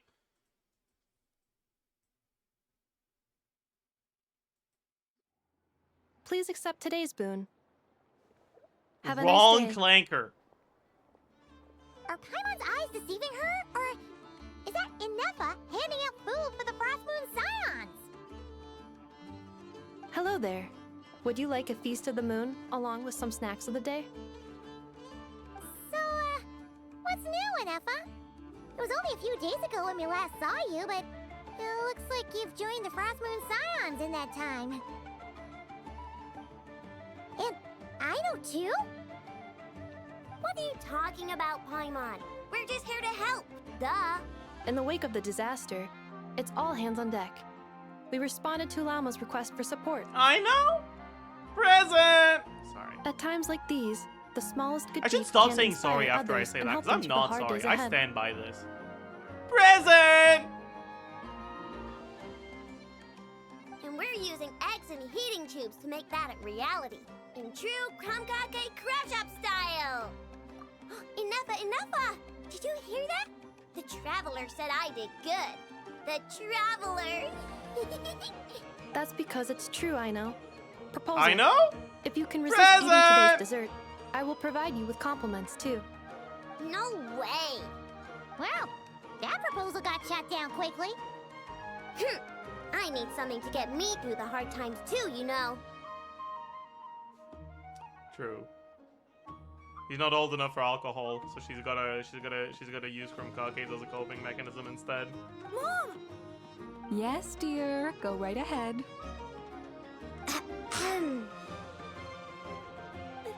Excuse me. Could I take a photo with the robot lady? She helped us get safely out of Krai, and she helped us get back home too. She's the best. Traveler, you could learn a thing or two from Micah, actually. What the fuck? Of course she is. And since I'm the whiz kid who built her, that makes me even better than best, right? But you stole my snacks though. Oops. Shall we move to the open space near the center? The view there is better. Thank you. Next is Sandrone, though. You the better pick for this job, Flint? You underestimate yourself yet again, Master Ilua. Not at all. I rarely come by Nasha Town. I don't know What the fuck any did of he the do? big shots here. Why is he even? Why was he even in the story? All in good time.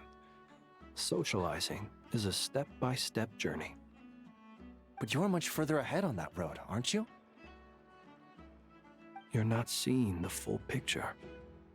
You Flint's know the needed truth comforting now. too, I see. Okay. My friends do that's not fair. understand my habits. There is no question about it. The Lightkeepers need a representative in the League. Someone who is upright, cares about other people, and can realize their self-worth through group action. He's there to take the baton as the new leader. He sure is there to take a baton, but I don't think it's the one you're thinking of. You say it like you wouldn't make the cut. Okay, sorry.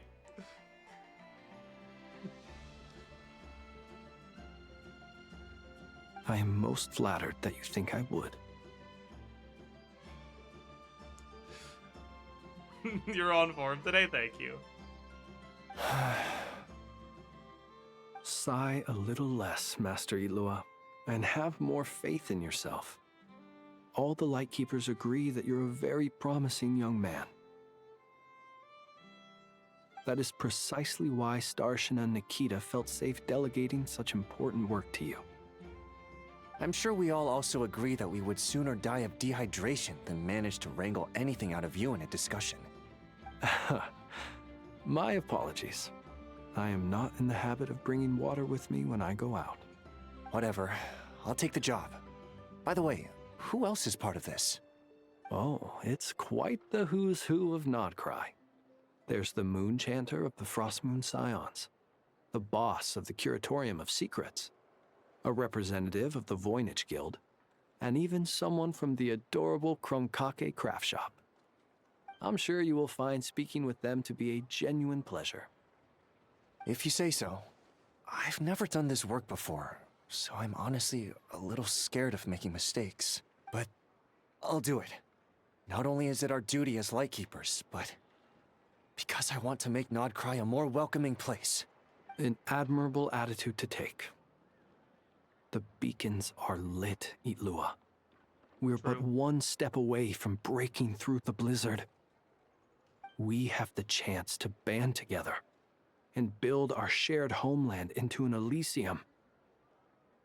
This is unprecedented for Krai. An opportunity not to be missed.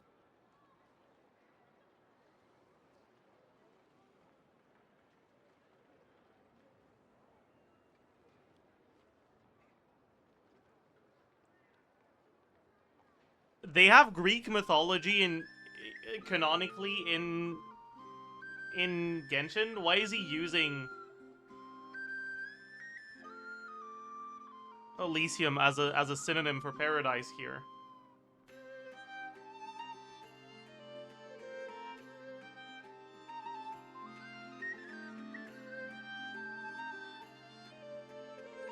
It's actually in the lore. Do they have an Elysium thing in Krai too? I see.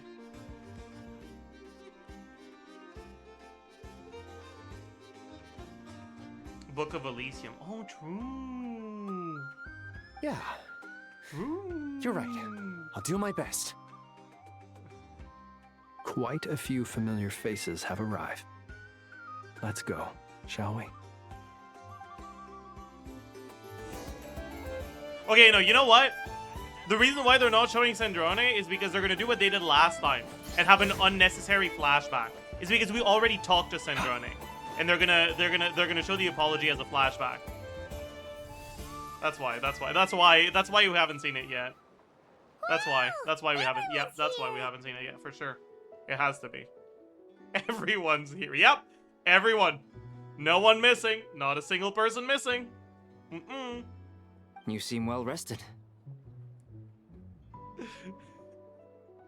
I know no one's asked, but I'm sure you all want to know, so let me just say, we're doing great. Thanks. Well, great, but not perfect. Starting to lose my mind from boredom.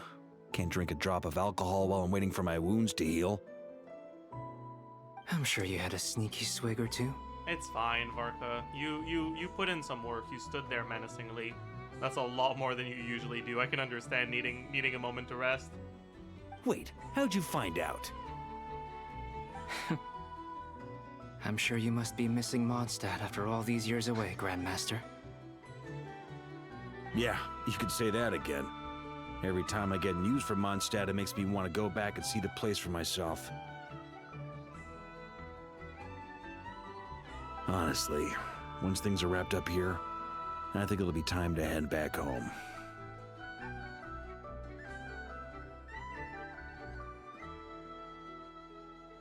Lore accurate Yuri emote?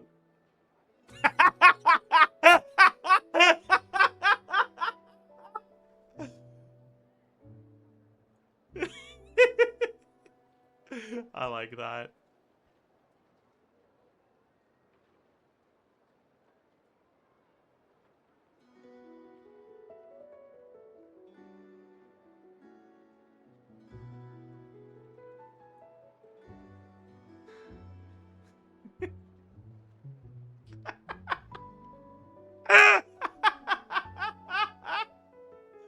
Oh, that's so good.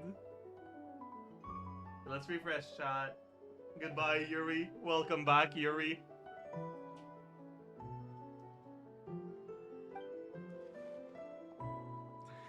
Hey, looks like someone's taking the stage. Can everyone see okay? Anyone need a boost? Bro, like, is she actually dead or like what? What's going on, man? Why is no one mentioning her? I'm actually getting, like, I feel like... I'll just listen from the back. It's fine. You're taking this pretty seriously, huh, Durin? Well, it's not every day that I get the chance to see how people speak in official settings. Soak it up like a sponge. I'll make sure you get a chance to practice for yourself later down the line. Actually, I know just the thing. You can debrief the Knights of Favonius for me. Mr. Varka, are you forgetting that I'm not a Knight of Favonius? I can knight you. Any particular title you'd like? Okay, that's kind of good. I can knight you. I like that. That's amazing. Rebozo. Is he joking? I really can't tell. You'll have to figure this one out for yourself. It'll be a good learning experience. It is my honor to host the opening ceremony for the League, and to have this opportunity to speak to you all in my capacity as Voynich Guild representative.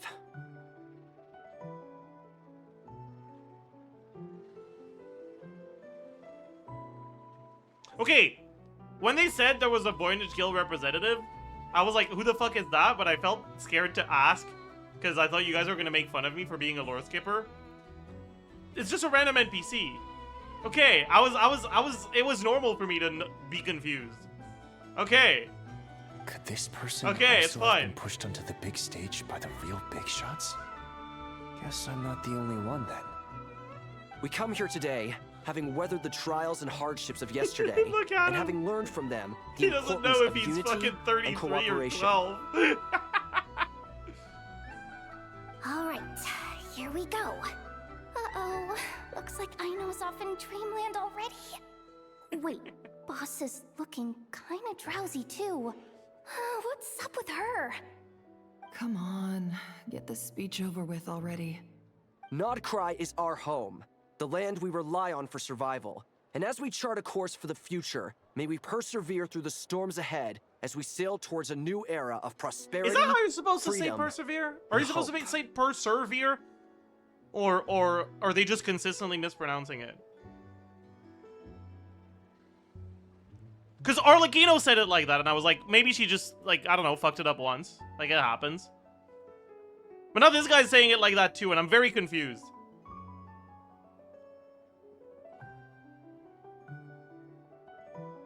It's supposed to be persevere, right? Not persevere? Maybe I'm just stupid. Maybe I just don't know.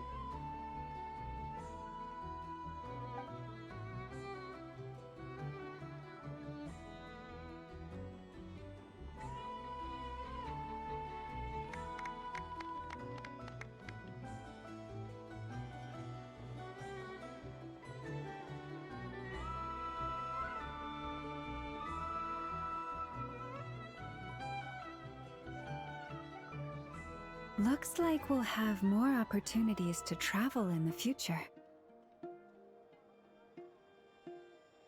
I'm sure you'll cope, Lady Moonchanter, given how fleet of foot you are.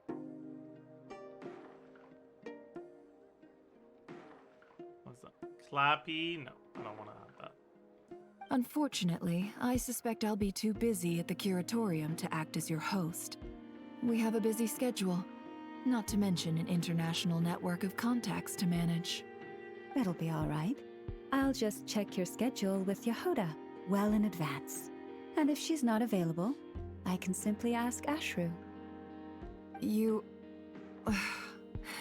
So giving my employees extra workload isn't enough for you? You're really going to drag my cat into this too? You heard it here first, chat. Canonically, Ashru is not an employee.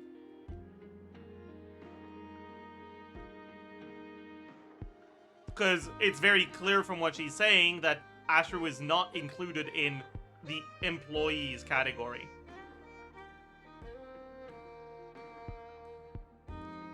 She says otherwise, then she's lying, because clearly she doesn't consider Ashru an employee.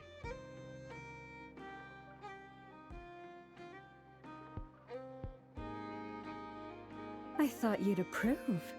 Aren't you forever increasing your employees' workloads?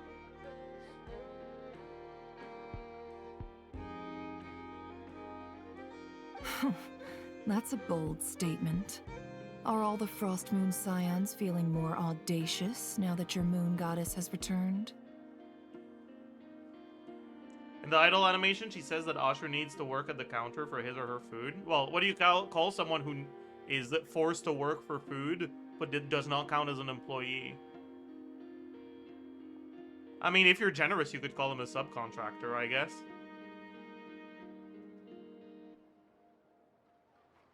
But, like, is he allowed to quit?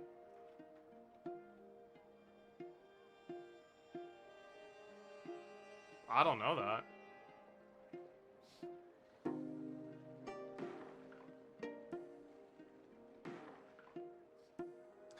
Bro said Ashru is a subcontractor. Well, he's not an employee, according to her. So, like, we gotta explore our other options here.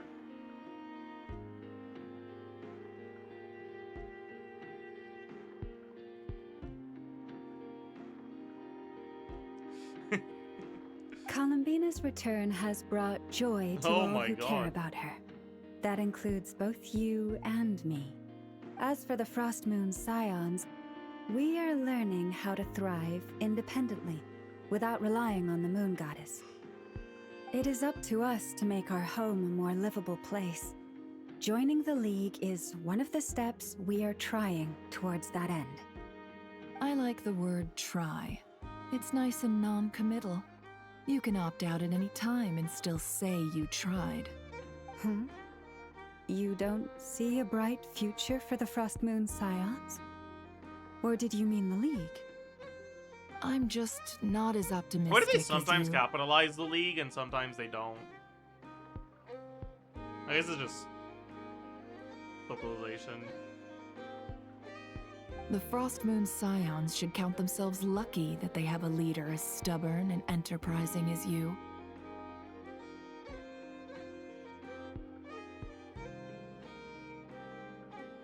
But Nod Krai's a big place, with all kinds of people. Most of them don't enjoy answering to a leader, or even listening to reason.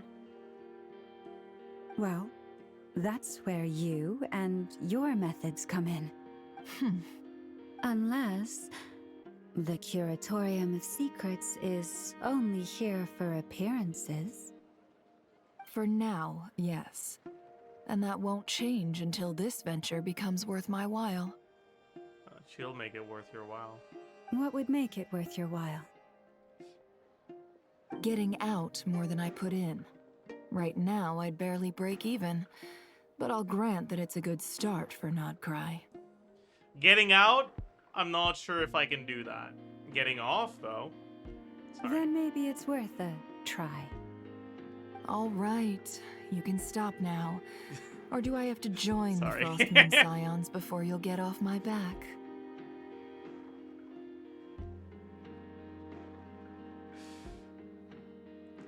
Bro's huff farming? Dude, they're huff farming. I'm just saying the heavily implied unspoken voice line that they clearly wanted to put in.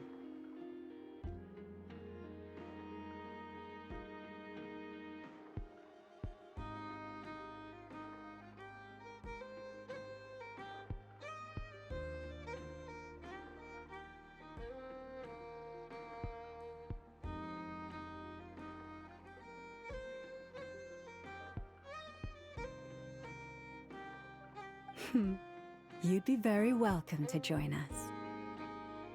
Hey, you two! Congrats on all your hard work! What are you chatting about? Nefer was trying to dissuade me from adding to her employees' workload. Also, she's considering joining the Frost Moon Scions. Sorry, what?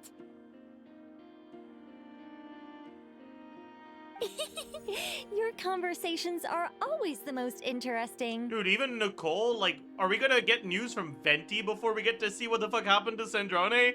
Jesus Christ. Would you two care to join me for some tea before heading to your next destination?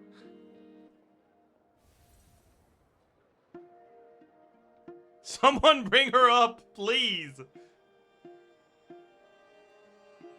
Nicole? Wait, where are you? Aren't you gonna show up today? Sadly not. I'm otherwise occupied right now. I'm sorry, Paimon. I can hear how disappointed you are.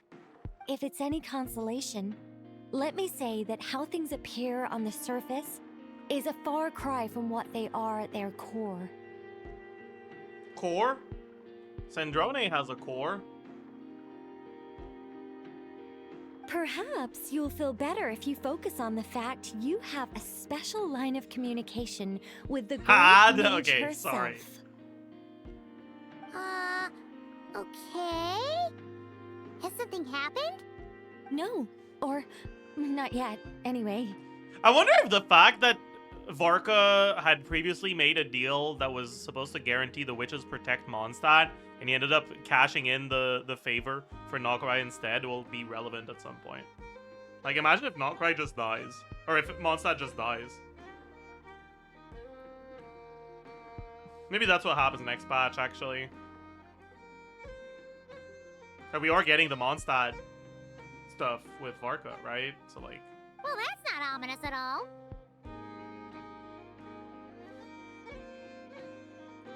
There's no stakes in this game. I'm sure Varissa's had steak once or twice. Not for the time being. I've revived characters with steak before.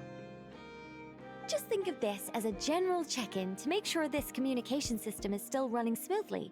Besides, it's good to chat once in a while if we want to maintain our friendship. Cannibal Varissa. I mean, steak isn't always a beef thing.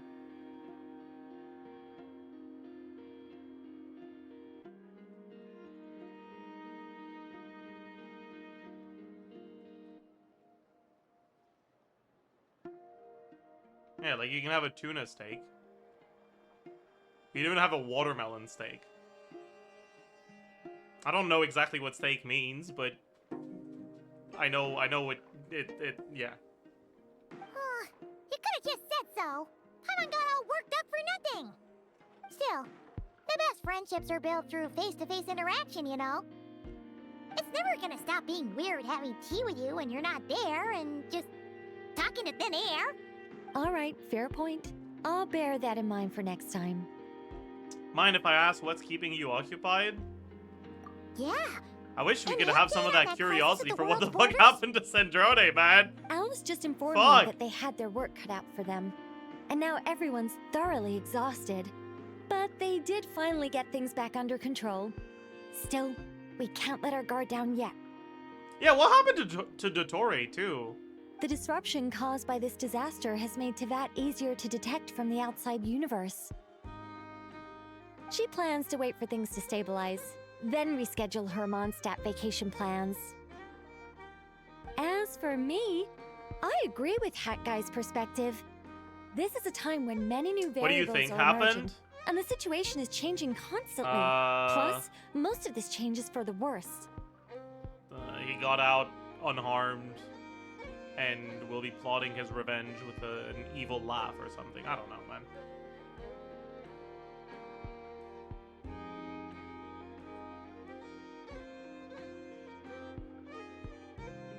We have to remain vigilant and ensure that the embers of chaos are not rekindled.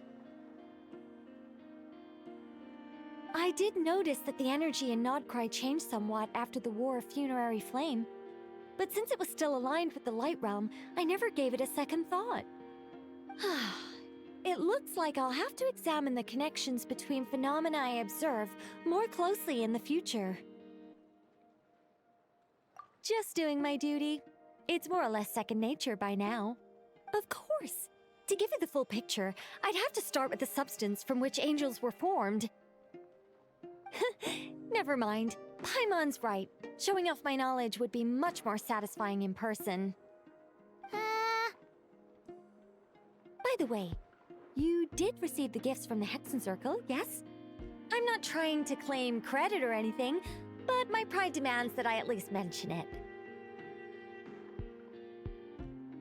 They're quite similar to the protective talisman that Alice gave Dory, but with some very special enhancements. Oh, so that's what kept our friends safe when dottore trapped them.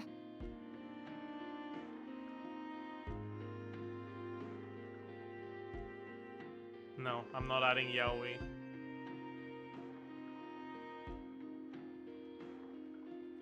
Indeed, we went to great lengths to make sure they were invisible to his eyes.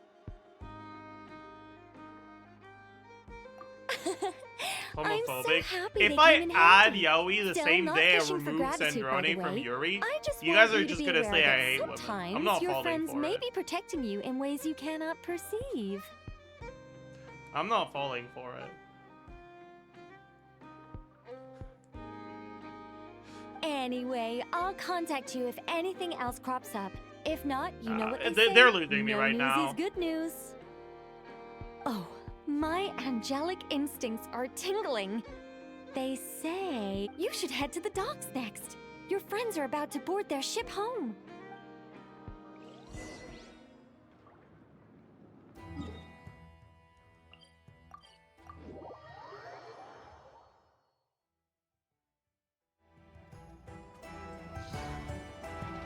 Nope. Not here either.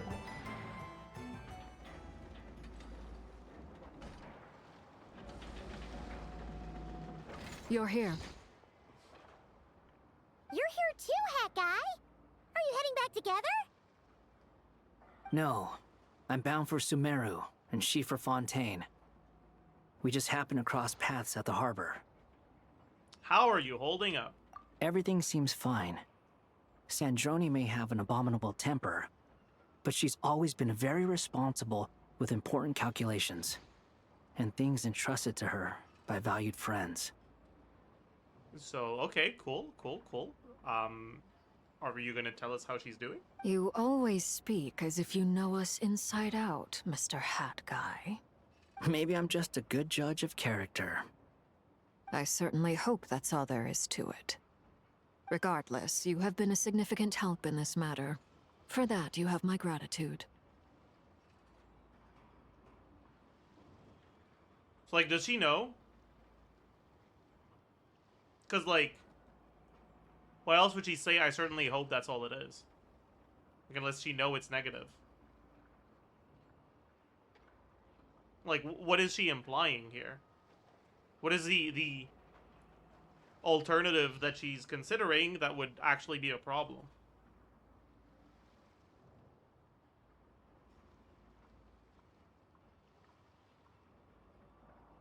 That he's a spy?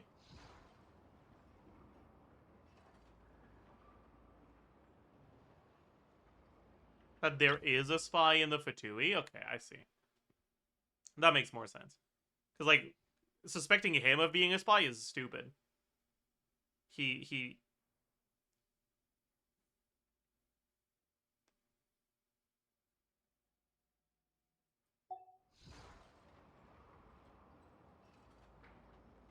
Like... What exactly would he have infiltrated in his role as a spy? Oh no! You're spying on the League or whatever. And that's why you know things about the Fatui. Like, that doesn't... No. Yeah, if you're saying, like, she suspects that he has a spy in the Fatui, that makes sense.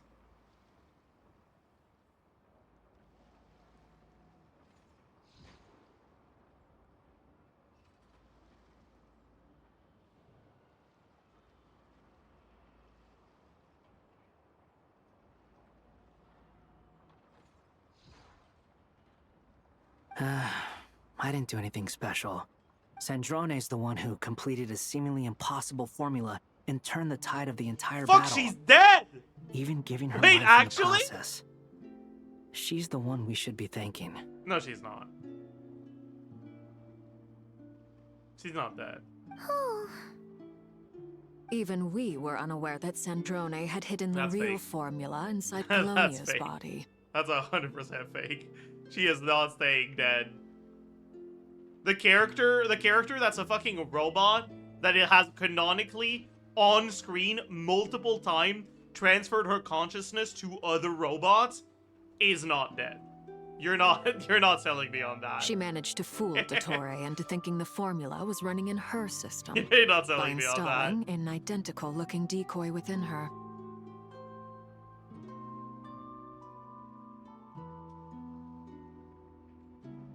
She probably realized that she didn't have the strength to stop dottore.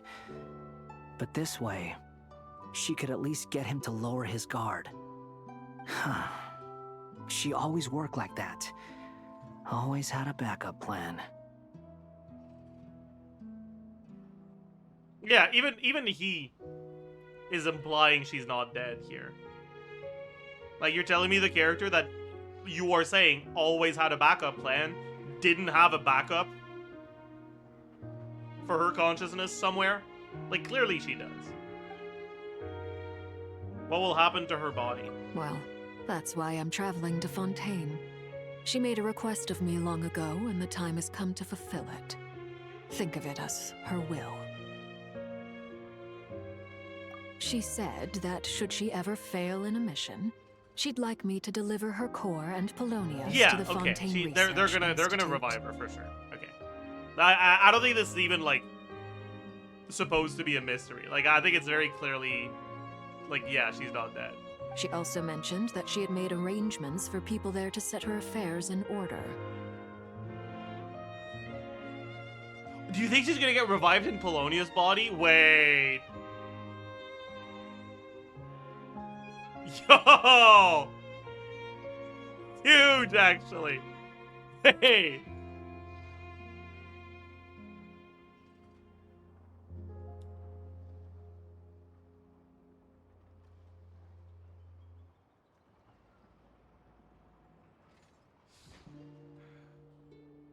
Some of her personal effects, such as her notes, were left to me. I've decided to take them back to the House of the Hearth. For safekeeping, primarily, but also as mementos, I suppose. However, there is one book among them that I'd like to leave in your care. I'll have someone deliver it to your residence at the flagship at a later date. No, I was specifically warned not to tell her. This is her last wish, and I will abide by it. Is it also some kind of backup plan? I can only hope so, but none of us here can know for certain. I bade farewell to Columbina earlier today. As promised, she turned the iridescent moon's marrow over to me. She spent a long time with Sandrone's body, saying her goodbyes. Oh, is she alright? No, not even making the sweet face. Sandrone's passing has left a great wound in all of our hearts. It will take time to heal. It's a sad moment. But Columbina surprised me. She offered me some words of comfort before I departed. Despite being grief-stricken herself, she showed an awareness of the feelings of others around her. Nope. She never used to act like this. Clearly, she has grown. And I suspect that we have you to thank for much of the change we are seeing in her. Huh. After these recent events, the Tsaritsa has revoked the Pale Star Edict. Snezhnaya now realizes that the arrest warrant for Columbina was just a ploy by dottore, who coveted her powers. I shall return to Krai to see her as soon as I find the time. I hope that from now on, she too will explore more of the world. Columbina Hyposelenia's journey is only beginning. My ship is here. Traveler, Paimon, we shall meet again. You too, Hat Guy. What are you still bumming around for? Isn't Columbina waiting for you? I thought today was the day you'd agreed with her to go find out the truth about your sibling. I don't want this lore. You're afraid you won't like the truth when you see it. Okay, I'll be right back.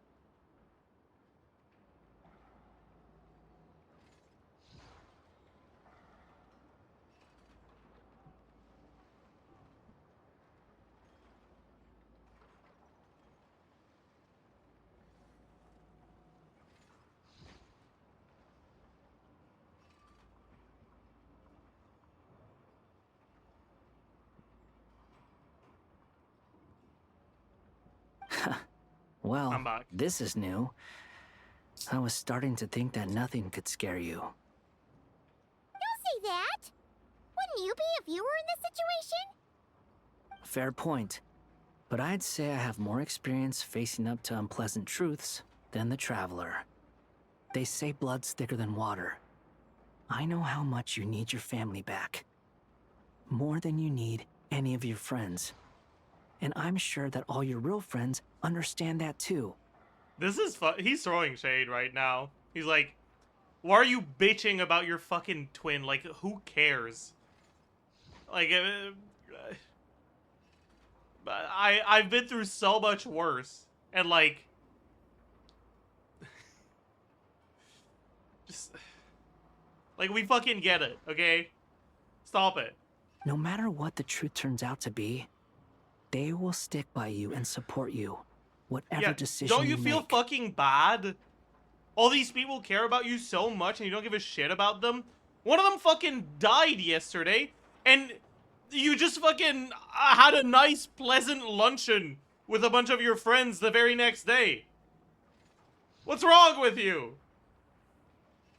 Finding the truth is important, but more important still is what you choose to do once you've found it. At least, that's Pretty the in life character for lesson main I've character? learned Yeah, from my pretty much. experience, grappling with the truth. Do you feel better now than you used to? What? Now that Dottore's dead and gone? A Is he, little, I though? guess. But it hasn't solved everything. Like, what exactly happened to him? Was he crushed by the moon or something? Like, I forgot. How did we, like, how did he supposedly meet his end? He got beamed? Oh yeah, he got beamed by Columbina.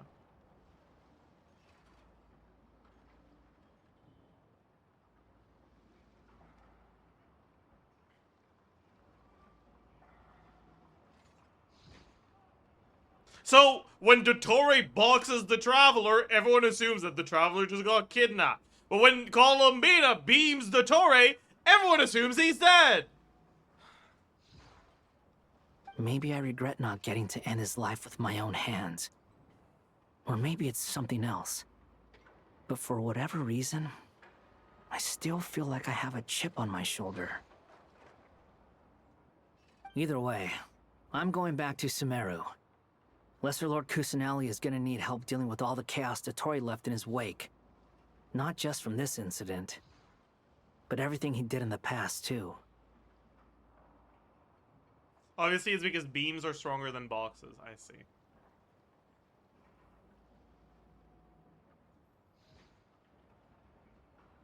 You should continue with your journey, as you've always done. Who knows? Maybe we'll meet again someplace else. Dude, this fucking investigate spot is bothering me right now. If you want to explore a bit more to steady those nerves, Paimon's game. After all, when Columbina said she knew where your ship was hidden, Paimon promised to give you two some alone time with the truth. It hasn't been all that long since we were last apart, sure, but with Columbina there, Paimon's sure things will be just dandy. Ain't no biggie. Paimon might be all about that food and fun, but she knows how to do right by people. Paimon's sure you'd prefer to digest the news about your brother in peace. But, no matter what you see, just know you can share it with Paimon. Of course, as long as it's not super private. Listen, if you wanna talk to me, if you need someone to talk to, I'm always there. As long as it's not too serious, then maybe keep it to yourself. If you can't make sense of something, let's give it some thought together. And even if we both can't figure it out, Paimon can at least treat you to a nice meal.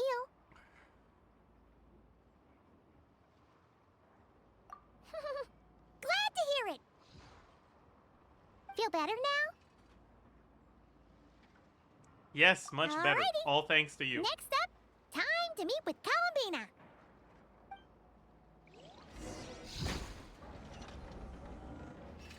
I need to fucking claim this radish and tomato because it bothered me too much.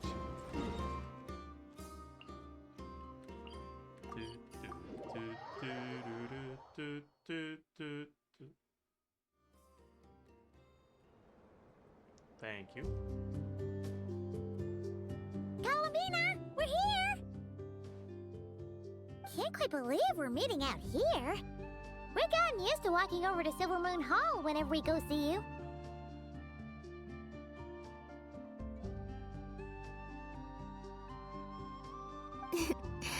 Well, You're still welcome to go there whenever you want to see me.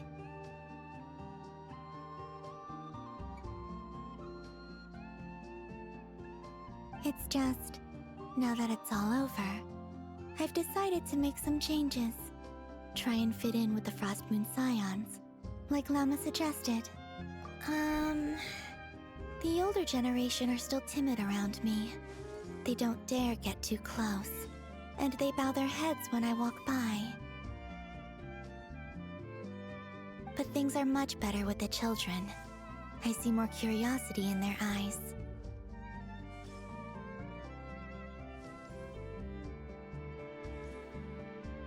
What the fuck is she doing, man? Hopefully, by the time the next Moon Prayer Night comes around, I can enjoy the festival with them as myself, without having to pretend that I'm only dressed up as the Moon Goddess. You'll do fine, Columbina. Paimon's sure they'll realize you're super nice once they get to know you better. You really think so?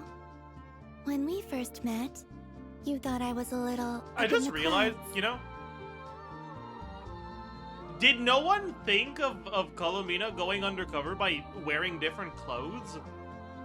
What was their solution to her being able to enjoy Moon Prayer Night? Dressing everyone like her. Couldn't she just have changed her clothes?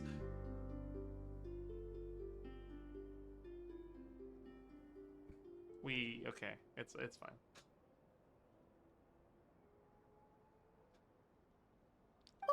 We were just No, because a starting new out model is fine. expensive. Okay, my bad.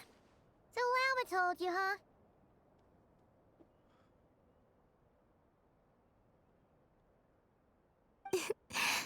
I'm only teasing. I know that I have you to thank for pulling me back down to solid ground. It feels good to finally stand firm on the earth where I was born. How are we supposed to see her feet otherwise? Okay, man. Oh, that's great. You can have this back. Thank you. I'll make sure not to lose it this time. Well then, are you ready? Someone was telling me compared to other characters' feet, they added more details to Columbina's. Ether, what happened to our spaceship back then? Why did you leave? It's time to learn the truth at last. I'm ready as I'll ever be. Good. Then let me open the way for you.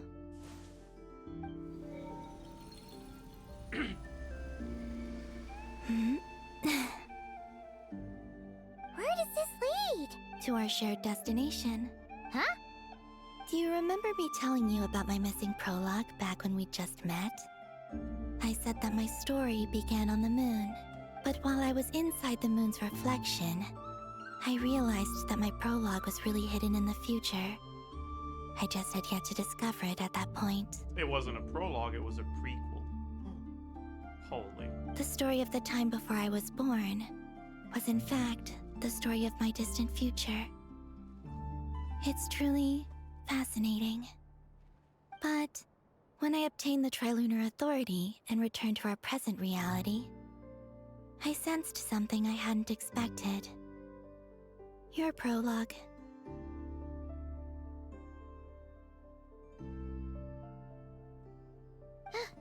So you mean... Yes, your spaceship. All this time, it has been hidden on the Frost Moon, which lay beyond the sky. The great ruler Alright, let's of get the this firmament, lore stuff out of the way. the heavenly Lore slop out of the way. Wait, them? Why would they do that? I don't know. Perhaps your ship contains something that is incompatible with Tevat. Or something that cannot be known. Oh, did I pick a bad time to say this? I know it must have been hard to work up the courage to do this. Maybe I should have waited until you were on the moon, with no chance to back out. That would have been kind of mean, you know.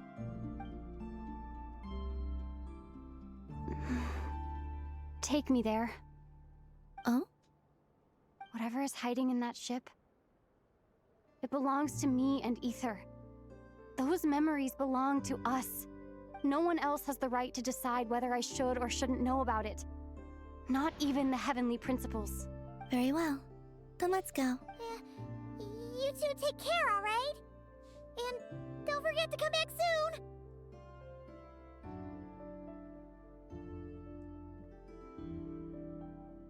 Rest assured, Paimon. We will. Traveler, after you. Is there any story with lore that Zajef enjoys? I mean, I think that the Conrian lore has been pretty solid so far.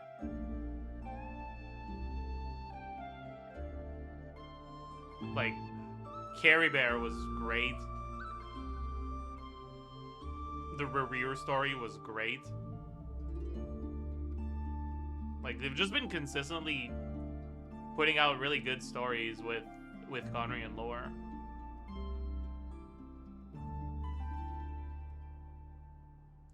Halfton? I'm gonna be honest, I barely remember him. Dioridia too? Yeah. True, actually.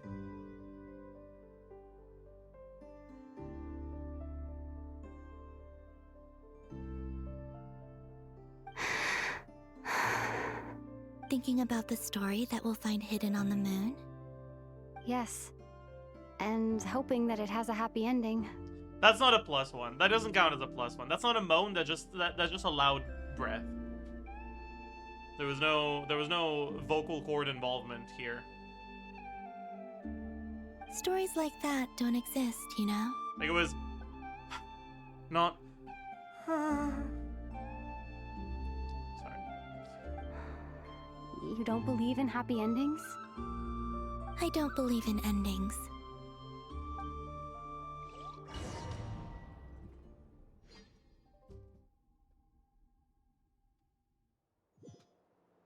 Where am I? This is the pathway I built Holy between fuck, Teyvat and the 2D. Frost Moon. The moon is very far away from us, so it could be a long journey.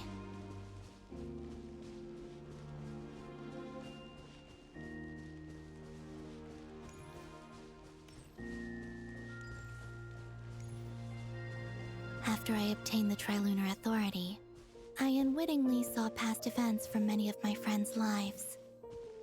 One was Lauma. She was so young when they chose her to be the Moon Chanter. From then on, the Frost Moon Scions looked to her to bring messages from their goddess.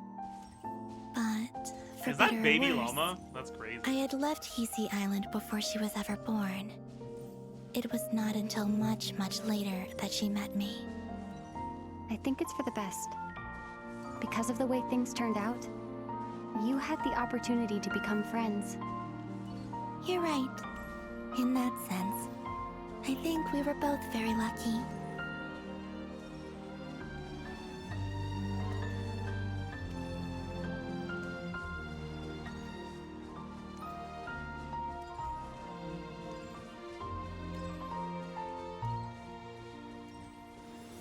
Oh, and about that mage, Nicole. I only recently learned that she has lived in Teyvat since the time of the Three Moon Sisters. The Moon Goddesses always had a good relationship with the angels. I suppose our friendship continues that tradition.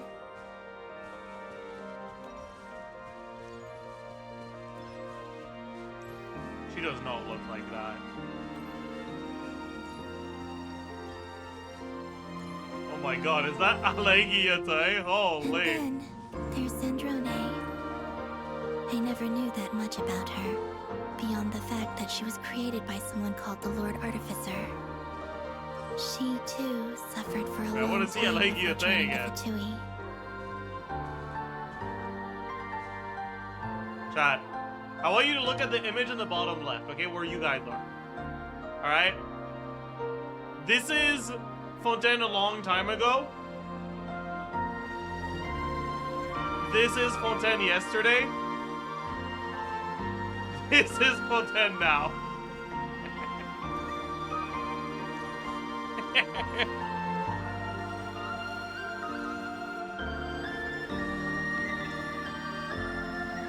Where's there a close-up of her neck? Or of her neckline or whatever? Of her How I bust. wish I could talk to her again. Bust? Even if only to hear her say Hey, nasty now, things to bust. me.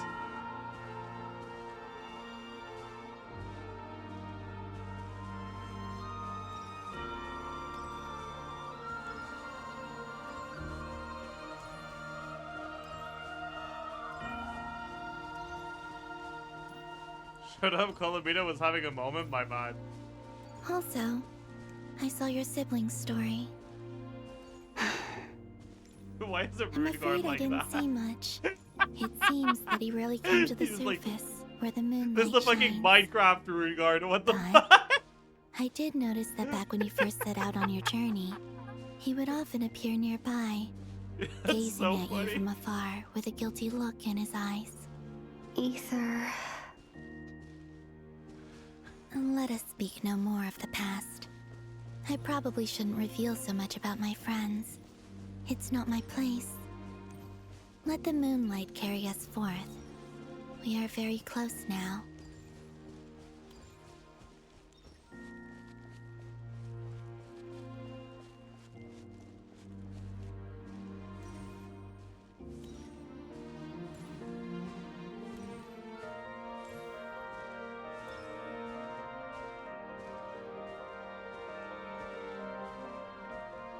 After this, I'd like to bring some kuhenki to the moon as well. If they're willing, of course. What about your other friends? Will you bring them to visit too? Certainly. But I'll need to tidy the place up first. This home hasn't received any guests in a long, long time.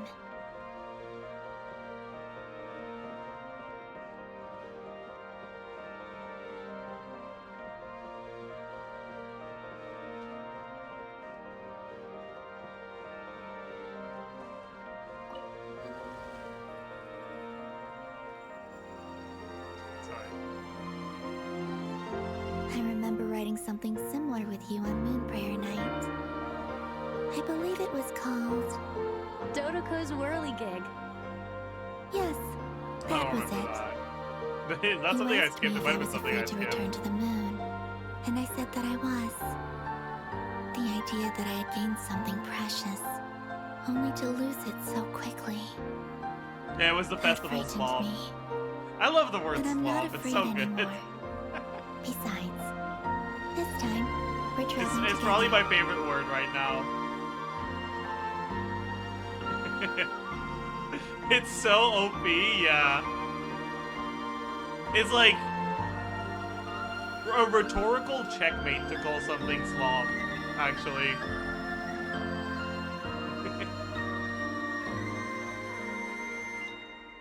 Like, you cannot defend against that.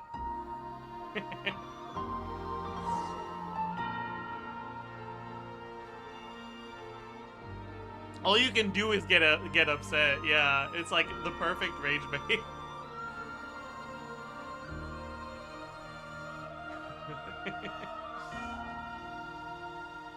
This stream is slop. It doesn't work as a standalone word. It's like something slop, like moon slop, like Yuri slop, We're here. like science slop.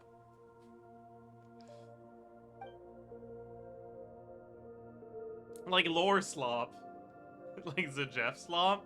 What would Zajef slop be?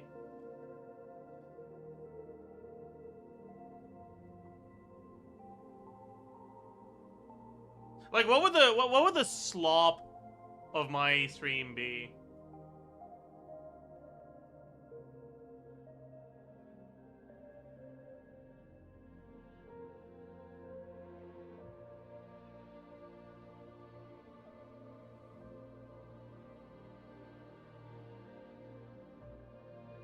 Bad headcanon.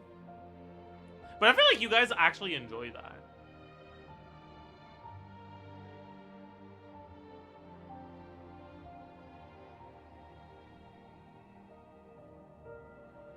Maybe the dummy stuff. Yeah, whenever I get into the dummy, it becomes a Jeff Slop.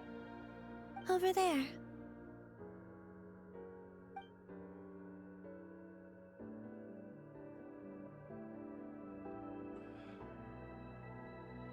The Soda headcanon was speak? That's not headcanon, that's canon. Sorry. I'm just telling it like it is. What the?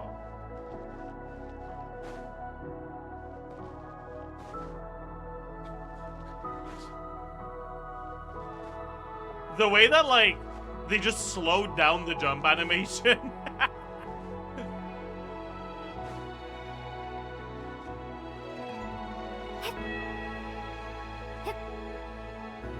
That's so funny. It's like the legs move at normal speed until you reach the apex of your jump and then they just slow down.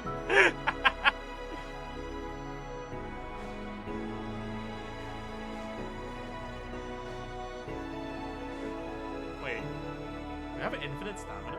I didn't see a stamina bar.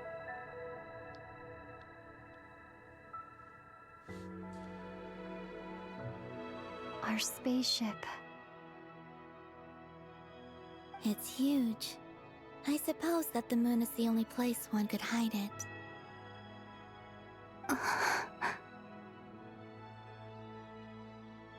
Is she stupid?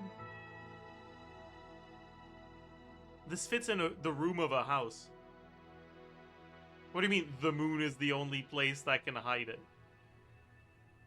No, she's an idiot. What the fuck? It'll be alright. Huh? The way you feel in this moment, I went through it too, on Moon Prayer Night.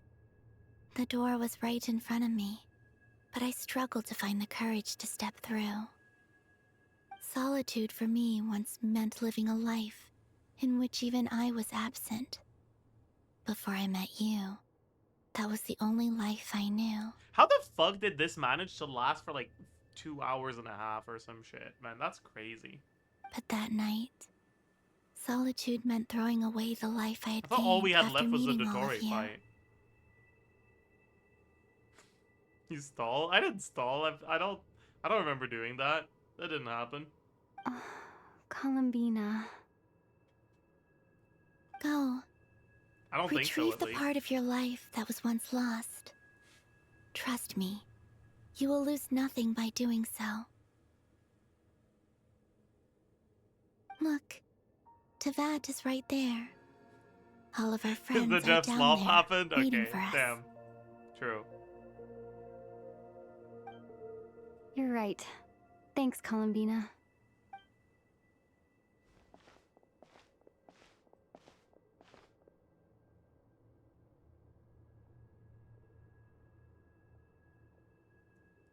Dot, dot, dot. But no moan.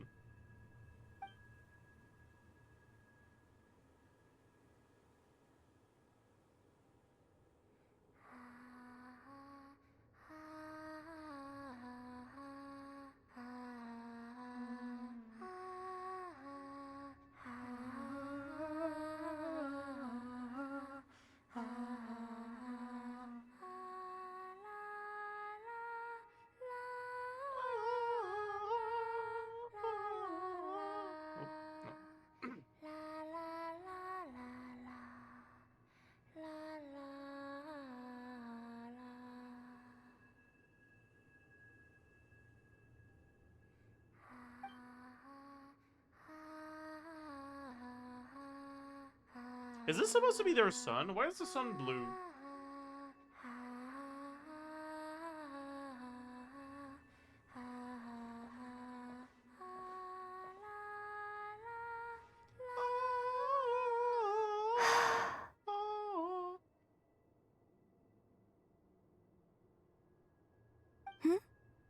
Finished? Yeah. Why did you take your eye mask off? Yeah. Ew. Ugly eyes. Put it back. Why does it sound like she's saying that? Well, since my return, I've decided to take more opportunities to see the world with my own eyes. I'm still not over the fact that the reason why she was fucking keeping her eyes closed was just because she didn't want to see. Like, that's fucking crazy, actually.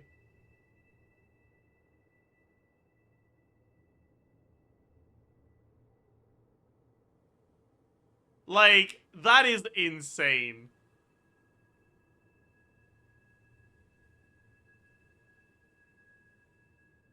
And like,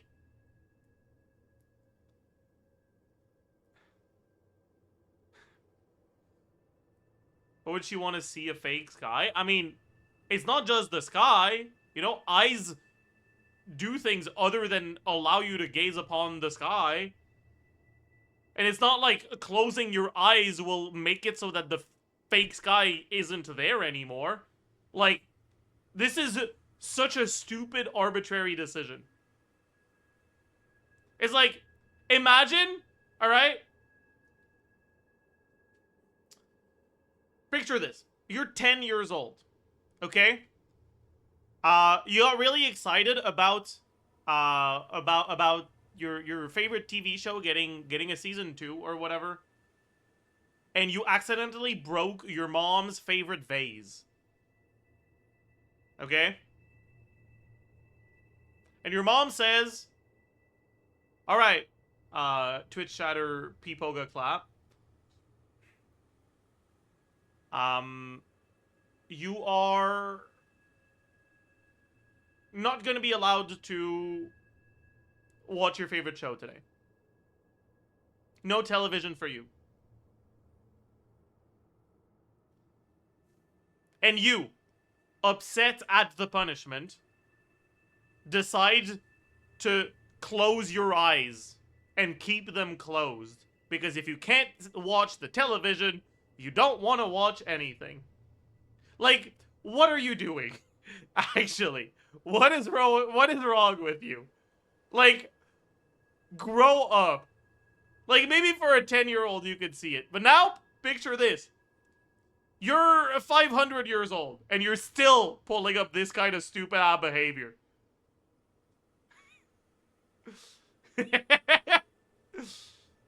Dude, there is no way.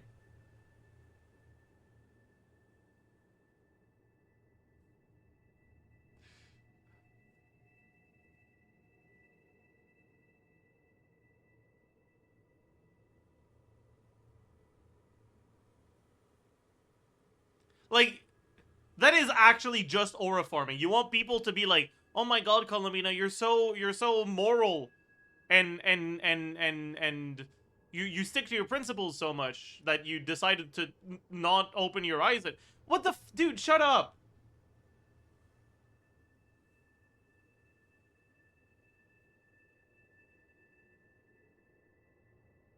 Besides, I've always wondered how Tevat looks from the moon.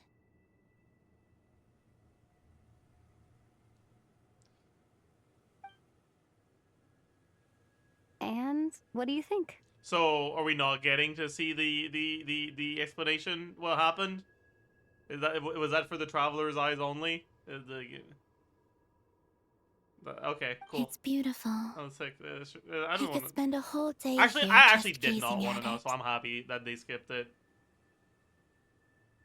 What about you? What do you think of the truth you found? I haven't looked at another person's expression in a long time, but I think yours is saying it was neither good nor bad. Keep this up, and it won't be long before you give Nefer a run for her money. I mean, that's not a very high bar, to be fair. Oh, I don't think that's going to happen. I'm much more used to sensing what's going on around me with Kuvaki. I think I'll save my eyes for seeing special moments I really want to remember. This is just crazy, man.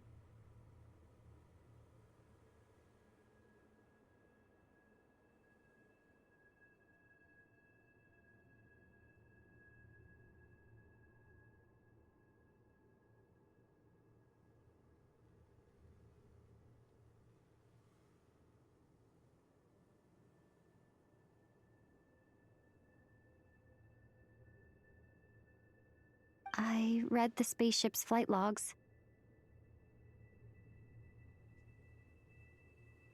I always assumed that this was my first time in Tevat. I thought that Ether and I must have been hibernating in space for centuries on end.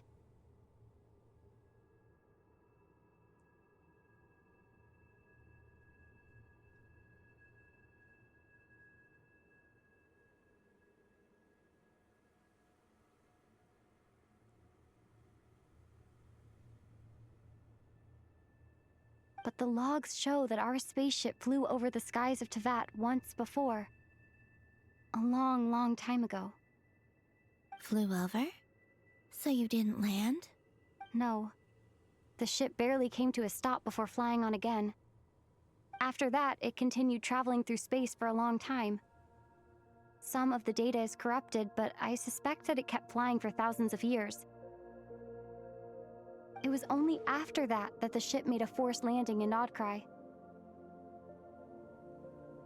When Ether found me, he came from outside the ship. Could this mean that he left the ship long before I did? Maybe even during our first pass over Tevat?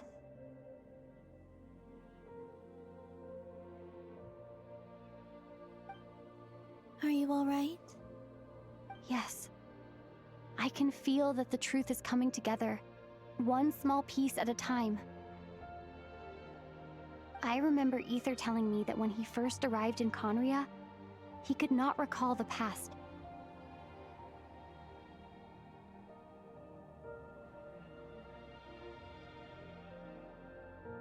Can you imagine deciding you don't want to smell anything anymore because a lot of the things around you stink?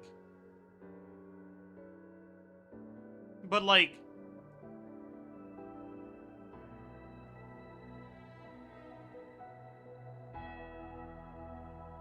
I have never experienced... Okay, first of all, I'm not the right person to ask this.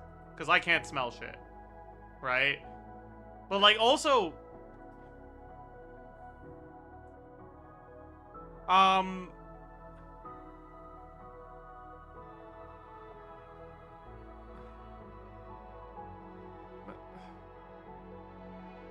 have never been confronted with a situation where what I was looking at just was ugly, and I closed my eyes so that I wouldn't see it.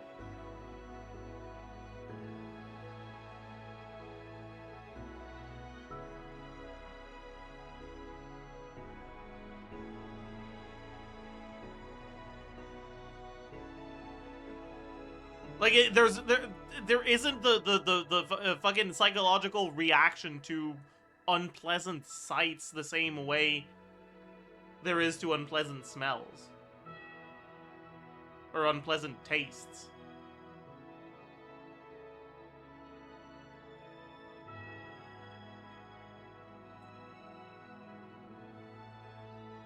It's not just about ugliness, it's about the feelings that the sight evokes.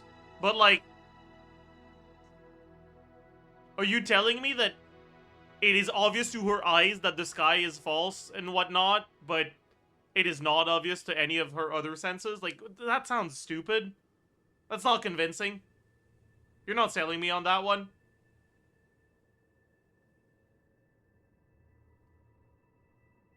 Like, go watch some TV, okay? Like, keep your eyes occupied with something else.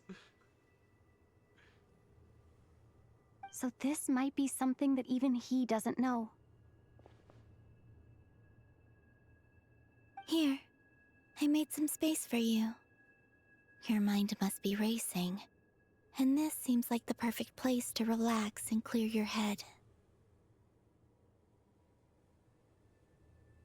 It wasn't like losing an important sense for her since Kuvaki worked just as well. Okay, then why the fuck are they making a big deal about her opening her eyes then, if it doesn't matter? Oh, wait, there's one more thing.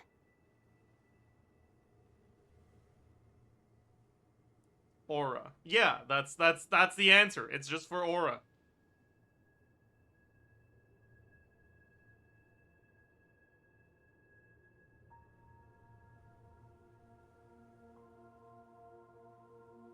What is it? Wait here a moment.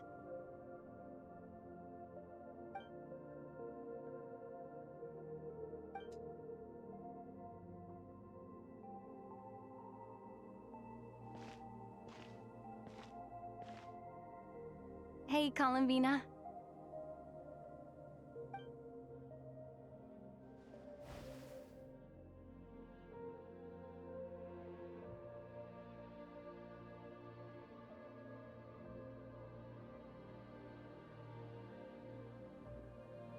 I'm gonna be honest with you guys. Is that If a I new didn't outfit? know this was a skin ahead of time, I would not have noticed it. An old one, technically. It's been in a cabinet inside the ship this whole time. It's a matching pair with Ether's. He always liked this set more.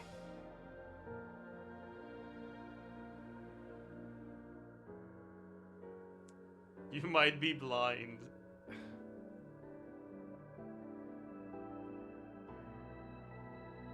It's not that if they weren't next to one another, I wouldn't notice a difference. It's that the outfits just are not things that stay in my memory. I haven't acquired outfit permanence. I've acquired object permanence when I was a child, but not outfit permanence, unfortunately. Out of sight, out of mind. When it goes away, I forget all about it. Huh. I don't think there's a huge difference.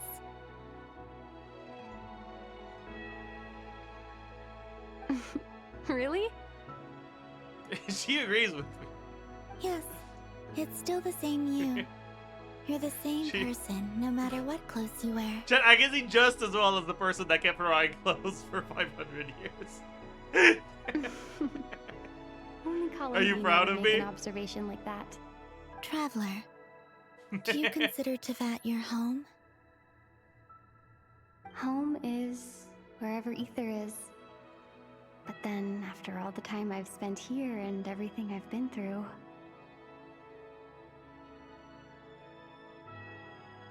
Dude, it's so hard to care about this whole thing, because, like... Why do you like him so much, man? Like,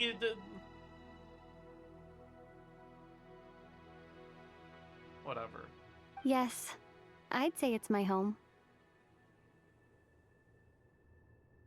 Would you change your answer if Tevat changed appearance?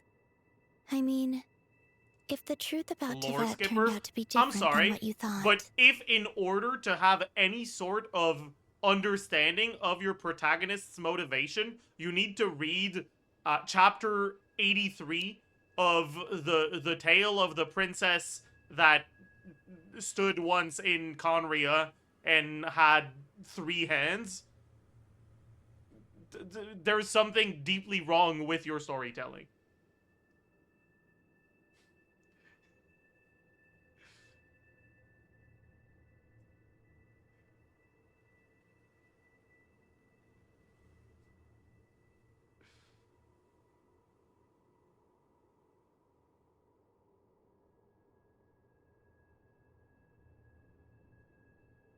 Like, I'm not saying I don't understand why she would care for her sibling. I'm saying it's difficult for me to get emotionally invested in her care for her sibling when it's just not something we ever fucking see.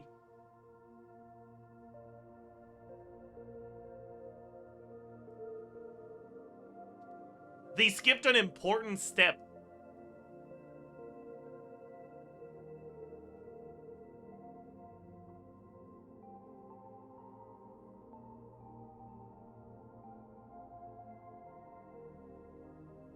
You played the game for 6 years? Yeah, and in 6 years, we haven't fucking seen the Traveler interacting with her twin in a flashback more than, like, fucking once or some shit.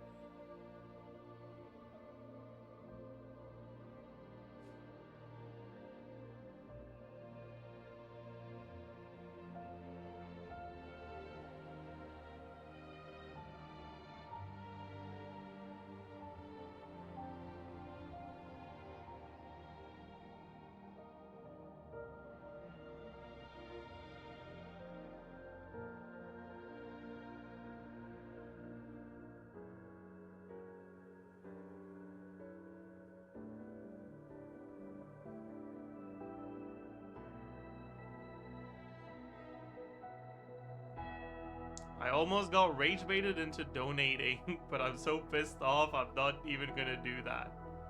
I mean, okay.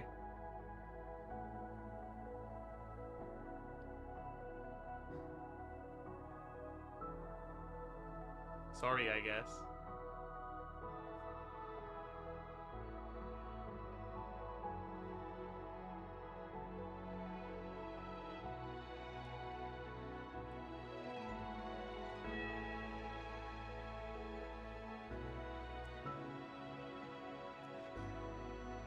my bad.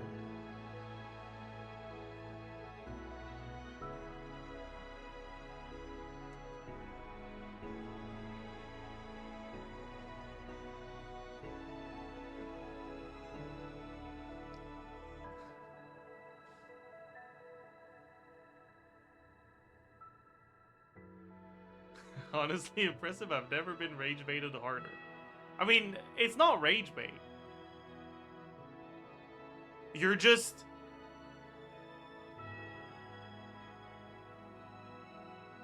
You're just a settler. You're settling for things. You're settling for slop.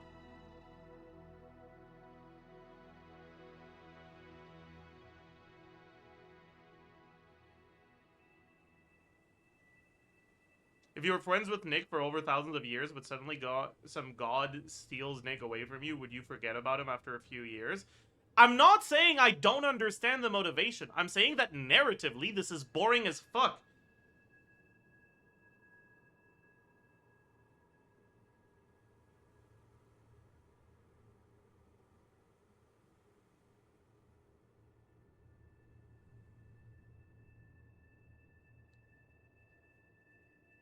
Not everything has to be interesting. The fucking point of stories is to be interesting, though. Like, yeah, not everything has to be interesting, and not everything has to be told, either.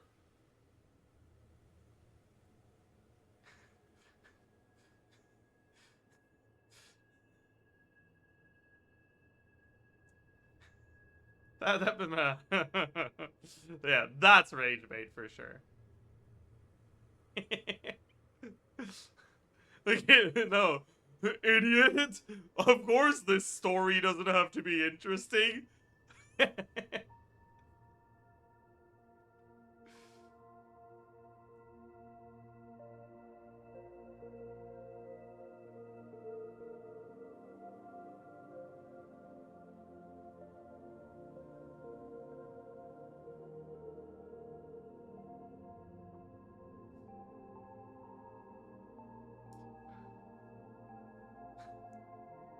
I got discombobulated. I did, yeah. So Luna, I did get Zabai. What are you yapping about?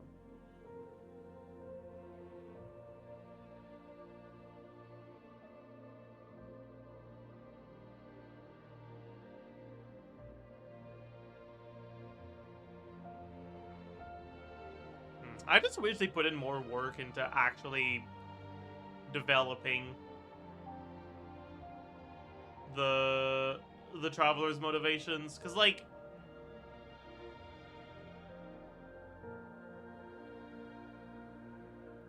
they keep having these story beats where like the traveler longs for the twin, and you're just sitting there like, I mean, cool, I guess. Like, can we go next?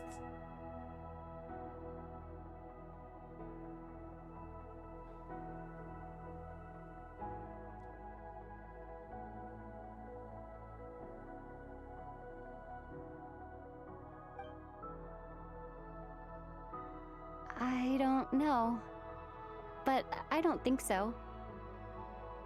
The truth is not what matters most to me about Teyvat.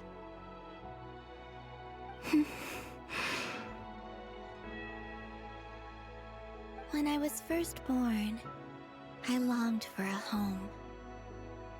And when you get something before you're mature enough to understand the world, you just take it at face value. I thought that a home was a transaction. You give me what I want, and I'll do the same for you.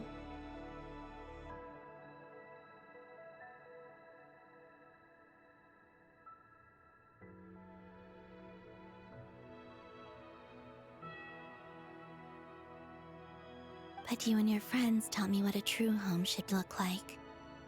You never asked for anything, yet you gave so generously to me.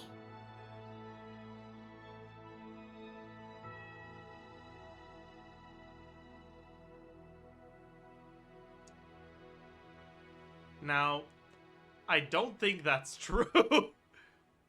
I'm pretty sure that we have explicitly asked many things of her, actually. That's because your friendship matters to us. It was worth it,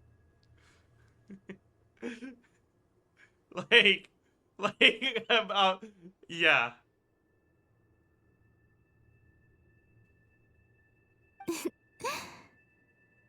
In the past, I thought that my birth in Krai We must also have been a kind of mistake. did just stand there as her girlfriend got fucking impaled by a lance or whatever the fuck dottore was throwing to protect us.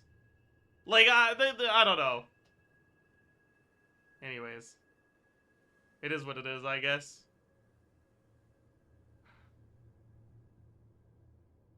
Girlfriend? Oh, situationship then, whatever.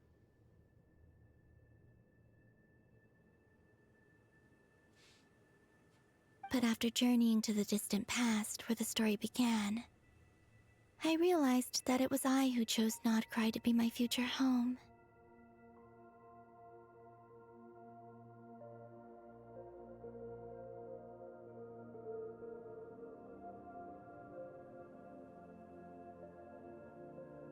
Now, I am glad that I made that choice.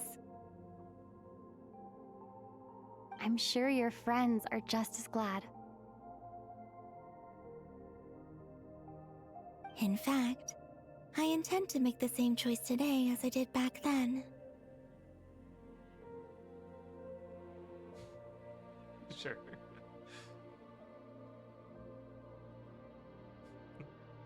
What do you mean? Oh, this emote is gonna be used to rage bait me so much, isn't it? Oh, I should not have added it. Well, I've given the Eternal Moon's Marrow to Lauma, and the Iridescent Moon's Marrow to Arlecchino. And now, I shall return my Kuvagi to Krai again, that it may continue to protect my chosen home. Wait, but what about your body? Hmm? Oh, are you worried that I'll disappear again? I won't. Not this time. The Frost Moon has now entered the false sky, and I am the Trilune Goddess.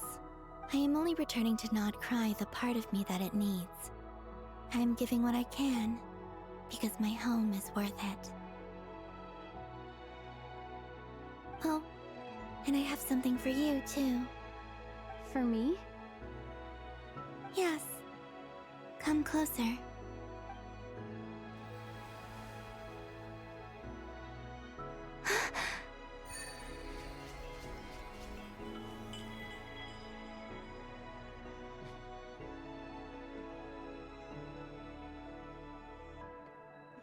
I did not know I didn't have Hydro Traveler on this account yet.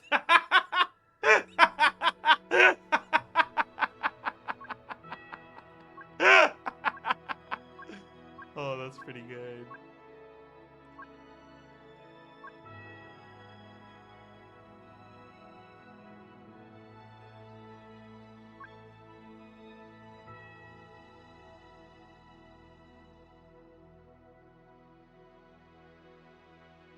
Wait, I just realized, does this not have a cooldown?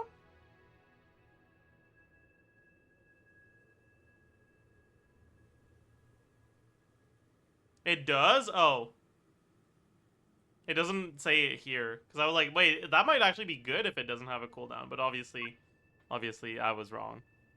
Yeah, my bad.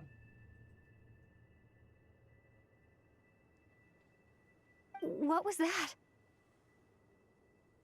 Doro didn't have EMC? I mean, fucking based.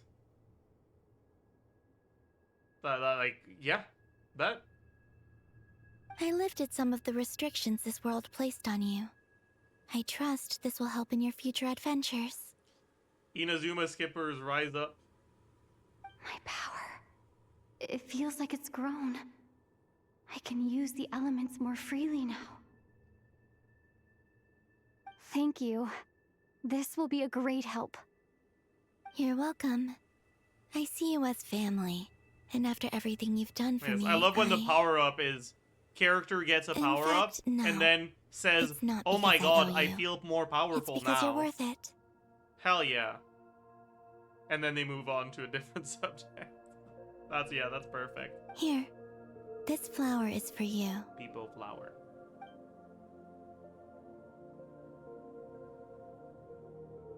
Hmm? Isn't this a moon prayer blossom? Yes. Don't worry. You will never see these flowers lose their color again. I'm finally discovering the joy of giving. How I wish I'd learned this sooner. She's joy baiting with a flower. Hey, better late than never.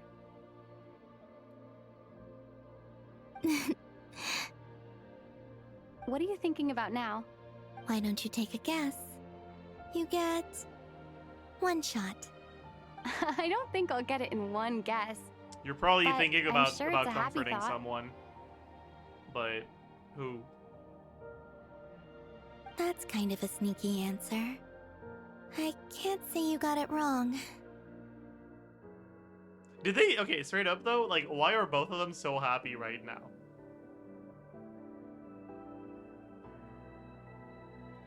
Like, the Traveler at so, like, I get, right? Like, they're an asshole. But Columbina too? Like, really?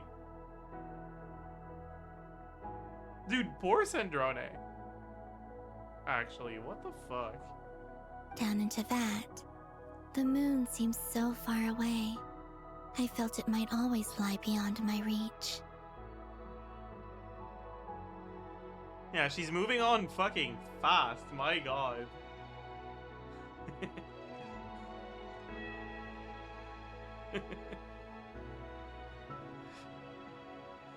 But on the moon, everything feels so close by.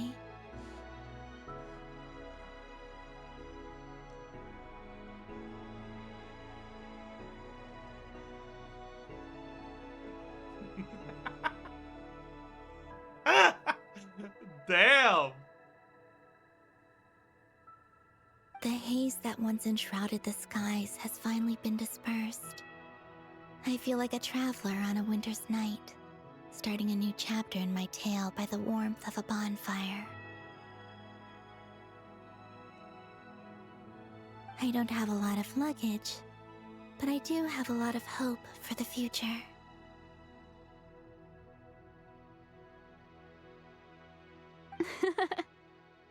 Well, what's next? Next, to start with, I want to stay here just a little longer. After that, let's return home and continue our journey.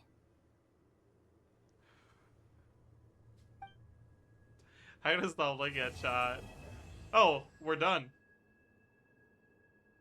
Why is he laughing so hard? Chat is too funny today. These Holy clothes fuck. bring back so many memories. As heaven and earth are made anew. Sit. Columbina.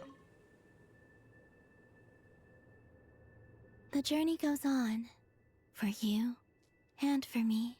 Like I said, this is not the end. I don't believe there has to be an ending. Could you tell me a little bit about Sneznaya? Oh, is that your next destination? Most people would probably tell you to pack some. In fact, it is home to quite a wondrous heat source. I think they call it Kreshnik's torch. Every city in Sneznaya is built around one of those. I sensed the energy it gave off as I was passing by on a railway train. It felt grand and distant. I also recommend the Korolievsky troupe in Snezhnogrod. They give performances quite regularly, and entry was free for harbingers. I liked them a lot.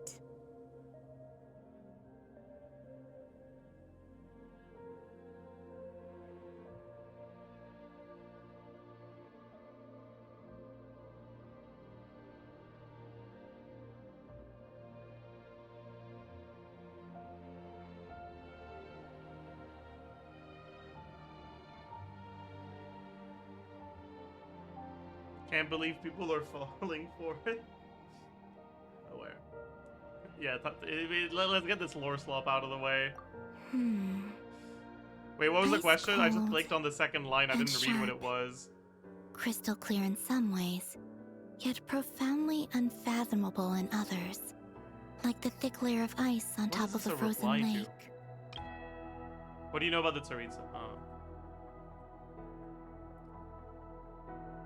Damn. So according, and this is canonically accurate, Columbina believes the Tsaritsa to be thick. This is canon information. Cool. That's just the impression that Tsaritsa gives me. I was never able to glimpse what truly lies beneath that icy exterior. In fact, I don't think the people of Snezhnaya even know what kind of power their god wields. Maybe that's because the Tsaritsa herself has never acknowledged, nor accepted that power. Tell me more about the Fatui. There's Regrator, the Rooster, and the Jester. I like that she just, like, knows that we are players and that there are 3 characters we haven't actually met yet, and, like, those are the ones we want information on. Thank you, Columbina. I really appreciate the fact that you like made sure to double check with the writers which ones we needed to know about. I appreciate that. Between them, they control a lot of what happens in Snezhnaya, but I could never wrap my head around how exactly power is split between them. I just know they are each responsible for many specific domains. Who's the Jester again? Is that Piero? I feel like that name does not fit what he looks like, but, like, maybe they'll do something cool with that.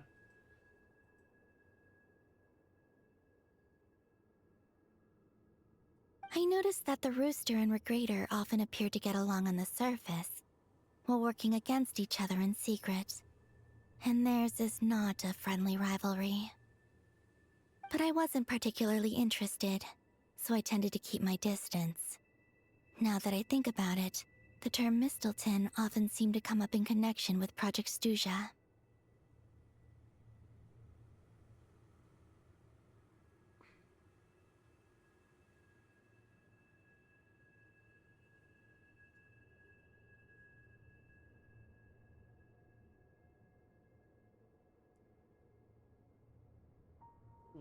What are these things?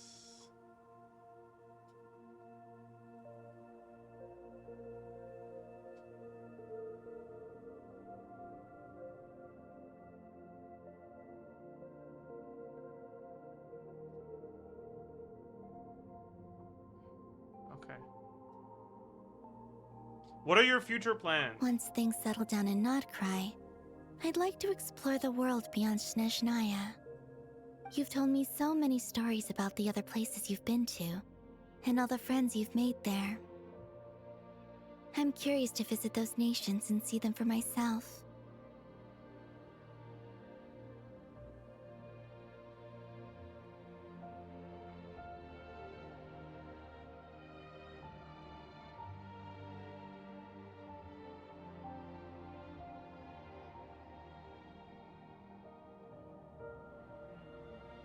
It would also help me learn more about the journey that has made you into the person you are today.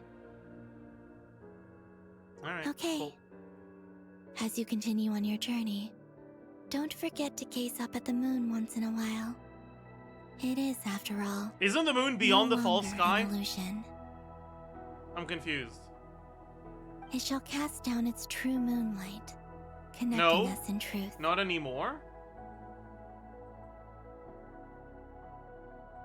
I thought... Oh, we pulled it in, I see. Or did we push the false sky away? Because we can't have pulled it in. Like, that doesn't make any sense. Like...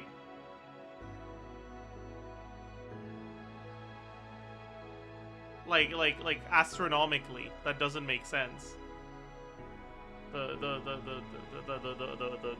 distance, like, that doesn't make sense. It's gonna crash. Like, the orbit distance can't just change like that. That doesn't make sense. It is science flop, though. That's true, that's true, that's true.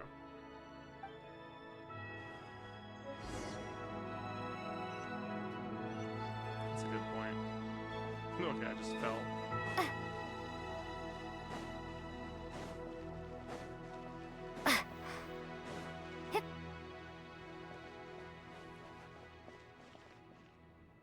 Read the outfit's description. An outfit worn by the traveler. Okay, let's just... Oh.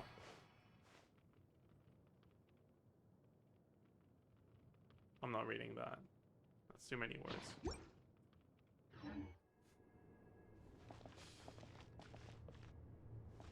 Bro, can I not... Wait, am I done here, by the way? Was there anything else I was missing here? I don't think so, right? 3 chests, yeah, okay. Sure, buddy.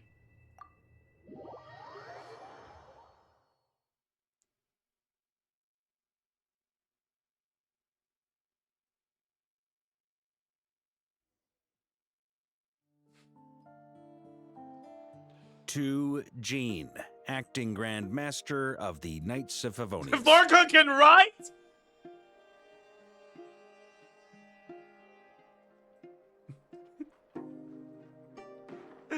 Nah, something's... This is a misdirection, okay?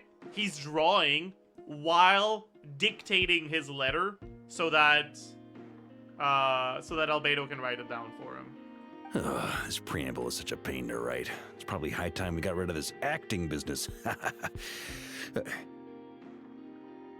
I trust that Dern has updated you all on recent events. Hope we didn't worry you too much. The good news is, we managed to come together and put a stop to the Doctor's evil schemes. With that, I think it's safe to say that Krai is finally out of the woods. As for the Fatui, not counting the damselette, aka the Moon Goddess, who has left their organization... Good voice acting, by the way. I like this. It actually sounds like he's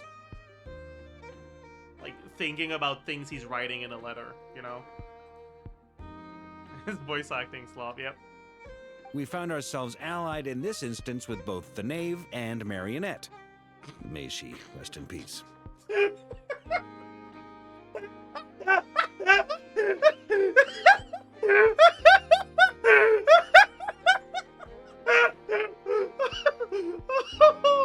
Oh no!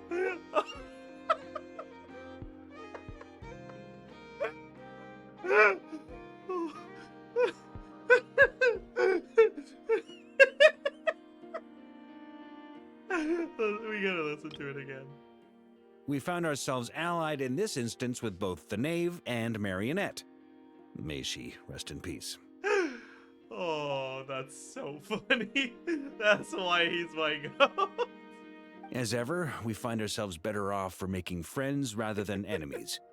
But until we can ascertain the Tsaritsa's true intentions, the future remains uncertain.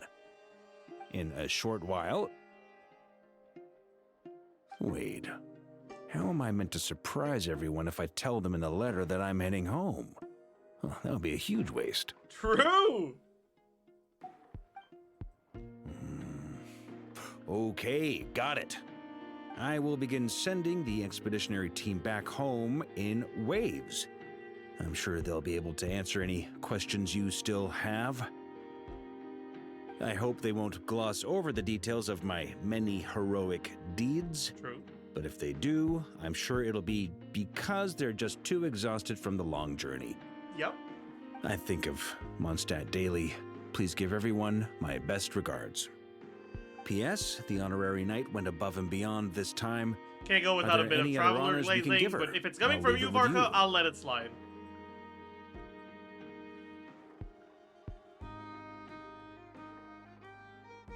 P.P.S. Please be extra nice to Klee for the foreseeable future. I cashed in on the last favor that the Hexen Circle owed us. so we need to earn some more goodwill. If there's any serious problems, feel free to stick me in solitary confinement when I get back. I'll do the time for her. Whew. And that, as they say, is all she wrote. End of an era. I love him. And with the moon shining down brighter than ever, I think everyone is going to sleep well tonight.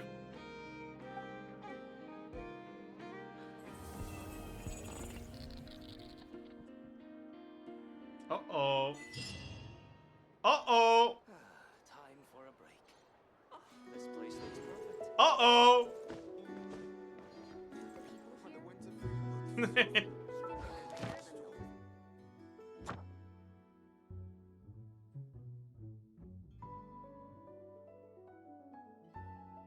Dottore is alive?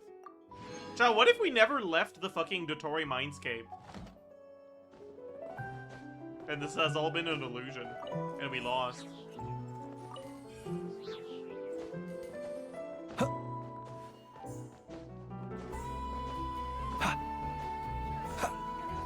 That would be cringe? I agree. That would be cringe. But they've done cringe things before. I wouldn't put it past them. Star Rail slop? Yeah, true actually.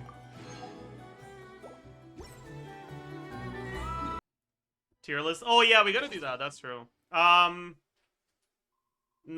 Krai, characters, tier maker.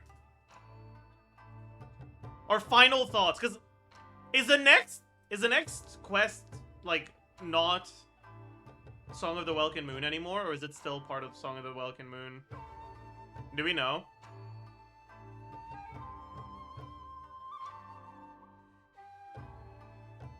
There are still acts 9 and 10? Okay, so not final then. But updated as of act 8 thoughts.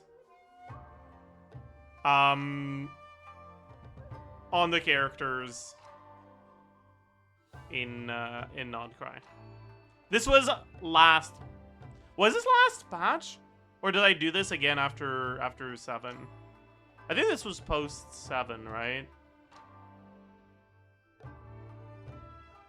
Okay, so first change, right? Okay.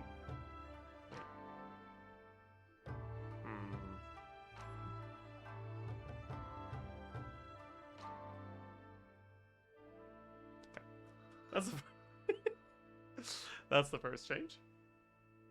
Oh.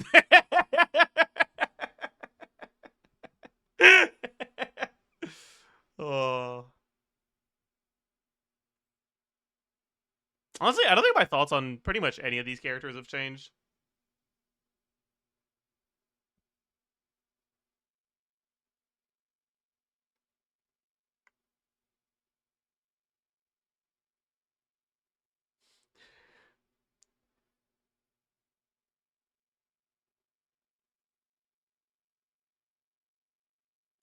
Rerir was there. I mean, yeah, but he didn't really get any development, so who cares?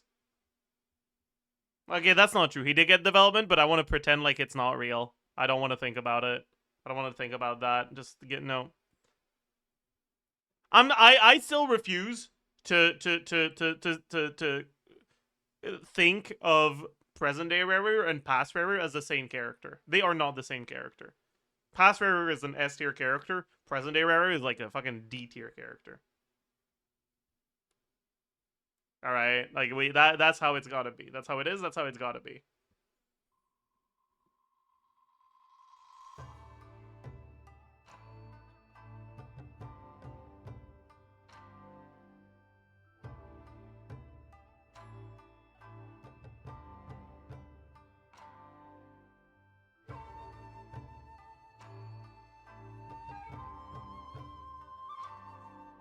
Why is Dottore so high for you?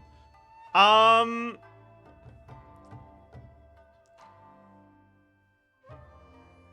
think Dottore just, ironically, feels a lot more human than a lot of the other characters. Even though his whole characterization is that he's kind of unable to relate to a lot of human emotions.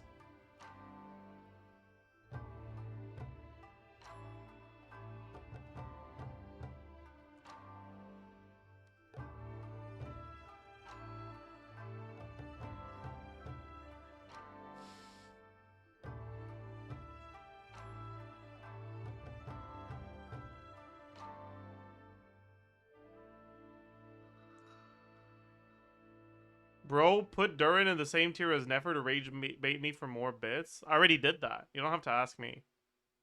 I'll do it unprompted.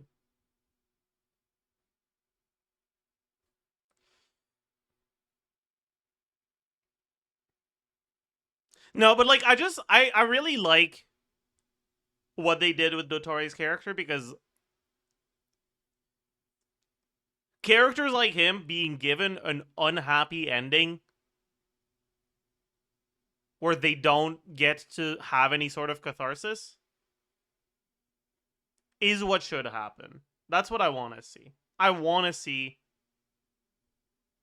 the tragedy of Dottore's character arc. I hope he's actually dead. Like, he probably isn't, but like, I hope he's actually dead.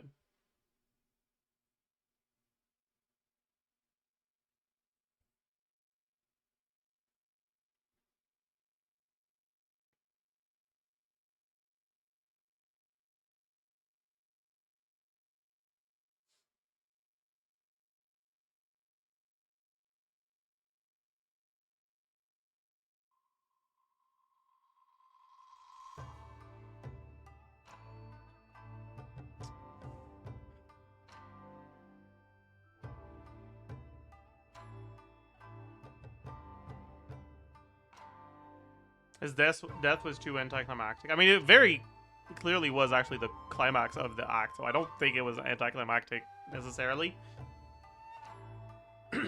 He deserved better? I don't think so.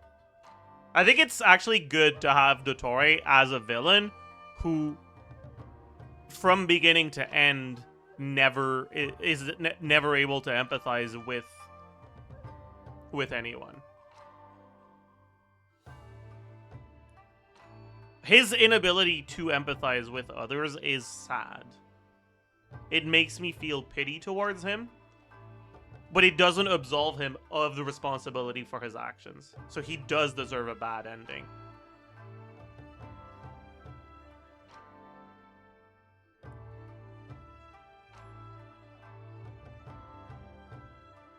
And do you feel pity for him? I think most people that understand his character would.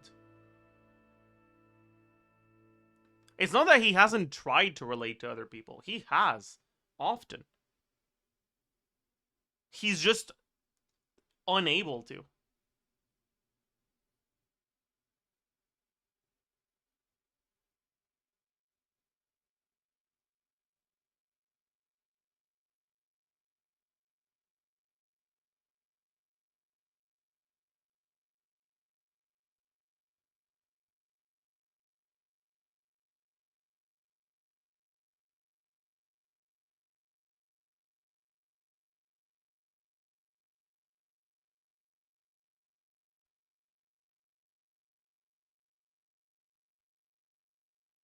Anyways, I don't know. I just like him as a villain a lot.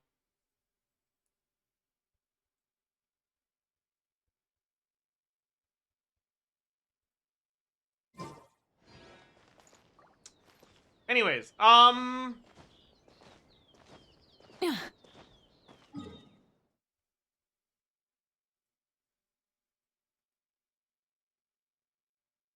is it sad? He's just a psychopath? I mean, yeah, that's tragic.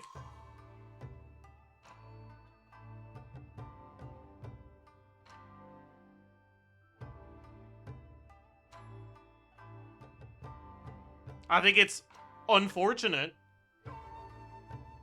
when people are like have conditions that prevent them from being able to empathize with other people.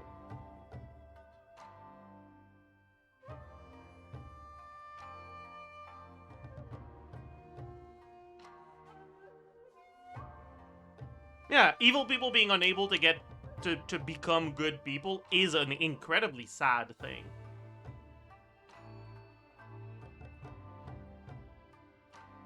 Like, that's incredibly tragic.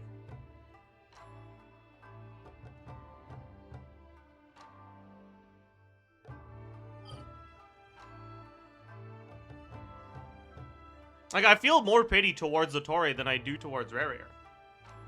Rerir had the ability for empathy. He just chose other things over it. Dottore never did.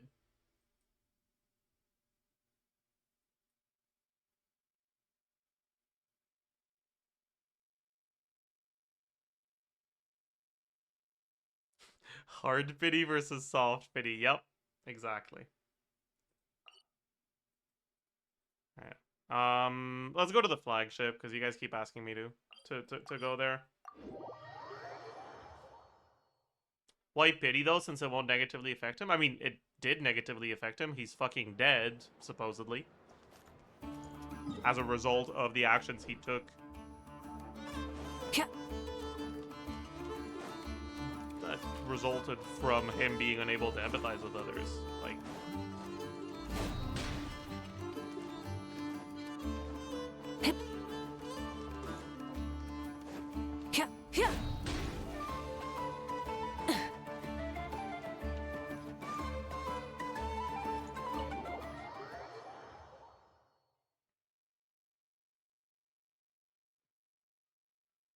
Yeah, like, he was ostracized his whole life and ended up dying.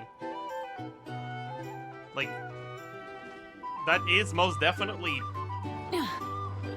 a sad situation, like an unfortunate situation.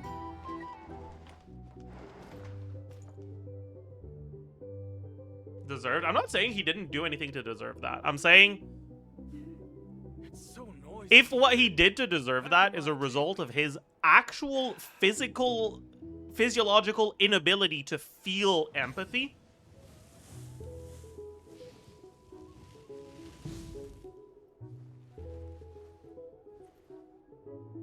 I think that's a lot more sad. I think that's...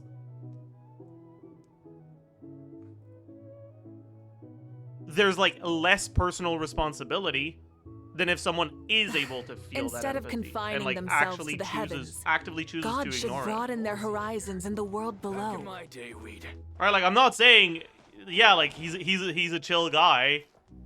I agree with him. Like, no. I'm saying that was just what was always gonna happen because he was born that way. I don't think... Exploration and Shut up! trials. Sorry.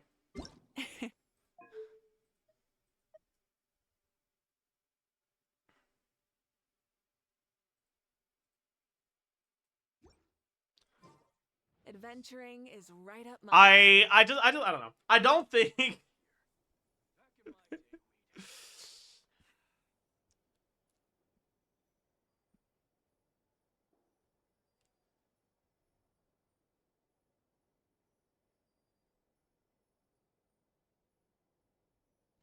Whatever.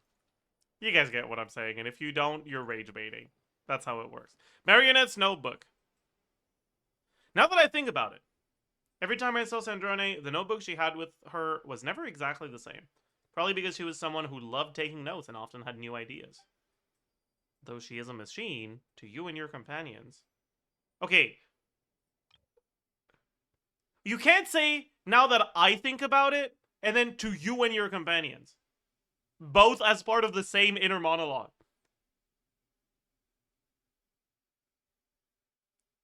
That's not how gender fluidity work, okay? It's not about changing between first and second person pronouns. You can't do that. That's not how that works. That's not how that works.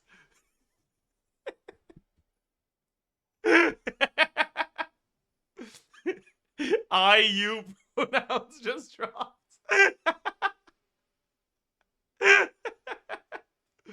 Oh. Though she is a machine, to you and your companions, Sandrone is entirely human. Her joys, sorrows, and emotions are not much different from yours. The notebook that the knave hands you is somewhat aged, with creases at the corners, as if it had been accidentally folded and then carefully smoothed out by someone. Sandrone has a lot of stories about her recorded in it. You're not sure if the knave has read them. But judging from the expression on her face when she gave you the notebook, she seems to know Sandrone very well, even without it.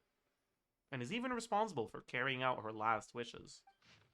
Sunny! Should I... Alain has a... No, that's not... I can't do it. That's not a good idea.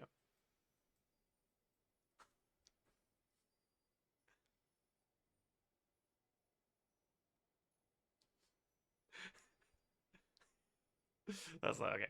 Alain has provided me with many notebooks. I often discard them after making a few markings. On those occasions, his expression was unreadable. Nevertheless, he supplies me with new ones. I do not understand his reasoning. I do not know why I discarded them after making markings. I do not know why he permits this behavior. He states that my emotion module is optimal. I do not comprehend. This is a new notebook. I do not wish to discard it. I have learned to record. I am beginning to record.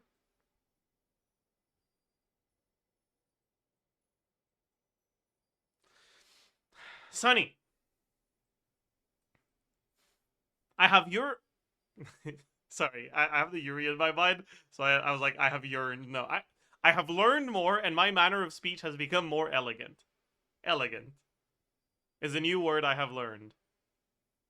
Alain advised me not to push myself. I disagree. I have performed exceptionally well. We conversed this afternoon. I've drawn several conclusions. 1, Alain created me. 2, he modeled me after memories of his deceased sister, and now he feels guilt. 3, my learning ability exceeds his expectations. Alain Guillotin's younger sister was named Marianne Guillotin. She passed away long ago. Alain finalized my creation on his 65th birthday. He stated that I am a friend, a family member. He expressed happiness about gaining a companion. Alain has not defined a relationship. It is evident that I am not Marianne Guillotin. He concurred, noting that I am significantly different from his sister. He expressed a desire for me to act according to my own will. When I stated that I would no longer discard the notebooks, Alain's composure wavered briefly. He likely experienced an urge to weep, but ultimately suppressed it. That's sad. My god. Alain said I could choose a birthday if I wished. I will consider this proposal seriously. He mentioned that most people cannot choose their birthday, but I can.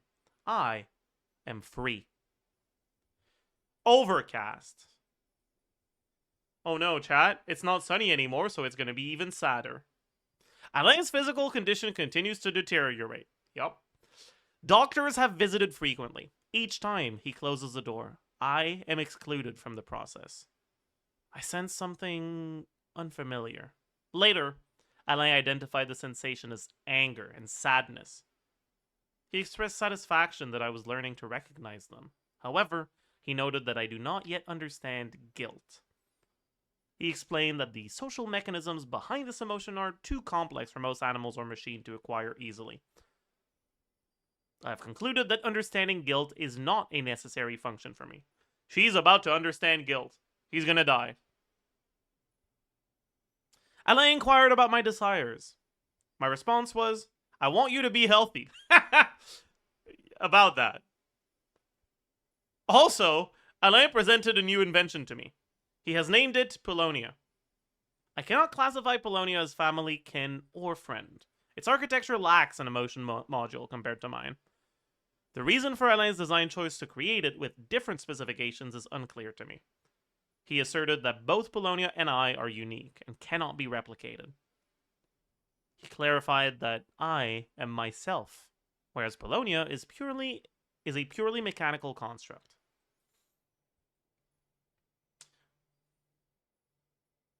Overcast. Sorted through the warehouse and cleaned the room. Debugged Polonia's basic functions. Rainy. Alain has passed out. His condition is deteriorating. The doctor examined him with a grim expression. Alain's subordinate came to visit him, bringing a brand new tea set and some expensive tea leaves. Alain doesn't like to drink tea, nor is he used to using luxurious things. So the tea set is mine.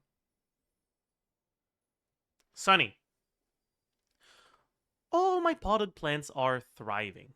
This is simple, and it seems almost too straightforward to claim any credit for myself. When conditions are right, they simply grow on their own, independent of any gardener. I see a parallel in myself. I, too, don't rely on anyone to grow. Overcast. Today, I helped Alain with Polonia's final test. He's been unable to walk, so I transported him there in his wheelchair. Alain displayed little emotion. Despite Polonia's stable performance, he wasn't satisfied. He explained that Polonia is, in essence, merely an algorithm designed to calculate the unknown. As for what the unknown is, he himself isn't certain.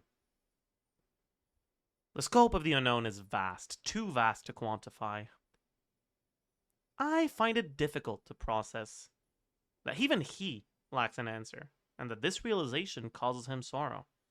I don't understand.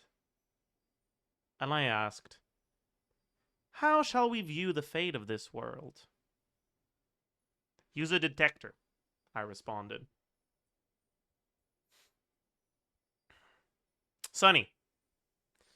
Alain has entrusted me with his old notebooks.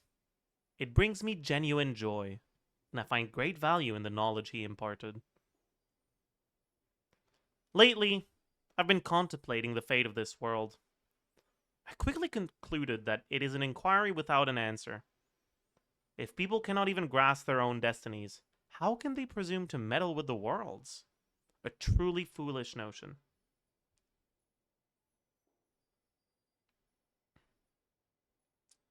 Alain remarked that there are quite a few fools who hold such ideas. I laughed and gave him a disbelieving look. Then he began to laugh as well, though I cannot comprehend what he finds amusing. Sunny. I bought new bedsheets, pillowcases, and curtains. My room is refreshingly tidy. I must say, that was a clever decision. Sunny. I've been too modest in my recent records. I'm not just smart, I'm brilliant. I'm a quick learner. Even Alain agrees. Sunny. Alain's body won't hold on much longer. He sat by the fireplace and told me some stories. He created me, in the beginning, to honor the memory of the years he spent with his sister. He hadn't even decided what to do with me when he first brought me into being. Later, he hoped I could travel on his behalf, to see the world and broaden my own horizons. One problem. Alain and I are now colleagues, both tied down by the long-term professional commitments. It seems true freedom to travel is for those unburdened by work. As he put it, that dream lies in ruins now. A complete and utter failure. He mentioned that once he had another wish, but abandoned it long ago. I pressed him for details, and he admitted with some awkwardness that he once dreamed of saving the world when he was young. I asked if this was a wish I needed to inherit. He was taken aback and firmly told me, no. He said I can do anything I like, and that he has no expectations of me. And I asked if there was anything I wanted to do. Well, I haven't found that yet.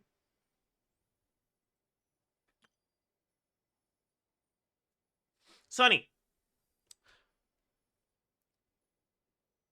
Also, why the fuck is this robot, like, writing in a physical journal? Sorry. Okay, it's fine. Parents are responsible for bringing children into the world, and children are responsible for their future. This is a social rule. I believe the final, unspoken tenet of this rule is that children are also responsible for their parents' final years. Alain's final years have reached their end. He left a will concerning his remaining possessions.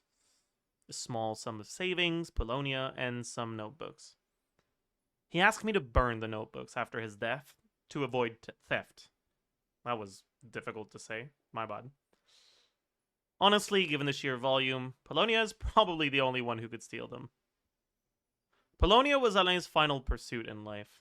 It's a pity he didn't live to see it produce a definitive answer.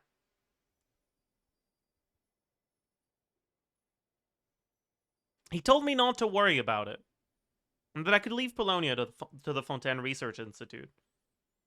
His only regret was that those people wouldn't know how to maintain it as well as I do. I disagree with this plan. Polonia will remain with me. However, I'm not sure what I should use it for.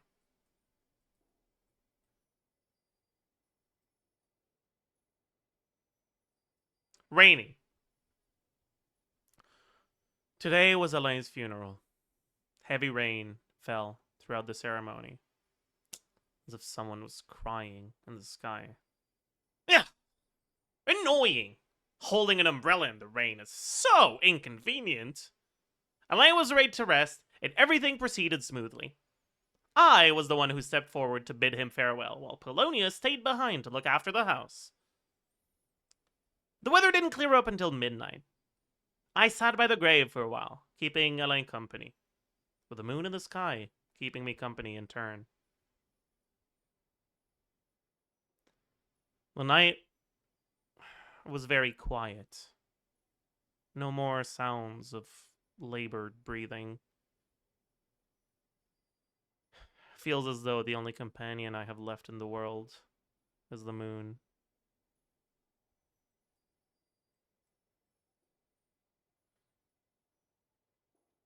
Sunny. I'm leaving now.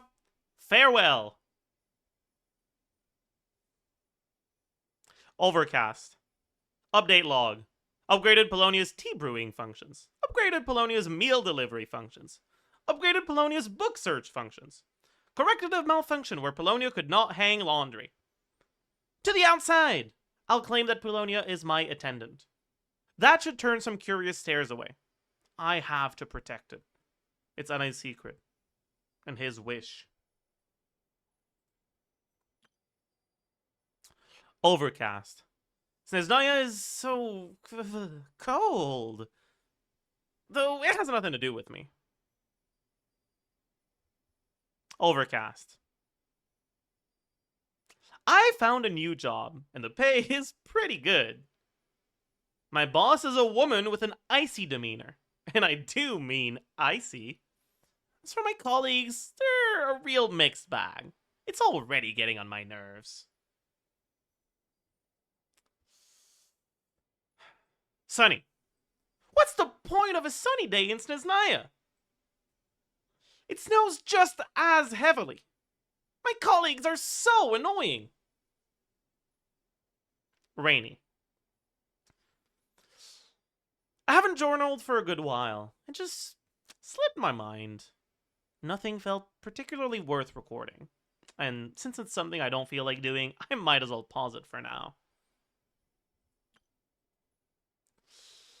A new text appears after a few blank pages. Sunny. Columbina is so annoying! Sunny. Arlecchino is so annoying!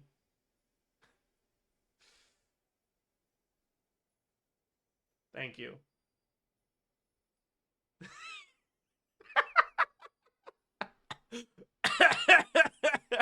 Thank you. Thank you. I give up on trying to convey the voice, but I'm trying to convey the vibe.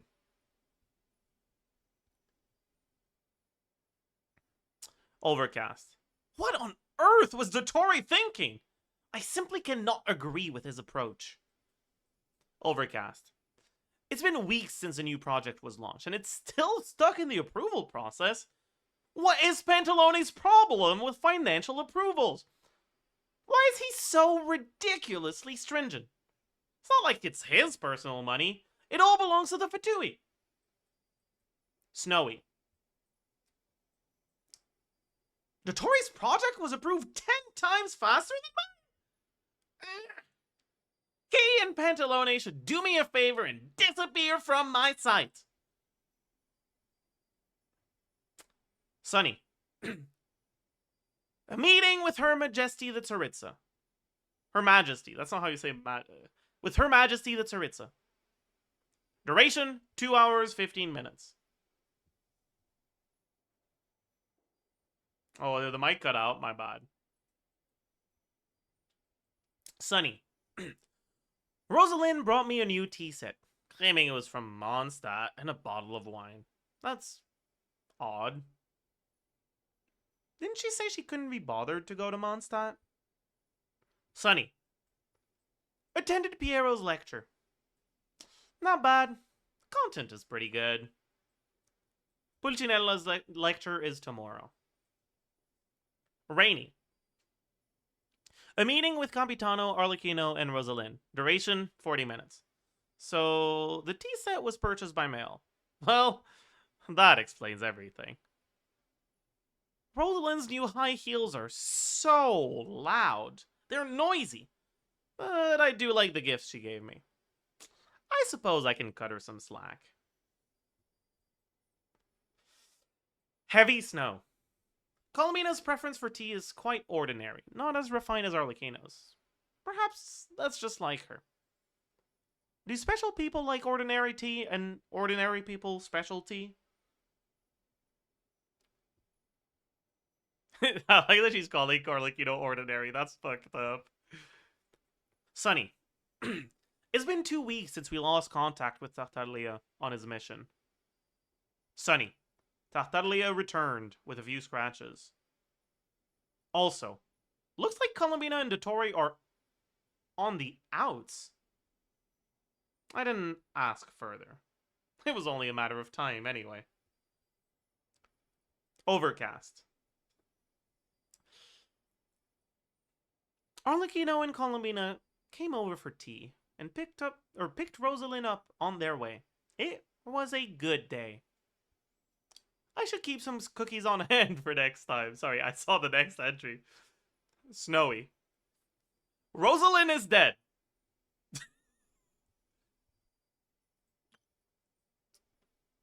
New text appears after a few blank pages. Most of it relates to the Narcissan Car's Ordo, so abstruse that prolonged study leaves one busy. Mixed in are a few offhand comments, which look like Sandrone's recent jottings.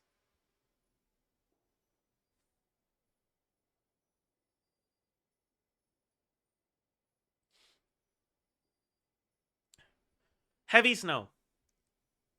Capitano chose to stay in Natlan. Shame. Sunny. Columbina hasn't been faring well since she resigned. Ha! Serves her right. I did warn her to think carefully before making such decisions, but she wouldn't listen. The materials Arlecchino provided were extensive. I owe her my thanks. Important. Send gifts to the House of the Hearth. One for every child. A new project, and I have to collaborate with Dottore? I can't help but feel some resentment towards Her Majesty for this.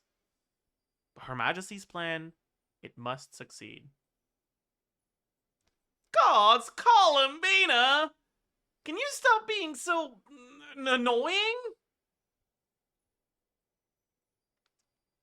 Polonia's situation is stable, optimizing algorithmic logic. Expecting several hours of downtime. A meeting with Arlecchino, duration 20 minutes. Tea break with Arlecchino, duration 1 hour.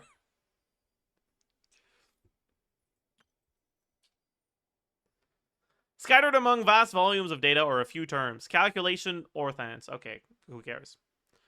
The probability of Columbina being alive is definitely higher than any other outcome. Absolutely.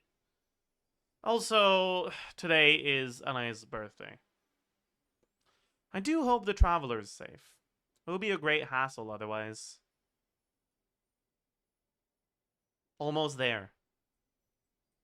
Inconceivable. Haggai's chorus from Irminsul? Performance is stable.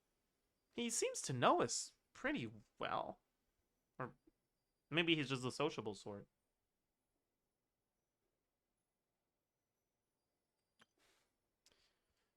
Core assembly completed. System checked and deployed for combat.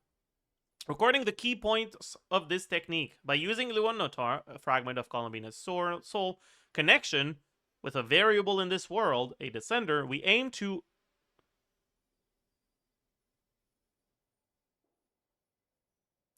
to affect, I think. I think this is a typo. Or maybe are they using affect as a verb here? Because I feel like affect, like with an A, doesn't make sense. I've never seen affect be used as a verb before. But I guess it would make sense here. That's crazy. We aim to effect the retrieval of Columbina's complete soul from inside the moon's reflection. The survival of the traveler is a necessary condition for success. Update log. Upgraded Polonia's core function to the world formula. Upgraded Polonia's search and retrieval functions. Implemented a new self-preservation mechanism for Polonia. Combat priority shifted from protecting me to protecting Polonia. Installed a false core and data destruction function. All log data will be cleared if the damage falls below the critical threshold. Iterated on my self-preservation mechanisms.